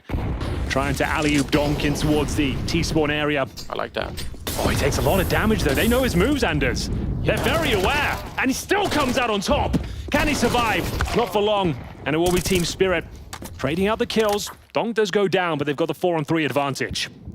HE Molotov combination. Nice kill with the smoke here for Exertion, but they knew that he was there. They had him pressured. Like, that was sick. He should have been dead for nothing, but instead they trade favorably. Sontix, a nice kill coming back in return. You know, obviously, I think Donk is sucking a lot of oxygen out of the room, but Sontix, for me, has also just been a really delightful player to watch grow. Oh, he's really sick. An amazing Counter-Strike player, no doubt about it. Very well-rounded, playing years above his experience. Oh, look at, speaking of which, look at him pushing forward. Seeing the potential danger for them being spread out 2B, 1A. So instead, he's going to start going on the flank, and this could be insane timing. I don't think MOUZ are going to see this coming unless they get the kills instantly and they can focus on the flank. They're going to be preoccupied putting down the bomb and fighting these 2 players towards the middle of the map, and Sontix just stepping closer. Yeah, he's 5 seconds away from winning the round right here. Bomb not even going to get planted, but he was the insurance policy the whole way through. It's a really smart move from him. And Spirit finally with a round where they actually have some rifles. Yeah, it's true. They knew they had to be a little bit more active there. Working towards the beat steps, a combative stance as mentioned. But like we saw, MOUZ are aware of those different little set pieces there from Team Spirit. They even had significant damage with the incendiary and the HE double down towards the B steps, but Donk still came out on top, of course. And it was Magic's to find the securing frag, which found them their third round in the end. 5-3, first tactical timeout from MOUZ. As their finances come under scrutiny now. Looking like a pretty decent buy overall. AKs across the board thus far. Torji could bring out the AWP, which he will. Sacrificing a helmet by the looks of things. Oh, actually sells it, Anders. That is a feature of CS2. Gets his refund.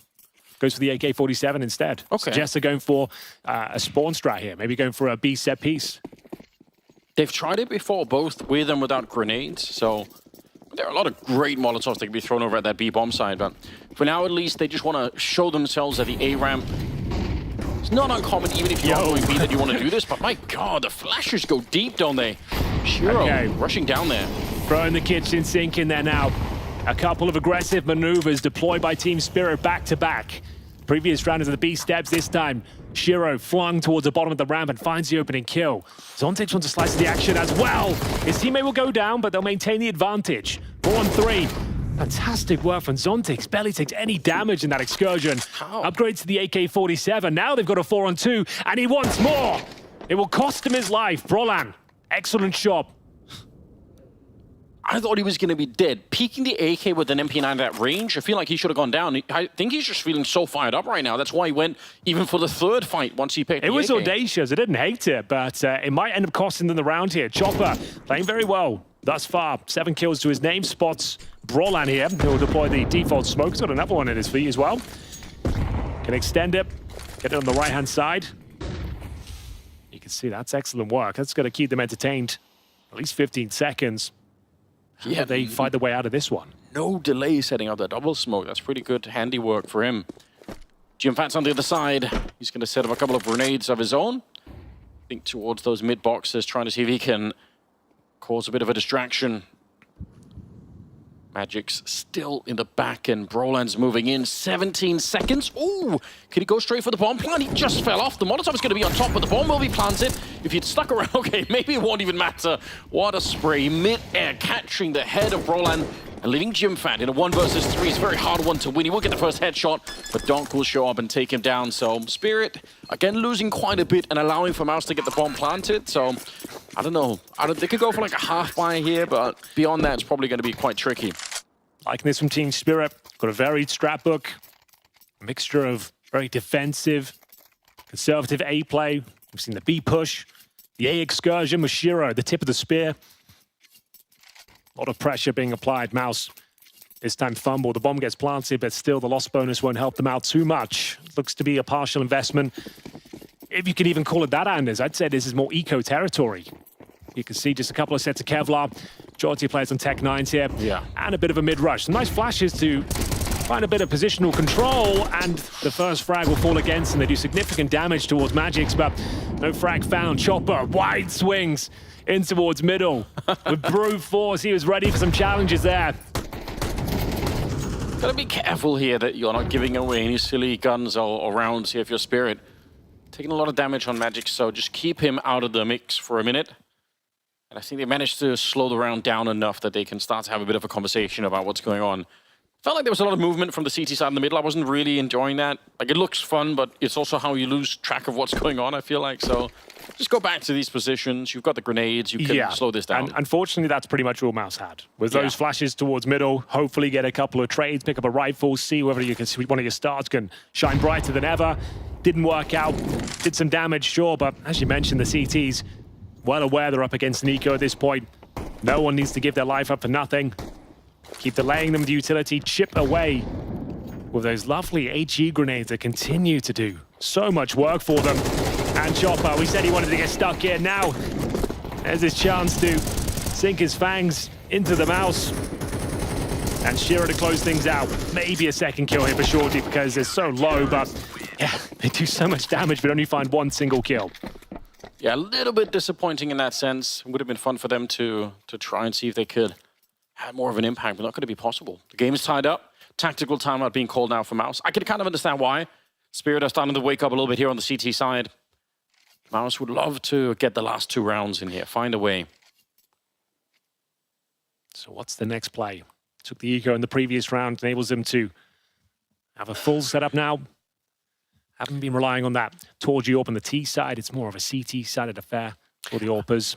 I feel like they're running into kind of a classic problem here on this map. If you can't take control of the B stairs and you can't win the fight at the A ramp, then there's not many options left at a point in time if you're on the T side. So see if Sui has something up his sleeve to try and get them a little bit more control. Time will tell, Anders.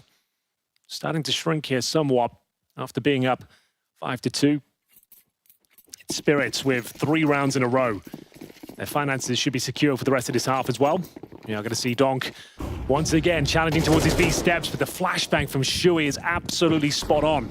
I called it from his POV. He couldn't have been blinder if they tried. Opening frag, what a scout to take. Zontix answering back at this A round, neutralizes it back down to a 4-4. Torgy will be waiting there, receives a grenade at his front door. A lot of grenades being deployed across the map right now. Where did MOUZ want to finish here? They know the B bomb cell will be weaker. With the final boss of Counter-Strike removed, Shui will hold positional control of the B steps, joined by Jimmy as well. A young star in his own right. And it does look like they're going to go grab the bomb and maybe...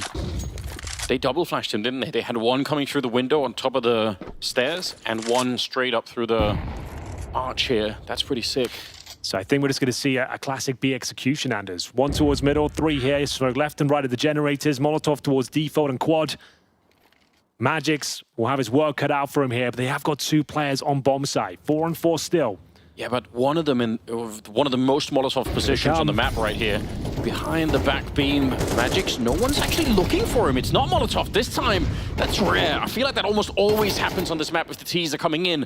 And now he's just buying time. Oh! The swing comes out. He takes down Torshi. We're down to 30 seconds, and this round has fallen apart for MOUZ quicker than they'd like. They had the entry. They took down Donk outside of the B-bomb side, and still somehow it's not quite enough here. Brolan will try and finish the round on his own. He knows that someone's back. He wish, please come fight me. All right, he's going to get him out the hard way. Molotov into another kill. A 1 versus 3 turned into a 1 versus 1 for the Swede as he swings for it. 10 seconds left on the clock. And it's Shiro on the other side, hiding inside of the smoke. Brolan, he has to go for the full-on plant right here. Brave as you like, trying to punch in the digits. And he swings wide. He gets the shot. Brolan, what a clutch. He's done so well there, Anders. It looked like he was done for there, but it's the incendiary that saves the day. Magix was playing it so well, denying him any opportunity to take him down. Picks up the incendiary from a fallen CT, flushes him out, and then the smoke was still down towards Generator, allowing him to actually get the bomb planted. Shiro was just praying he was going for the fake, but no. Brolan holds on. Post-MOUZ, their 6th round here as we get into the final round of the first half. Team Spirit, a weakened setup here, more than willing to challenge this B-bomb side once again. Donk wants revenge. Oh, no question he does. Because they've been very active this side of the map. Torgy ready for it. And Donk goes down at the start of the round once again. Finishes the half, 5 kills, 9 deaths. They will trade things out and actually have the HP advantage with Torgy dinked in the process. Oh, they just didn't see the gap in the smoke. Magix hoping he could sneak away. Yeah, that's something you have to know, right? Especially if you're playing that stairwell position a lot. The smoke just a little bit deeper towards the CT side. It leaves a little bit of a gap.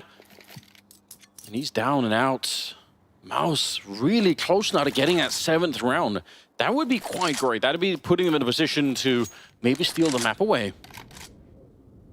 And they're taking their time. We still have 55 seconds on the clock, so they don't feel the pressure just yet. There's nobody flanking down below on the CT side. They're all stretched out on the upper part of the map. 1A, 1 middle, 1B.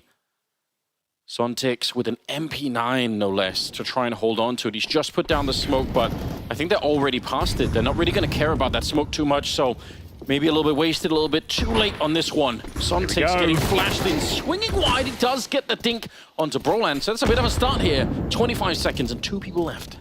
There's a slither of hope here for Chopper, considering Torgy and Brolan at such low HP. Bomb will go down.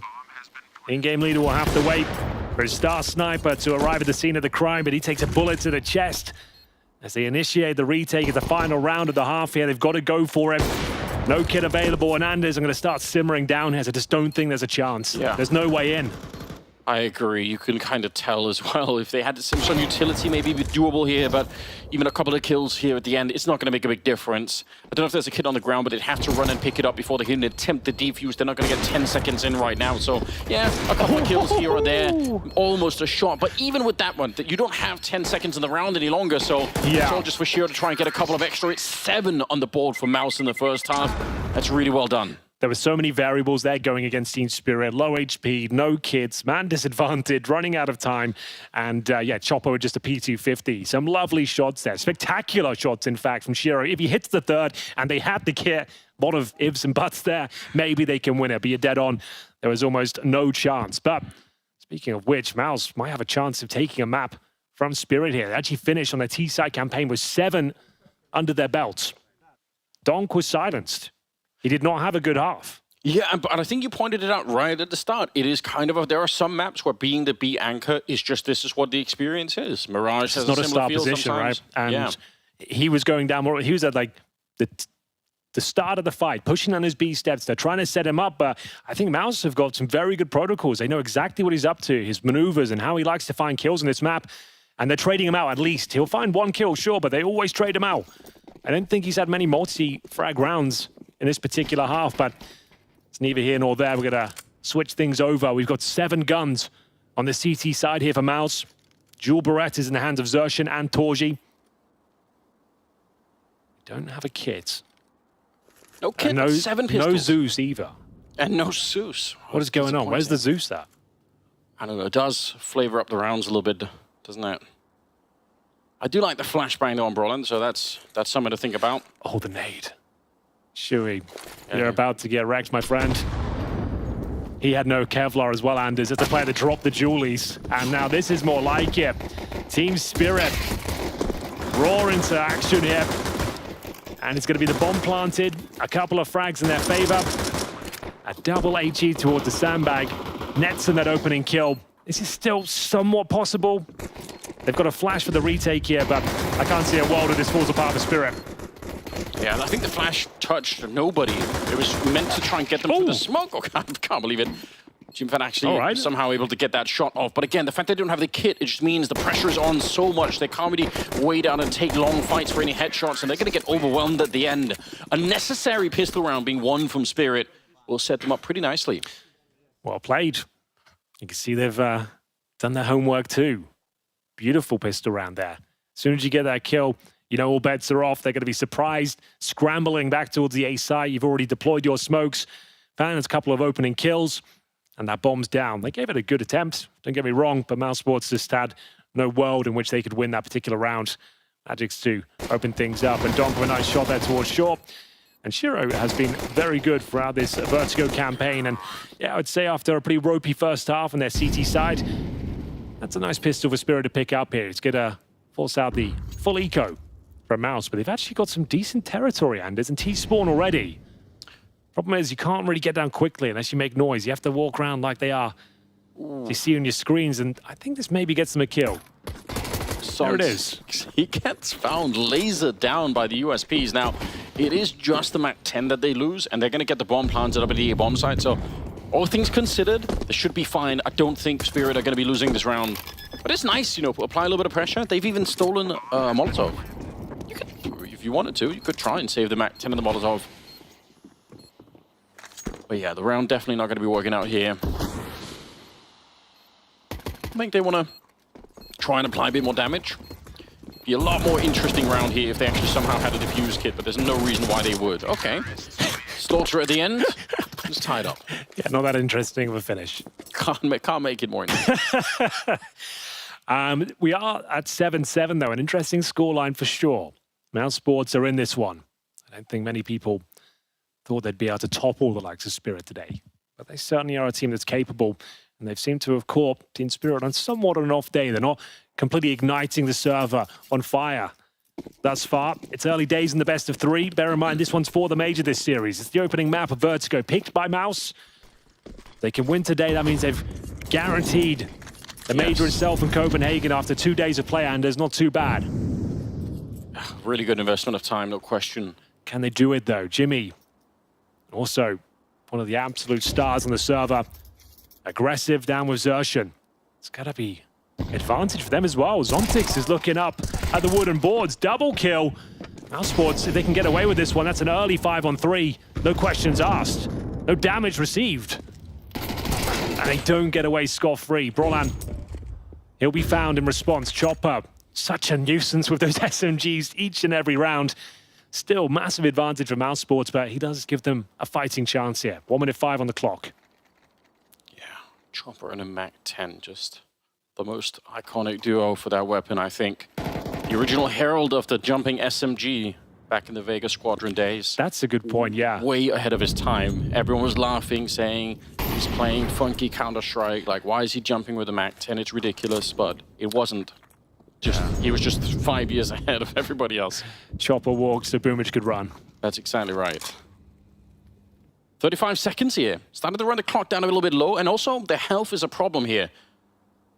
Shiro has the bomb.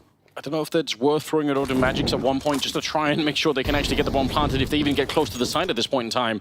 22 seconds. Elevated position for Sui, but can he look over the smoke? He does see one person. And it's the high health player in Magic that's gone down. They absolutely get ruined. The firing squadron at the back here, like, is ready to mow them down. There's only 8 seconds remaining. I don't think there's anything that can be done. Shiro, done for. Damn. 4 people alive. Yeah, it's a very promising round. And bear in mind, we only have one timeout, I believe, for Team Spirit here. Their money's been thrown into a problematic point, and they are going to call for the timeouts. So it's their third. And they do have a buy available. There'll just be a couple of players that are down to Tech 9s or Galils.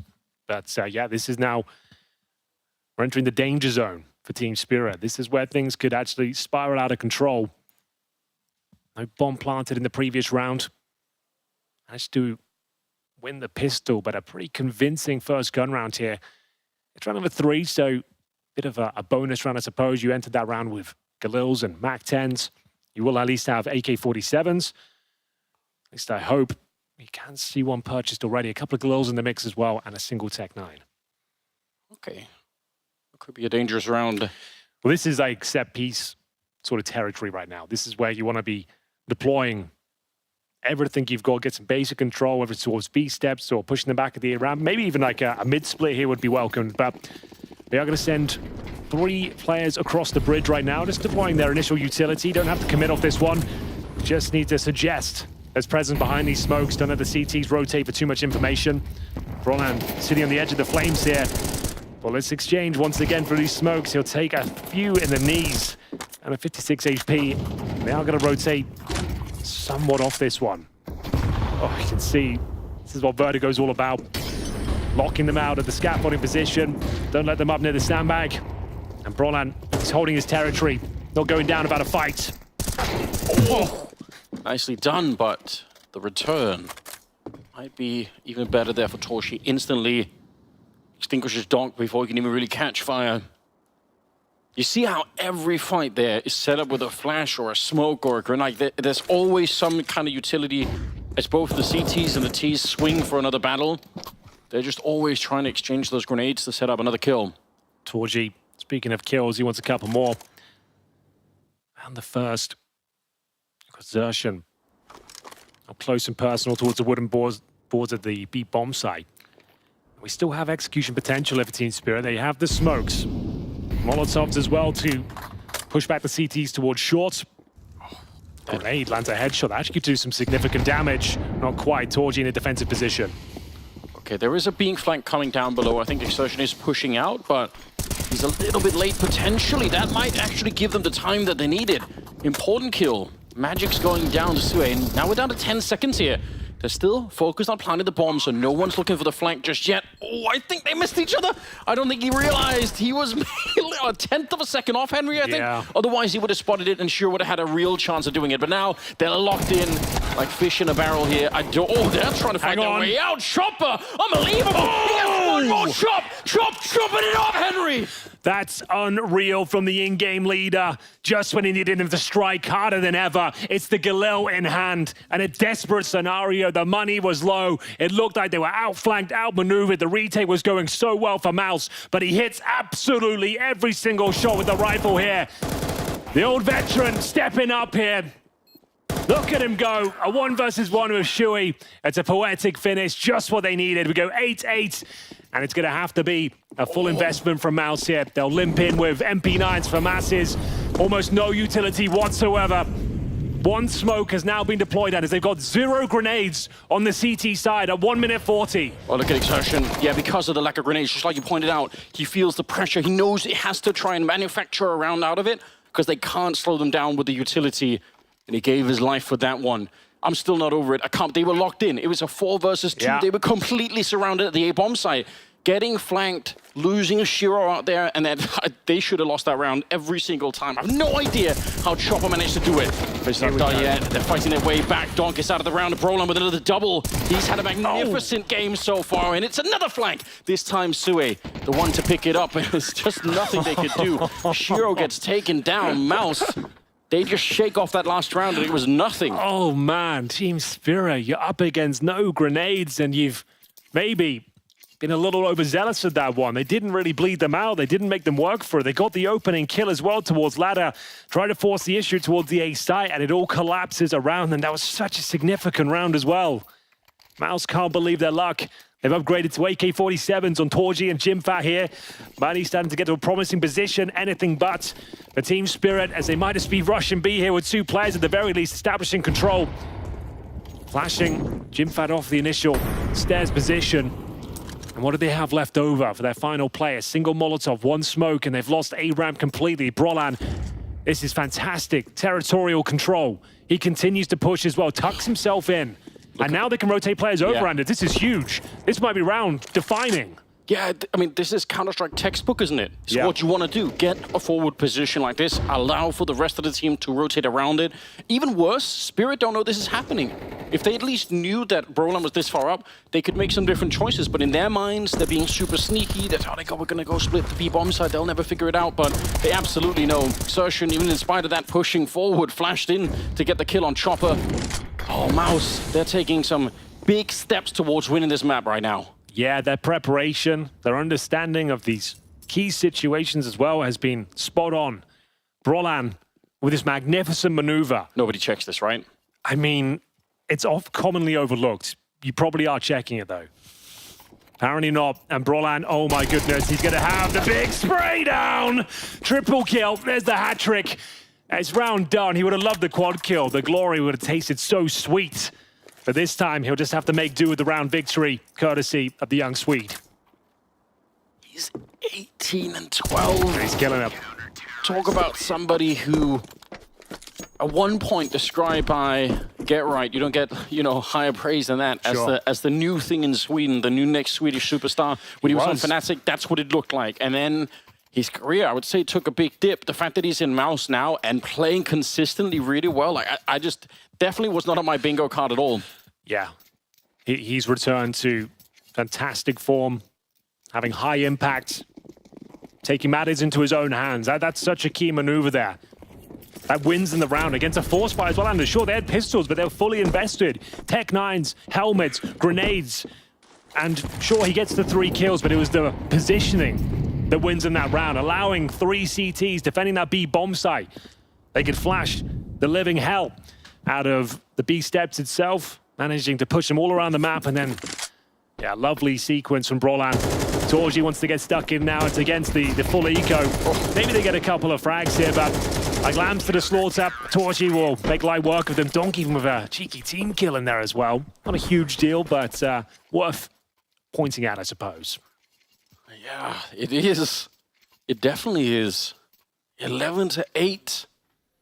Smiles are coming out from the MOUZ side of things. That's down to the field. But this can really work out for them. This map pick has really, really broken Spirit. I'm surprised. That's what we were excited for. It made a lot of sense. Astralis had them on the ropes.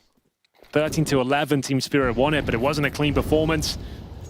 Donk didn't really pop off. But Shiro looking to save the day here in round number 20. MOUZ 1 round away from map point on their pick. And we're going to see Xertion also looking pretty powerful here towards B. So go back into a more subdued venture of the A ramp this time. CT's not providing much in terms of resilience. We are going to see now the smoke deployed, perfectly timed here. See, he'll call for the rotations and Torji can focus his efforts towards the A ramp itself. Did that smoke go too far? I feel like it might have landed a little bit further behind than he was expecting. I think he might have missed it. Regardless, oh, yeah. You're right, yeah. They're pushing way up in front. They see the opening. They think, all right, cool. If we could just walk past the smoke, we'll beat you by a good 16 seconds. So let's just go for it. Torshi, just before the flash came through, he just saw a shadow, a glimmer of a player on the other side, but he couldn't find the shot. So 4 versus 5 with the bomb planted, it's a bit of a nightmare. But this time, I think the flank is going to be so much more obvious. They are going to be looking for it. In fact, they already have a player in Sontex down below to spot. I think MOUZ should save this round. I feel like it's very, very risky to go for this one. That will probably decide it. Zontix, nice headshot. And the money's pretty decent for MOUZ. I don't think they'll go for it, but they're certainly going to try and apply some pressure, do some damage. So even if they try and save their guns in the corner here, they'll be low HP.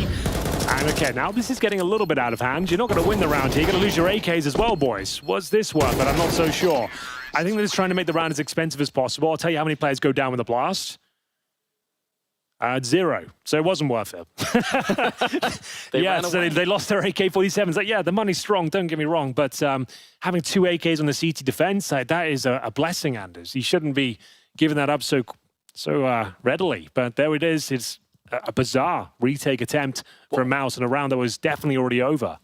I actually think this gets some pretty big implications because I think the only way that MOUZ lose this lead now is if they lose the economy, right? Yeah. That's how Spirit can get back on top. So with this huge buffer round as well, it was 11-8. Yes. And you had tons of money, sure, but like that just didn't register well with me. I don't understand what they were going for there. Like, sure, you maybe take a few more players down with you, but is that worth it? Maybe not. They'll take a tactical pause, and we do see them reinvest. It's a full buy. Yeah, no problem in that regard, but it'll be their last if we lose this one. It'll be double digits to Spirit, and then they're knocking on the door, tying things up. We've got the AWP in the hands of Torji. Someone else to really consider, because it has been a really quiet performance for Donk, right? But the longer this game goes on, the more the chance that he will reignite himself, and that would be really bad news for MOUZ. You don't want to see that. We haven't even had like a real Donk round yet. We haven't. I'm sure that's coming, and MOUZ got to be thinking too, let's close this map before it gets crazy. Oh dear. There's a good couple of spray downs. Sue stepping up, the captain of the team, and leading from the front. Yeah, he couldn't have timed that better. Little jiggle from the elevated position just after they checked it. They line up, it's a double kill. And specifically a plan for Spirit to get to the middle without telling anyone, right? No grenades thrown, they're just trying to sneak in there. Trying to be real creepy with it, but didn't work out. Making a bit of a meal of this boost, but finally, Zontix on top. Not too much damage. It looked like more than it was. It's currently at 71 points of health, still more than willing to go toe-to-toe with the Spirit players remaining. There's only 3 of them, Anders. They've got to commit to this B bomb site. Need opening frags now. Jimfat launches himself, and Shui secures the round. Really excellent play there. That's going to be map point for MOUZ. A lot of pressure alleviated, and they managed to hold on to the majority of their weapons as well, bringing back the AKs into their favor. And it all started with a captain's performance towards middle. Early 5 versus 3. Is that all she wrote for Vertigo? It would take 3 rounds in a row now for Team Spirit to take us to overtime. More than possible. But can they make the first step? It's going to be a Tech-9, Galil, a couple of AKs, and a Shiro AWP with almost no grenades to speak of. That is full send towards middle. Donk to lead the charge. Brute force has been the chosen strategy now. Shiro will be dropped. They have got some basic middle control, but Torji, he's got much more than that. The A-ramp is under his remit. AWP looking potent in that position. Fends them off the grenades as well as he retreats and maintains the advantage. Oh, this is looking brilliant right now. Was worried about the MOUZ economy, but that last round more than made up for it. They're going to be fine. Donk in the middle. Lets them know he's in here. They don't have to really fight him, though. As long as they make sure he doesn't slip past the net, they're going to be fine. Zontix, though, on the other hand, he's walking all the way onto the site. They realize way too late what's going on. My God. Nobody was peeking at any point during this towards the stairs there. Shui trying to get back into it, but they're going to clean up this round. I think Torshi, again, it's not really worth it to try and go for this one. You're going to have a 12-10 lead still. The AWP is just such an expensive weapon that probably better to try and save it. Wow, well done. This round was falling apart. MOUZ was winning this round, but the naked walk up onto the B bomb side just caught them completely off guard. Goes without saying that's a must-win round for Team Spirit. They fight 2 for nailed. They lost the first pick as well, their Anders. Shiro went down with nothing. And that's pretty much the only frag that MOUZ will get.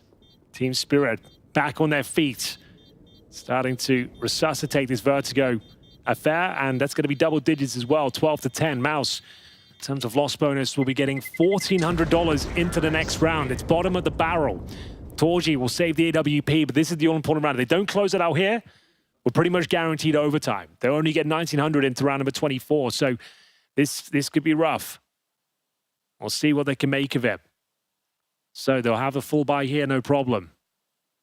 But it's the next round that could be problematic. They need to try and end it right here, right now. Can't give this one up. No, they really can't. I can't even imagine the level of frustration. They worked so hard, MOUZ, to get here. If they can't end it and it goes to overtime instead, you guarantee your Spirit are going to really start to wake up when we get there. Like you mentioned, we haven't really had a donk moment yet. No. You know it's coming. Or maybe it won't be this round. MOUZ one step closer to finding victory on Vertigo. It's a 5-on-4 once again in their favor. Xerxon playing with Assertion as he gets the B steps control. Chopper looking to pick up the pieces. He'll be joined by Shiro here. And they've got him dead to rights. If they check this position, there's no way. That smoke, it completely fakes them, right? They think it's a smoke to block off the stairs. They're not thinking about some... Oh, there he is. Might not be thinking about it, but they get the shot anyway. Donk, we've been waiting for you, but he's going to get shot down, actually. There's Jimfat on the other side. That was Donk looking to get revved up into the round. He wanted to keep fighting. Yeah, he keeps getting silenced with just a single kill. He's going to finish. This round on 13 kills, 18 deaths. Did pick up a frag on Xerxon, but still looks like MOUZ have got enough to work with here. They've got the double stack at the back of B. They have. Oh, gets a little bit too uncomfortable at the back there, but they've handled it well. Yeah, but they can wait it out and throw another Molotov. If they're really patient here, I like the rotation coming out so they're not doubled up again, because if another Molotov lands, then nobody has a smoke to put it out on the CT side, and that's when trouble begins. 30 seconds on the clock here. More grenades raining in. Yep, there's that deep Molotov landing. It burns Sui alive. They might have found an opening, Henry. They're starting to look a little bit scary, but Roland shows up. He runs out of bullets, pulls out the USP, and down to a 1-versus-1. Shiro on the other side. Can he find the shot? He's got 17 seconds. He gave up a scope. Misses it. Tech 9's out. This one's for the map. Shiro tries to get the square. He can't quite land the shot, and now he's run out of time. 5 seconds left. He goes down. Torshi will take him, and MOUZ will take the map. My, oh my, what a finish. It is MOUZ just about getting it over the line here at Torji 1v1. That map had it all, apart from Donk. He didn't really get going whatsoever, Anders, but still a magnificent victory for MOUZ, putting their best foot forward here in their campaign to the Copenhagen Major. Their map Vertigo goes in their favor. Was that final round. Action on both sides, back and forth, and MOUZ come out on top 13 to 10. Blair, you want to jump in straight away? Torji just, I don't even know what he was doing, but he won the clutch right. The shooter was so uncomfortable. It's like, why are you peeking? Why are you peeking again and again and again? But we have to talk about a young lad we saw right there. He's looking a bit frustrated. We saw this yesterday. No, we saw this yesterday as well, man. If you remember, even in the one game, which they won 13-11, you could see Donk was like, I'm not happy. There were no smiles on his face. No, and I think there are reasons to be frustrated if you're Donk, right? You were silenced. I think it's the word that Henry was using at the cast, right? The trading game for MOUZ was excellent. It was very, very rare to see Donk having more than one kill, even when he was being his old, very aggressive self. Incredible trade game for MOUZ. I mean, this last clutch, if you're a Spirit, you're basically hoping for a Shiro masterclass, but not today.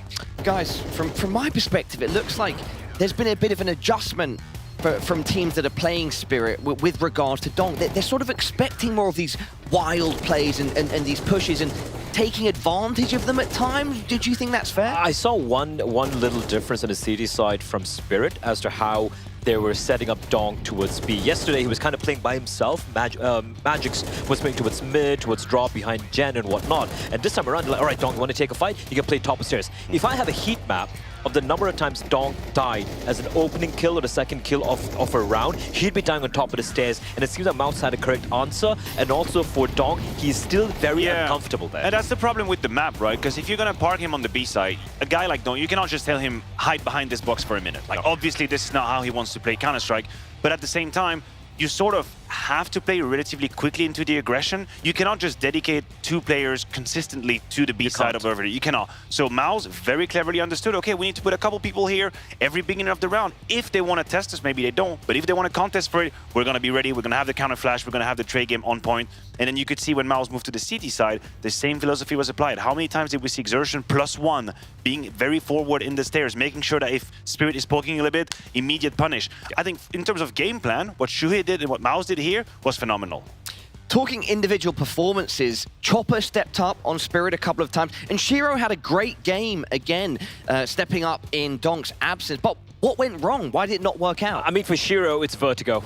We know what he's done in the past on this very map. So for him, it was kind of like home ground, home territory. You could see how comfortable he was. For the side of Spirit, look, you can't just switch around your roles and your positions in a span of 24 hours. No. Especially on a map like this. So the small little adjustment they did was Dong. You're going to play a little bit aggressive towards stairs. But as you pointed out as well, Matthew, like the way this map plays out, for the Ts, if you don't have the, for the CTs, if you don't have the stairs control, you're just playing passive. Even if you're Dong holding towards, let's say, quad or holding towards the back of the bomb side, these really very solid executes coming out from MOUZ, these pop executes, what can he do against it? Look at it this way. Is Dong a better player than Yimpat? Yeah, I think so. But I think Yimpat plays the B side much better. 100%. He's going to be left alone a couple times. He's very clever about what kind of information do I need to take, how should I react whenever I see that information, when do I put down my utility, and as a result, it helps the rest of the defense relax. I thought that MOUZ looked very in control in some of these rounds. Whenever they played passive on the A side, it wasn't because they were helpless. No. That's because they knew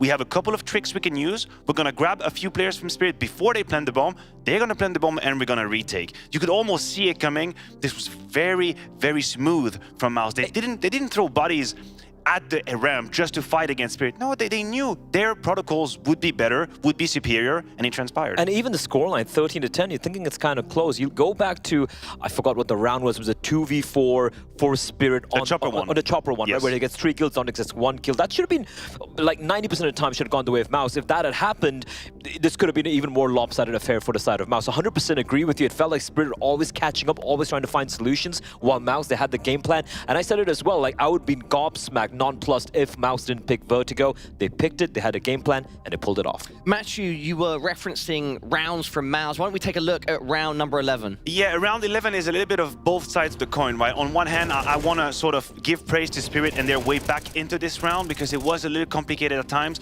but then we're going to see an absolute brawl and masterclass towards the end. So here, this is the adaptation, the adjustments coming out of Spirit. We see the clever little team play being brought in between Magix and his team player to the left-hand side. He stays alive for a very long time. This is beautifully played from Magix. He got another one on top. Beautiful. And then when this is Spirit is in full control, basically, and then Broline steps in. And I feel like it's criminal for us to not have mentioned Broline quite yet, because this was a clinic that he put on this map. Here, he's sort of unlocked the counter for MOUZ. It's been very complicated for quite a while after this pistol round 1 conversion. He wins the clutch, and the amount of space he took on the CT side as well. Very aptly put by the casters, pushing down the ramp, allowing the defense to rotate away. But to me, MVP of the map. And just had to point out, in that particular round which you showcased, you could see where Magix was playing behind quad, right, playing all the way back.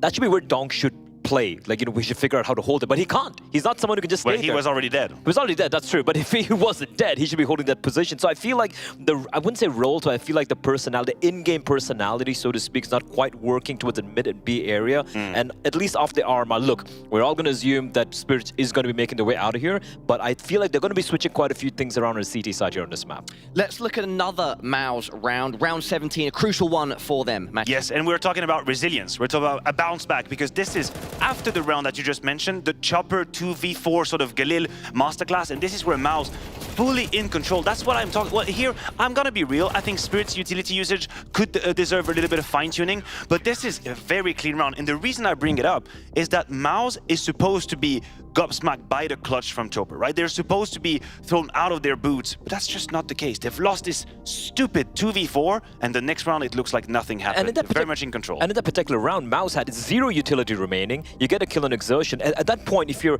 Chopper, you call for like, just slow down a little bit. Let's try to figure out where the stack might potentially be. Let's try to draw it in utility. If there's no utility being thrown out, they have no utility remaining, let's go for full set execute. Instead, I think they got overeager, as you pointed out. A little bit. Yeah. Let's start looking ahead to map 2, Mirage, and it's Spirit's pick. Do you expect them to come in hard and fast, or is there going to be some lethargy here on the side of Spirit?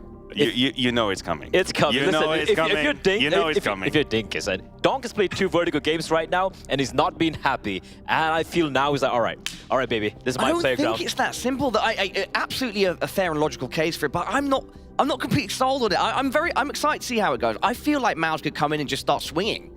I think a lot of confidence could be built. Okay, let me rephrase that. Right, on the first map and go into the second. We cannot make the case that MOUZ is going to play worse or significantly worse than Vertigo. That we cannot. But I think we've already have enough information to say that Vertigo is still a weakness on the side of Spirit. Sure. As a team in general, and particularly for Donk, who apparently is an actual human being on the map. He's a good player of Counter-Strike. He's an average to good player of Counter-Strike. On the other maps, though, he's a phenom. And I feel like Mirage is the map where a whole lot of people got to meet the guy and be like, wait a minute, you're not allowed to do what you're doing here. What? No, stop. And then he keeps on going anyway, and multi-kills galore. So I cannot imagine that Donk could have the same performance that he had on Vertigo, and that is enough to change the tune. Especially looking at the positions he's going to be playing. This is the Star Rifle positions. He's got Zontix. By the way, I just want to give a little shout out to, I think, Zontix and Shiro towards the A-bomb side. They were doing their very best on the CT side. They were very solid holds overall, just pushing and prodding, making things uncomfortable for MOUZ a little bit. They tried. They tried. But come Mirage, Paula, we're going to map 3. I'm calling it right now. So you're both saying it's going to be back to hashtag the Donk Show on Mirage. Fully out there. Full faith. All right, everybody at home, it's map number 2 up next, and it's Mirage between Spirit and MOUZ. Flashing. Yeah. Boom. Flashing behind you, man. Flashing behind you. Keep running. Nice! 6 4. Thank you, bro. I love you so much. Level up your gaming space with metal posters from Displays. Hang your displays in seconds. Swap them whenever you like. Get official art from your favorite games on a uniquely designed metal canvas and choose from thousands of posters. Join over 3 million collectors now. Your wall upgrade is here. Shop now at display.com.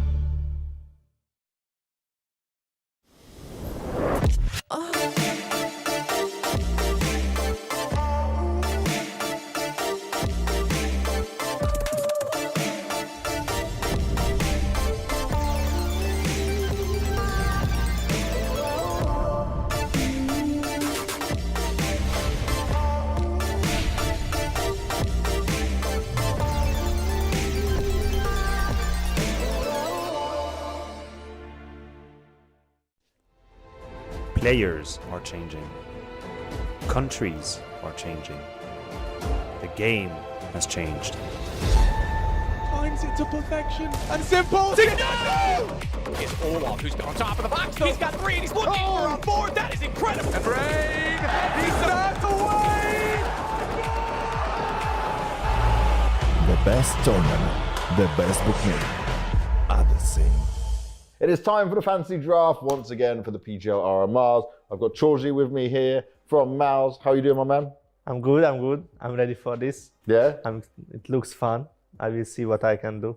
You're now a GM. Put yourself in that mindset of picking the ultimate players and finding the best way for success. And then you can take all their sticker money and all their prize money as well, because you're the GM and it's fantasy. You can do whatever the hell you want. Okay, I'm the manager. You are motivated more than ever. You ready to spin the wheel? Yeah, let's go. Let's spin it.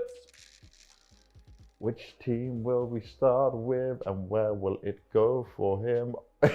Oh, it's from... Well, okay, from Spirit. I wonder.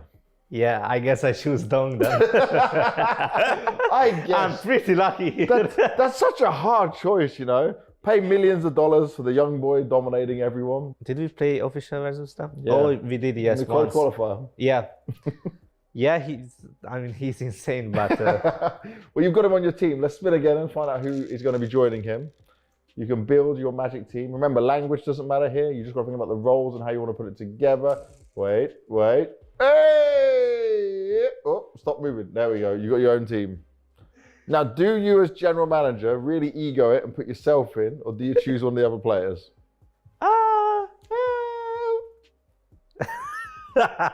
I choose. I choose Gympad as anchor. Oh, you're taking little Yumi. Yeah. I like it. Okay. He's just a great personality to have on the team, isn't he? Yeah, he's really, really funny. He's really fun. All right, let's get ourselves the third player. Let's see how it is going to go for you and what you might be able to choose. Ooh, okay. Complexity. Yeah. Who are you going and what are you going to do with these guys? So,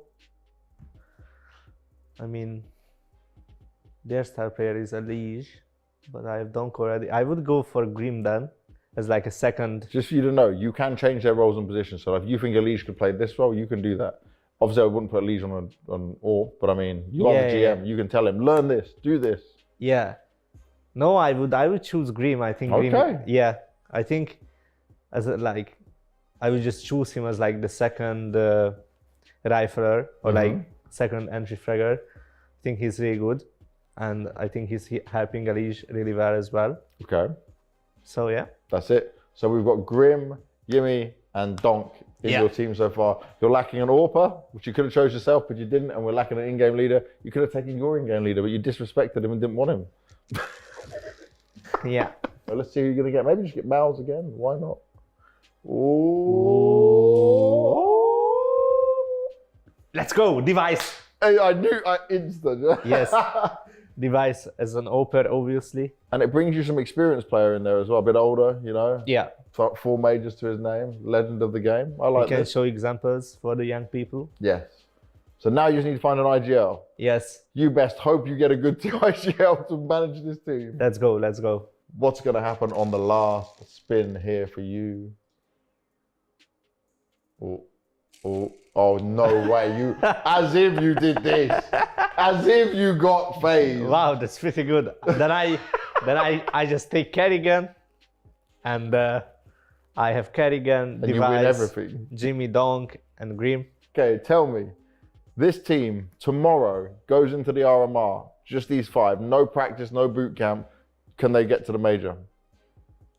I think they can. I think they could.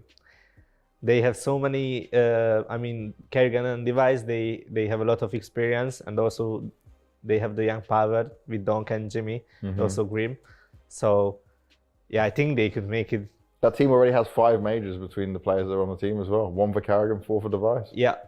Damn, what a great GM. I like it, Torzy. You've done some good work. Thank you, thank you. Good luck, mate. Thank you.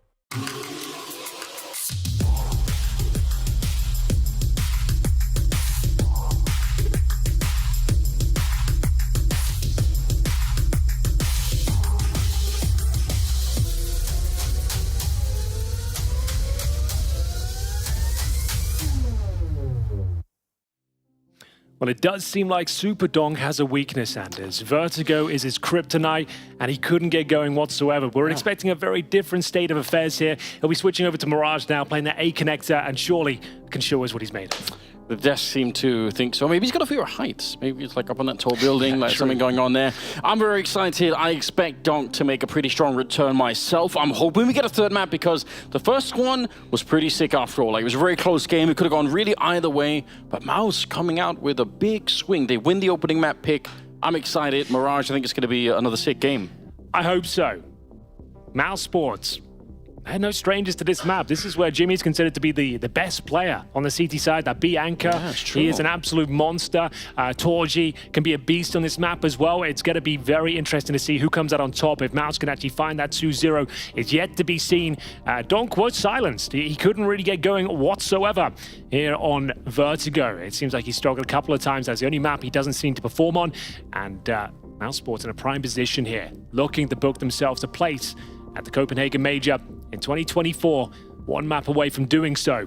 As we get ready, we'll see who'll be picking up the all-important pistol. MOUZ, especially Shui, looked excellent. He was finding so much impact time and time again. His CT performance was stellar. See if they can replicate that form, as elsewhere they'll be starting once again on the CT side. See how they can work with the dual elites once again. Yeah, two pairs. And we're going for a full-on A execution, Anders. Double Molotovs, triple smokes. This will be very technical. You don't see this too often on the pistol rounds. It could be a knockout blow if they're Molotov Jimmy in this position. It means that they're very squishy on the T side there. A distinct lack of Kevlar. 3 players without. Here come the initial grenades. Do they commit off them? Time will tell. Molotov down towards Dark. And Roland to strike first, but it's going to be Dong to crack things open.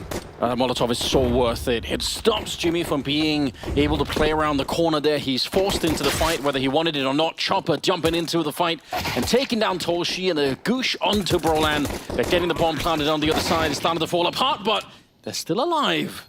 MOUZ not ready to surrender the round yet. It looked like they were. The dualies now being put into play. And it's all on the captain. Oh, swinging to the middle. They know it's going to be a long time before Sui could easily defuse the bomb. He doesn't have a kit, so yeah, you can see he's looking for them. He's still not finding them. And now that rotation for the middle, I think that is the ace up the sleeve. There's nothing you can do about it. Very well played, Zontix. Times it to perfection. Gives Sui 0 chance of winning the round. Very technical execution here on the T-side pistol. We saw a plethora of utility expended towards the A side. 3 smokes, multiple Molotovs, bombarding the site with flashbangs as well. Managed to hit their opening frags and seemed like a pretty foregone conclusion from that stage. Nice pistol victory for Team Spirit. Begs the question as to whether we'll see a force by in the second. I doubt it. Mirage is just like one of those maps that just doesn't really make sense. The MP9 is not super effective here. You'd be looking for Desert Eagles instead of 5.7s. I think this is the better call. Bring out a Zeus and see whether you can have any sort of impact here as they take pretty much 0 investment. He dodges the nade. He's a little bit far away. Yeah, Magix will be able to pick it up. No problem. But we appreciate the effort nonetheless. It's always fun to see when it does work out. A little bit of adventure towards the catwalk position leading into the middle from the V-bomb side as the USPs are just falling one by one. With Torshi left alone, just a question of time before they find him. He's playing a little bit of hide and seek. He's having a good time inside of the smoke. I think he's even smiling a little bit, but only for a second. Yeah, not for long. Good start here, Team Spirit. A flawless second round against the full eco. This is where it starts to get interesting. Can MOUZ bite back? Brolan had some very impressive rounds. Yeah. Looks sharp. He's really rediscovering what it's like to play Counter-Strike at a high level. Yep. Looks relaxed, looks poised, getting the job done. We are going to see M4A1S across the board here. There's been a few missed window smokes this tournament, not going to lie to you, but that one is spot on. They still happen, don't they? It does. This tournament especially. There's been some questionable nuke outside, wall of smoke, some missed windows, but Zontix is going to be swung on. As soon as he throws that Molotov, he's done for. The preparation has been so good for MOUZ. They seem to have a counter to whatever Spirit have been presenting. Nice opening frag, and the aggro, oh, it's taken away from that A-bomb site. Jimmy will swing through. He's actually at the A side of the map this time as well. Playing towards that connector. Got a 5 versus 2 scenario. Chopper, Shiro. This is their bonus round. They came in with Mac 10s, but they've done 0 damage. Great call from Shui. As soon as he swings on the corner, you can see the Molotov is in hand. They get the call that that's where the aggression's coming from. But no, Jimmy, the turret, standing loud and proud on top of the steps, led them to a 5-on-2. Chopper recovers a Galil. They're just trying to make this costly, bleed out some utility, see if any CTs get overzealous, overstep the mark. Still have a couple of Molotovs and an HE, but that is about it. Shiro would do very well to find this first kill. This is the most likely of the ones he would find, but bomb goes down. Looks like it's another flawless round, this time in favor of MOUZ. So it will be one green taking him down, but MOUZ are on the ball, 2-1. That was the bonus round, though, Anders. We had a couple of Mac 10s in there, a couple of AKs to Galil. Great discipline on MOUZ, even at the end here, right? A 2 versus 5, but they're just completely still. Nobody's moving. Nobody's giving a chance for anyone on the Spirit side there to do anything crazy. And yeah, it's such a giveaway. You could see the people that are swinging in from the ramp as well. They're looking towards that Palace position because they know that there are 2 CTs up there. So that's who they expect to be fighting. And then JimFat shows up just the right position to spray them down. So Jimmy back in towards the B bomb site. That was a special setup. He was there to all those A steps with them. Certainly worked out well. We'll see more of a mid-focus here from Chopper and co. The former taking a lot of damage en route towards middle. Zersh and a brave spray through the smoke. Does do some chip damage towards Zontix, but takes quite a lot himself. Still willing to take part in these fights though. Torji next up to the chopping block. Find the first and get dinked in the process. Everyone's getting donked out there right now. Torji, wide swing once again. Maintains somewhat control. 3-on-3. We have got Magics behind enemy lines right now. And Shui is none the wiser. A little bit of a hard attack for him, I'm sure. Magix has made his way so far under the map. And he's going to clear it up. Look at what he's doing. Molotoving, grenading. Oh! He gets the kill on top. That's pretty disgusting. That's going to be the round. Yeah, nothing Brolan can do. He knows it. Great return to their winning ways. Team Spirit with 3 players alive. B split. Very combative at the start were MOUZ, but eventually outgunned, outmaneuvered. And it will be Chopper to close things out with the Khalil. Fantastic return to form here. MOUZ are going to be struggling. Their finances going forward now. I think this might be the first tactical timeout to discuss their options. And indeed, it comes through. So $3,000 on a couple of them. 1,900 in particular for Brolan.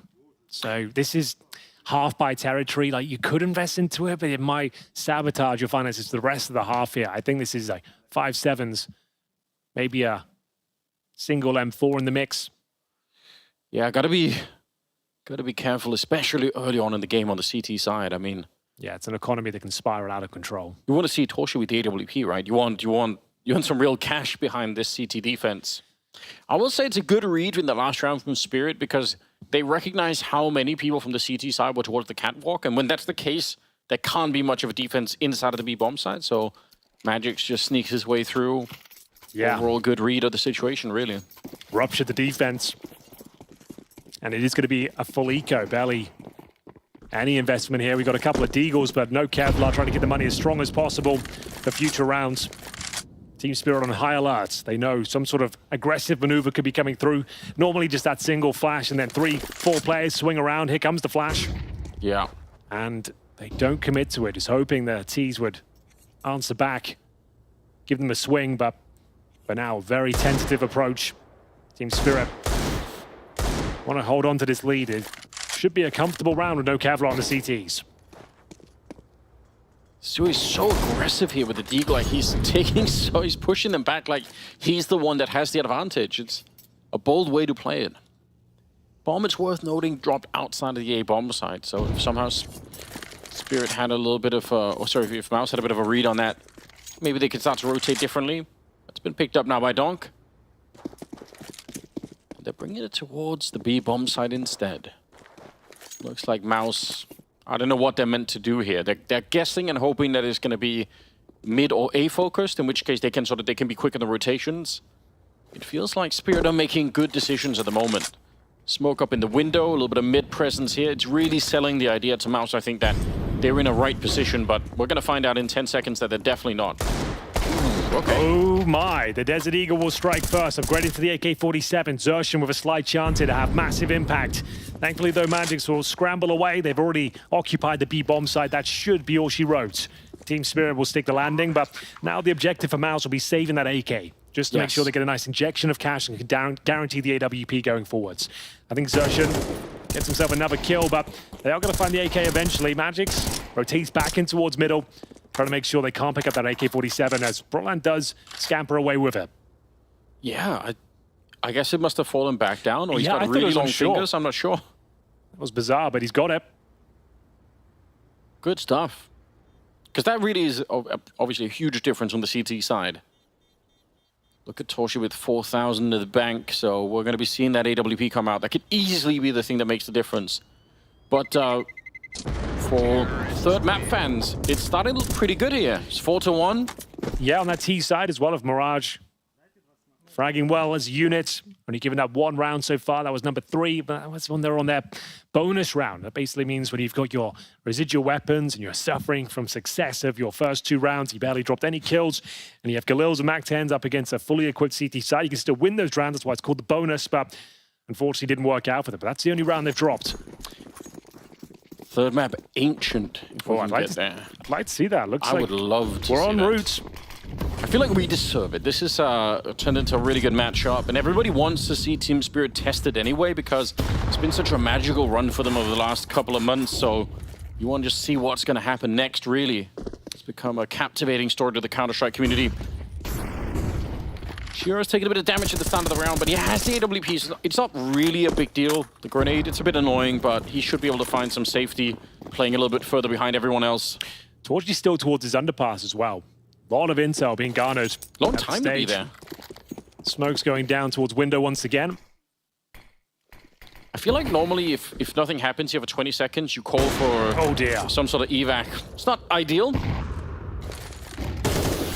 Smoke on top. He's missed another shot, but oh, he gets it finally. Magic's going down, and Sui really is the ultimate captain, isn't he? Saving his AWP down below. How did they win that round? That was so crispy from Shui. I don't know how Torchy gets the kill there. Through the smoke, like out positioned, like receiving a lot of bullets and damage. It's really ugly, wasn't it? Yeah, it looked like I was getting ready to say, well, he's definitely dead. There's no way he can get out of this one. Shui will have to find that kill underpass, fend them off towards top middle, but no, they drop nothing. Yeah. Shui with just such a clean spray towards top of middle, double headshot. He's definitely somehow not dead. 5-on-2, 4-1. Surely going to be the second round here for MOUZ. 3 players. Yeah, they're saving up in the palace. It's where the little throw pillows are. Yeah, like a little, true. you know, it's a relaxed place. It's really where you want to be. It's probably the most beautiful part of the map. It's got to be. Yeah, look at it. You could lay down and have a little sleep there, you know? You could. There's a little kettle. If you can sleep through all the bombs and bullets going off, yeah. Have a little lie down. Cup of tea, maybe. Exactly. We are going to see 2 players survive. That's Zontix and Shiro. Money is okay. Take that with a pinch of salt, though. I think this might be their tactical, their tactical timeout, as they'll have to juggle the resources around. Shui, that was such a nice little sequence there, a double kill. I think his back was hurting from carrying that round. Yeah. It was too much. So nice. That was my favorite moment of Mirage so far. Torgy, I don't know how he gets away with that one. Magic's had him dead to rights, but couldn't stick the landing. And now MOUZ know this is the very important round. They win this, they're 1 step closer to tying up the game, and they will officially break the bank of Spirit as well. Timeout comes to an end. We enter freeze time. Have a look at the overall complexion of Team Spirit here. I said there's a buy, but there'll be a few concessions to be made. CTs with an AK amongst their ranks in the hands of Zershan. So it's a Galil, a MAC-10, an M4, and the Shiro saved AWP. Different stance here once again for the CTs as they start their gambit towards middle. It's going to be Zershan with that AK-47, feeling like he can have some one-tap potential here. Oh, toying around the smoke. It's dangerous. Scope on the other side. Shiro, he's built for those kind of fights. Yeah. Playing into his hand. MAC-10 coming out as well is quite interesting, isn't it? Don't know if I was expecting that, really. There is head armor on everyone except Torchy. He's got the AWP, so going to be a lot harder to find him with the MAC-10 there, but we'll see. Smoke going deep, flash going close, but Torchy able to find a kill on Donk regardless. He's put out of the round here. Back into a 4-on-4 we go, and you could see Shiro, because of that distance, he's not thinking about the close range at all. Will end up going down, and that's a massive issue for Spirit here. How do they bring this round back? Is that the bomb drop there as well? With great difficulty, Anders. Yeah. And in Brolan, he's been doing this very well, controlling prime real estate on the map, taking territory away, finding advantages. Can he hold on to them, though? Nice Molotov. With 40 seconds remaining, this is beautiful. Brian still has an HE. They've got the bomb at the ramp itself. It's down to Chopper and Zontic to try and take it back, and Brolan's going to be baiting in Shui, who's playing a fantastic game right now. The dink might be enough. That's a guaranteed conversion. Chopper now, not known to be an AWP. We'll have to make this one work. The grenade will be deployed. That will be his cue to swing! And it doesn't quite connect. Nothing he could do. And Magic's, zero chance of winning this, but maybe he can make it expensive. Not to be the case. If he misses that quick scope though, Anders, the MAC-10 maybe finds a double kill. Yeah. Yeah, keep it up, baby. It's actually such a disgusting play they make doubling up on the A ramp after they've already been discovered, because once they kill Brolan, there's no reason for it. Why would there be another? In Spirit's mind, that's a third place. See, Brolan gets this kill, so then he sticks around and kills in Sui. Why would anyone check it? Like, there's no reason for Sui. It's so sick. The same play, just a different variation of it, you're right. And that's a very significant round. That's actually, I would be so mad if I was Spirit. I'd be like, my God, like, why are there 3 people basically playing towards the A ramp? Exertion's going to be taking down Donk and some nades to follow. They can kind of read the economy. They know that there's a chance that speed is going to be the key for this round. All right, grenade around the corner. My God, they're hunting them down. They're not even letting them set up. This is so aggressive. Yeah, well, he had the MP9. Didn't necessarily want it for the next round, so just wanted to get this one over and done with here. It's going to be Jimmy slipping around the corner, closing things out. We tied the scoreline up to 4-4. MOUZ are alive and well, looking to book themselves a place in the PGL Copenhagen Major 2024. The map of Vertigo already under their belt. A fantastic team performance. And now a resurgence here on their CT side of the second. Could they 2-0 it? We haven't had that Donk moment yet either. It hasn't arrived yet, Anders. He's had a couple of nice kills, but he hasn't had one of those jaw-dropping, unbelievable sequences. It's a donkless game so far. It's a donkless game. And we're going to go for an A execution. I feel robbed. Oh, it's coming. It better worry be. about that. Swantix clearing out, but there's a double setup on the other side. And I think he shot right between them somehow. He's out. Org put under a little bit of pressure here, but rotation's happening quick. That's Sui from the high ground. It wasn't Brolan running. I thought for a second he had the headshot. Oh, grenades down the defense. Oh, wow. Impenetrable at this point in time. Dude, this is looking super sick. It is.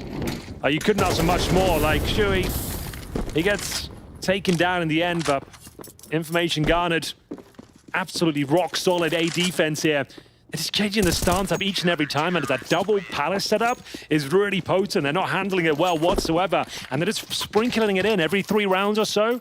Then they're going for the bait and switch at A ramp. That is changing these setups around, and it's sending Spirit into a spiral.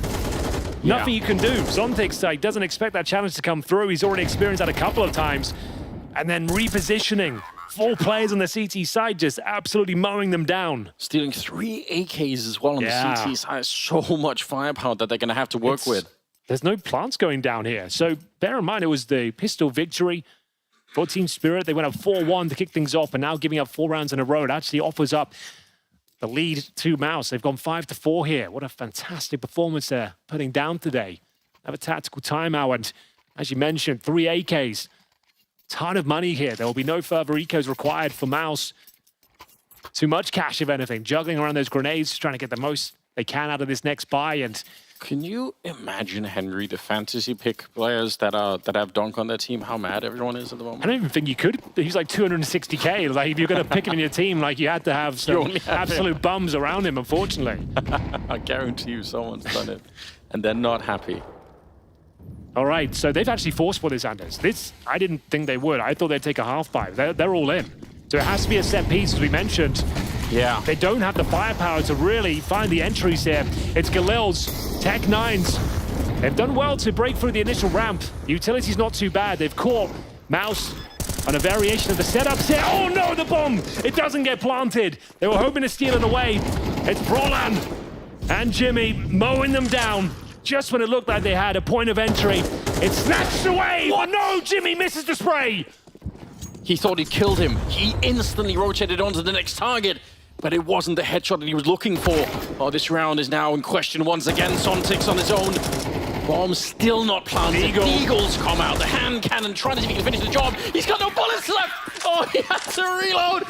They lose the round anyway, in spite of all that work on the Spirit side. It's not quite enough. Oh, no plan, Anders, hurts the most. Because now, yeah, you got maximum loss bonus. That's $3,400 per player. $800 would have made the difference. It really would have done. He would have had a nice, strong buy here. They had to get the plan down at the very least. It's designed by Brolan from Spawn. Speculative spam. This round had it all. Absolute pandemonium ensues. But it's Shui closing things out here. And Anders, they're force buying again. They might be throwing this game away. Yeah, 3 Galils, 1 AK and a MAC-10. If they don't win this round and there's no plan, it's the same setup once more. These are some audacious calls from Team Spirit. They will not have the firepower to close this one out. So what's the play? They have got the utility, but yeah, up against the CT AK-47s, that's a real problem here. Yeah, and even Brolan with the AUG as well. It's a great weapon for this map. I'm starting to get really worried. Spirit with the continual force-ups, lacking some of the firepower that you would otherwise have. So we'll see if it's going to come back to haunt them. Smoke in the mid-window. They are worried about the CT aggression, and for good reason. There's been a lot of that thrown in from the MOUZ side of things, so they've sticking around waiting for it. They've conditioned them very well in multiple parts of the map here, whether it's from Palace, top and middle, B, bomb site excursions of MP9s, and yeah, they've been a real nuisance here. Team Spirit coordinate themselves back in towards the A side. It's open, technically, once again. Brolan will be back with that aforementioned AUG.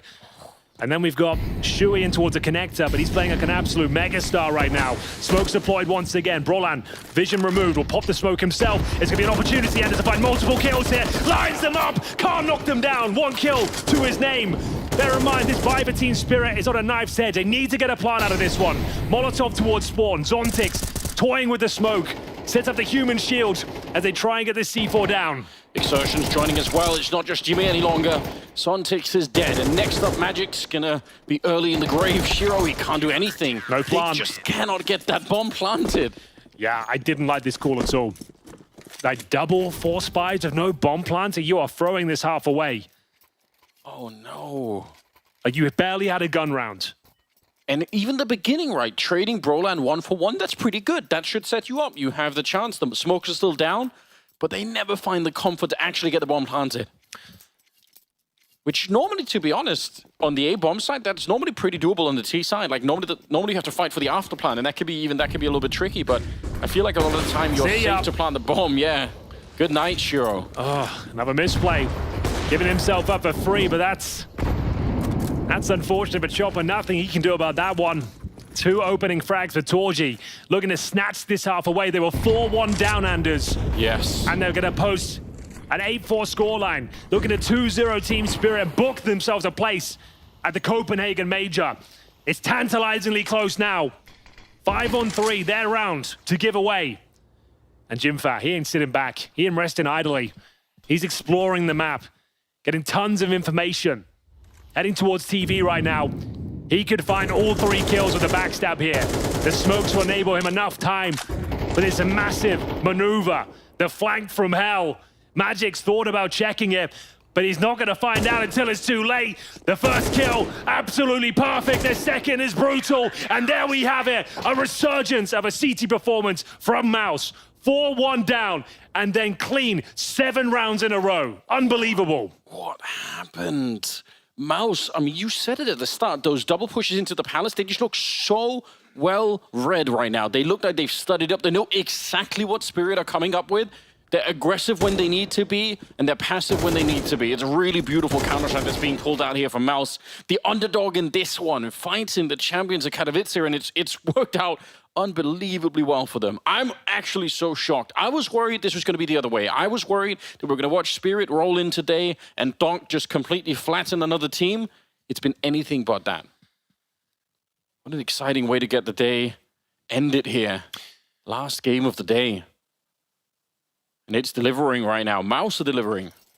8-4, second half. This is a sick performance. Really enjoyed that CT half. Had absolutely everything. I think the main word for today, the headline for MOUZ Esports is preparation. They've been running laps around Team Spirit, conditioning them across the map on the CT side, counter-stratting on their pistols, just knowing exactly what they're up against. As we do see this B-bomb under scrutiny now, Incendiary. And a headshot from Zontix. Nice clean kill to open things up here, but Magic's got 2 bullets left. He will do very well to get even a single kill. Yeah, I can't believe he actually got away with that one. Zontix is a fantastic start to the round, but it is still a 2 versus 3 here. Spirit, Donk, clicking them away now. We've been waiting for over an hour for him to get warmed up into this game, and finally we see a glimpse of it. We even said his name? Really at all? Once or twice. It's really been 1 kill and he's out of it. Not the traditional massacre that we're used to seeing from him. Yeah, that's true. That's both pistols in the bag now, just to know that. That's significant in MR12. And with no plant down here for MOUZ, it suggests it will be a full eco here in the second, round 14. Not much to write home about, I'm afraid. Team Spirit will find their footing and a chance. They lost that pistol. They were in a lot of trouble there. But for now, that's going to be 8-6, pretty much locked in. Use this round as a timeout of sorts. Chat about the upcoming round here. Now just be waiting at the T steps. And we could be waiting a moment, Anders. Yeah, I think that's respectable. So far, from a leadership point of view, MOUZ just looked like such a well-drilled team. If you have anything you want to talk over, then why not do it now? Make sure you have a good read on everything. You can see on Shui Cam. Yeah. Delegating. Orders of the next round. Discussing ideas. What's going to be their next move? They won't have the luxury of the Torji Orb, but they will have AKs, 47s, and buckets and spades. They'll be absolutely fine. Chopper just have the dualies? He's got no money. Well, he surely has something else, right? He must have dropped for Shiro, dropped him in his MP9, so his money's strong enough, and he'll give the MP9 back, and he'll buy the orb. You figured it out, Henry. You are a detective, aren't you? That's good. Actually, it's a very smart move, isn't it? Yeah. It means that Shiro can farm cash with the MP9s. Every kill he gets is $600, right? He keeps his money strong. So, it does make a lot of sense, and you want these SMGs to be farming the cash. See if that's going to work. It's actually getting a little bit weird out there for them. Dinks starting to arrive, but well handled. Prices averted. Maybe a second kill available. There it is. Okay, a bit more expensive than you might like there, but still, they'll take it. No bomb planted, though, for MOUZ. Still, they'll get a nice, healthy buy going forward. Very important moment here. MOUZ if they can live through this first buy round here, Spirit, I think the game is back on. Then we're fighting once again. Spirit obviously hoping to bring this to a third map on Ancient. I'm hoping they will. I really want to see them battle it on.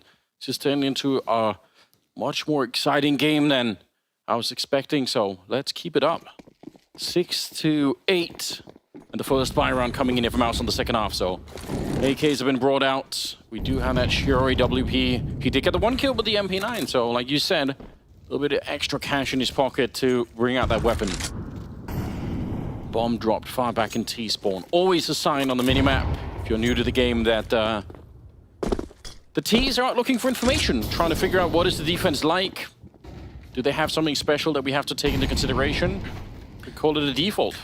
This is another bonus round for the CTs, right? They've got those MP9s in hand. That's why you probably want to run a default on the T side here, wait for any sort of initial aggression. Are they going to be probing towards top or middle, pushing those B apartments? The same sort of moves we saw from MOUZ in their CT campaign. For now, though, getting Xerxes on the windowsill towards middle. It's a very powerful position. Gets himself in the smoke. And Zontix has none the wiser. Okay, well, Donk, there we go. Not a bad kill at all. Yeah, that was actually critical. Otherwise, who knows where Exertion could have gone. Magic's back here, the MP9. He always gets one. Stopping power and a headshot. Pulls out the pistol finally. He's hunted down, but it might have been too late. Shiro shows up just in the nick of time to take down Jimfat. In Spirit, they lose but one MP9 in that round. That is so worth it. It really is. Really nice shot there from Donk. Somehow, some way, they did detect Xerxes pushing his way through the smoke. Yeah, that's huge. Because imagine that B push with Exertion suddenly shooting him in the back. I mean, that's a very different defense. It looked like he slipped the net perfectly, but no bomb planted again. One round away from tying things up. Team Spirit back in the driving seat. Up against, you can call this one an eco. No Kevlar, really. Xerxes will have some body armor and a Tech 9, but Donk's starting to feel himself now. AK in hand. Hit a nice shot in the previous round. He's really yet to get going in this series. Plenty of time. They can get his to Ancient. That's where he does his absolute best work, in my opinion. I'm looking forward to it. I want to see that. Magic's here. Trying to deliver a grenade right to the doorstep of Jimmy. He'll take a little bit of damage. But otherwise, he'll be happy to hang out at the back. It's another one of these rounds where really the objective, I think, for Spirit is just don't lose too many rifles. Don't give up too much. If you can deny the bomb plants, obviously even better, but keep alive what you have. Triple swing from top mid. Donk probably sticking around a lot longer than you need to there. And now they're losing Zontix as well. And Chopper next on the block. I don't like this at all, Henry. I'm getting really nervous. I was just having a sip of water there. Didn't think there'd be much going on. But apparently it's getting a little bit complicated. Bear in mind, one player entered with Kevlar and a Tech 9. That was it. They should still win the round, Team Spirit, but this is way too close. Shiro gets through the murder hole. Magic's a strong position. Watching that connect, he's pretty much guaranteed a kill at this point. There's Jimmy. Huge scalp to take, and he's playing it very well. Gets another one as well. That's beautiful from Magic's. Yeah, and they even have to go back and pick up the bomb here. I think it's the lack of armor that makes that 2-on-3 really difficult for MOUZ to win. Magic's is hunting them down. 3 kills, but that's, I would still say that's fairly unacceptable. The manner in which they almost lost that round, not a lot had to go wrong there. That's pretty devastating. But no bomb plants. If not for Magic's, who knows what happens in this one? Another timeout has been called. MOUZ need a chat. They've done some damage in that last one, though. Deep breaths needed here. Starting to spiral once again. Bear in mind they were 4-1 down in the first half, now finding themselves 4-0 down in the second. Chopper with both pistols in the bag here on Mirage. They tied the scoreline up at 8-8. Set themselves up financially. Got the AWP in the hands of Shiro as well. Donk starting to show some form slowly but surely. See if he can get in that zone. Very important round coming up next. It is going to be maximum loss bonus. Just to note for MOUZ at this stage, you do need the bomb plans to go with it to continue to buy. Torji AWP is available now. This map is wide open. MOUZ are going to send 5 players towards the B side of the map, and it looks to be a mid-split. 4 towards the, oh my goodness, the B apartments, and Shui, an opportunity to find that first kill, one that's not converted. He'll be the one that's going to be going up towards short with Zershan. Jump on the bench perhaps. Have a look for any boosted players here. See if you can get some intel as to what sort of CT setup they're running. Oh, missed shot. Big miss from Shiro. That's really rare, but Magic's won't miss a thing on the other side. Absolutely slaughtering them as they try to get through the hallway at the B-bomb site. Completely uninvited here. Sontex with the grenade on top. Not a single casualty on the Spirit side. Just happened. Magic's is like just locking them out of the B-bombs. I mean, we need to stop going there. Yeah, he's too much, He's just getting like, you think, okay, he's good for 1 kill here. Then he seems to get 3 every single time. They get nowhere near a bomb site there. The C4 is not even a conversation. They don't even break through the B apartment's position in general. And Donk, that's a lovely shot himself, but Torji, nothing he could do. Drop the AWP. Magic's will recover it. They've got a ton of AKs now on the CT side. They are flying high on the CT side of Nuke. Team Spirit recover from the 8-4 deficit with 5 rounds in a row. Magic has 19 kills, Henry. He's killing up. He's absolutely come alive on this one. It's pretty sick. And they just need a couple of more rounds here. They're going to be good to go. Shadow showing. Shiro not going to miss this shot. A grenade on top to take down Jimmy. The bomb plant looking very unlikely at this point in time. It's another HE. This time Roland the one to receive it. And I think Exertion's made a bit of noise, but it's not the bomb on his back here. He can't even just get a kill and get the bomb planted. That was on the other side of the map still. So yeah, it's good. A little bit of damage. If you could do more, I'm sure it'll help improve the moods on the MOUZ side, but ultimately, should be no way to win this round. Say no way. This is just so locked in. So yeah, fight to get a couple of more kills on your side here. Spirit, a kill away from the 10-8 scoreline, denying another bomb plant. It started to get pretty complicated for MOUZ. They are not getting a look into any of these rounds. I don't think they've planted the bomb once. No, they have not. That's now 6 rounds of play. The C4 barely got near the bomb site here. They found in the last, 4 rounds, Anders, they've picked up 5 kills total. MOUZ said it's like they've really not even scratched the sides. We are going to see a 10-8 scoreline come through, touching distance of Ancient now. MOUZ starting to shrink. They have got a full buy once again, but they need to start posting rounds on this T side there. First half campaign was fantastic. You couldn't really poke many holes in it. After losing the pistol, they looked like they were dominating Team Spirit, but struggling now. Grenades exchanged towards middle. Bomb still down in T-Spawn. It's going to be Zontix behind that. Window smoke. Incendiary from Donk. He said starting to get better and better. They've allowed him to get warmed up now. Okay, boosting inside. That's potentially a little bit risky. Could have been grenade landing, but they managed to do it quite well. Awkward timing for both players, but Sue, the one that's more aggressive, taking the initiative and taking down Sontix.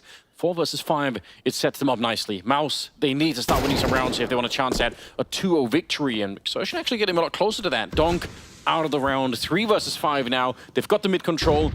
They should be able to crush Magics in this position, surely. Should be the operative word, because Shiro has pulled one back. Brian's about to go down. The timing. Oh, God, you're right. It comes down to on both a couple of milliseconds there, and Chopper looking for the double kill. Isn't that huge impact here on Mirage, but that could be enough.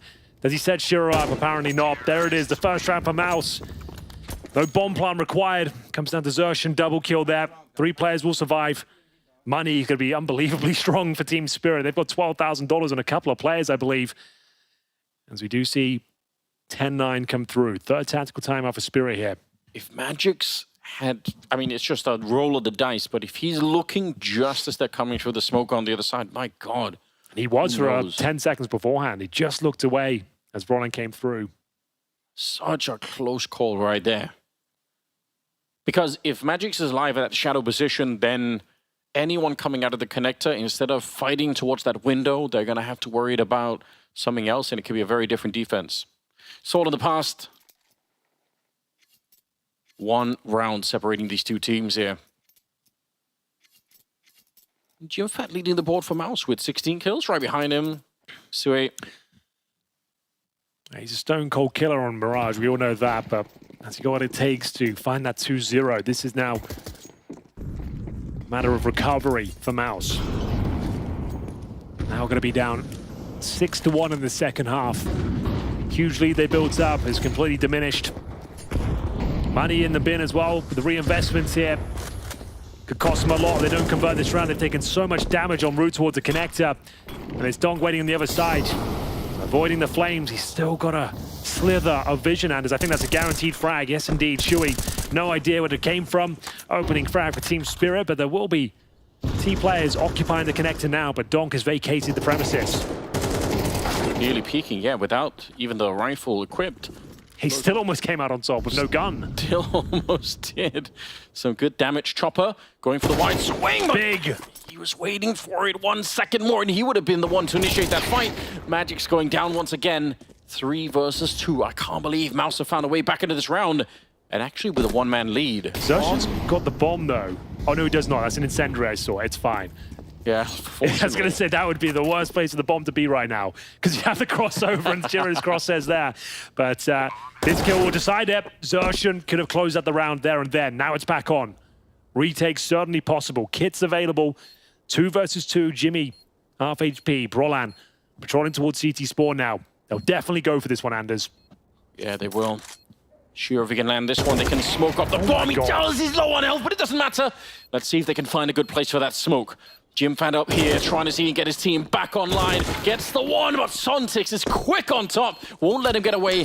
What a triple for Sontix in this one. That's going to get Spirit to 11. Agonizing there for MOUZ. It felt like they had that one in the lock and key. Shiro, how does he win out that duel against Brolan? I don't know.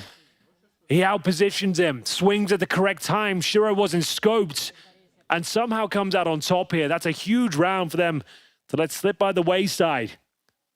Tactical timeout, the last one MOUZ have available. 11-9, 1 more for map point to take us to Ancient. There will be a buy. MOUZ still with a strong loss bonus, and the bomb getting planted here. Need to find double digits as they chip away the Team Spirit resources. Another tantalizingly close round goes against them. We have got that final timeout used. No timeouts available to overtime at this stage. The teams, the players will be by themselves. They'll be coachless from here on out. This is getting pretty tense right now for MOUZ. There was a chance that they could have won it, like you said, there in the window, the 2 versus 3. There's been a lot of opportunities, but Team Spirit are showing incredible tenacity. Mental fortitude here, even with a couple of their star players. Not necessarily arriving in the fashion you might expect. It's been a great team effort. Magics especially picking up the slack where it's needed. Yeah, he's been the real difference maker. Chopper missing from the game right now. It's really surprising to see. He was great, obviously, in the opening map, but he's got 4 kills right now. Sontek's easy enough clean up there, and he's going to keep it going. They challenge him one at a time, no real utility being used against him, and he's happy to just take that fight. Brolan walking right through the fading Molotovs towards the A ramp. Magic's just plating in here. It's so easy for him to just wait it out.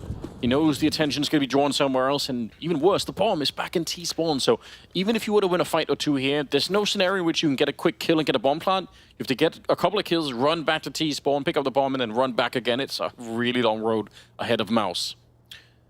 I don't think there's anything they can do with this one. Would love to be proven wrong. As you mentioned, the bomb's a country mile away, but Zontics lets his guard down for a moment. That's a huge kill, actually. That's actually pretty significant. We've got one player in towards B, but what a player it is. Shiro will be trolling the B side of the map with the AWP. Should be fine. If he goes down with nothing and there's a plan, though, they'll be on high alert. Nice smoke to allow him just to focus on the apartments himself, but he's aware there's a chance that he could creep through that smoke. You can see he's on high alert. He's reading it so well. There's the missed shot. And as this round is back on, the 4-on-2 is a possibility. The CTs couldn't be further away if they tried. Chopper will have to wait for Magics to arrive at the scene of the crime, and they do not have kits right now. I'd be breaking my keyboard if I was Shiro. He knew that was coming. Yeah, he set up he the was smoke. ready. He absolutely read it so well. He actually baited them through the smoke, and they took the bait, and he still couldn't hit the shot. Oh, and they line up! Torshi nearly winning the round right then and there. MOUZ should have no business even being in this round. It's a 2-on-4. The bomb was miles away, and now they fought their way back. And Jimfat, he's just on the other side. Patient as you'd like. He's waiting it out. Magic's here. He'd love a fight. He wants to find out where he is. He's got no clue. They can't read it. And I think this round is absolutely done for. He sees the shadows. Not going to make any difference. It ends with a bang. And as I even said it myself, and I cursed Team Spirit, I suppose, that there's no way. Yeah. There's nothing they can do with this one. The bomb's down. It's a 4-on-2. There should have been no way. There should have been. That was looking perfect for Team Spirit. I'm suffering with Shiro on this kill. The setup for it. It was so well played as well. Like, he knew exactly what he's up against. Lays down the protocols, but he misses the all-important shot, right? That's the problem. Yeah. With that kill, it's probably done. This is the moment, though. It is. The moment of madness for Zontics. He averts his gaze from middle for a second. It allows him back in the round. The 4-on-2 slips away. And this is a chance to tie things up here. The AWP doesn't fire. Shiro doesn't land that first kill. Now both teams on the bleeding edge of their finances. MP9s, MAC-10s, Galils, Deagles. This is it. If MOUZ can win this round, it's 11-11, and they'll break the back of Team Spirit. They're going to have to make an aggressive maneuver here. Magix has been so good thus far, but he's up against one of the world's best in the B Palace position. It's going to be Jimmy at the opening frag. Zontix tucks himself in. Does Brolan overlook it? Certainly does. Jimmy looking for the trade. Oh, he can't get it. Donk will chime in as well.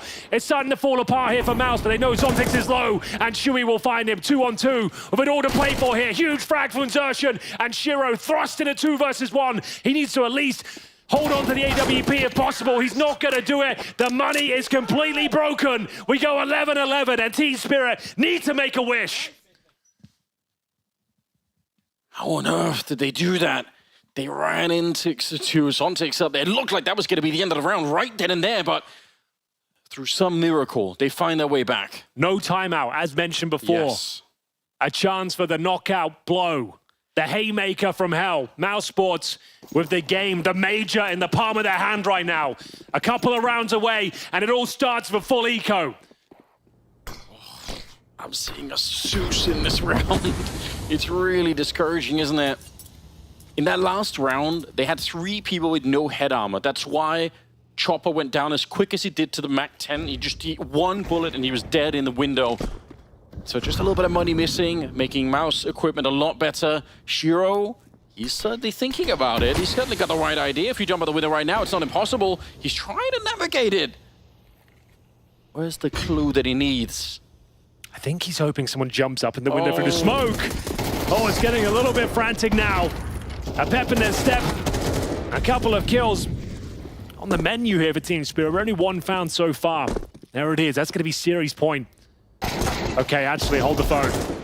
That's significant, but well handled from Shui. I thought if they grabbed that AWP, you never know. But there we have it. 1 round away, Anders, from the major, our MOUZ. And they get there, running through Team Spirit on 2 maps.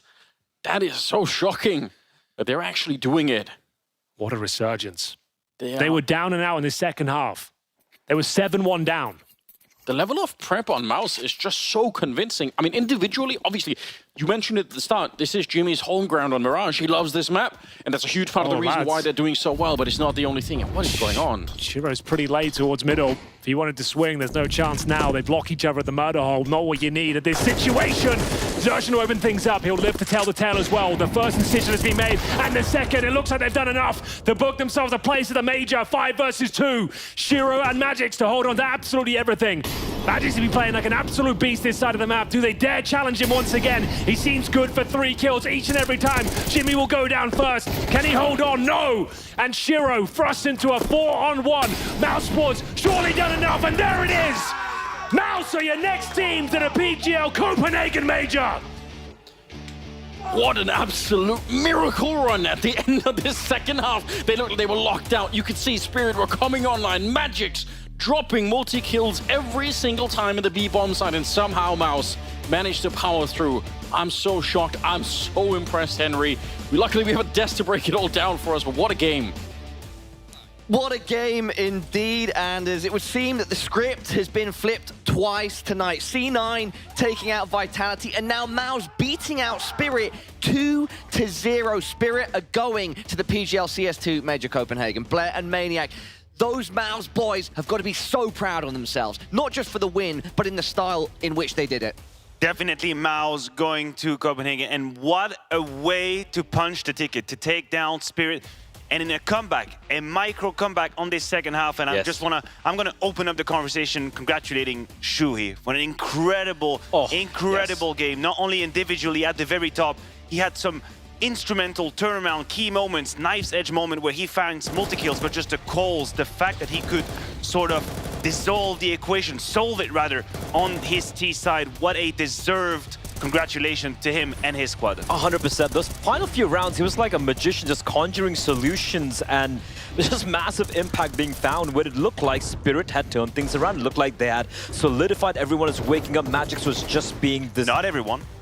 Most of them had woke. We'll get to that. But most of them had woken up. Magix was just a rock on the B-bomb side as well. Shiro was finding huge impact, but then the individuals coming in huge, coming in clutch, and denying the comeback from Spirit. And what a team to take down to punch a ticket in to Copenhagen. They had to stop the Donk hype train, and they did a good job. They stopped the Donk. Of shutting him down.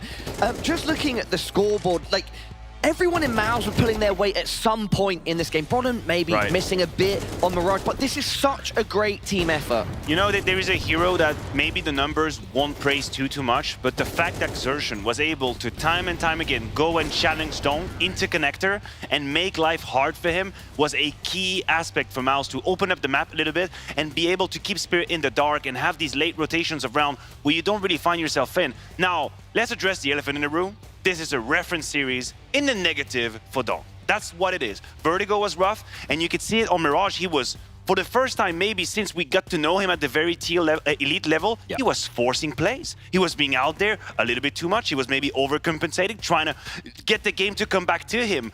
And MOUZ didn't allow it. They didn't. There was never a point in time in this entire series where Dong was allowed to build that confidence. There were times where, as you pointed out, towards top mid, for example, when it was a bit of a half-buy, a bit from pistols being purchased. Yeah, he made mistakes. He made mistakes. He was pushing up with no backup whatsoever, thinking, I'm going to get a 3K right now. It's going to fire me up. It's going to get the engine running. But boom, he got shut down. Jimmy, right there, the standout player for this particular map. And you got to give credit to him. But I do agree with you. Like, we had Xerxan with his well-timed pushes coming on the CT side. Him challenging Dong to his connector. Shuhei with impact kills, with great calls. And even Torji as well, just taking the fight to them. Can we just go back to something that you mentioned, Maniac? You said that the mini comeback at the end of Mirage there. It was a mini comeback in the sense it was just a few rounds. But in terms of what they actually achieved in those rounds, if you get what I'm saying, like, there was so much pressure. They were on like the final couple of sorry, let me rephrase that. If Spirit had got 1-2 more rounds, it's done. Yes, we're going to map 3. Their backs were completely against the wall. And this is why I congratulate Shui so much, because at the beginning of the T side, it was very evident, very apparent that MOUZ wanted to avoid Dong. You know what? We're gonna put all of that pressure on the B side. We're gonna try to find Magix a couple times. We're gonna fake a bit of middle activity. We're gonna leave Xerxan here, and we're gonna hit Magix again and again. And he stood up,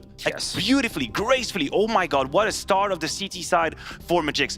And so Shui was left between a rock and a hard place. What do? Do we go and feed off this monster that's coming to life right now on B?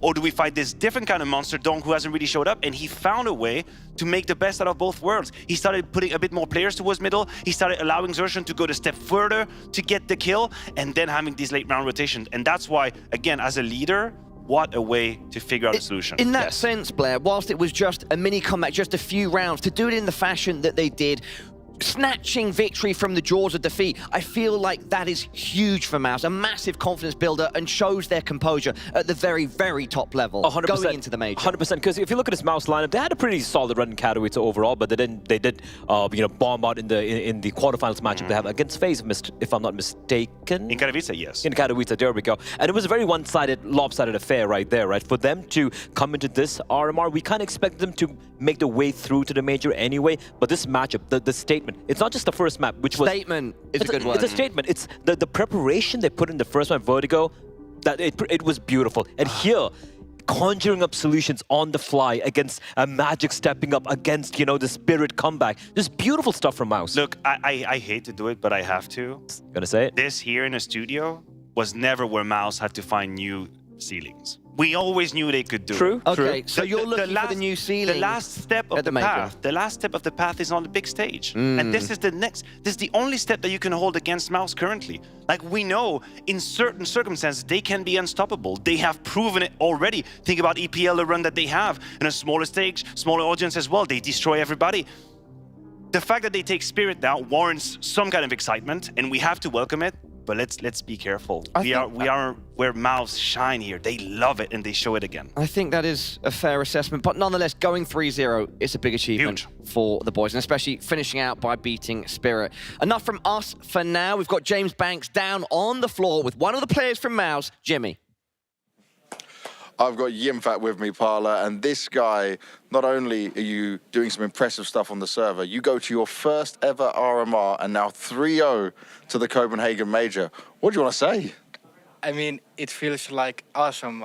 I'm out of words, to be honest. Like, I'm just really happy that we made it so cleanly, 3-0, and we don't have to play anymore like 2-1 or 2-2 games. So I'm just really happy. As you said, it's my first major, so I'm really looking forward with that one.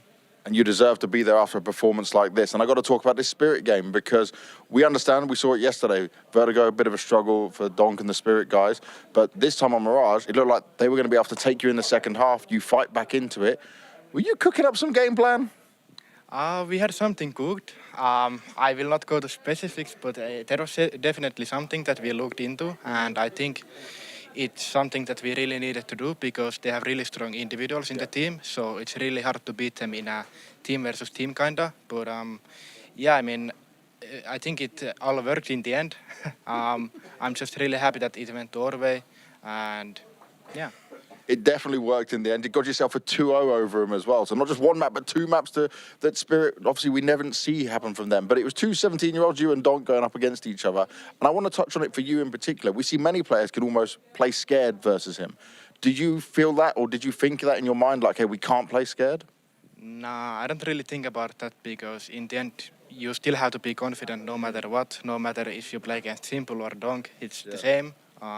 Of course, he's still like insane player, and you know that he's on the server, but you still have to just like play your own game and to do the stuff you do before, and even in some situation play more confident, because I think it's needed against these kind of players, because they just like they play really good teams, yes, as well, but some rounds they just might and run at you one by one and just shoot you if you're not ready. So that's something. Well, you guys were doing the shooting this time, and they were not ready at certain points. But let's look back at your whole performance here at the RMR. It started off against Guild on Ancient, and that one, that almost slipped away from you guys. And you gave them some credit on the interview before you went into that match. I heard you say on the MOUZ socials that, like, these guys can do some big damage in this. So what was so hard about that game compared to maybe some of the other games you had here? Yeah, I mean, it was the first game that we played, but also it just happened, like I said in the interview that they will play really aggressive CS, and they did. So even though we knew what they will do, we were still not ready, kinda. And I think also on some rounds we lost to our mistakes that we fixed after the game.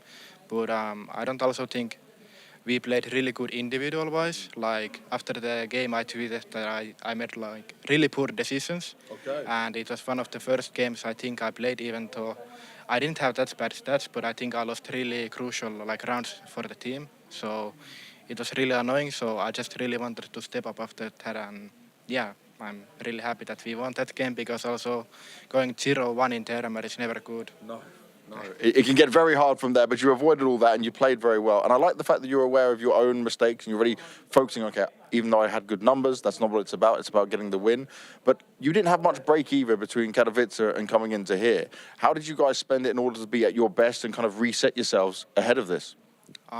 Yeah, we were talking about the schedule after we played Katowice, and we kind of realized that we really cannot have any off days, because we still want to play as our best yes as we can. So we decided to have one off day, and then we had 4 full practice. And I think we had really good practice actually after. We played really well, and I know that when we go to RMR, we will be like solid team, and we will play confident, and I think we can easily qualify for the major. And yeah, now I'm happy that we did it, and I'm just really happy how we did, like how we performed as a team last like 1 week, 2 weeks before even RMR, like how we prepared. And yeah, I'm just really happy. I have to ask just one cheeky question at the end as well, though. This is obviously a very important game. There's a lot of pressure on it, but it's not a stage game as well. Do you still think there is a difference between how you play here and then on the stages as a team? Yeah, definitely. Whenever we played in Katowice, I am sure that there was like pressure, and like we talked about it as a team as well after the games. But it's something that comes like with experience. Of course, you cannot really like learn it unless you are a donk. But like the thing is, you just have to play on the stage and get used to it. And I think after a couple of stages, it will come naturally. And I think we just need that experience, and then we are like fully ready for the stage events or like the tournaments. Well, let's see if you get ready for Copenhagen stage experience. Let's see if you get that far. Jimmy, congratulations. You've made it to the Copenhagen Major. Parla, back to you. Thank you, James and Jimmy. I want to come straight to you, Maniac. We've got to remind everybody at home, right, for some of these players, getting through the RMR and getting to the major, it's a world's first for them, a first experience. You went to your first major back in 2013. What does it mean to these kids in this age of Counter-Strike getting to their first major? If you can contextualize that from your point of view. You know what? My most genuine answer would be, I cannot tell you. Because in my days, when the majors came around, we were obviously very hyped and very excited. But we had no idea what the major would become. We had no idea what esports would become and sort of the magnitude and the scale that it would get on. Now I can just witness it. I've been witnessing it for years and years and years.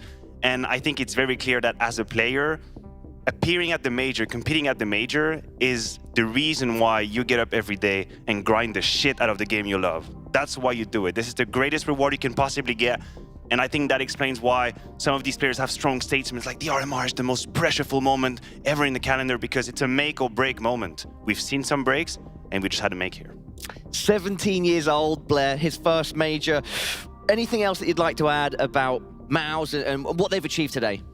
I mean, the thing with this team, and as Matthew pointed out correctly, right, they have that one final barrier they need to get to, but from what they had to play, I mean, obviously there's no crowd here in the RMR, they're playing the studio environment and whatnot. What was put in front of them were some pretty formidable teams. Spirit obviously comes to mind right there. And the fact that they put in the work, they put in the prep work, and they obviously were able to solve so many problems while things were still going rough for them. I think it just goes to show the amount of depth that this team possesses right now. I think it's a team that, you know, even in Copenhagen, I hope they have a deep run, but even down the line, this is a team I look at, I'm like, this is the future. This is the future of Counter-Strike. And some people are like, what are you talking about? These guys have been here for a while. Look at their ages, they're so bloody damn young. Every single one of them. Brolin, even though he is kind of the veteran of this team himself, is still pretty damn young as well. I feel like Brolin's been in eternal youth for his whole career. Yeah, right. I mean, his fountain of youth. But you're so right, but it's been so long now. Yeah, but yeah, congratulations to MOUZ. I think they absolutely deserved it. And for Spirit, well, back to the drawing board, I guess. Big props to MOUZ. That will be pretty much it from us here on the mainstream. However, everybody at home, we still have our secondary stream going. We've got Preasy and Pera squaring off against each other right now, and it's currently 1-1. That second map just finished, and there's still a third map to go. You can also see our results from the secondary stream across today on screen also. Dupree streak still alive, or at Still least alive the for at least hope, maybe the a map. dream of it is still alive. Guild Eagles earlier taking down Nexus in a pretty hard-fought series. Honestly, I thought Guild would take that a little bit more convincingly, but they still stay alive as well. 1 and 2 ENCE against GamerLegion. That was a hell of a bomb burner. That was a comeback game from Glaive, 16-14, and then Apeks making quick work of Monte, even though they have some Die Young coming in. You know, not quite able to hit the ground running is poor Mr. Sam Die Young. Absolutely. Can we also take a quick look at our results from today here on the mainstream? Remind everybody exactly what transpired over the course of today. We had Ecstatic versus OG, 13-11. Astralis, 7-13 loss to Heroic. And then, of course, we saw that. I wanted to say big surprise at the time, 2-1. Is that the biggest surprise now? No, it's not the biggest surprise now. But yeah, still like a huge result for Cloud9 over Vitality, 2-1. And of course, MOUZ just now 2-0. I feel all these 3 games, right, back to back to back, have been some surprises. Honestly, Heroic taking down Astralis, Cloud9 taking down Vitality, and now MOUZ 2-0ing Spirit. I'm getting a little tense now. Is there a world in which Vitality plays Spirit? I'm getting sweaty behind the knees. I don't like that. Like both teams on that 2-1 bracket. And it doesn't make me feel good at all. I usually say sweaty palms behind the knees. Sweaty. I think I mean shaky knees. You know, but whatever. It's an Archer reference. Don't worry about it. Look, for Maniac, for Maniac, I can understand the stress factor. For me, Zaiwu versus Dong, the immovable object, unstoppable force. Yeah. If it happens, I'm just going to be ready for it with a bucket of popcorn.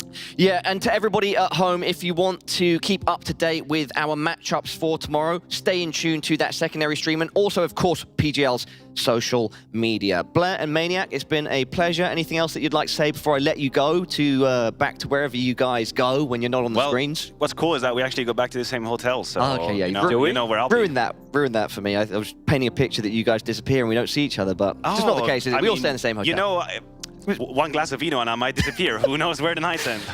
Wait, sorry, my producer man, say that one more time so I can hear it. Okay, I have been officially told we can close the show. Yeah, nice. Absolute pleasure. Everybody at home, thank you for tuning in and supporting. We have our first teams from Group B going through to Copenhagen, Cloud9 and MOUZ, and they'll be joining from EU RMR A, G2, VP, FaZe, Movistar, Koi, Na'Vi, Amcal, Saw, and Eternal Fire. This PGL CS2 Major is certainly shaping up nicely, and we'll be back at the same time tomorrow for more Counter-Strike action. He might come be with you. Stairs to window, brief. Fighting me, Vitality, can go ahead. Short out.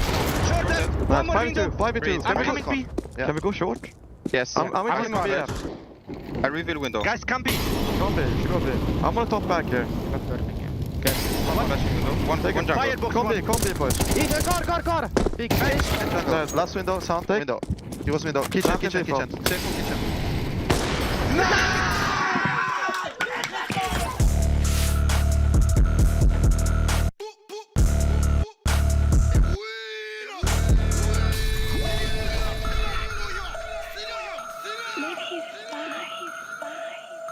Teams, they start digging. Made in hell. On a deserted island.